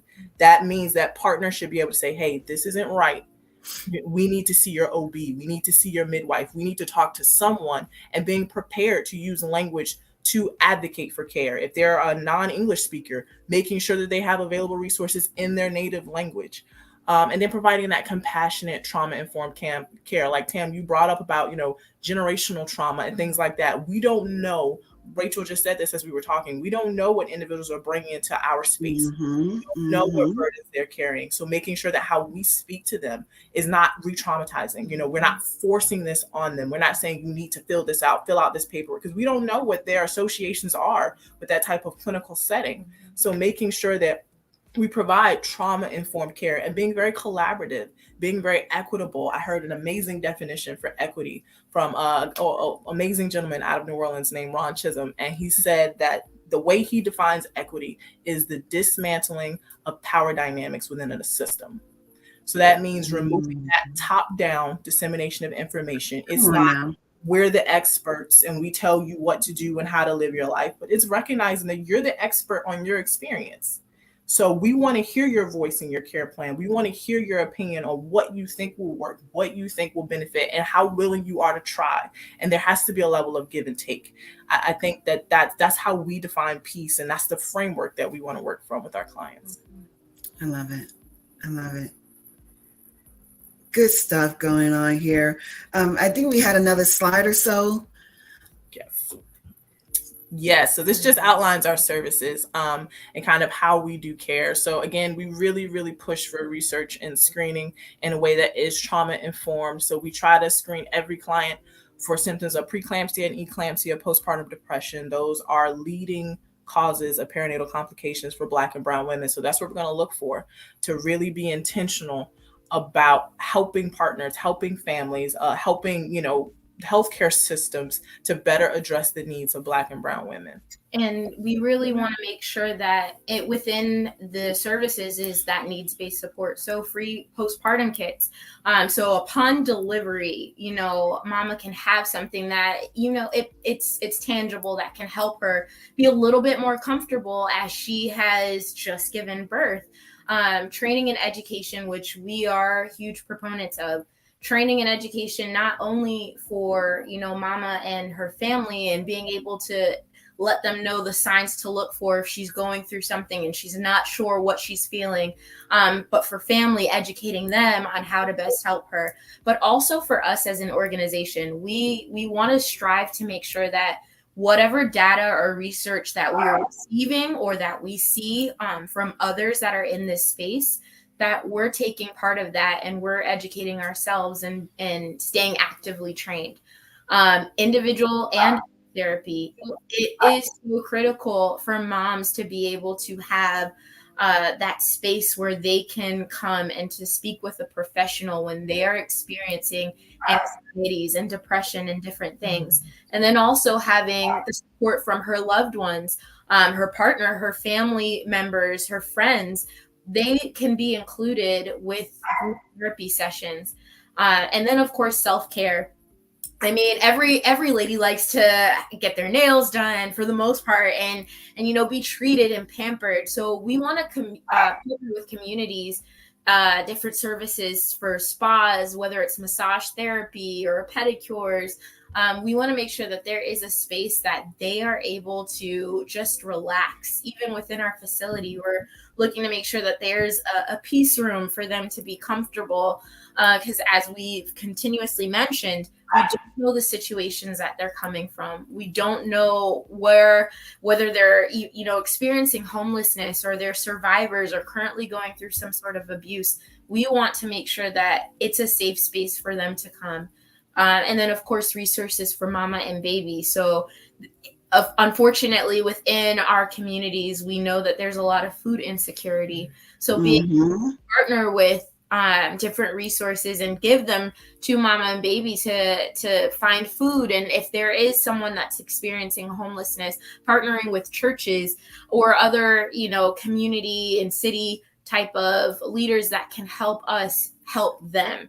That is our goal there, and making sure that moms and their families are being championed. Their care is at the forefront of everything when they're going through the postpartum period. So advocacy is huge for us as well. Yes. Listen, we have to be out there with our own pitchforks, you know what I mean? Speaking our truth and letting individuals know, hey, we need some changes. You know what I mean? We're not going to take this. And, when we start doing that more so collectively, I'm sorry, I don't know if you guys hear my dog in the background. It's either a dog or a baby these days in meetings, right? But when we're out there and we're collectively, combining and we're moving forward and lobbying for changes in certain policies, for funding, for programs, that's when we're heard. And, it may not happen the first or second time around, you know what I mean? And that's what I tell individuals, as community advocates, we got to keep on trying. And this is where I want to roll into what we're doing. I don't know if I mentioned it yet or not, you know what I mean? But Natasha, she is one of my leaders at Postpartum Support International, where we are literally the pilot program for the Alliance, right? And so we are out here doing a great work. I'm gonna let you go ahead and speak to it, because she recruited me and I was like, bet money, let's run it. It's true, yes. So we are working with the Postpartum Support International's Perinatal Mental Health Alliance for People of Color, I think. And basically the Alliance focuses on not only clientele, but also practitioners of color in different states. So within the state of Florida, when I took on this role as Alliance rep, I realized just how much of a disadvantage to the state it would be if I tried to represent the entire. So I, reached out to different practitioners in the area, and I was like desperately looking for somebody who could really do the work in Central Florida. And Tam went all the way around me and went to Andrea Clark Wharton, who is the director, and was like, I want to do this work. And, we ended up getting connected, and, the group that we have is amazing. Like, everyone is very focused on this work, determined to do this work. We speak a very similar language. Like, we already established, our theme is creating space, and, Tam has taken the helm, and we call her our Lean Six Sigma superhero. Because she is leading our strategic planning and just really placing an importance on, we have to make sure that we are developed as an organization first before we try to develop other people, before we try to bring other people into this work with us. We have to make sure we're on solid ground ourselves. So it's an amazing work, and it perfectly coincides to the work that we do for postpartum peace of mind, and that community partnership, because I am definitely using Tam and learning from Tam and all her greatness, and all, the other members of our team. It's community-based work. Like, that's my research. That's what we do, is community-based work and just developing communities. It's very intentional, but it's very important. Yeah. And we are all throughout the state of Florida. I mean, they are providers that are in South Florida. We have providers that are in North Florida, West, whatever have you. We're doing a great work. Go ahead and read us this next slide. Well, we've really touched on it a lot, and why we are doing this. It's because women of color are underrepresented with data and research. It's very sad that when we're trying to address any sort of health related issues, that it kind of gets swept under the rug. So, and as Tasha had mentioned with her own experience, and as I mentioned before, seeing her go through that, it's really a focus for us to want to strive for change in this area. And as we have also mentioned, with making sure that we partner with communities, it is so important to get the community involved, because when they see that we care, they're really going to want to put forth that extra effort as well. We want families to be educated. We want friends to understand what mamas are going through in that postnatal or that postpartum period. And we want to make sure that we're referring to qualified practitioners. So when there is an issue, and there have been times where someone may feel like their primary care or their OB is not the right person for them, we want to be able to refer them to someone that is going to hear them and that is really going to address what the issue is. So we're finding that, within this community, within this space, there's so much that needs to be done, and we're here, we're ready to take on the challenge. There's really nothing that's going to stop us from doing that. Ladies, I don't want to stop you from doing what you're doing, but we do have a comment that has come in, and I think it would be good to share it. It came from Mother Jacqueline, and she's talking about, as she's hearing this conversation, she's thinking about her mother and niece who were both date raped and decided to keep their babies, yet their peace of mind was destroyed. And your program is everything. Mother Jacqueline has said in the past that she is a result of a date rape, and she carried her depression for years. So I want you guys to know that what you're doing is being heard, it's being felt, it's needed. And Mother Jacqueline, likes to say that she's approaching 70. I don't know who she's talking about, because she really, much less you two 12-year-olds sitting over there. I mean, it just, but her testimony and her comments have just been all throughout today. And if an almost 70-year-old can relate to what you guys are talking about, I need y'all to keep on talking. I definitely need you to keep on talking. Thank you so much. I didn't want to interrupt. Yeah. Thank you, Mother Jacqueline. Thank you, Mother Jacqueline. She spoke earlier, and it kind of choked me. I've been getting choked up all. I'm gonna cry tomorrow. I'm gonna cry myself to sleep. Happy Mother's Day. She talked about her being 70 and how that looked back then, and why she is so happy that we're having these kind of conversations, that we're actually collecting the data surrounding some of these numbers of what this is actually doing and what actually needs to be done. And so we know sometimes you can't get a person's buy-in unless you got the stats, right? You got to show them the data, what that looks like, and so forth and so on. And so talk to some of the ways in which you ladies, you're able to collect the data, and talk about how with that data, we're able to take that as a tool in hand and help try to push agendas in the right direction. Right. So I think, and I was just having this conversation with a classmate the other day, and the reality is that data drives policy change. Because if you haven't experienced it, if you haven't been there, and for some people, I can't ask European Americans to be Black, because the reality is our cultural experiences are going to look different, and that's okay. But seeing it in these data and seeing the incidents of, postpartum depression, postpartum anxiety, postpartum psychosis, and then looking at how these things are addressed differently between cultural groups, and assessing why are these things being addressed differently. Is this a systemic change? Is this, biases on the behalf of individual providers? And then what is needed within these systems to make these changes, to build equity, to dismantle these, unnecessary, their thoughts, power dynamics to provide the best care. That's the reason why we focus so much on the data. We use, other services, those postpartum kits, therapy, all of that. We want to support our clientele and let them know that they are not lab rats, because we know that there is a severe amount of distrust in large healthcare systems. Like that generational trauma from, Tuskegee and, slavery, like that's there. That distrust is within communities. It's within Black and Brown communities. So kind of using resources and using education and using trauma-informed care to say, yes, we're here. We want to collect these data, but we're doing this to support you. We're not using you. Right. Exactly. You are a priority. Thank you. You are a priority in this work. We're not, doing this to support someone else on your back. We're doing this to support you. And it's give and take. If it's uncomfortable, if it's too much, it's not necessary. You're still going to get the support regardless.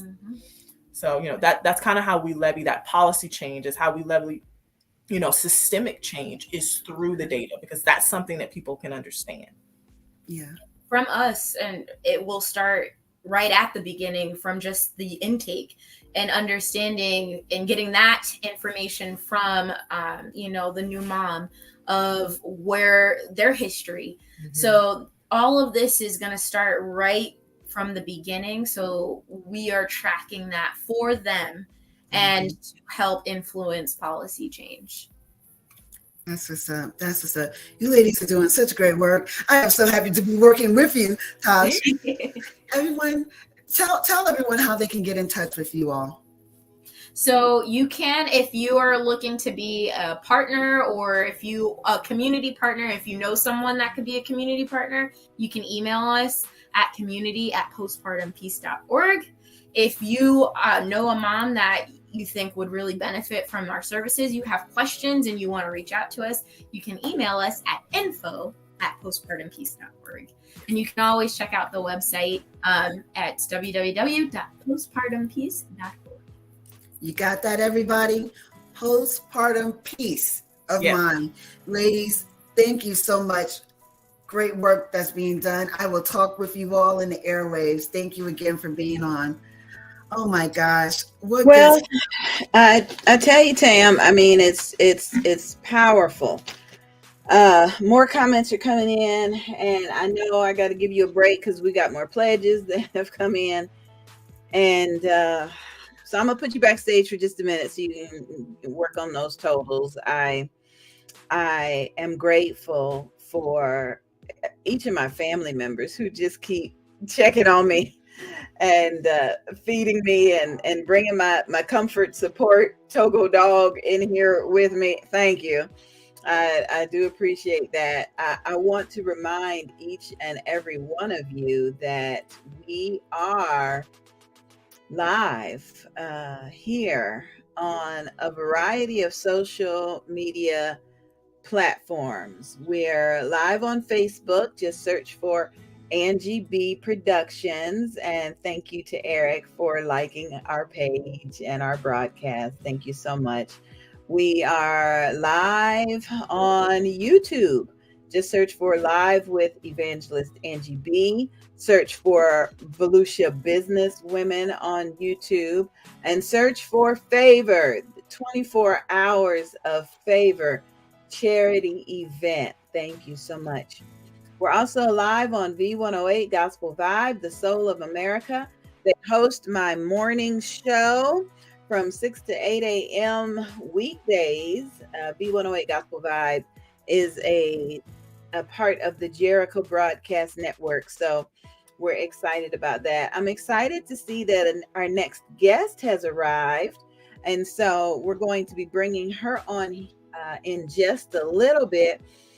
I want you to know that we're live on Twitter, have been since 10 a.m. this morning.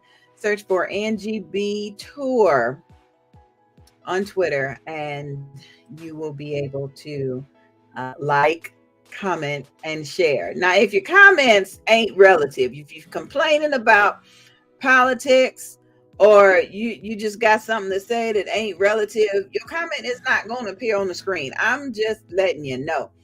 But we do want to thank you for watching. It's just about time to just thank everybody for the folks that have donated so far. Thank you for your support. We're getting our numbers together, and even before that, we still had people that were saying, how can I help? What can I do? And why are you doing this? And so this slide was sent in, and I think it really kind of sums up why we're doing this. Anxiety and depression has risen 37% in teen girls. Teen girls. 1 in 10 dads will experience a mental health disorder following the birth of their child. 1 in 10. And of course, it's not just moms. Maternal mental health disorders impact the whole family, not just women. I want to put up another comment from Mother Jacqueline. I'm so happy that wisdom is here. Book of Titus tells us the older women are supposed to teach the younger women. And so, not that you older, Mother Jacqueline, but you are wise. And Mother Jacqueline says that there are more people that are pregnant from date rape or somebody they're familiar with. We're not even going to talk about the statistics on incest. But they decide to keep the baby. And in some cases, looking at the future, they won't have that decision to make. It will be pressed upon them. And so I appreciate what Tam said in the last segment. What is that depression or mood disorder going to look like when the foundation of the birth of these babies is rape? What? Mother Jacqueline, you're right. There's not a hotline for date rape. It's just easier and unfortunately, it's just easier to stay silent. Thank you so much for your comments. Thank you. Thank you so much. We have been in the background a little bit, just saying a prayer for our fellow alopecia sister, Sandy Green. Sandy, I put your comment up earlier and immediately began to pray. And for those our audience members that are visually impaired, I try to read these comments because I completely understand.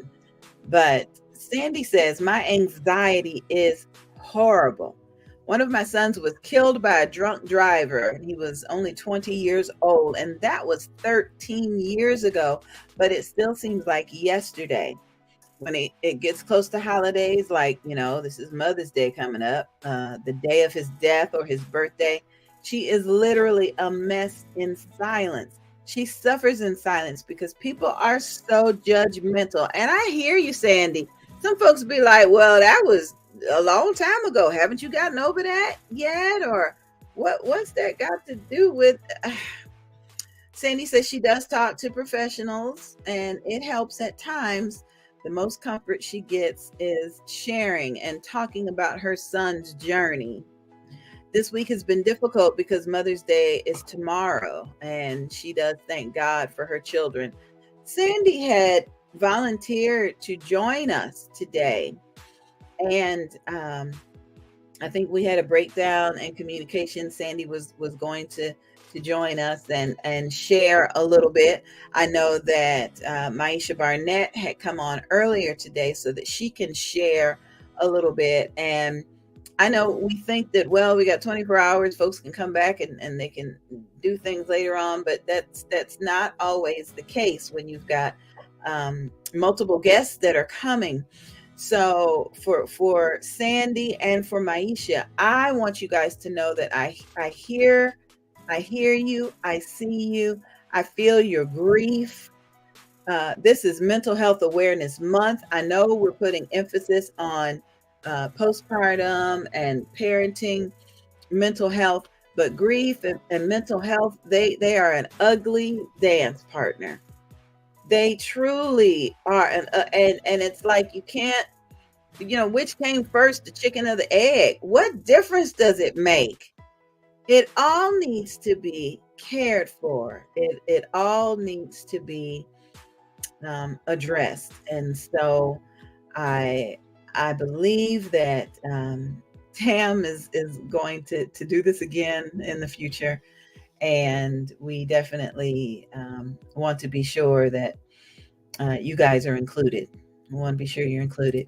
Okay, somebody wants to know what the goal is. The goal is to raise $1,000. Why? Because $35 will provide one person, one parent, with free admission for the 5-week program. So we're encouraging you to go to the website, go to givebutter.com and make your donation. Somebody else wanted to know, well, why are you doing this fundraising event? Because, like I said, we want to sponsor somebody, but think about it. Your donation can enhance the well-being of people with these mood disorders, one person at a time. And Tam has already said that the classes are going to be small and intimate, which to me, that's the way I like to minister. I don't want to go in and have to preach to the multitudes and miss that poor little child sitting in the last row in the last corner, and who just kind of snuck in and feels like she's not seen. And so Tam has also shared with us details of what the life skills program will include. And that will be decision making, self-awareness, communication, goal setting, financial literacy. And I'm pretty sure she's going to throw in a lot of love within those classes as well. So we are very, very grateful. All right, another big shout out to Dr. Tom Wymore. His donation originally put us at the $1,000 mark that we were trying to reach. Praise the Lord. Praise the Lord. We had general donations and sponsorships. And so, Father, I thank you. When it is ordained by him, it's just, everything just falls into place. It definitely falls into place. Thank you so much to the special guests that have been joining us throughout the day. Their information is now scrolling at the bottom of the screen. And we thank you, Latasha. Latasha saying yay. Thank you. I do know that some of you have sent in text messages. I'm doing my best to respond to some of them. And I know that I'm responding to some of the text messages, and I'm waiting for an answer because I can't just put it out there the way you sent it. Like, this one question came in and it said, do grandparents get depressed? Well, I want to be sure that, yes, we're talking about as they're raising children or raising grandchildren. And so if you've sent in a text and you haven't seen the information at the screen yet, please, see if I responded to you, and then we can get that going. Okay. I need our very special guest to tilt her camera down just a little bit so we can see more of your chest. And there you go. Yeah, there you go. That's good. And come on back in here, Tam, because she is ready to hear what you have to say. So thank you. Hello. Good stuff. Hey, Gertie. Are you unmuted? I always say I'm not going to do that, but I did. How are you? I'm doing good. Oh my gosh. Thank you so much for joining us. Let me go ahead and give you your introduction. We have Miss Gertie Remy. She is an RN. She's a political activist. She sits on various community boards and committees, and she also ran for the Altamont Springs City Commissioner for District 2. And she is one of my besties. Like, we will lock arms and we will lobby. We will listen. We're not taking this, you know what I mean? And we're going to speak our voice. We have a lot of history together, just doing kingdom work, right? Yes. Definitely, Oh, definitely. yeah. Wow, I want to thank everyone for like even inviting me to this space. It's amazing, and I haven't been able to see all of it, but just the power. So I want to thank you. And Tam has been like my friend for a while, like ride or die, I say, and I'm there for her too. We're just out there just trying to make the world a better place for our communities and things like that. So I want to thank everyone. My name is Gertie Remy, and everything that Tim said. So today I'm going to be on the behalf of the NAACP because we're also like chairs and committee chairs for the Healthcare Committee and also the Veterans Committee. But also being a nurse, anything to do with like healthcare and maternal health or even physical health is very important to me. So I'm going to get into like some topics that's, people just need to listen a little bit and then you'll see what I'm saying. Because definitely when it comes to like people who are pregnant, right, there have been significant differences between maternal mortality of white women versus Black women throughout history. Mm-hmm. And in 2021, as far as the CDC knows, they say that the rate for maternal mortality rate are like 2.6 times higher. It's already high in America, but it's even higher amongst people who are, Black, from the Black communities. And a lot of that has to do with like their healthcare, right? We have disparities in like predisposing healthcare issues. We know that access is an issue to healthcare.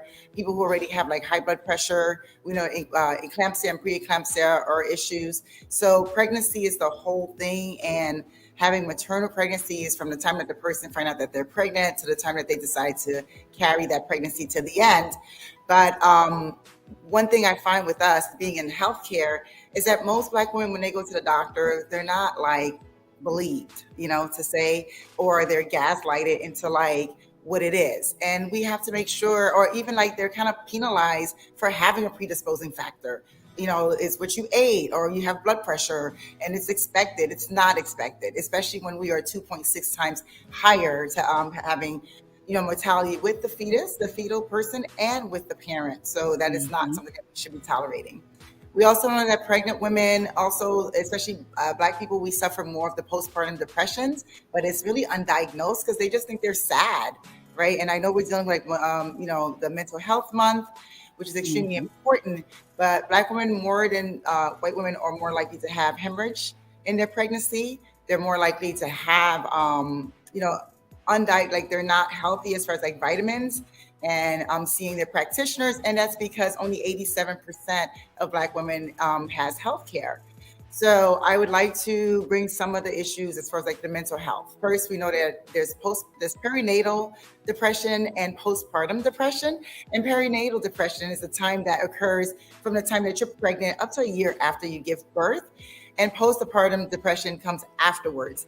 And as people, like we sometimes think we can do it all, especially like Black moms. Like we think that we can, take care of the babies, go to work, and take care of our families, our partners, the community. And even if our bodies are saying, hey, you need to rest, or you get that headache, or maybe like the backache, little symptoms that people may think are just like fatigue, they actually need to go to the hospital to see that, because getting there early is extremely important, right? And if they don't go, and they have complications in the pregnancy, having that child with like special needs, or being alone, or even having health issues yourself as you have this child, it's going to cause a humongous stress. And we're not going to know that it's postpartum depression, which is huge, right? And we, a lot of us don't believe in medication, so we won't take antidepressant medicines. And that's important too, because I tell people, like, if somebody's a diabetic, they have to take insulin. Someone is hypertensive, they take blood pressure medications. It's the same concept. It's an organ, right? The brain is an organ, just like the heart is an organ, so you take medicine for that. And your kidneys is an organ, so you take like medications for that. The brain is also an organ, and the stigma of having antidepressant medications amongst our Black communities is something that we're trying to get over with, right? Because I know we pray, and that's good too. However, God did make medicine, and if you can take that and go through the course of about 4 to 6 weeks and start feeling better, then they can be their better selves. They're able to take care of their newborn child that they had, and they're able to function, as well as like self-care, right? We need to learn when we had enough. Like, when you need to take that weekend. And sometimes we don't have people, but you may have a friend like Tam who says, you know what, I'm off on Friday. I'll watch your baby for you while you get some sleep, right? Especially tomorrow being Mother's Day. They ask how many people would you want for Mother's Day? A lot of people are saying sleep and rest. They want to be able to do nothing, right? Because we're constantly moving, constantly doing something. The pressure of society to be that person, you know, we come with our own power, but we need to know with that own power, we need to rest and take care of our emotional well-being, our spiritual well-being, and definitely our physical well-being. So what I advocate for, because of the fact that I'm a nurse and an activist, is that I advocate for healthcare. I need the policies to change where we can have either Medicare for all or an extension to the Medicaid in our state, because that would allow more people to have health care insurance so they are able to get to the doctor early on. So they can have prenatal care, so they can take the vitamins, so they can drink their fluids. And if they have some sort of predisposing issues, that it can be diagnosed early and we can get them on a regime where they can have a safe pregnancy and a safe delivery. The other thing that I want to advocate for definitely is to make sure that hospitals and practitioners and doctors and even us nurses, that we believe people. We believe you when we say that, when they say, you know, I'm tired, that they check your blood levels and not just say, oh, go to rest. You could be anemic. You know, when you say you have a headache, not just to give you a pain medication for the headache, but figure out if it's their blood pressure that's making it high, if there's some sort of systemic issue. So I want to advocate for people to, when they go to these doctors and these nurse practitioners, that they are believing them. They're believing that they are in pain, that there's an ailment, and that we are not gaslit and sent home. And sometimes they end up with a stroke at home, or they end up with a miscarriage or hemorrhage. So that is what I'm advocating for. What I'm bringing to this space is to educate people to, number one, care for yourself as you care for others. Love yourself. And if you're a spiritual person and you know you believe in God and Jesus, then do that. And if it's the environment, but find a way where you can get your peace, where you can have that quiet time. It may just be that 5 minutes, but it's just you loving on yourself so you can like give the world back, right? You can't dig from an empty well. So that way you can love your pregnancy and have that in common. So as in the NAACP Healthcare Committee, I want to say that I want to advocate for more healthcare access. And if you need any information that is not clinical, because I am licensed, so I can't give unsolicited advice, but I can also say go to healthcare groups. There's Florida has some moms groups that they have. Google it and see. Ask your doctors. Do you have like a mental health care group that if you don't want to take medication, but you feel like you want counseling, go to your pastor, go to a friend.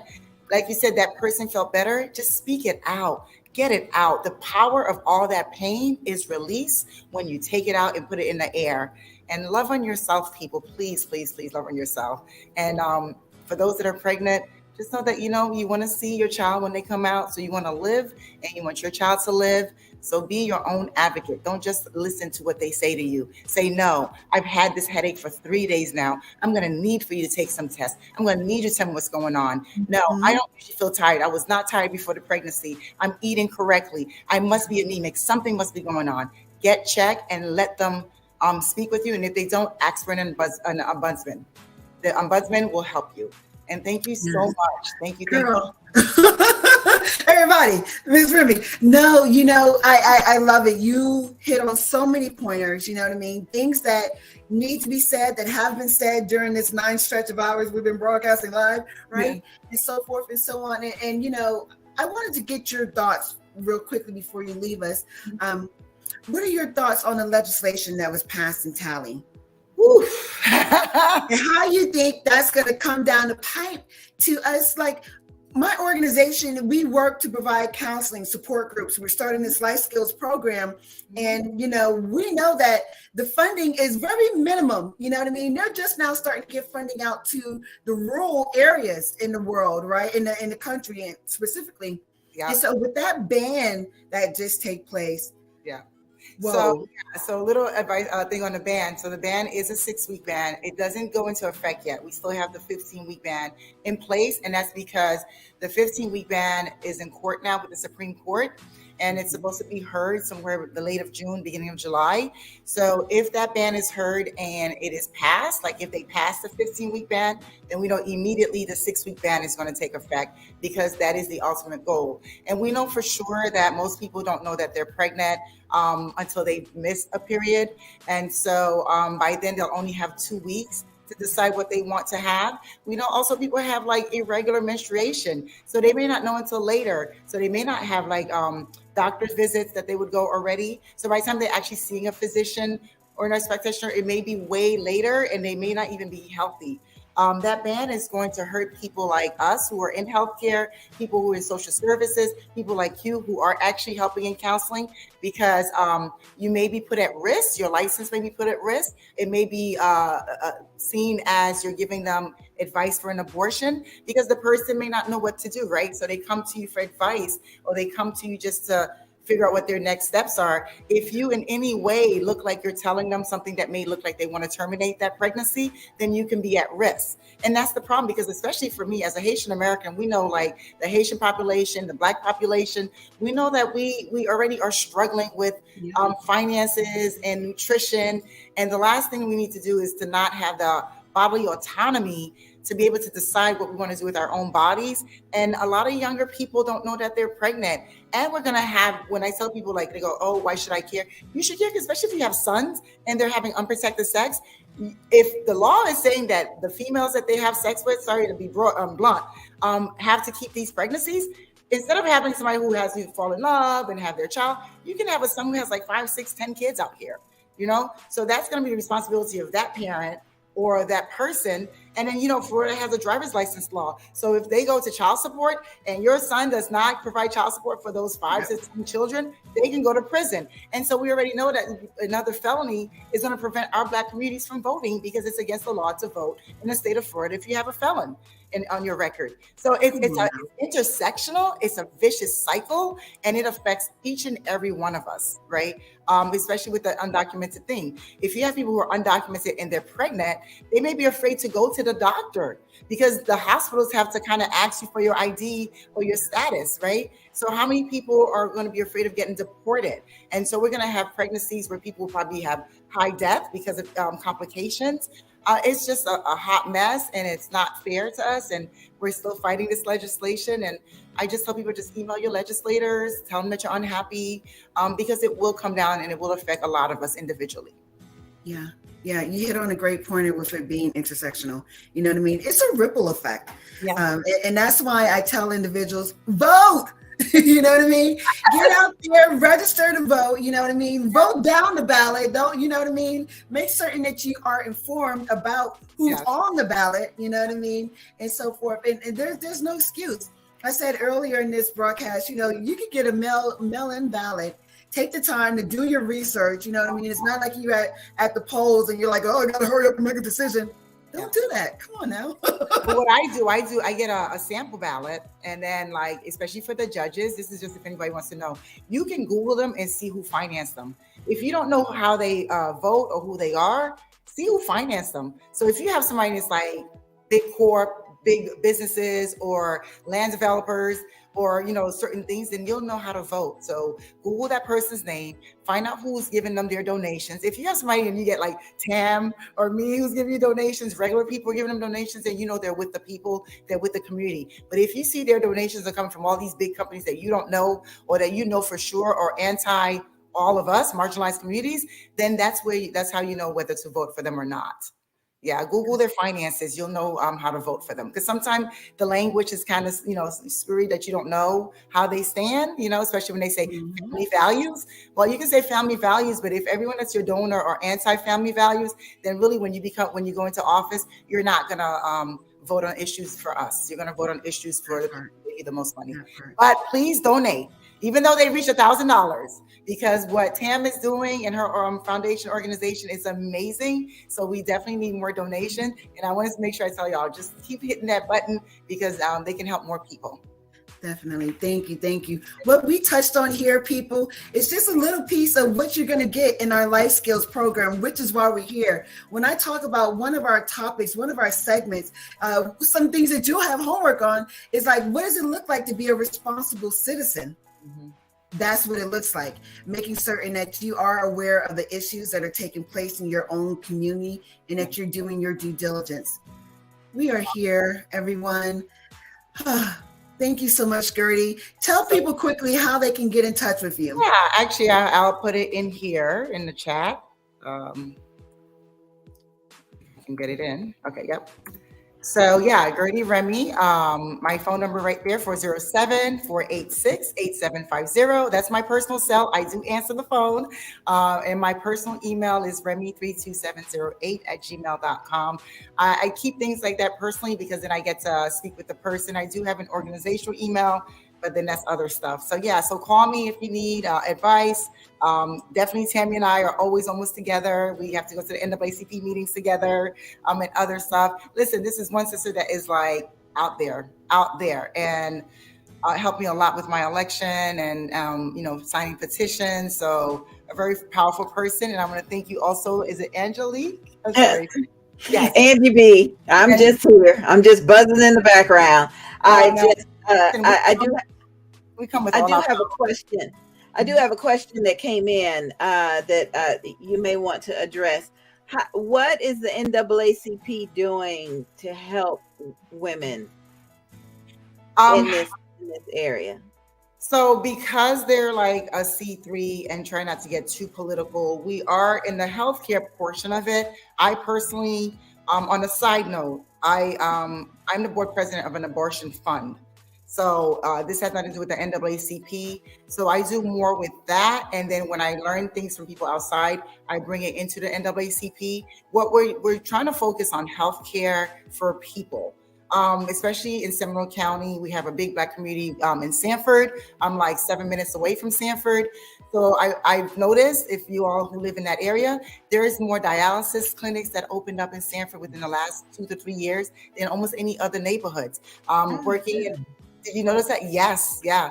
They opened up a lot of them. So that could mean one or two things, right? Either more people are starting to need dialysis in our neighborhoods, or maybe they just want to prevent the congestion and have people be timely on their chairs. But we have to pay attention to things like that. So as a member of the NAACP, I've been looking at that to see, okay, why are there so many dialysis clinics? Is it because people are getting sicker faster? Is it because big corp want to come into a predominantly Black neighborhood and say, you know what, this is what I'm suggesting. But what we need more are healthcare clinics, preventative clinics. We need more food clinics so people can go and get medications. We need more access, right? Diabetes. Healthy food. Yes, the price of diabetes, I know insulin is going down, but before that, pen was like $500. And you figure like, who can afford that, right? And so people would decide whether they should pay a bill or take their insulin. And we know what happens when you have diabetic neuropathy and other issues with it, right? You can lose a limb at a very young age. So it's like, I want to make sure that we as the NAACP are advocating for more preventative health care for all people, but definitely for these our marginalized communities, for people without health care. I want to take it to the commission to see if we can do free clinics. I mean, most cities do that. They open up some sort of clinic, doctors volunteer their time. So we're definitely going to be a healthcare advocate for our communities. I just got into my position before I was a member, but now I want to step up and see what else we can do. And we're doing a lot with the community. We're going to start doing a lot more. We are. Good. It's just another, while we're still on the NAACP freeway, right? Just another hat that I wear as their prison branch committee chair. You know, the NAACP, we're working on a local level to make certain that we're putting services, right? We're meeting the needs of individuals in the community. And so we are really working really hard to combat some of the matters in which our folks, our people of color are dealing with. You know, we have a lot of individuals that come home from jail, right? And we're talking about moms, in jail, right? Who need some kind of assistance to help them re-entering life. And I call them loved ones, right? These are our loved ones. I've been to jail a couple times. Hello, here, listen, right? And there's programs that need to be in place, and that's where we come in. I'm so glad to be a part of the NAACP and the work that we do. Thank you, Gertie, for being here. And just the last bit of when you said about the prison is like, we just had to pass a dignity bill, 2 years ago. And if anyone knows what that is, because people were not getting menstruation pads when they needed it. So I mean, just to think that how bad it is that our women in prison were going through that, you know, and Yes. that we had to pass a bill to say to do that. So yeah, you're doing a lot of work with that. So thank you so much. Absolutely, absolutely. I'll talk to you, girl. Thank you for being here.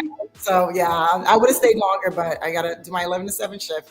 I thank you all and thank you for that space and keep up the good work, y'all. Thank you so Thank you. much. Bye.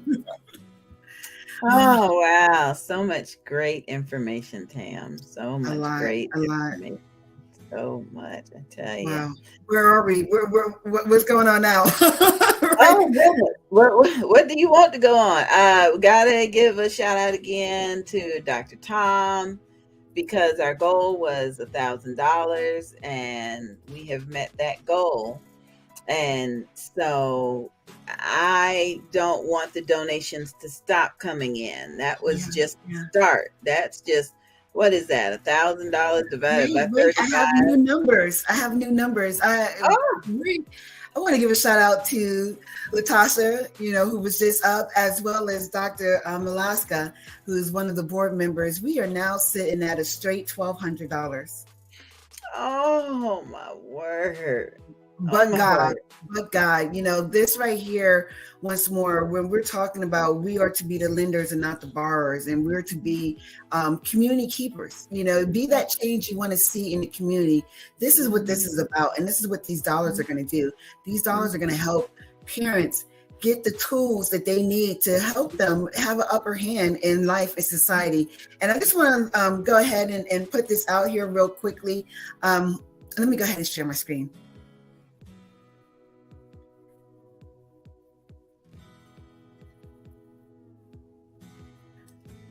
Hold on.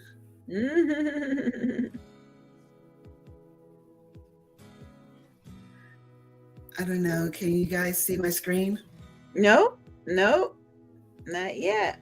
Okay, I'm going to get this. I'm going to be a StreamYard pro by the time we hit hour 24. Well, I tell you what, they do have the free classes on Facebook, and they're just great. So, okay. So yeah, if anyone knows me, I am a multipreneur, right? And so my consulting firm, Management and Consultative Favored, we are a project management consulting firm. I have a handful of individuals that help me with operations for human service providers throughout the country, helping them build robust community-based programs. And so we are donating, for the next person that donates $50, we're going to donate this $250 gift certificate to help a person incorporate a business. And so we're waiving the meeting fee. We're going to be doing the regulatory consulting, looking at what the statutes are that are applicable to the type of business a person wants to incorporate. And we're also waiving the fee for actually doing the division of corporations filing. And mind you, I want to say, this is for anyone throughout the country, right? And so I have clients in Cali, Texas, I'm here in Central Florida, someone's in Tallahassee, South Florida, Jersey, and so forth. I don't want anyone to not know that there's an opportunity for you to be able to do what you want to do with your life. You want to seek and obtain a goal and you have a dream. We want to be a part of that here at Management and Consultative Favor. And so once more, for the next person that donates $50, we're actually going to donate this to you, and you can go ahead and bless someone or utilize it yourself. Either way, we want to make certain that we are being community keepers. We want to be the change that we want to see in the community. And so I just wanted to go ahead and put that out there. God laid that on my heart. And we're here. We're here raising funds for this life skills program. We have had so many amazing speakers, like OMG. Before the next one shows up, because I know you got some more schedule. Is it about time to talk about that queen status? Oh, yeah. We have so much going on, right? And so we will, later on this evening, we will be dropping, it's a soft release of chapter 1 from my book, which is Favor. from queen status to queen walk. And so I will be talking just, what are some of the things that I went through and how I was able to overcome. It's just chapter 1. So, it's just a little something just to tease you, right? The book will be dropping later on this summer, but I wanted to just go ahead and put it out there. When we go through things in life, it ripples up, right? And how we're able to deal with it sometimes in our walks as adults is sometimes good and sometimes not so good. And we've been talking about being transparent and doing so, being able to assist another individual. And so that's what I am. I'm being transparent about, the addiction that I had, about,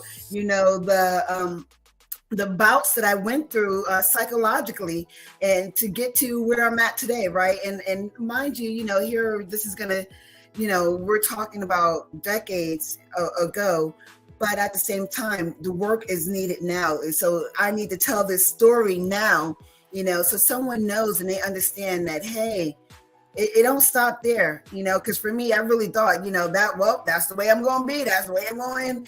And here I am, like 20 years later, you know what I mean? But God, and that's the favor. That's the favor that's over our lives. It's amazing. Amen. Amen. All right, Tam, I'm gonna put you backstage. You can get you a little break. We do have a video to share as we are waiting for our next guests to arrive. And I just want to give God praise, because when we first said we wanted to do this, I think it was less than a month ago. And God certainly put everything together. So for all of you that contributed your time and your videos and your comments, thank you so much. Thank you. Thank you.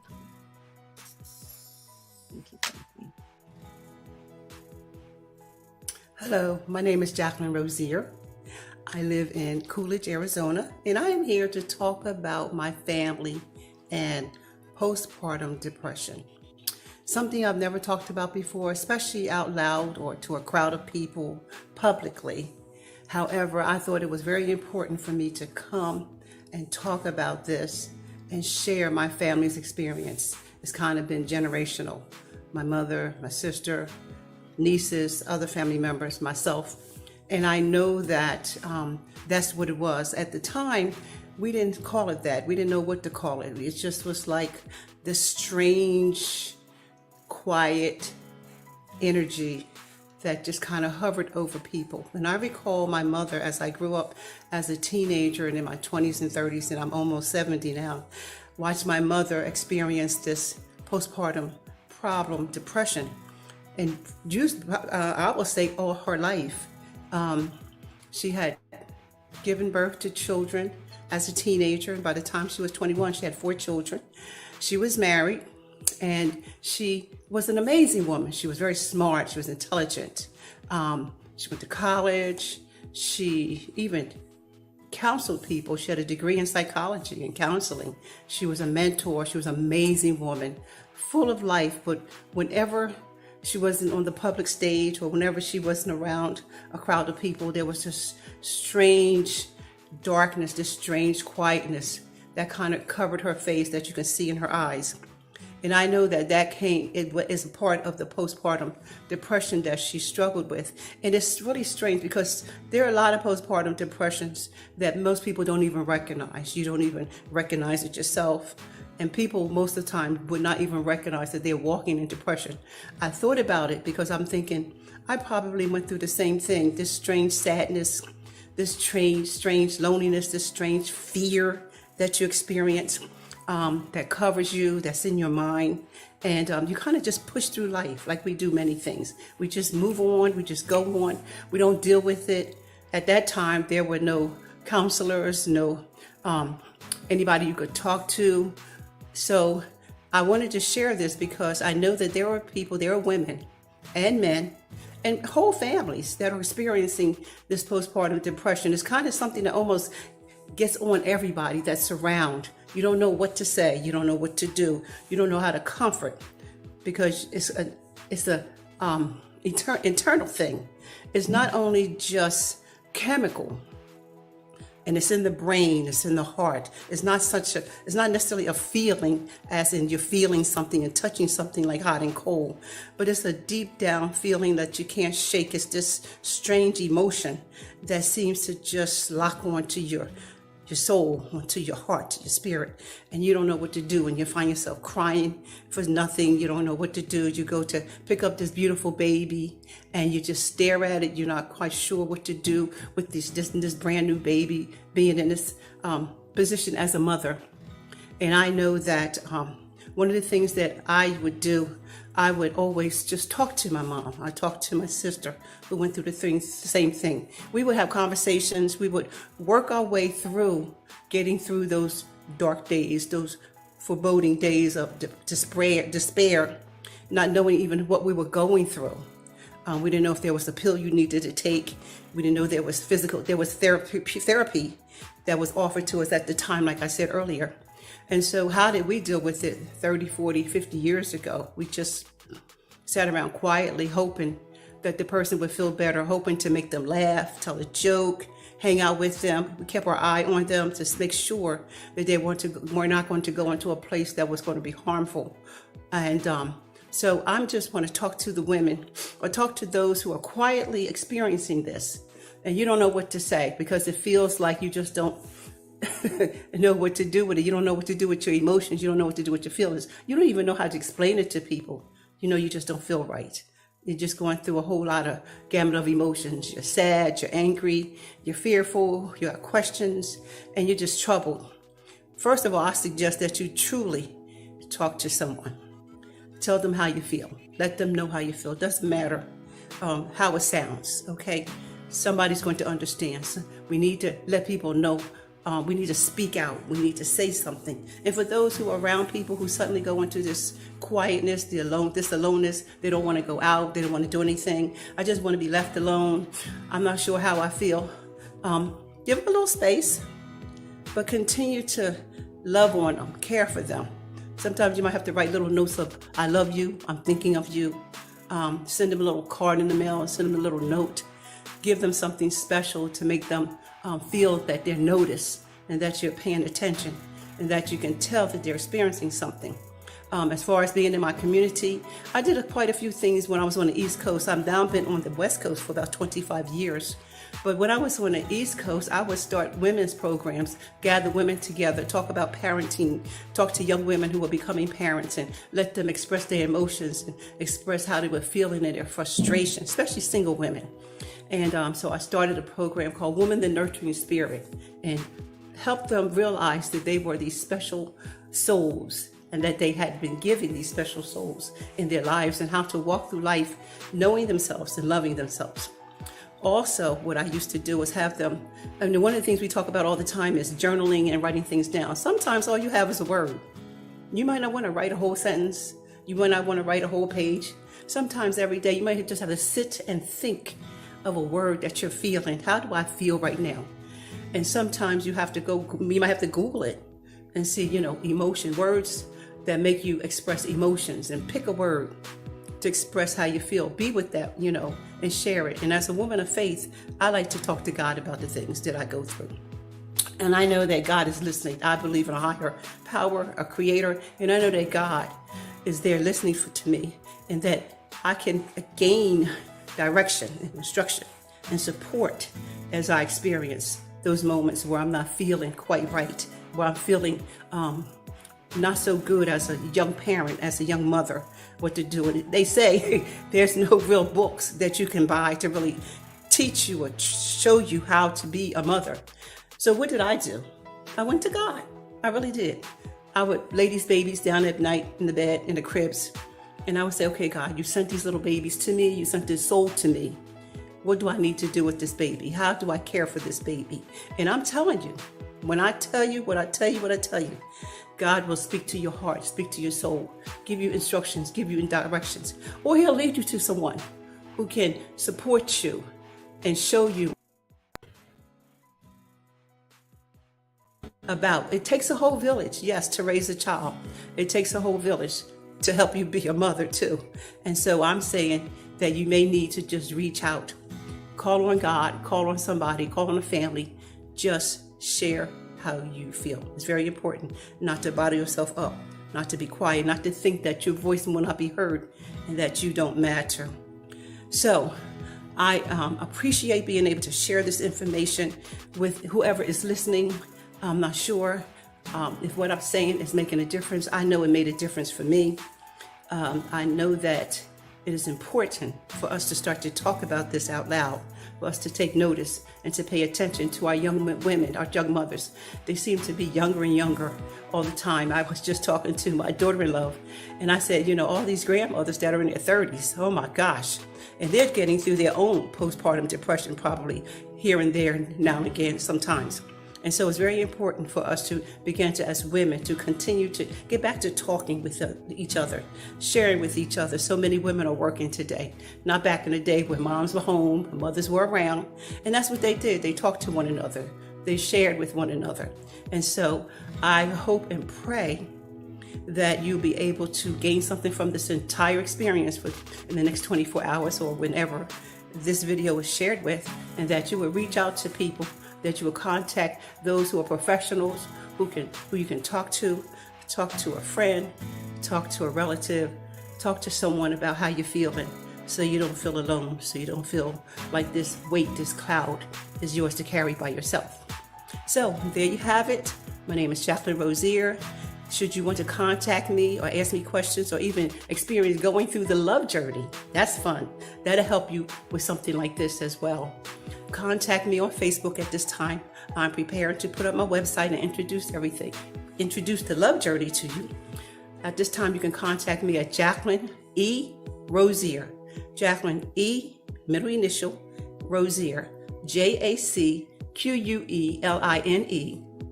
middle initial E, last name Roz, as in zebra, Ier. Talk to you later.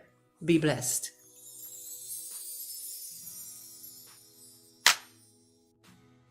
Hey there, family. It's me, the Queen Bee, Evangelist Angie B, and I just wanted to come before you for a quick moment to talk about Maternal Matters Favored. Not even to talk about the organization itself, but to just really talk about the heart of its founder. Okay. The founder is Tam McRoy, and she truly does have a heart for people, parents, and those that are hurting. She truly has a ministry to help those that may feel like they're all alone. And that's why mmfavored.org was founded. I recognize her heart. I recognize her drive, her motivation to get it done and to make a change. I've worked with her over the years, supporting her as she endeavors to be the legislative liaison for the National Alopecia Areata Foundation.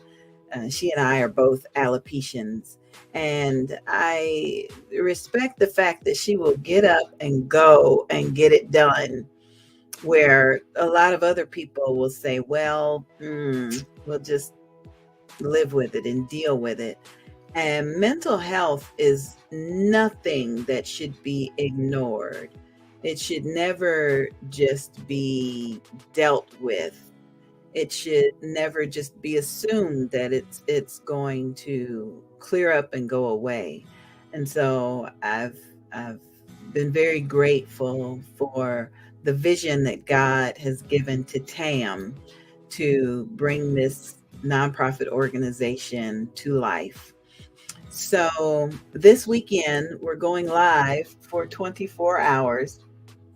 I know my dad is wondering, did she ever get enough sleep from the last fundraiser she did? But God always provides. And so, yes, we're going live for 24 hours from 10 a.m. Eastern Standard Time on Saturday to 10 a.m. Eastern Standard Time on Sunday, Mother's Day. We're doing this during Mental Health Awareness Month, and we're going to be talking to all sorts of professionals. We're going to hear testimonies from all sorts of people that have dealt with perinatal or postpartum mood disorders, mental health, however you want to call it. I always say it doesn't matter how you broke your leg, it still needs to be fixed. It still needs to be cared for. It still needs to have rest so it can heal. And mental health, whether it be perinatal, postpartum, geriatric, in any form, it is ignored too much, and to the detriment of too many. So I encourage you to join us this weekend. There are several different ways you can watch the show. You can follow the YouTube page. Just search for MM Favored. You can follow the Volusia Business Women page. Yeah, Volusia Business Women page on YouTube. You can watch that way. You can search for Angie B Tour on Twitter. You can watch that way. I know that Tam is going to be streaming to a couple different locations. Of course, you can always watch Angie B Productions on Facebook. We'll be streaming there. And I believe we're also going to stream on Angie B's Creations. But however you can get this information, even if you're going to be away and you can't watch us live, please go to mmfavored.org to learn about the Life Skills Program. Learn about how you can support one parent for their 5-week program. Make a donation. Share it with someone else who can make a donation. Keep Maternal Matters Favored in your prayers, and just realize this organization was founded by someone who truly has a heart for people. Okay, so I better go grab some sleep since I'll be up for 24 hours, but just wanted to pop in and let you know that. Thank you so much for listening, for watching. Please share this video if you can, and if you're watching the replay, please put #replay and what city, state, or country you're watching from. I would love to let parents in the life skills class know that you watched from wherever it was you were watching from. Wouldn't that be nice? Wouldn't that be nice? Yeah, everybody needs to be cared for. And this life skills program is not only going to help care for people, but empower them to be able to care for themselves. And we're just honored to be a part of it. Okay, that's it. Thanks so much. Take care, everybody, and be blessed.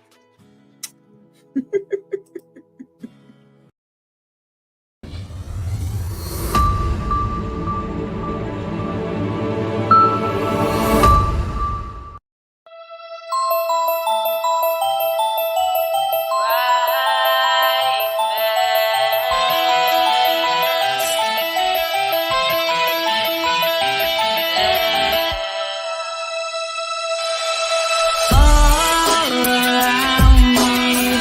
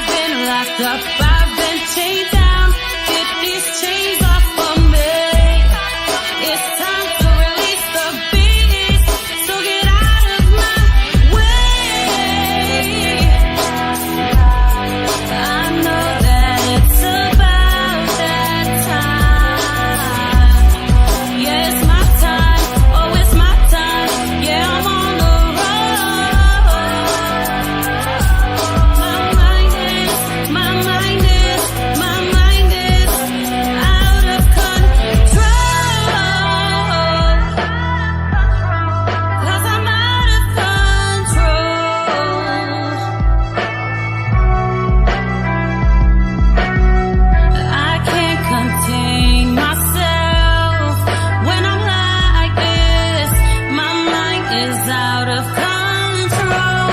I'm about to murder everything that comes my way. Take your chains off of me. I can't help what comes out, yeah, 'cause I'm on a roll. My mind is out of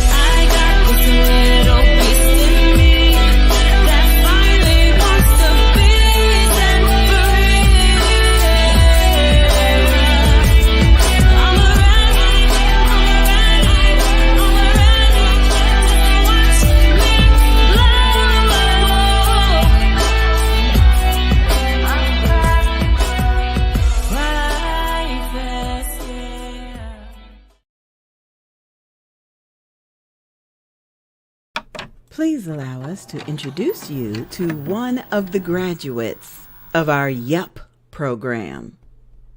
Hi, I'm Sandra B. I live in Michigan. And yep, I'm an author.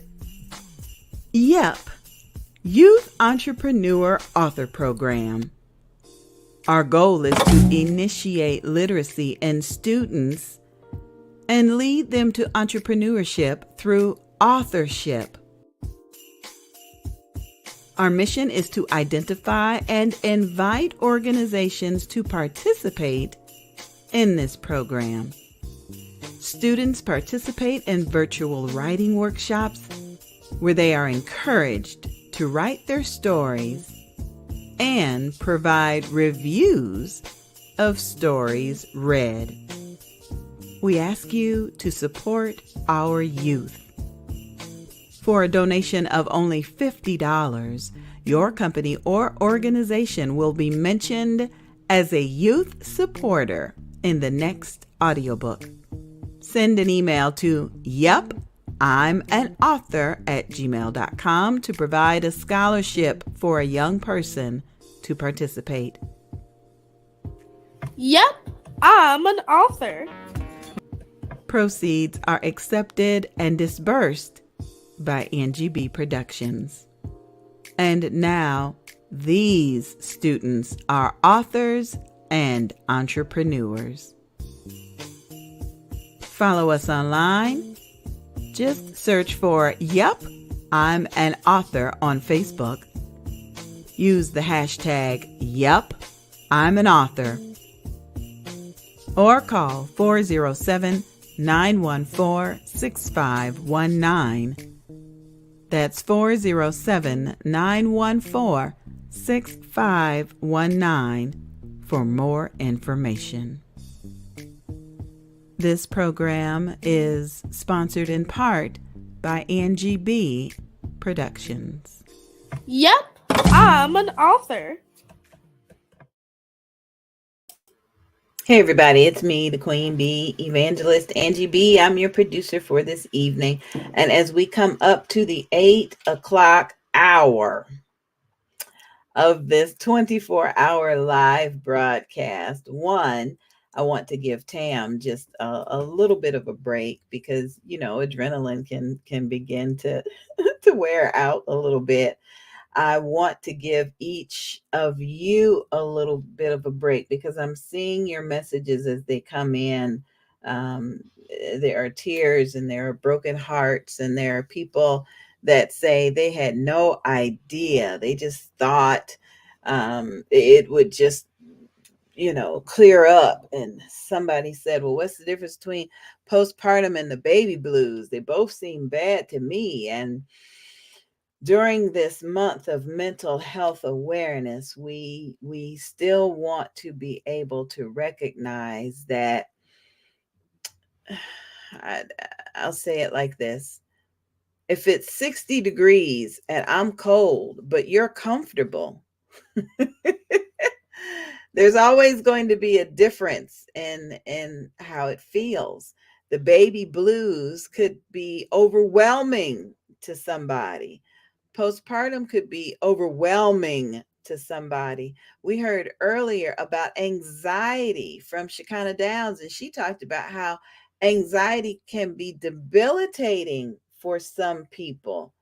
So let's just, I know some of you are just commenting and expressing yourself, and we don't want that to stop, but let's just kind of keep in mind that no matter what the degree of discomfort is, it still needs to be addressed. It definitely still needs to be addressed. And again, I heard a doctor one time say, first degree burn, second degree burn, third degree burn. The one commonality is that it is a burn and it's going to scar.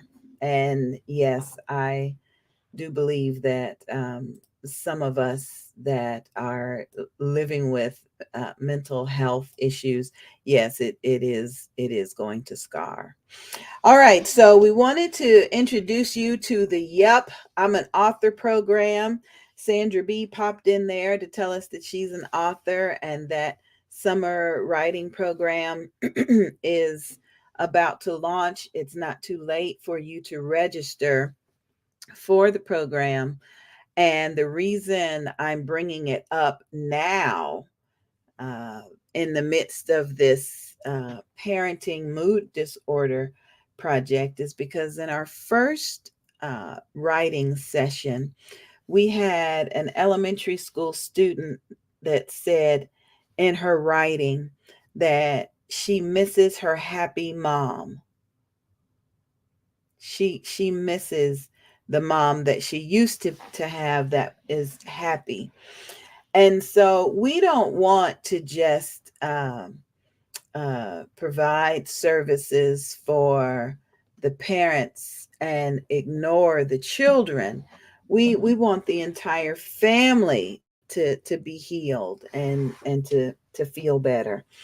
And so our next challenge is that if anyone is watching this broadcast and you know of a child, you have a child, you are a child, and you think there may be some sort of depression in the family, whether it's coming from a parent or from a child, we do invite you to enroll in the Yup, I'm an Author program and write about it. Don't worry about the $50 fee. We did get some scholarships to be able to sponsor some people. We, in the author community, recognize that writing can be healing. Writing can be helpful. And so we want to be able to share that with each of you. Okay, as our little break continues, we've got some more videos to share with you and to show you. Earlier today, Maisha Barnett was here, and she has a women's conference that is coming up next month. So we're going to introduce that to you, and we're going to hear another powerful testimony from the geriatric parent. The broadcast continues, family. Let's Change Together. 4th annual event. Women's Love Within Conference. Let's change together. Women's Love Within can be understood as the practice of cultivating self-love, self-acceptance, and self-compassion among women. It involves developing a positive and nurturing relationship with oneself, embracing one's strengths, weaknesses, and imperfections, and treating oneself with kindness and respect. The concept of Women's Love Within recognizes that women often face societal pressures and expectations that can undermine their self-esteem and self-worth. These pressures can come in the form of beauty standards, gender roles, and cultural norms that dictate how women should look, behave, and think. By prioritizing Women's Love Within, Women can learn to counteract these negative influences and build a strong sense of self that is not dependent on external validation. This can lead to increased confidence, resilience, and overall well-being.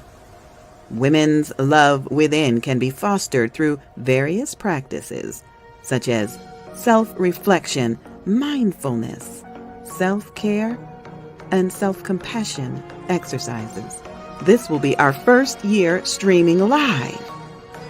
For more information, please visit barnettpublishing.org.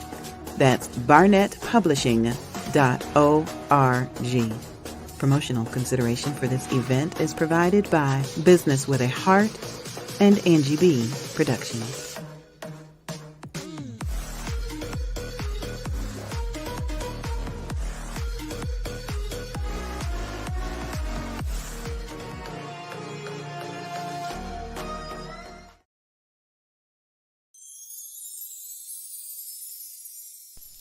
Hi, my name is Sonia Bennett. I am a 52-year-old mother of an 11-year-old daughter. And today I just want to talk a little bit about if I had known then what I know now about becoming a geriatric mom, as they call me. So at 41, I became a first-time, only-time mother. And it's been such a blessing and a change of my life, even at the age of 40 when I found out I was pregnant. Telling my parents was definitely something that was nerve-wracking. I don't care how old you are, to express to your parents that you are making this huge change in your life can be just a little nerve-wracking in terms of making you feel like you're asking for permission. If I had known that the joys of watching someone form not only in yourself and in your image, but in their own personality, their own image, their own likes, their own dislikes, would be this gratifying, I definitely would have done it years ago. My daughter is extremely intelligent. She has her own mind, and I just adore being a mother.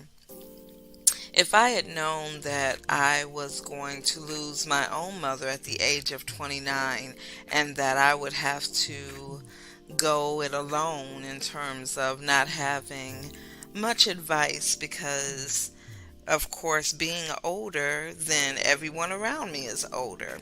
My friends' children were older, so they weren't trying to babysit because they've already done what they needed to do with their kids. Every now and then I would get some help. My parents, of course, were older. My stepmother would babysit when I would ask, and definitely it was far and few between. This time of technology has changed the game in terms of certain things. With Alexa and alarms and even virtual reality games, I have the opportunity to have some time to myself. Basically, my daughter participates in a game on her Oculus 2 headset called VR Chat, and it gives her a chance to speak with people all around the world and even to gain help with her homework at times. So, like television, PBS, and shows like that were kind of helping us to grow up in my time. Different things of technology are helping my daughter to learn different social skills, grow up, and even to enjoy learning about other parts of the country. It's been great.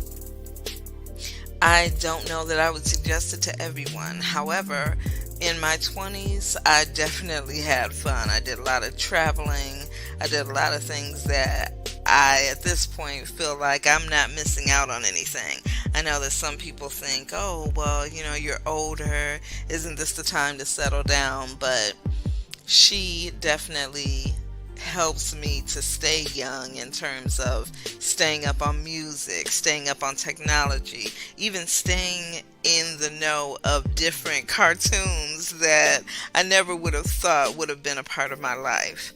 If I had known at 20, 25, 30, even 35, what I know now about being a mother at 52, almost 53 years old of an 11-year-old, I definitely would have done it long ago. I encourage anyone that wants to become a parent, whether it is a foster parent, an adoptive parent, or a biological parent like I became, to do it whenever you feel ready. You're never going to be financially prepared. You're never going to have all the answers. However, our parents weren't either. Their parents weren't either. And definitely their parents weren't either. So don't wait for all the ducks to line up in a row, because they never will. There'll always be one out of formation. Whether it's the financial duck, whether it's the you don't have the home that you want duck. My daughter and I started our joint life together in the bedroom of one of my friends. I was sharing a home with a friend. We were roommates, and that's where we started. Then we transitioned to my dad's house, and I learned a few things, and finally we got on our own. I purchased a house because I wanted to make sure she had a backyard that she never uses. But I just encourage you, if you want to become a parent, no matter what it is, of a fur baby, a real baby, or as I said, adoption or being a foster parent, it is the most fulfilling thing you could ever do in your life. Again, my name is Sonia, and I hope you enjoyed this video. Have a great day. Save the date, September 14th through 17th, 2023, for the 7th annual Bold, Beautiful, and Bald Weekend Retreat for Alopecia Awareness. Our travel partner this year is Stephanie Fowler. Call her for your arrangements at 470-331-1788. The 7th annual Bold, Beautiful, and Bald Weekend Retreat for Alopecia Awareness. Our theme this year is completion, keeping our faith over the struggle. Log on to boldbeautifulandbald.com for more information. Bold, beautiful, and bald.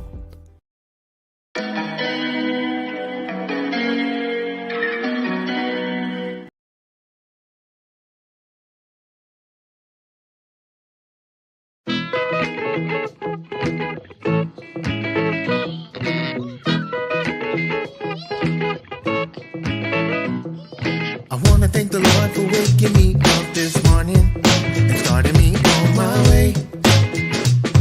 For starting me on my way. I'm gonna sing and shout and lift my hands. Then do my Holy Ghost dance. Do my Holy Ghost dance.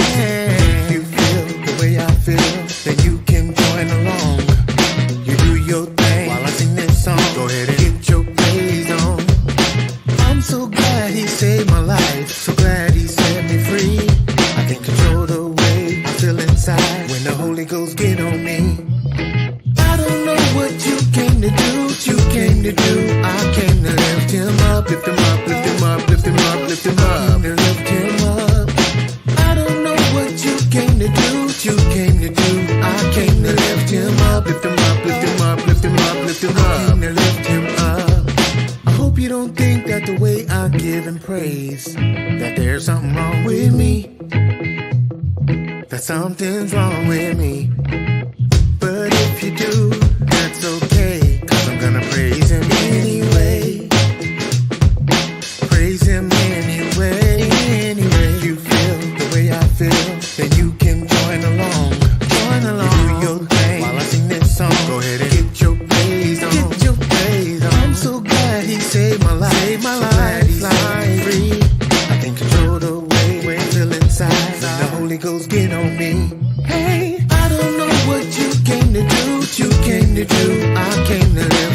up, lift him up, lift him up, lift him up, lift him up. I came to lift him up. Yeah. I don't know what you came to do, what you came to do. I came to lift him up, lift him up, lift him up, lift him up, lift him up. I came to lift him up. I don't know what you came to do. I came to lift him up, lift him up. I don't know what you came to do. I came to lift him up. I came to lift him up. I don't know what you came to do. I came to lift him up, lift him up. I don't know what you came to do. I came to lift him up, lift him up. If you feel the way I feel, then you can join along. You do your thing while I sing this song. Go ahead and get your praise on. I'm so glad he saved my life. I'm so glad he set me free. I can't control the way I feel inside. The Holy Ghost get on me. Hey, I don't know what you came to do. What you came to do. I came to lift him up, lift him up, lift him up, lift him up, lift him up. I came to lift him up. Yeah. I don't know what you came to do. What you came to do. I came to lift him up, lift him up, lift him up, lift him up, lift him up. I came to lift him up. All right. Lift him up, lift him up.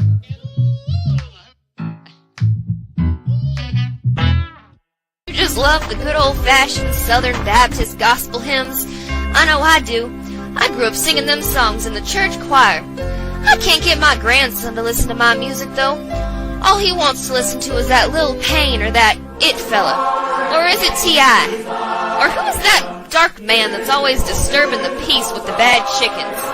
Whatever happened to good, wholesome, family-based, having strong ethics and morals, good quality, God-strengthening, relationship repairing, in the church praising on the way home from soccer practice, head-nodding, foot-tapping gospel tunes? I tell you what happened to her. This garbage came along. And it's Lil Wayne, Ludacris, and T.I. At least that's what BET and MTV tell me. Oh, this is a nice mix of the two. Holy hip-hop. That's right. Even the kids know what they need to be listening to. The hottest home hotspot. When the sun shines, when it rains. Never did a thing, not a thing, but a thing, like a chicken wing.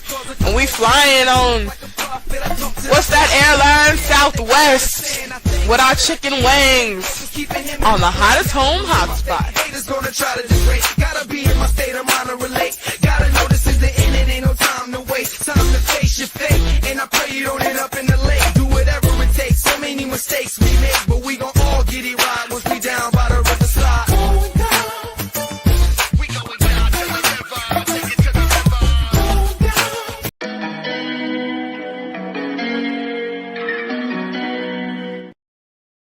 Ma.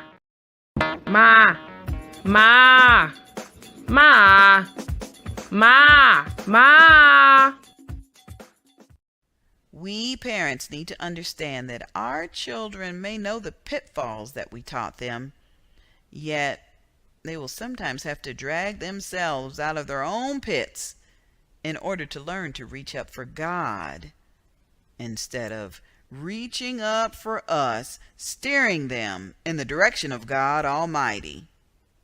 That is the best way to raise an adult child. Why hearing God's voice is essential to motherhood. Written by evangelist Angie B. and published by Ladero Press. Ma. Togo. Yes, that is Togo, my emotional support puppy. Togo is on the screen, and whatever you got to do to make it, you just got to make it. So that's the joke today. A couple of people sent in messages and said, "What do you do when you want to get off your meds?" And I'm just like, well, there's emotional support pets there. Okay, I'm just joking. I think we're a little punch drunk. We've been on the air since 10 a.m. and it is now in the 8 o'clock hour. We're waiting for our next guest to arrive, and I've got some more fabulous pictures that I need to put up on the screen. I'm thrilled because I'm ready to get out there, in my fashionable swimwear. Check this out.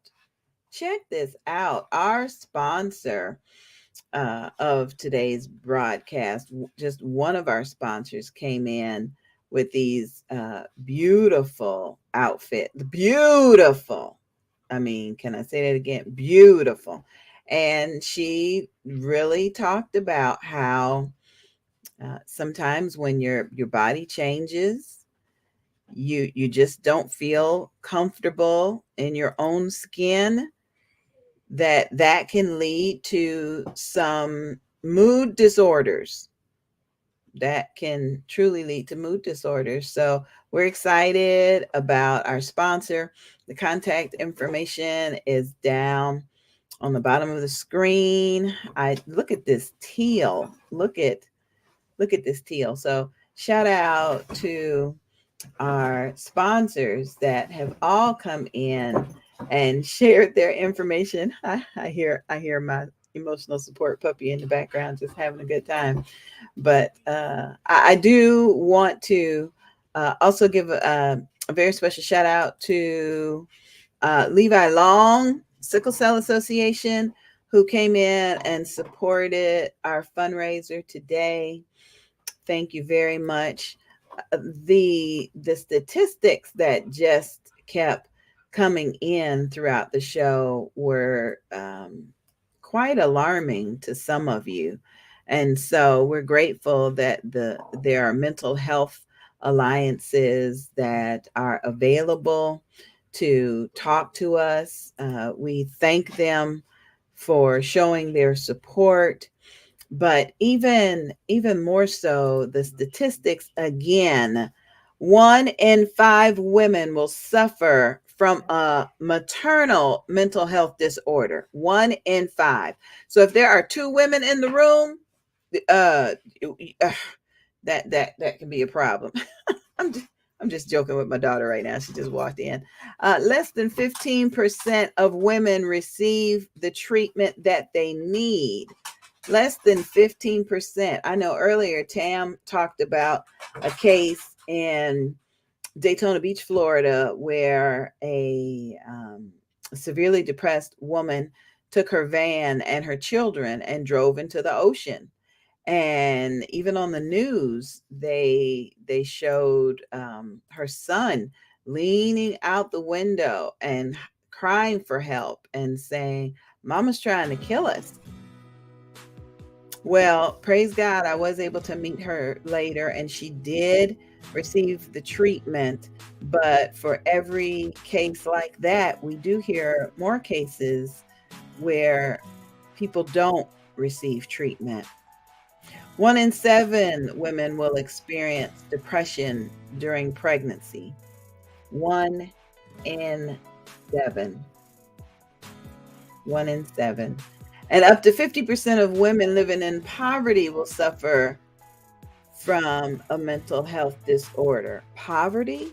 You kind of wonder, what does poverty have to do with? Wow. And then, of course, the statistics continue to tell us that it's not just moms.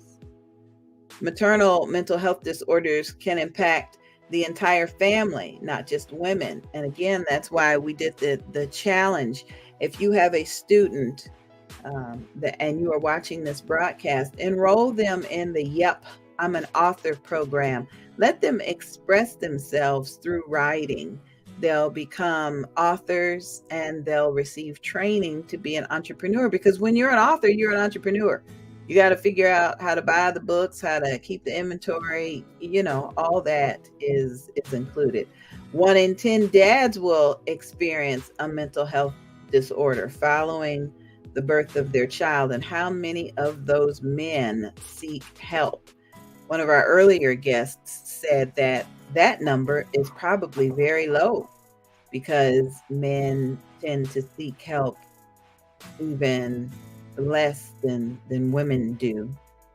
But more than 600,000 women will suffer from a disorder in the United States, and anxiety and depression have risen 37% in teen girls. And this number is sure to increase in the future because, as Tam pointed out, the legislation that's coming and that has been put in place, consequences and repercussions. Consequences and repercussions. There was an article that came out earlier, a 20-member advisory panel of psychiatrists and other mental health clinicians. They've all got expertise in our topic today, and they assembled just to basically come to the conclusion that this is an important initiative. They are thrilled with people like Tam and other representatives from mental health organizations that are showing that diverse backgrounds, the statistics. They're including people on the panel to really give informed process. The project aims to update and expand existing recommendations for the mental health care of pregnant women, and also to develop a care toolkit for clinicians. Earlier, we heard from our geriatric mother where her physician was basically saying, oh, well, you a little older, so you're not going to carry this one to term. That doctor needs to be included in that toolkit.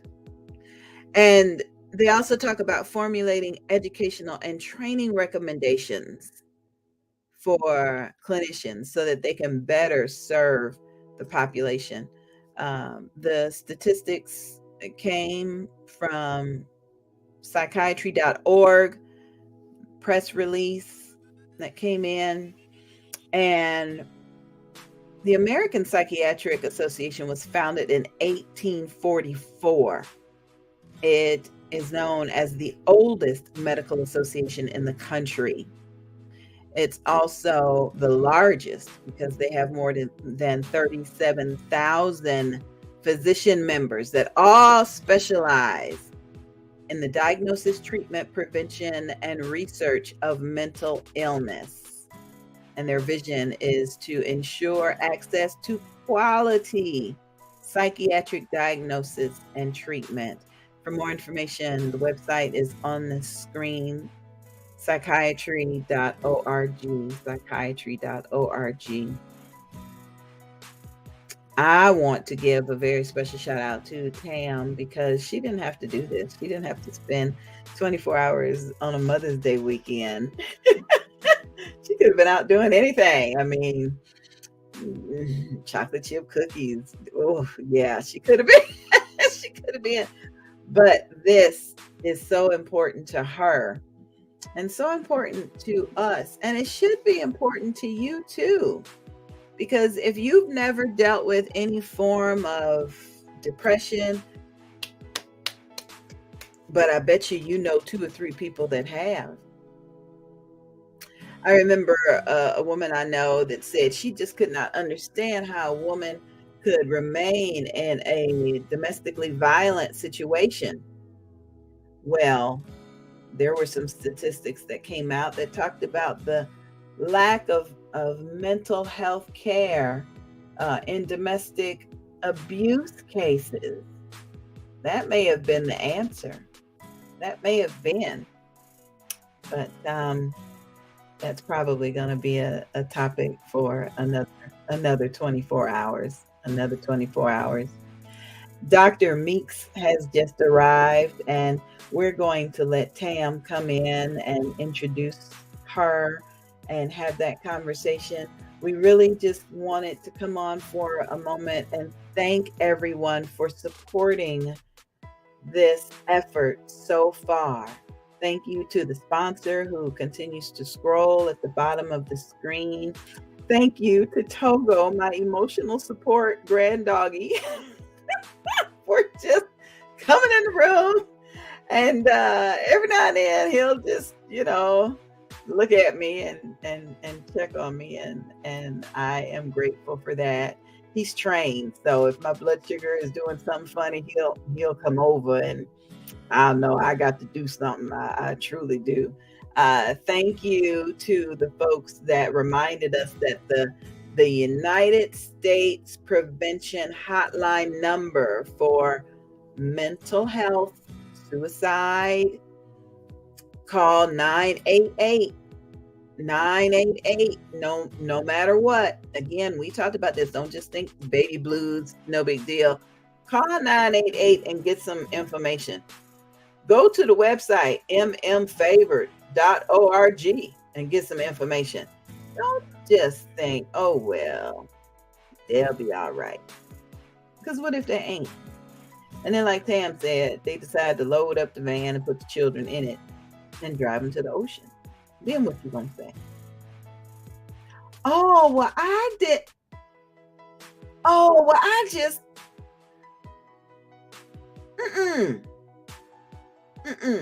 Won't want to hear it. Won't want to hear it. We just don't. Okay, family. Thank you. Thank you again. Let's look at these swimsuits again from our sponsor.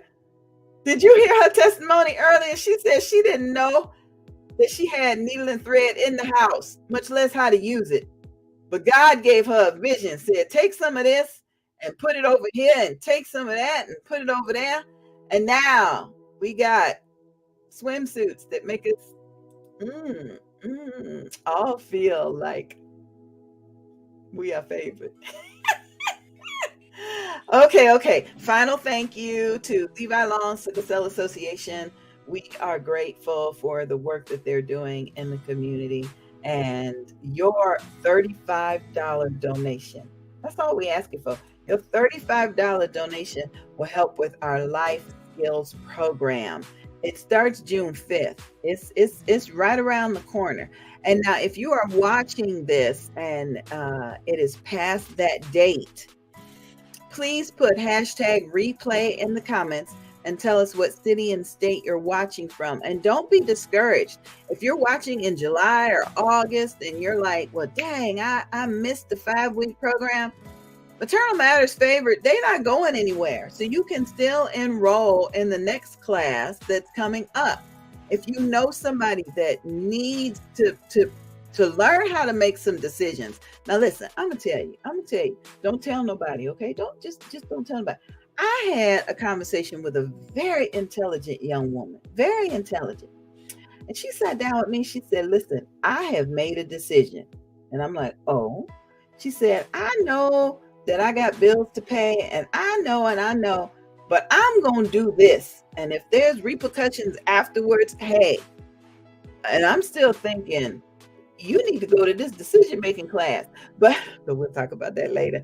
Self-awareness, communication, goal setting. I mean, she just setting herself up for okay, we're not going to speak that. She's setting herself up for a learning experience, Jesus. So these classes are also going to help us with goal setting, financial literacy. Thank you, Jesus. Thank you, Tam. So, Tam, it's just about time for you to come on back in. I just had to have a little time. Thank you. Give you some time. Interviews, I tell you. Oh my gosh, this has been such a jam-packed 10 and a half hours, to say the least. Right. But mind you, just the conception of this to start 3 weeks ago, and all the individuals that was like, yes, I want to come. I want to talk about this. I want to be able to speak my truth, tell my own personal story, and spread awareness. And where we're talking about the funds, right? We set the bar. We were like, look, we just want to do something little, you know what I mean? We're a brand new organization. We were just trying to pull this together in short amount of time, right? And we know what the numbers look like. We're trying to be able to provide this service to individuals. I just want to say thank you, because we have been able to exceed that $1,000 mark. We are sitting at $1,200. Only God, only God. And when I say, you know, I was like, look, God, this is all you. You're gonna get the glory out of this. Just being obedient, because I was like, I don't know, you know, they say you're supposed to have a little more time, put something together. And you know, I sounded the alarm. Angie, you came through. Our presenters from before came through, and now we have Pastor Dr. Perdita Meeks, who has come through. Thank you so much. OMG. Oh, wait, I can't hear you. Hey. Hey, Pastor. Thank you so much for answering my bat signal. How are you? Oh my gosh. I'm here, you know, blind obedience, just wanting to make certain that we were able to get the word out, spread awareness with regards to some of the emotions that us parents, we go through. And we keep using it like as a general thing, you know, moms, dads, non-birthing parents, they go through some different things. First, before we get into a conversation, let me go ahead and give you your proper introduction. Here we have everybody, no other than Pastor Perdita Meeks, right? She is there at Newborn Fellowship Church, which is located in Rochester, New York, been pastoring over 30 years. She's not just a pastor, she's a coach, she's a business owner, a multipreneur, as they call it, right? She's a VP and so much more. Pastor, thank you. Yeah, I'm excited and I thank you so much. I wouldn't have never ever passed this moment up. I love you and you are serious about what you do. And I'm so proud of you. I'm so proud of what you're doing. This is absolutely wonderful. And whatever I can do, whenever you do something, I'll always come and do what you need me to do. Thank you. So what did you think, you know, when I was like, Pastor, you know, I got this little baby of a ministry here, you know, and we're working with individuals with perinatal, postpartum mood disorders and so forth. Why were you like, okay, I got you? Okay, this is authentic, right? I can be myself, right? All right, let me tell you. First of all, I love you. And I see that whatever you put your hands to, you are serious about it. And I believe that, you know, God connects us for a purpose. And if you ask me to do something, I'm going to help you because I believe in you. And so normally people connect because they believe in your vision. And that's why I'm here. And so as I begin to look over the notes and say, okay, let's see, how can I really talk about this, right? And so, yeah, I got some things I can add. Hopefully that'll be a blessing to somebody. Yes. Come on with it, Pastor. All right. So I was thinking back, let me just tell you a little bit more about myself. I have 5 adult children. 3 of them I had biologically. And so when I look at, you know, like postpartum and the depression and all that, like years ago, I'm going to say 40 years ago, when I first had my first child, right? We didn't know anything about all that, right? We didn't. Had no clue. It was like, hey, you pregnant, you know, deal with it, okay? After the babies come, deal with that. You know, we were taught that, I mean, you didn't get counseling for anything. The doctors did not help us with any type of medication or say, hey, you going through this. It was like I had my mom to depend on, say, hey, you know, you just had a baby, these things happen, or you're pregnant and you're going to go through these things. And so I remember so like it was yesterday, and I tell this story quite often. So I remember coming home from work.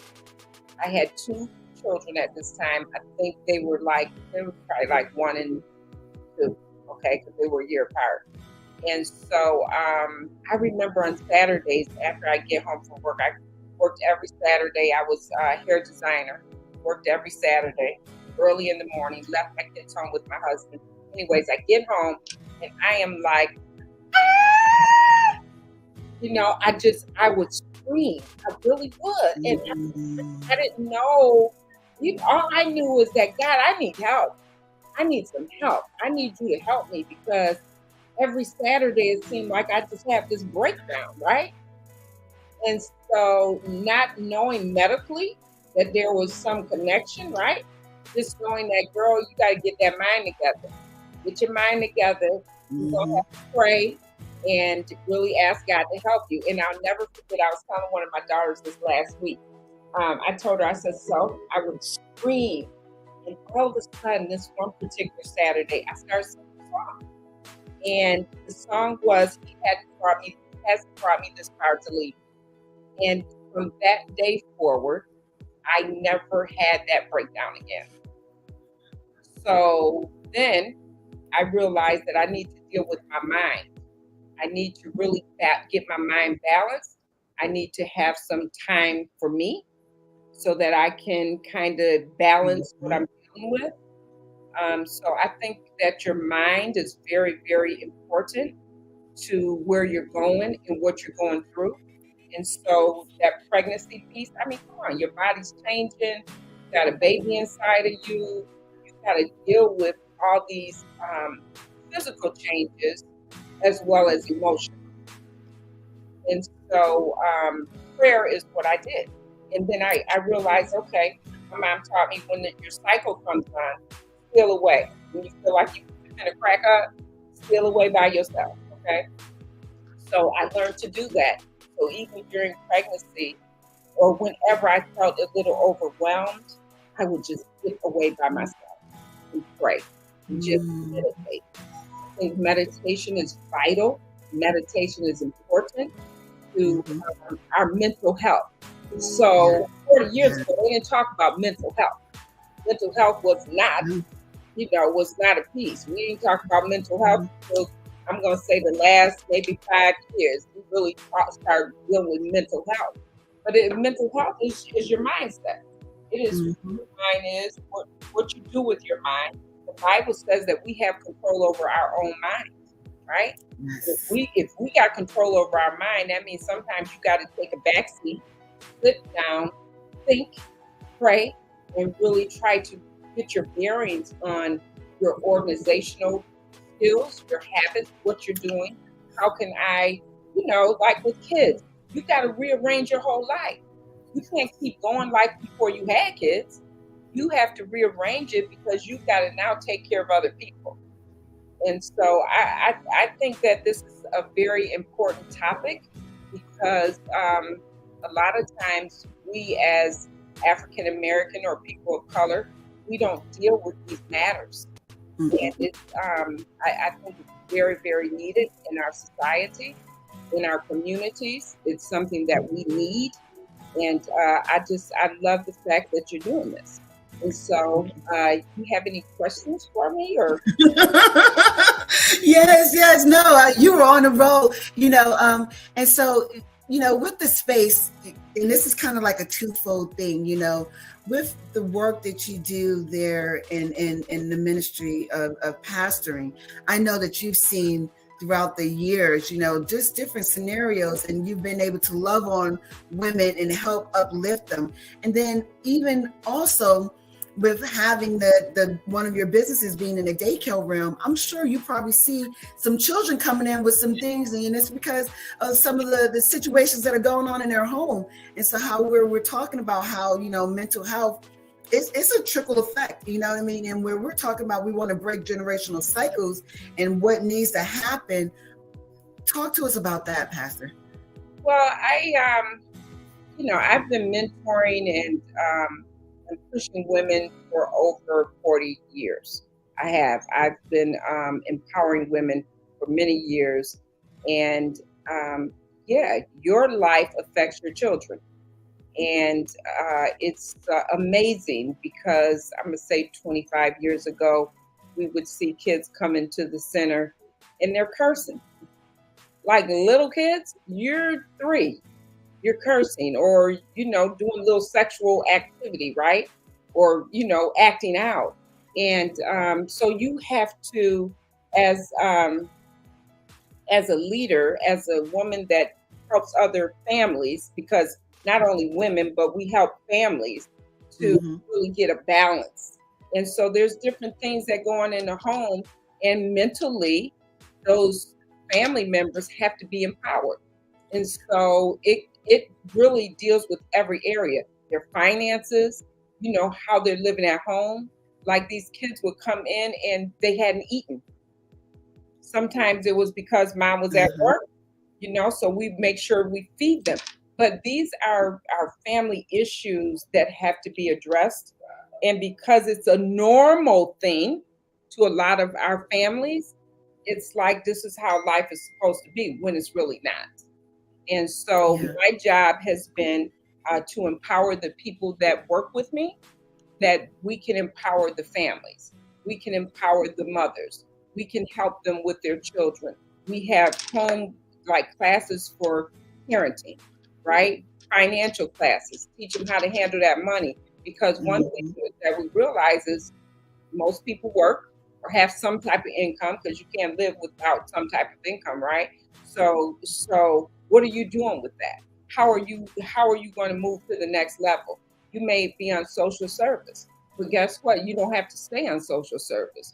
So if we teach you to tap into knowing who you are and where you're going in life, then guess what? This will allow you to be able to have a much better life. And then your children will follow after that. And so I think that's really, really important. And, like with my kids, I have 3 daughters. One of my daughters, my oldest daughter, she came to live with me when she was 11 years old. And she was able to change her whole life, but you still have remnants of where you came from. Come on now, that's real. No matter what we have instilled in her, those remnants of her family in those, I'm going to say, those areas where you think that you're out of it, but really those generational curses try to keep on and stay with you, right? And so she had a hard time. And I thank God she is 40, I think she's 42 or something. Yeah, 42 now. But God has really blessed her life. But it's hard to break some of those generational curses that have followed your life. Yeah. Your family. And hey, how about this? You don't even really know who your mom or dad is, right? But got some of them traits. And so that's why it's important to pray. It's important to connect with someone that can help you and guide you spiritually. So, I'm a pastor. I believe that pastors, God has placed pastors here in the earth so that you can have someone that can teach you the word, help you to build up who you are, know where you're going. And Tam, you talked about here in Rochester, well, we have a church in Orlando. And so guess what? Our job is to spread the gospel. Come on now. What? Not just talk about it, but live it and do it. So talk is key. But if you begin to live what you're teaching, then guess what? The lives of people can be changed. And so I love seeing the lives of people changed and seeing them empowered, seeing women, because my thing is women. So seeing women's lives empowered, seeing them move from just having enough to now more than enough. Seeing them move from, just making it or not even having their own home. And so like my husband and I do affordable housing, right? And so I tell people a lot of times, check this out. I'm not trying to get nobody to keep renting. I need you to come out of this house and buy you a house. But guess what? Yeah. Guess what? If you don't get pushed, if your mom, your grandma never owned a house, then you don't think you need to own a house. So we have to push our women, push our families to have more, to do more, and know that it is possible. Yeah. And these are the kind of changes and impacts that we are striving towards in our walks of life, just making certain that individuals, they get it. You understand that, don't go and spend that money. You know what I mean? Let's make certain that you're being knowledgeable, don't hold on to things, right? God wants you to go ahead and when we talk about in the Bible about the person that held on to their talents, right? You know what I mean? We are to be lenders and not borrowers. We're here to do kingdom work. And so I definitely, I love what you're saying. there's so many needs in our societies, in our communities, and so forth. And it all starts from legislation and it trickles down into community-based programs and so forth. And you get it, right? What are some of the community-based programs, or even some of the political policies that may possibly need to be changed to help enhance the lives of those that are in need those direct services? Well, today we had a wonderful Women's Mother's Day brunch, and we talked about that. So a lot of our community services are very important. And so what we have to do as a community, we have to reach out. And so you can't just stay in your four walls. You've got to come outside that box, and you've got to go after people. Because, we're in the church, right? I'm in the church. Well, they're not all coming to the church. No. You got to get out. Yes. If we don't get out, then we are not able to really manifest the things that are in our hearts where we can help others. So there's so many things that we are anticipating on doing, things that we're already doing that are helping women to really progress and move forward in what they're called to do. And I think that is very important that we join together, because sometimes, women feel like they don't need to be in partnership or to have relationship with other women. It's vital. It's vital because guess what? You may not know what I've been through. I may not know what you've been through, but if we come together as one, as a unit, we will be able to help each other and empower each other. So I think that is very, very important. So we've got a lot going on here in New York where we are working together with every facet. I mean, just within our county here, we are writing grants, getting grants for young people. Like we're just starting a mentoring program, starting a cosmetology school, which should be started this year, culinary arts for children. And why is that? Well, I've always been an entrepreneur, so I believe that everyone has a gift. Now, I know everybody's not called to be an entrepreneur, but guess what? I tell kids, listen, when you go to college, you tap into that gift. You don't have to work nowhere else in college. You can make money from your gift. And so that's important. And I know you have been an entrepreneur. I know that's what you do, right? But I think that's really important. So having different programs to help children know who they are, like we're doing a AV program where they are doing videotaping, making their own show. That's coming this in June. They're going to be making their own show, teaching them how to actually use the cameras, teaching them how to edit. Of course, our kids are doing all kinds of stuff on social media, right?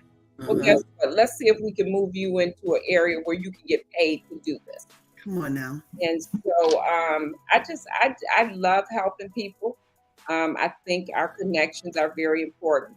And even though I'm here in New York and you're in Florida, I mean, we are connected. That's right.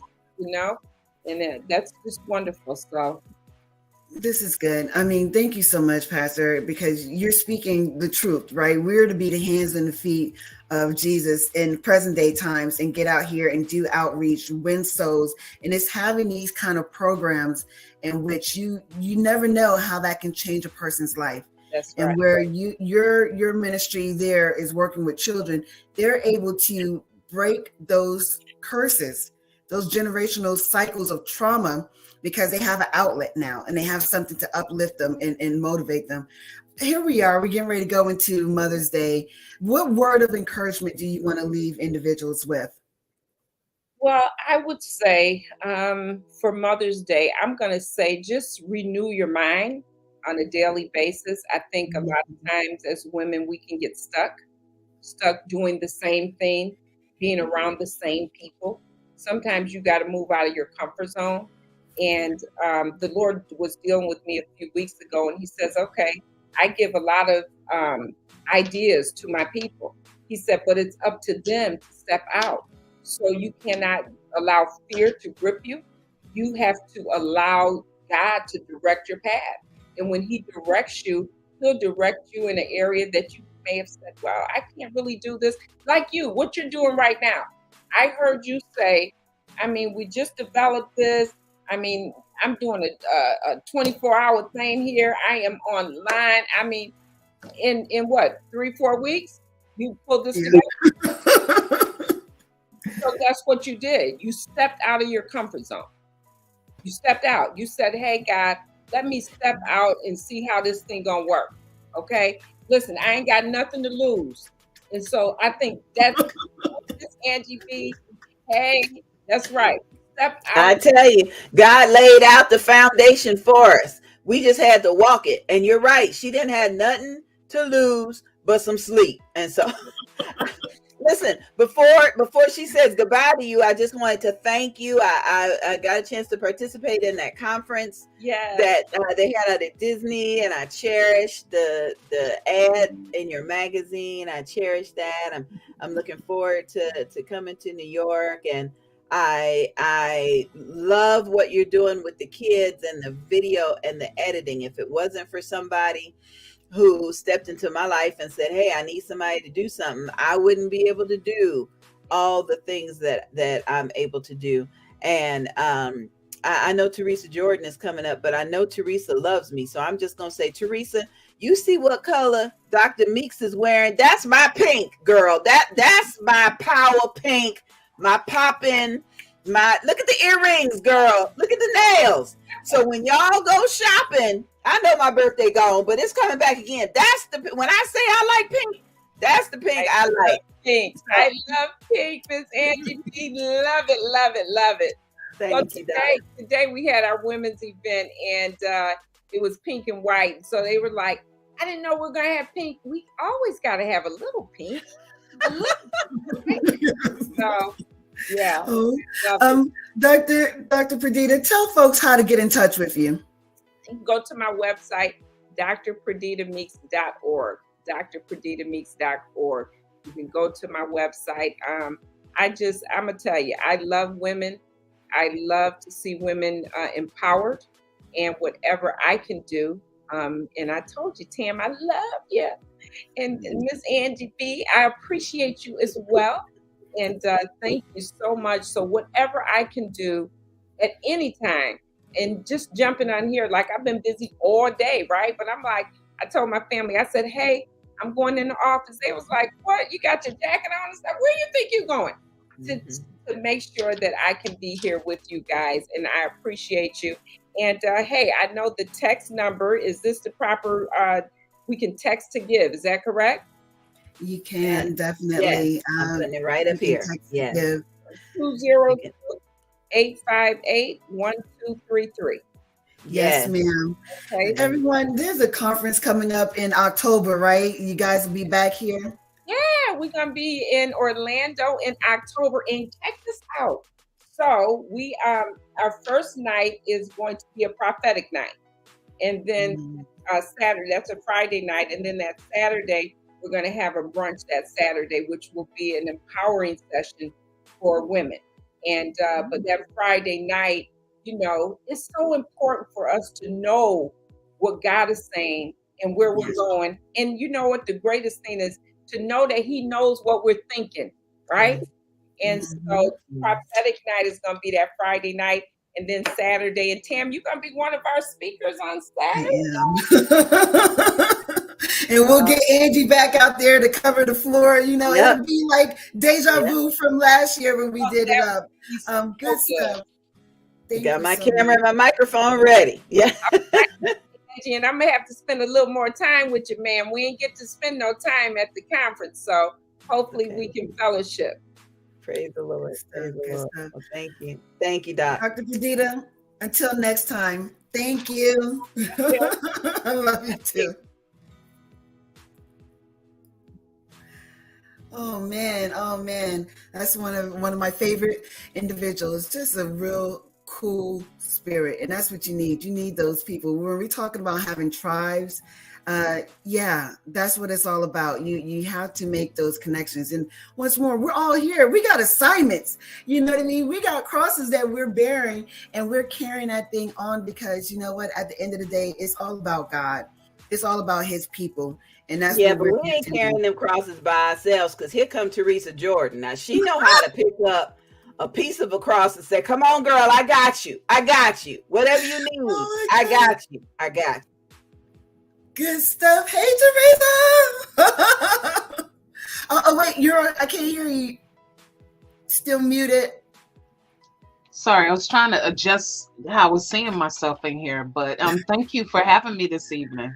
Absolutely. Everyone, let me introduce you to Teresa Jordan. She is the CEO and founder of Triumphant Magazine. If you don't know about this magazine, please make certain that you get acquainted with it. She is a community advocate. She is another woman of God. Listen, I don't know if you see a theme here. Jesus, Jesus, Jesus, God, God, God, right?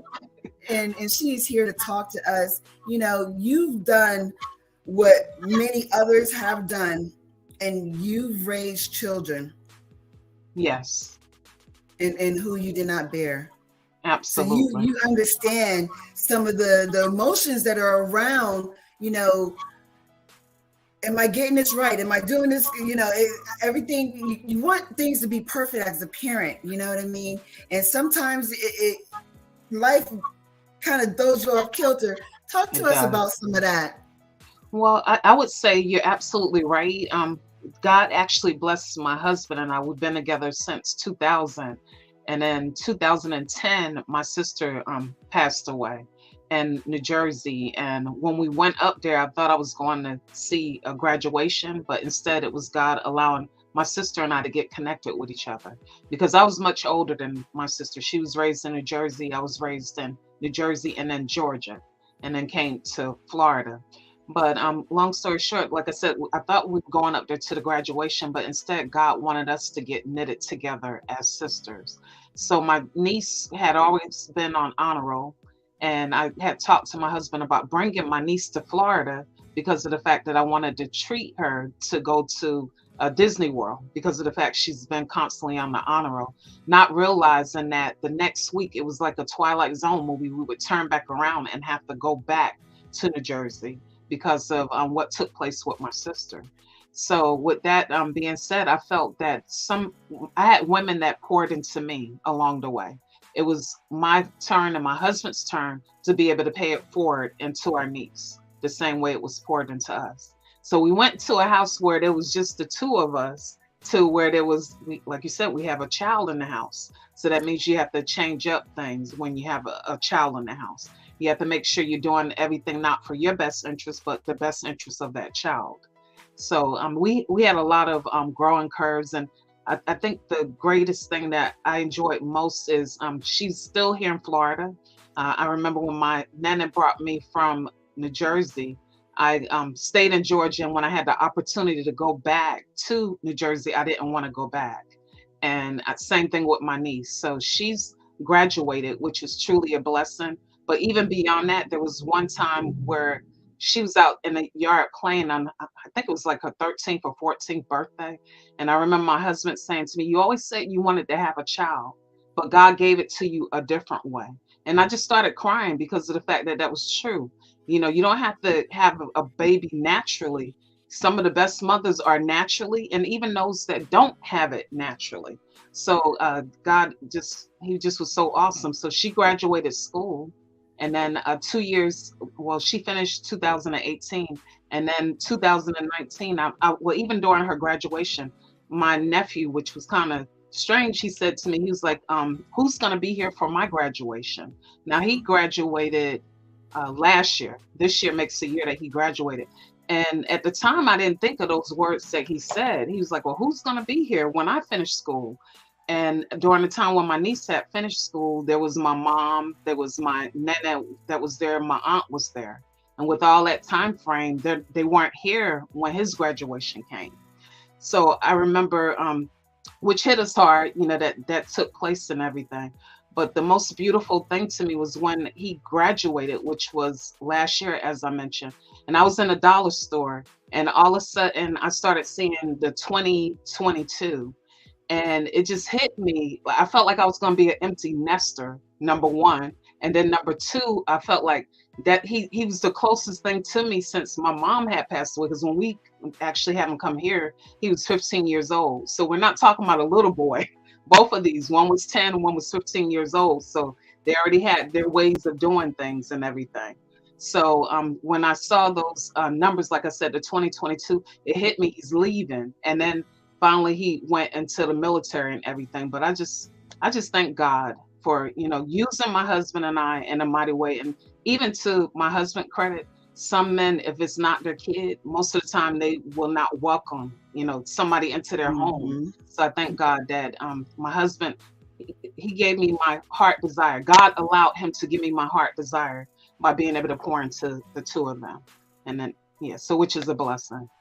That is a blessing. And, and it's so many stories like that, around the world in which individuals, when we talk about being a tribe and being, each other's keepers, it don't matter what you're going through. Okay, I got you here. You know what I mean? Let me go ahead and help this baby and this and that and so forth.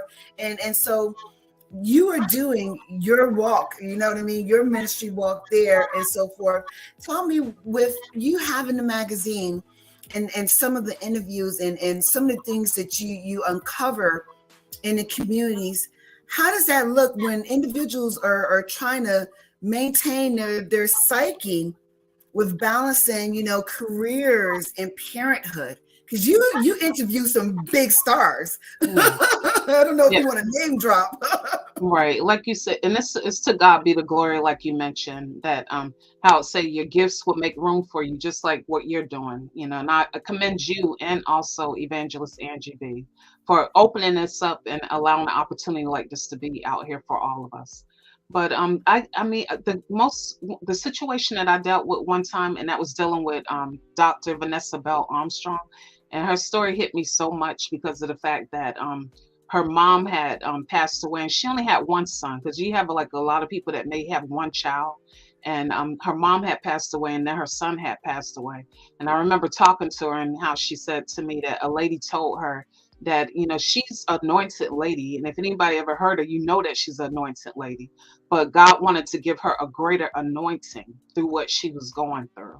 So she had to realize, and she was like, well, if that's how God want to give it to me, I don't want it. And that's just being transparent. A lot of things that we go through, we don't want it, but it's not for our glory, it's for God to get the glory. And a lot of times it's not our will that needs to happen, it's God's will that needs to happen. I remember somebody told me, if you ever want to make God laugh, and tell him about what your plans are versus what his plans are for you instead. So there's, like you said, the balance, you have to be able to get balance. I mean, I had an interview with Brent Jones, and how he was talking about he had to have balance, time where he's still away, just like how Jesus had to still away. So he still had to still away to like the beach, or just pouring back into yourself. Self-care is everything, when you're a parent, and even when you're not a parent, you need to have it. Yeah. There's a need for so many levels of self-care for us to do as parents. And what that looks like to individuals is something completely different. One person may be happy with their nails done. Another person may be happy. I went through a period, I was just happy to have some cookies. You know what I mean? Like, just some little things I was like going through and so forth and so on. And so what are some of the things that you see yourself, it's like, look, this is me, this is my, self-care, just to decompress from being a parent? Right. There's a lot of things. I mean, I'm a big gospel. I love listening to gospel music. So that's what I do. I spend time listening to music. I listen to a lot of inspirational. I love reading books. I love reading books that encourage you. I spend a lot of time doing that every single day. Like even like at lunchtime, I'll sit in the car for like maybe 30 minutes, 40 minutes, just sitting there pouring back into me. Because as women, we, like you said, we always pour out. But if you empty, how are you going to be able to pour into someone else? So that's what I do. I take time away. My husband, I thank God for him, because Even like in January, they had the Queens of Gospel in Jacksonville. And he blessed me with booking the room, getting the tickets, giving me money to get the food and money to get the car. He doesn't mind me still in a way taking that time, to be able to go and pour back into myself. Because like you said, we pour into everybody else. So we definitely need to pour into ourselves. That part. You just had an amazing release. Can you tell us about that? Because we're talking about a mother's heart. And here we are, we've been talking about, parenthood, and we're approaching the hour of Mother's Day. Tell us about that compilation. Amazing. Yeah. I tell you, God, he just seems to awe me all the time. I mean, like for Sean Mitchell, we just had on the magazine in March, and his song was "See the Goodness." And the timing of everything, and then with the mother's heart, God had already showed me the women that were actually going to be in there as a co-author. He had already showed me their faces, and then some other women recommended other women to be able to be a part of it. We're blessed to have our very own evangelist, Angie B. She did the graphics for us. I love it to be able, like how you said earlier, collaborate with others. That just makes us more powerful, more stronger. But anyway, God had put it in my spirit. I had saw dreams of it. And in December, he just told me who to get in touch with. And the ladies are so receptive to doing it.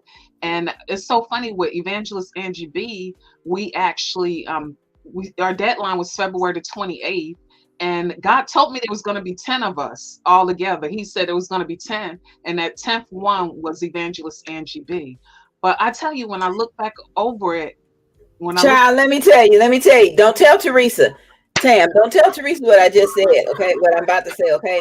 The Lord had me write something back in December, and I didn't know what it was for, because it wasn't around Mother's Day, it wasn't around my mom's birthday, and nothing. So it was already written. Wow. And then when she called, I was like, well, where's that thing I wrote a couple months ago? And we ain't even gonna talk about the transition I went through to actually have to pack and unpack and figure things out. Yes. So to God be the glory that it was still in the computer. So thank you, but don't tell Teresa I said. Thank you. Listen. Wow. So, but it was amazing though. Like what I was gonna say also, like it took us, I was thinking it took us 6 months, but really it didn't. We started on it December and we finished February the 28th. And then we actually got back together on March the 28th.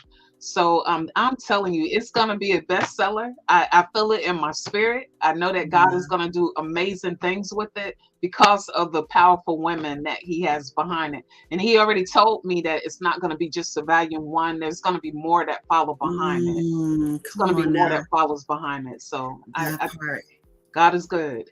And Bertie told me you guys got a billboard that's going to be advertised. Listen, come on now. Orlando, Florida. Yes, it's a digital billboard, but it's in Orlando, Florida. So yeah, God, I tell you, he know how to do it. He knows how to do it. Listen, I would love to be able to get some of those books and pass them out to some of the participants in our life skills program, because once more, we want to make certain that these folks have an assortment of toolkits, right? Absolutely. Of resources that can help them as they're pressing their way through. And so I've snuck in some glimpses of what the book is about. Amazing. Yes. Very much needed. It is going to bless so many individuals. Absolutely. I thank you for it. And so there's so many different needs in our community, you know what I mean? Needs for programs. And I think I spoke about this already, political policy changes and so forth.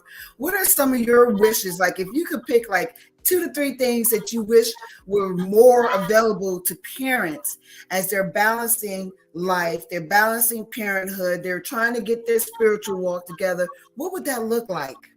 I would say like they used to have a program where you would take the kid, like allow the mother or the parent to be able to pamper themselves and be able to take the kid away. That way they can spend time, like that mother that might have not had time to pamper herself, like you said, the nails, or to be able to get her hair done. I know I work at the school, and there's a young baby. He's probably maybe like 7 or 8 years old, but his grandmother is raising him. and she's already dealing with a whole bunch of things herself. So just to be able to give her time to say, okay, let me go get my hair done. I haven't had my hair done in a while. I haven't had my nails done in a while, because of the fact that they're always pouring it into the kid. Because when you become a parent, you're no longer first. You can't be first. Not if you're a true mother. You're going to have to shift things around to make sure that kid is taken. So I would say more programs to be able to provide that. Would they be able to have more time, probably like once a week, once a month, because some of them don't get to do it at all. That's real. That's real. As we're getting closer to the hour of it being Mother's Day, what word of encouragement do you want to just, give a mother, give a father, give a non-birthing parent, you know what I mean?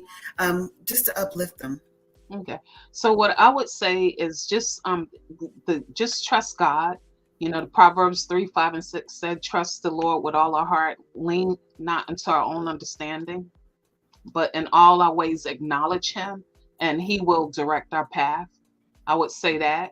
Then I would also say, as a mother, sometimes we have the tendency of always being concerned about what could go wrong instead of being concerned about what could go right. Just like yourself, Tam, and like Evangelist Angie B, you could have came up with all kind of things why this couldn't work within the 3 weeks that God allowed it to do what it needed to do. But God, we serve a God that has unlimited resources. So don't limit God. Don't limit him. Pray to him. As the Bible say, have that mustard seed faith. And that doesn't take a lot. Nothing pleases him more than us being able to have faith. Have faith in him and knowing that he can do it for us. Yes. That's what I'm talking about. We have to have faith. We have to trust and believe that, things are going to work out for our good. At the end of it all, there's that glimmer of light at the end of this tunnel. Absolutely. And this is not going to last always. You know what I mean? And that's what we're, I just keep on driving this back. And Maternal Matters Favored, you know what I mean? This is what we're about. We want you to understand that you don't have to go through this alone. You know what I mean? You got us, you got God, you know what I mean? Right. You have some folks that care. And so when individuals, they come on to our support group and they're kind of venting and talking about some of the challenges and some of the successes, this is what it's about, to have that community orientation, to know that you don't have to go through this alone. I'm so excited about the opportunity that God has given us with having this life skills program. I'm excited to get my hand on your book, because once more, I think that's going to be a really great inspirational tool to parents as they're pressing through and so forth. Teresa, how can folks get in touch with you? There's several ways. We're on Facebook, Instagram. We're also on TikTok and YouTube. You can just type in Triumphant Magazine. We also have a couple of different emails addresses. We have Triumph Magazine 2017 at gmail.com.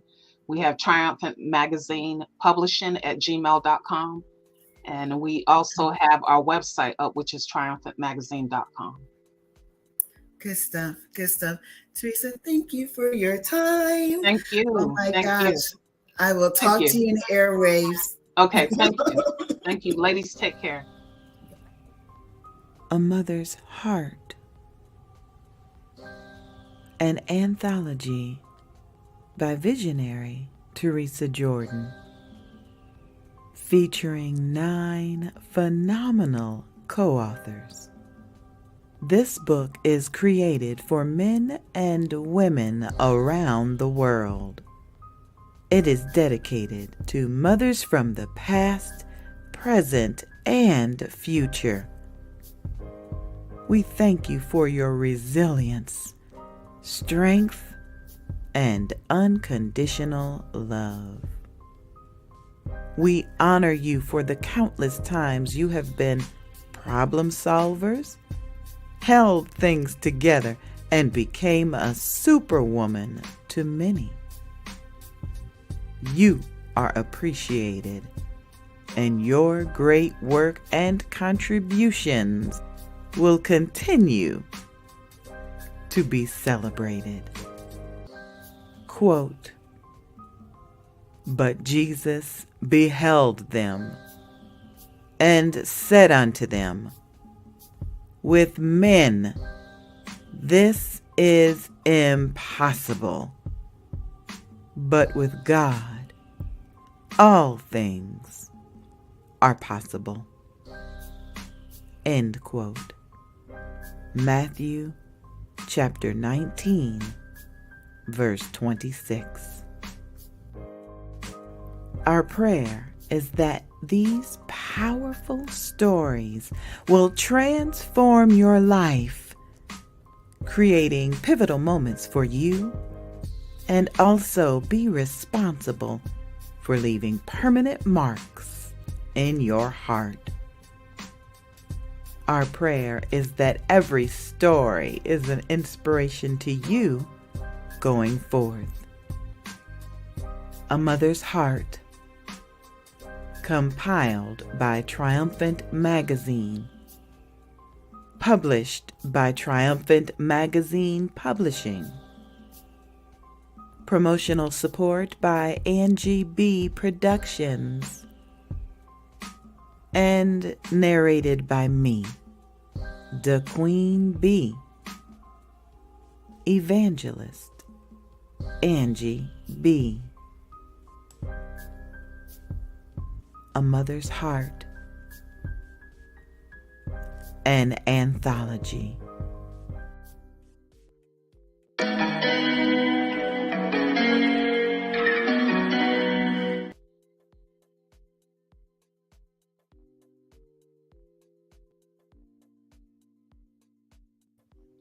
I've just been sitting here giving God praise because I can, because I can, and because I should. And I am grateful for this opportunity to not only be here with Tam, but to meet and say hi and greet some phenomenal people. Just, oh, wow.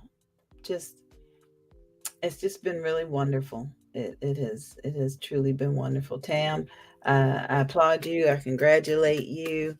I'm gonna bring you back in so you can tell us about how the numbers look, and I know that throughout the night as we air more information, I pray that more donations will come in, so that way after this first 5 weeks we just continue on and continue on. That part. I want to say thank you to Teresa, not just for being on, but also for her donation that she provided as well. Thank you so much. We are sitting here just 11 and a half hours in, and we're at $1,235. Like, mind blown, nothing but God, right? Because once more, we pulled this together, just a blink of the eye kind of a thing. Didn't even have the opportunity to advertise it like we wanted to, like they say that you're supposed to, right? Kind of a thing. We just wanted to make certain that we were able to bless just a handful of parents, you know what I mean, with attending our life skills program, to be able to provide them with some knowledgeable resources that they can keep in their back pockets to help them as they're coping and balancing with being adults and parents, right? And also with their walk in life. And so just for us to have exceeded what we just set as, a goal in such a little time, I'm truly humbled. I mean, wow. I mean, we had someone who called in and spoke from Kuwait. We had someone that gave us props from UK. Here we just got off the line with someone in New York. You know what I mean? Teresa, I'm in Orlando, guys. You know what I mean? I'm in Central Florida. We have people that have just been calling in and just giving their truth, being completely vulnerable, transparent. I mean, we have clinicians that are saying, yup, I went through that, you know what I mean? Like suicidal ideation, you know what I mean? Like didn't want to get out my bed to bathe myself, let alone change a diaper. You know what I mean? Now we got Veronica Neely sitting back there, and I know she got to tell something.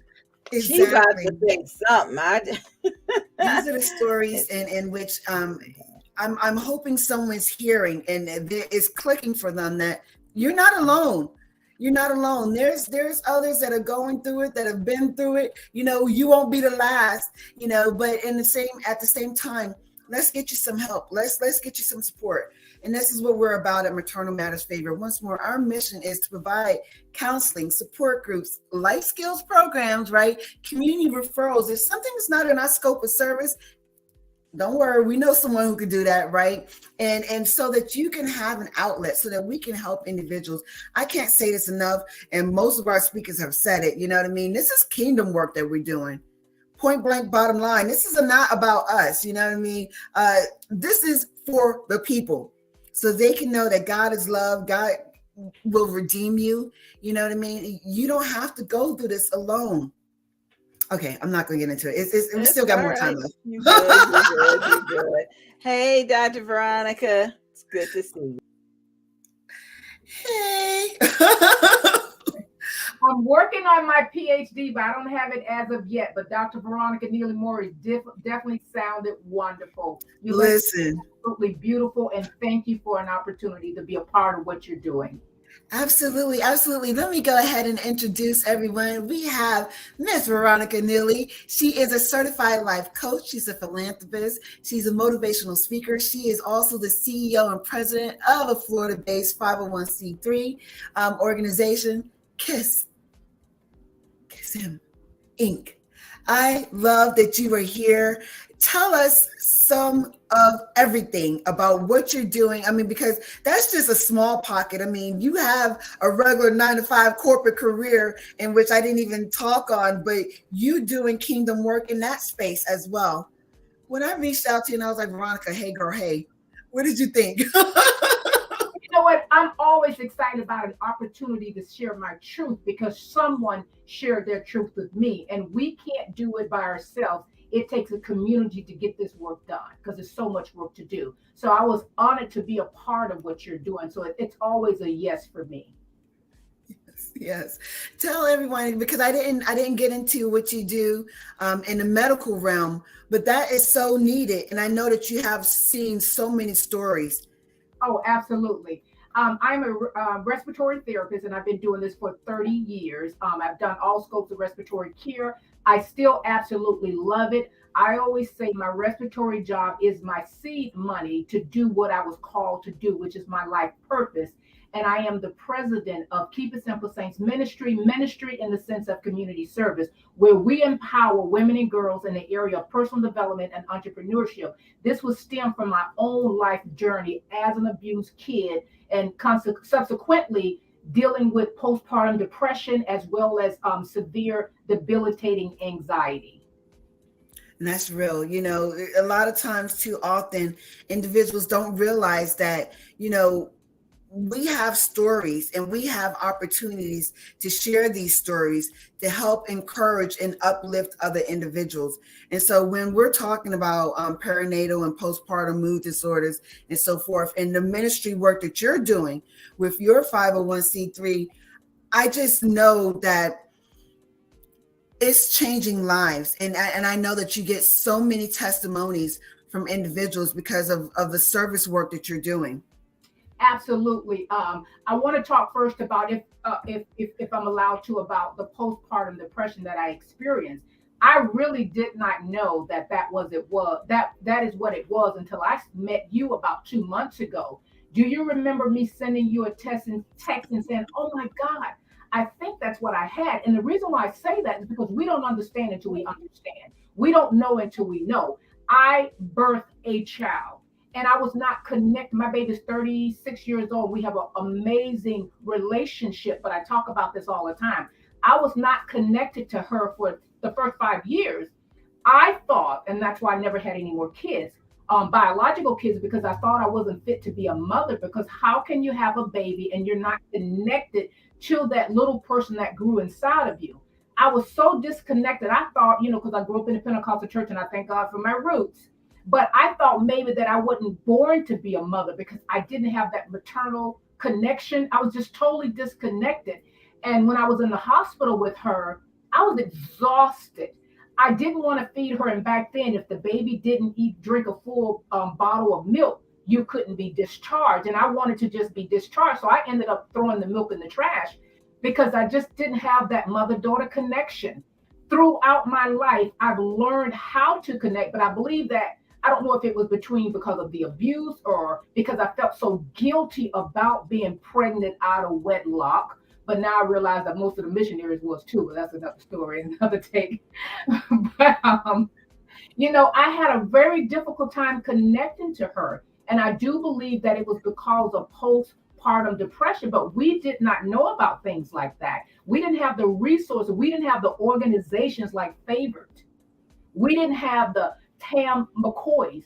We didn't have the Miss B. We didn't have these organizations, these individuals doing what you're doing today. So I'll always say yes.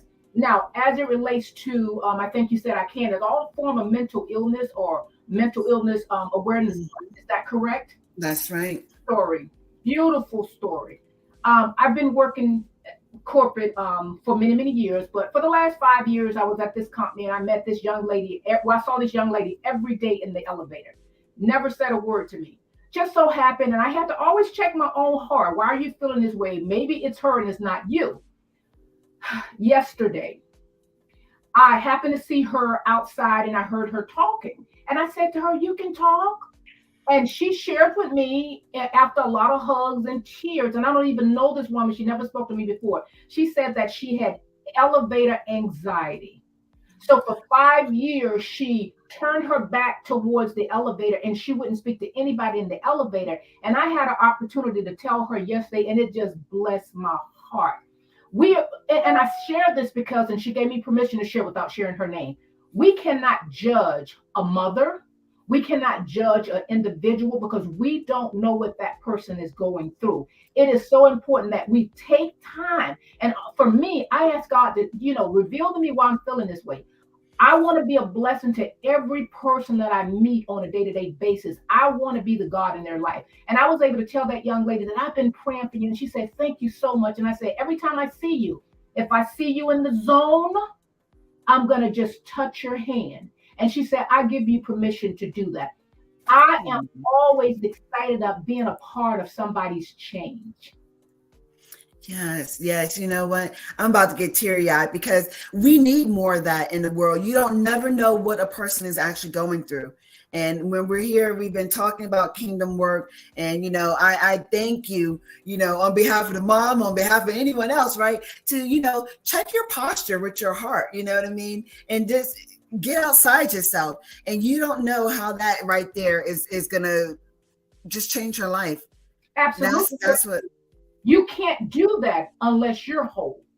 Come on now. I had to work with myself through the years, because I'm also a life coach, to figure out why was I feeling the way I feel towards outward things when it had to do with what was inside of me. When we become wholly complete inside of us with nothing missing, nothing lacking, then we can give out what we have, because the Bible tells us that we can only give out of what we have. But if I had not done the work, the years of work that I've done in my own life, then I would have been feeling some kind of way, thinking it was all about me, thinking it was because I was a woman of color. I'm being honest. And I had to say, God, why am I thinking this way? Maybe it's about the other person. Maybe we need to be in a position to pray for that other person, even if we never get an opportunity to tell them that we're praying about it. And on top of that, I was so full when I got home Friday. The manager of the building just turned around and he said, you know what? We've never spoke, but you have a light and I love it. I cried all the way home because God allowed me to be a blessing in another person's life. That's what it's all about. It's about kingdom. Church and being a person of God is not on a Sunday or Thursday. It's 365. Yeah. And when we're talking about being out here doing kingdom work, it's outside of the church. It's not just inside the building. And that's why it's so important for organizations, not like just mine, but yours as well. And where, we're able to use another arena to capture and win souls over and so forth. There's so many programs. What are some of the changes that you would like to see? Because it's not enough. You know what I mean? There's so many causes and so many things that need to be done here. What more would you say? Okay, yeah, we should be able to do that. And you know what? Funds should trickle down into this type of thing. What does that look like if you had a chance to change it? I think really the churches should be more involved, because my experience, and I am blood bought, in my experience, I find that the churches don't invest in the people like you and I that are doing the work as they should. Because like for instance, before I did the work and was able to bring myself up to where I needed to be, where I could hear the word, I believe in the church, preachers will have less to preach if we're whole from the inside out. It's so much easier for me to hear God when I don't hear all these other voices in my head telling me that I'm no good. You know, I think we're not going to be able to change the world, but we can change the world that's around us. I believe in making a difference every day. When you think about the work that needs to be done, it's overwhelming. That's not our job. An impact in the individuals that are in our circle, in our life. But we have to first start with us, because oftentimes I meet people like how I met you. I looked at you, didn't know you, and I said, "Oh, you are absolutely beautiful with your head." And I said to you, because you have no hair, you have nothing to hide behind. You are the most confident woman in the world. I mean, that's how we start this conversation. And now I'm on your doing a program with you. But for that one time that I reached out to you, I think we have to stop being afraid of each other and stop competing with each other, because there's so much work to be done out there. And it doesn't always cost money. It takes one moment to be kind, and you don't know where that's going to go. Now going to work, I'm looking forward to seeing that girl again. Oh my gosh. Yes. You know, that's a lot to unpack, because it's the truth, you know, where we're to be community keepers, you know what I mean? And we're supposed to be the change that we want to see. And you don't never know. I mean, yeah, we met on LinkedIn, everyone, right? And it was like, yeah, hey girl, hey, kind of thing, you know what I mean? And we talk daily. Always ask me, how do you meet people? I say hi. It ain't deep. It's not deep. We just have to use the voice that God has given us. Hi. And usually if a person doesn't respond back, I don't take it personally, because I know that they're dealing with something. Because again, I met this young lady on LinkedIn, and she was like, "Oh, how many followers do you have? Oh, what's your level?" I said, "Girl, I'm low level. You probably don't want to connect to me, because I'm low level." And then she began to tell me about all these celebrities she was connected to. This is the truth now. All these celebrities she was connected to. And I began to talk to her and converse with her. And it was nothing like she said. She had so many issues. So now I tease her, "Hey, it's your low level friend." You know? We just be comfortable in being our authentic self. We don't have to put on an air. That's what's wrong with the world today. We're cover girls.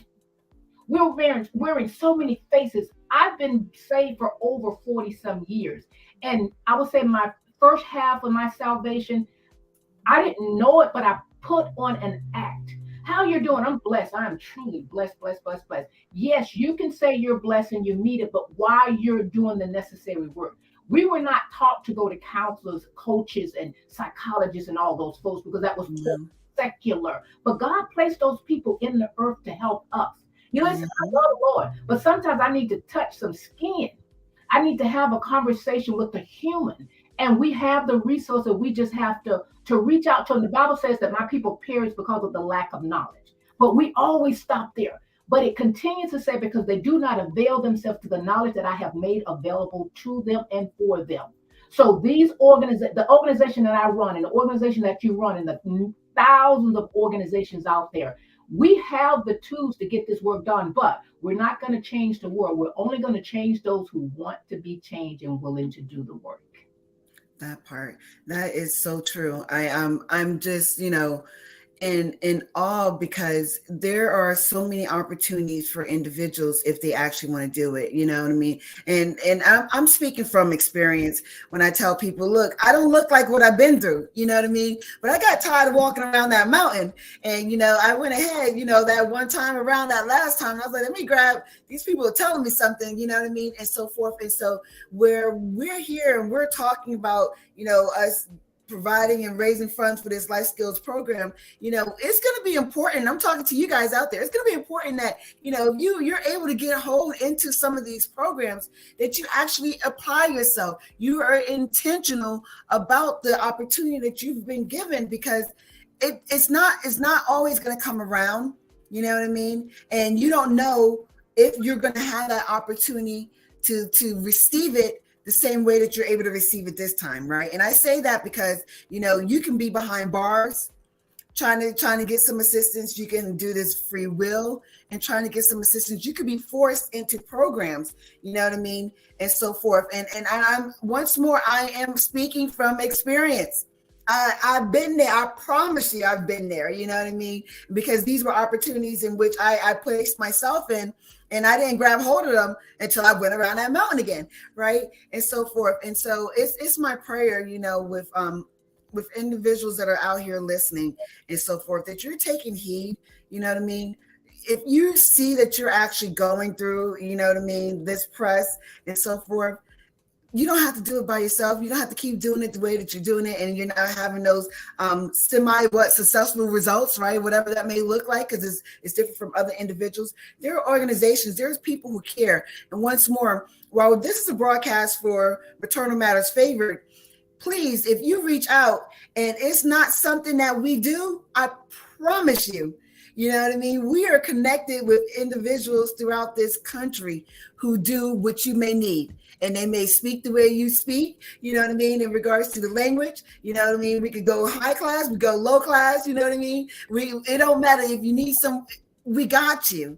You know what I mean? There's no need for you to suffer in silence. And that's what we see, Veronica, right? A lot of moms, they're just out here suffering in silence. A lot of dads, oh, well, I'm okay, I'm good, right? Because that's what we teach. You teach our boys, you know what I mean? And so forth and so on. And we see a gamut of non-birthing parents that, they're like, oh my gosh, I've been blessed with this opportunity to have this child. I can't let it be known or divulged that, you know what, this is pretty heavy. It is. And I think a lot of times, like when I got pregnant, I still don't know how I got pregnant other than did what grown folks do and got pregnant. But there was no joy in me being pregnant. It was a lot of shame. So if I knew someone or knew of someone back then, I never even thought about seeking counseling, because you were just pregnant and you were, pregnant out of wedlock, and you had all that shame. Nobody came to me to say that I'm going to be okay. No one came to me and said, listen, you made a mistake, it's going to be okay. It was shame, shame, shame. So I carried that shame. I even went to the hospital by myself to have the baby because I was still shamed. I pretended not to be pregnant for about at least 8 months, and I told everybody I had a tumor. It was more acceptable back then to have a tumor than to be pregnant out of wedlock. Now, everything else was going on, but God forbid you don't get pregnant out of wedlock. And I wasn't a fast girl. I just got pregnant on the first try. And it was a lie. No wheel, bells and whistles and all that stuff. So I still don't know how it happened, right? But my kid is 30-something years old, but it did happen.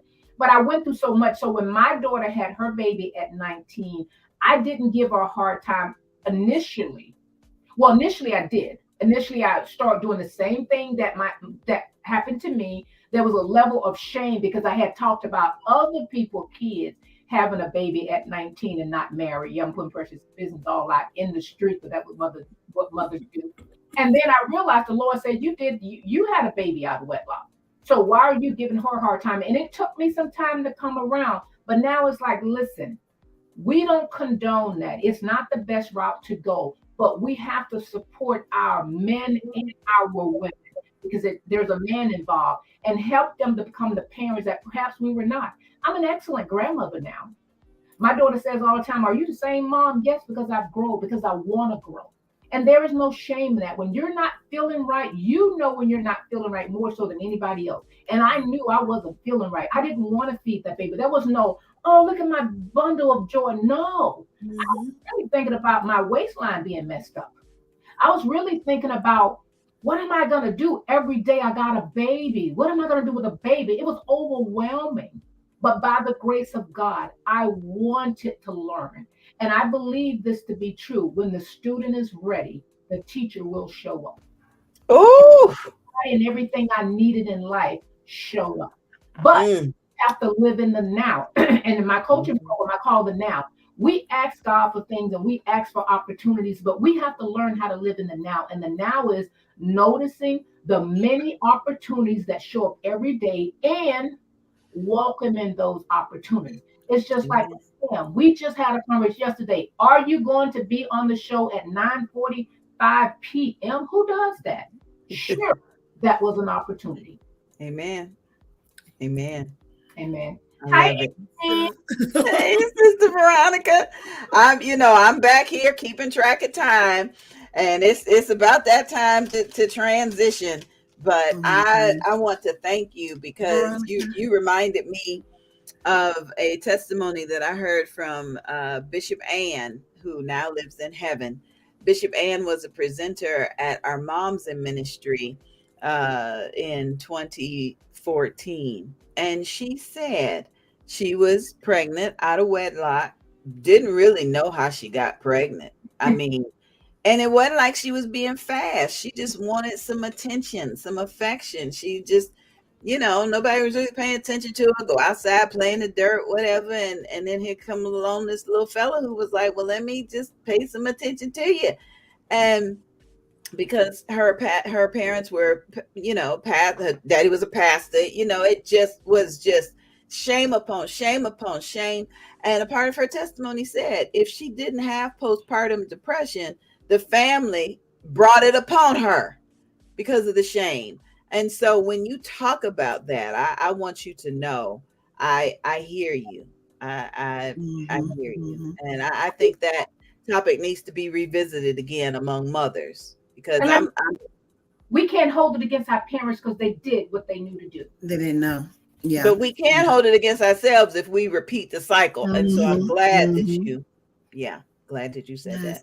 Veronica, tell everyone, how can they get in touch with you and your organization? Absolutely. Once again, thank you so much for this opportunity to be a part of what you're doing. My name is Veronica Neely Morris. I'm the president of Keep It Simple Saints Ministry in the sense of community service.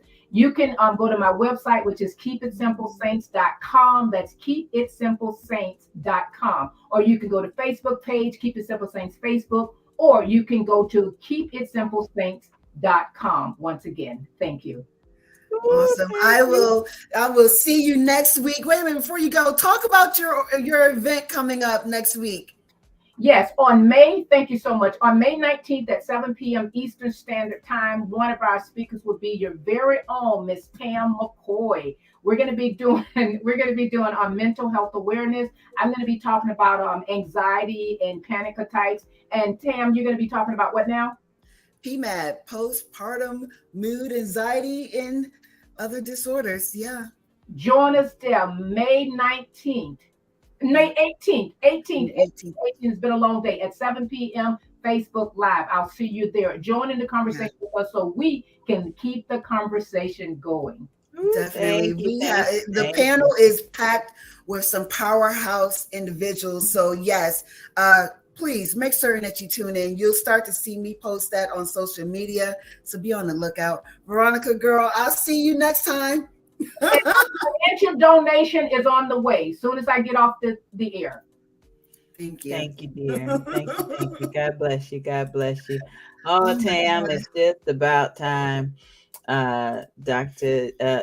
Jacqueline, Mother Jacqueline. Wow. Look at what she said about Veronica. Wow. So good, woman of God. What a blessing. Yeah. What a blessing. What a day. This has been so amazing just to hear from so many professionals about some of the things in which they went through, some of the work that they're actually doing in the community, and they get it. You know what I mean? And it's my prayer that you guys out there, that you guys get it as well. You know, we are here spreading awareness about perinatal and postpartum mood disorders. So it's that feeling of anxiety, of depression. It's certain levels that you may have of just keep checking on the baby. You know what I mean? Because that's something too. You know what I mean? Is my baby still breathing? Kind of a thing, right? And so forth and so on. And so I don't know how many of you guys have been tracking with us since 10 a.m., right? As we are here approaching 10 p.m. But we have heard from individuals just talking through a slew of different things that they themselves went through.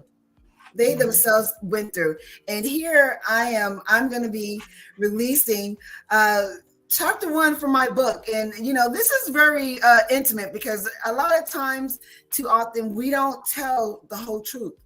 You know what I mean? And so we don't know the whole truth. That part, right? Or we're ashamed. When people start talking about they don't know how they got pregnant, that they don't know it, and then they learn the truth. So sometimes we don't know it. That part, or being ashamed or embarrassed, you know, about some of the things that you went through. And so, you know, when we're talking about doing kingdom work and how it's a must that we tell our testimony. Please, guys, right? I'm going to tell you some of mine. And it's my prayer that once more that we're able to connect with individuals and let you know you ain't the only one. You're not the only one. All right, so we're going to play this little video, and then at the top of the hour, this stream may stop, but don't worry, the broadcast continues. Just go back out and come back in to Facebook. Look for Angie B Productions. We'll be streaming live. Twitter, Angie B Tour. Check that out. And then on YouTube, we're on search for Maternal Matters Favored. We will still be broadcasting. It's just that sometimes we gotta switch gears a little bit. So this video that we're going to bring to you, it's a 10-minute video. It will take us right up to the top of the hour. Favor, hashtag Queen Status by our very own Tam. And Tam, I appreciate you, dear. Thank you for bringing me in on this. God bless you. Favor. From Queen Status to Queen Walk by Tamara L. McRoy. This book is dedicated to my parents, my ace, my wise owls, and my village people. Thank you for the steadfast love, support, patience, and prayers. Preface. This manuscript is a recount of a selection of events that took place in my life, some of which are in part due to my childhood and adolescent years of depression, low self-esteem, and lack of mental health assistance, mixed with non-domestic and domestic environmental factors. Not having some form of an anchor of fundamentals allowed me to spiral into perinatal and postpartum anxiety and depression in my early adulthood when I became pregnant, which led to me having a world of substance use, abuse, and psychosis issues, all of which fueled my turning into a monster. On my road to recovery, I fell prey to victimizing love and found the courage to walk away, but only to plunge into a whirlwind of false sense of peace at the bottom of a liquor bottle. These are situations where I should either be dead, in another mental ward, or back in jail, or still strung out on drugs. I pray this book empowers and encourages women to let them know that it is okay to seek counseling, to speak up when life's imperfections begin to weigh you down, and to know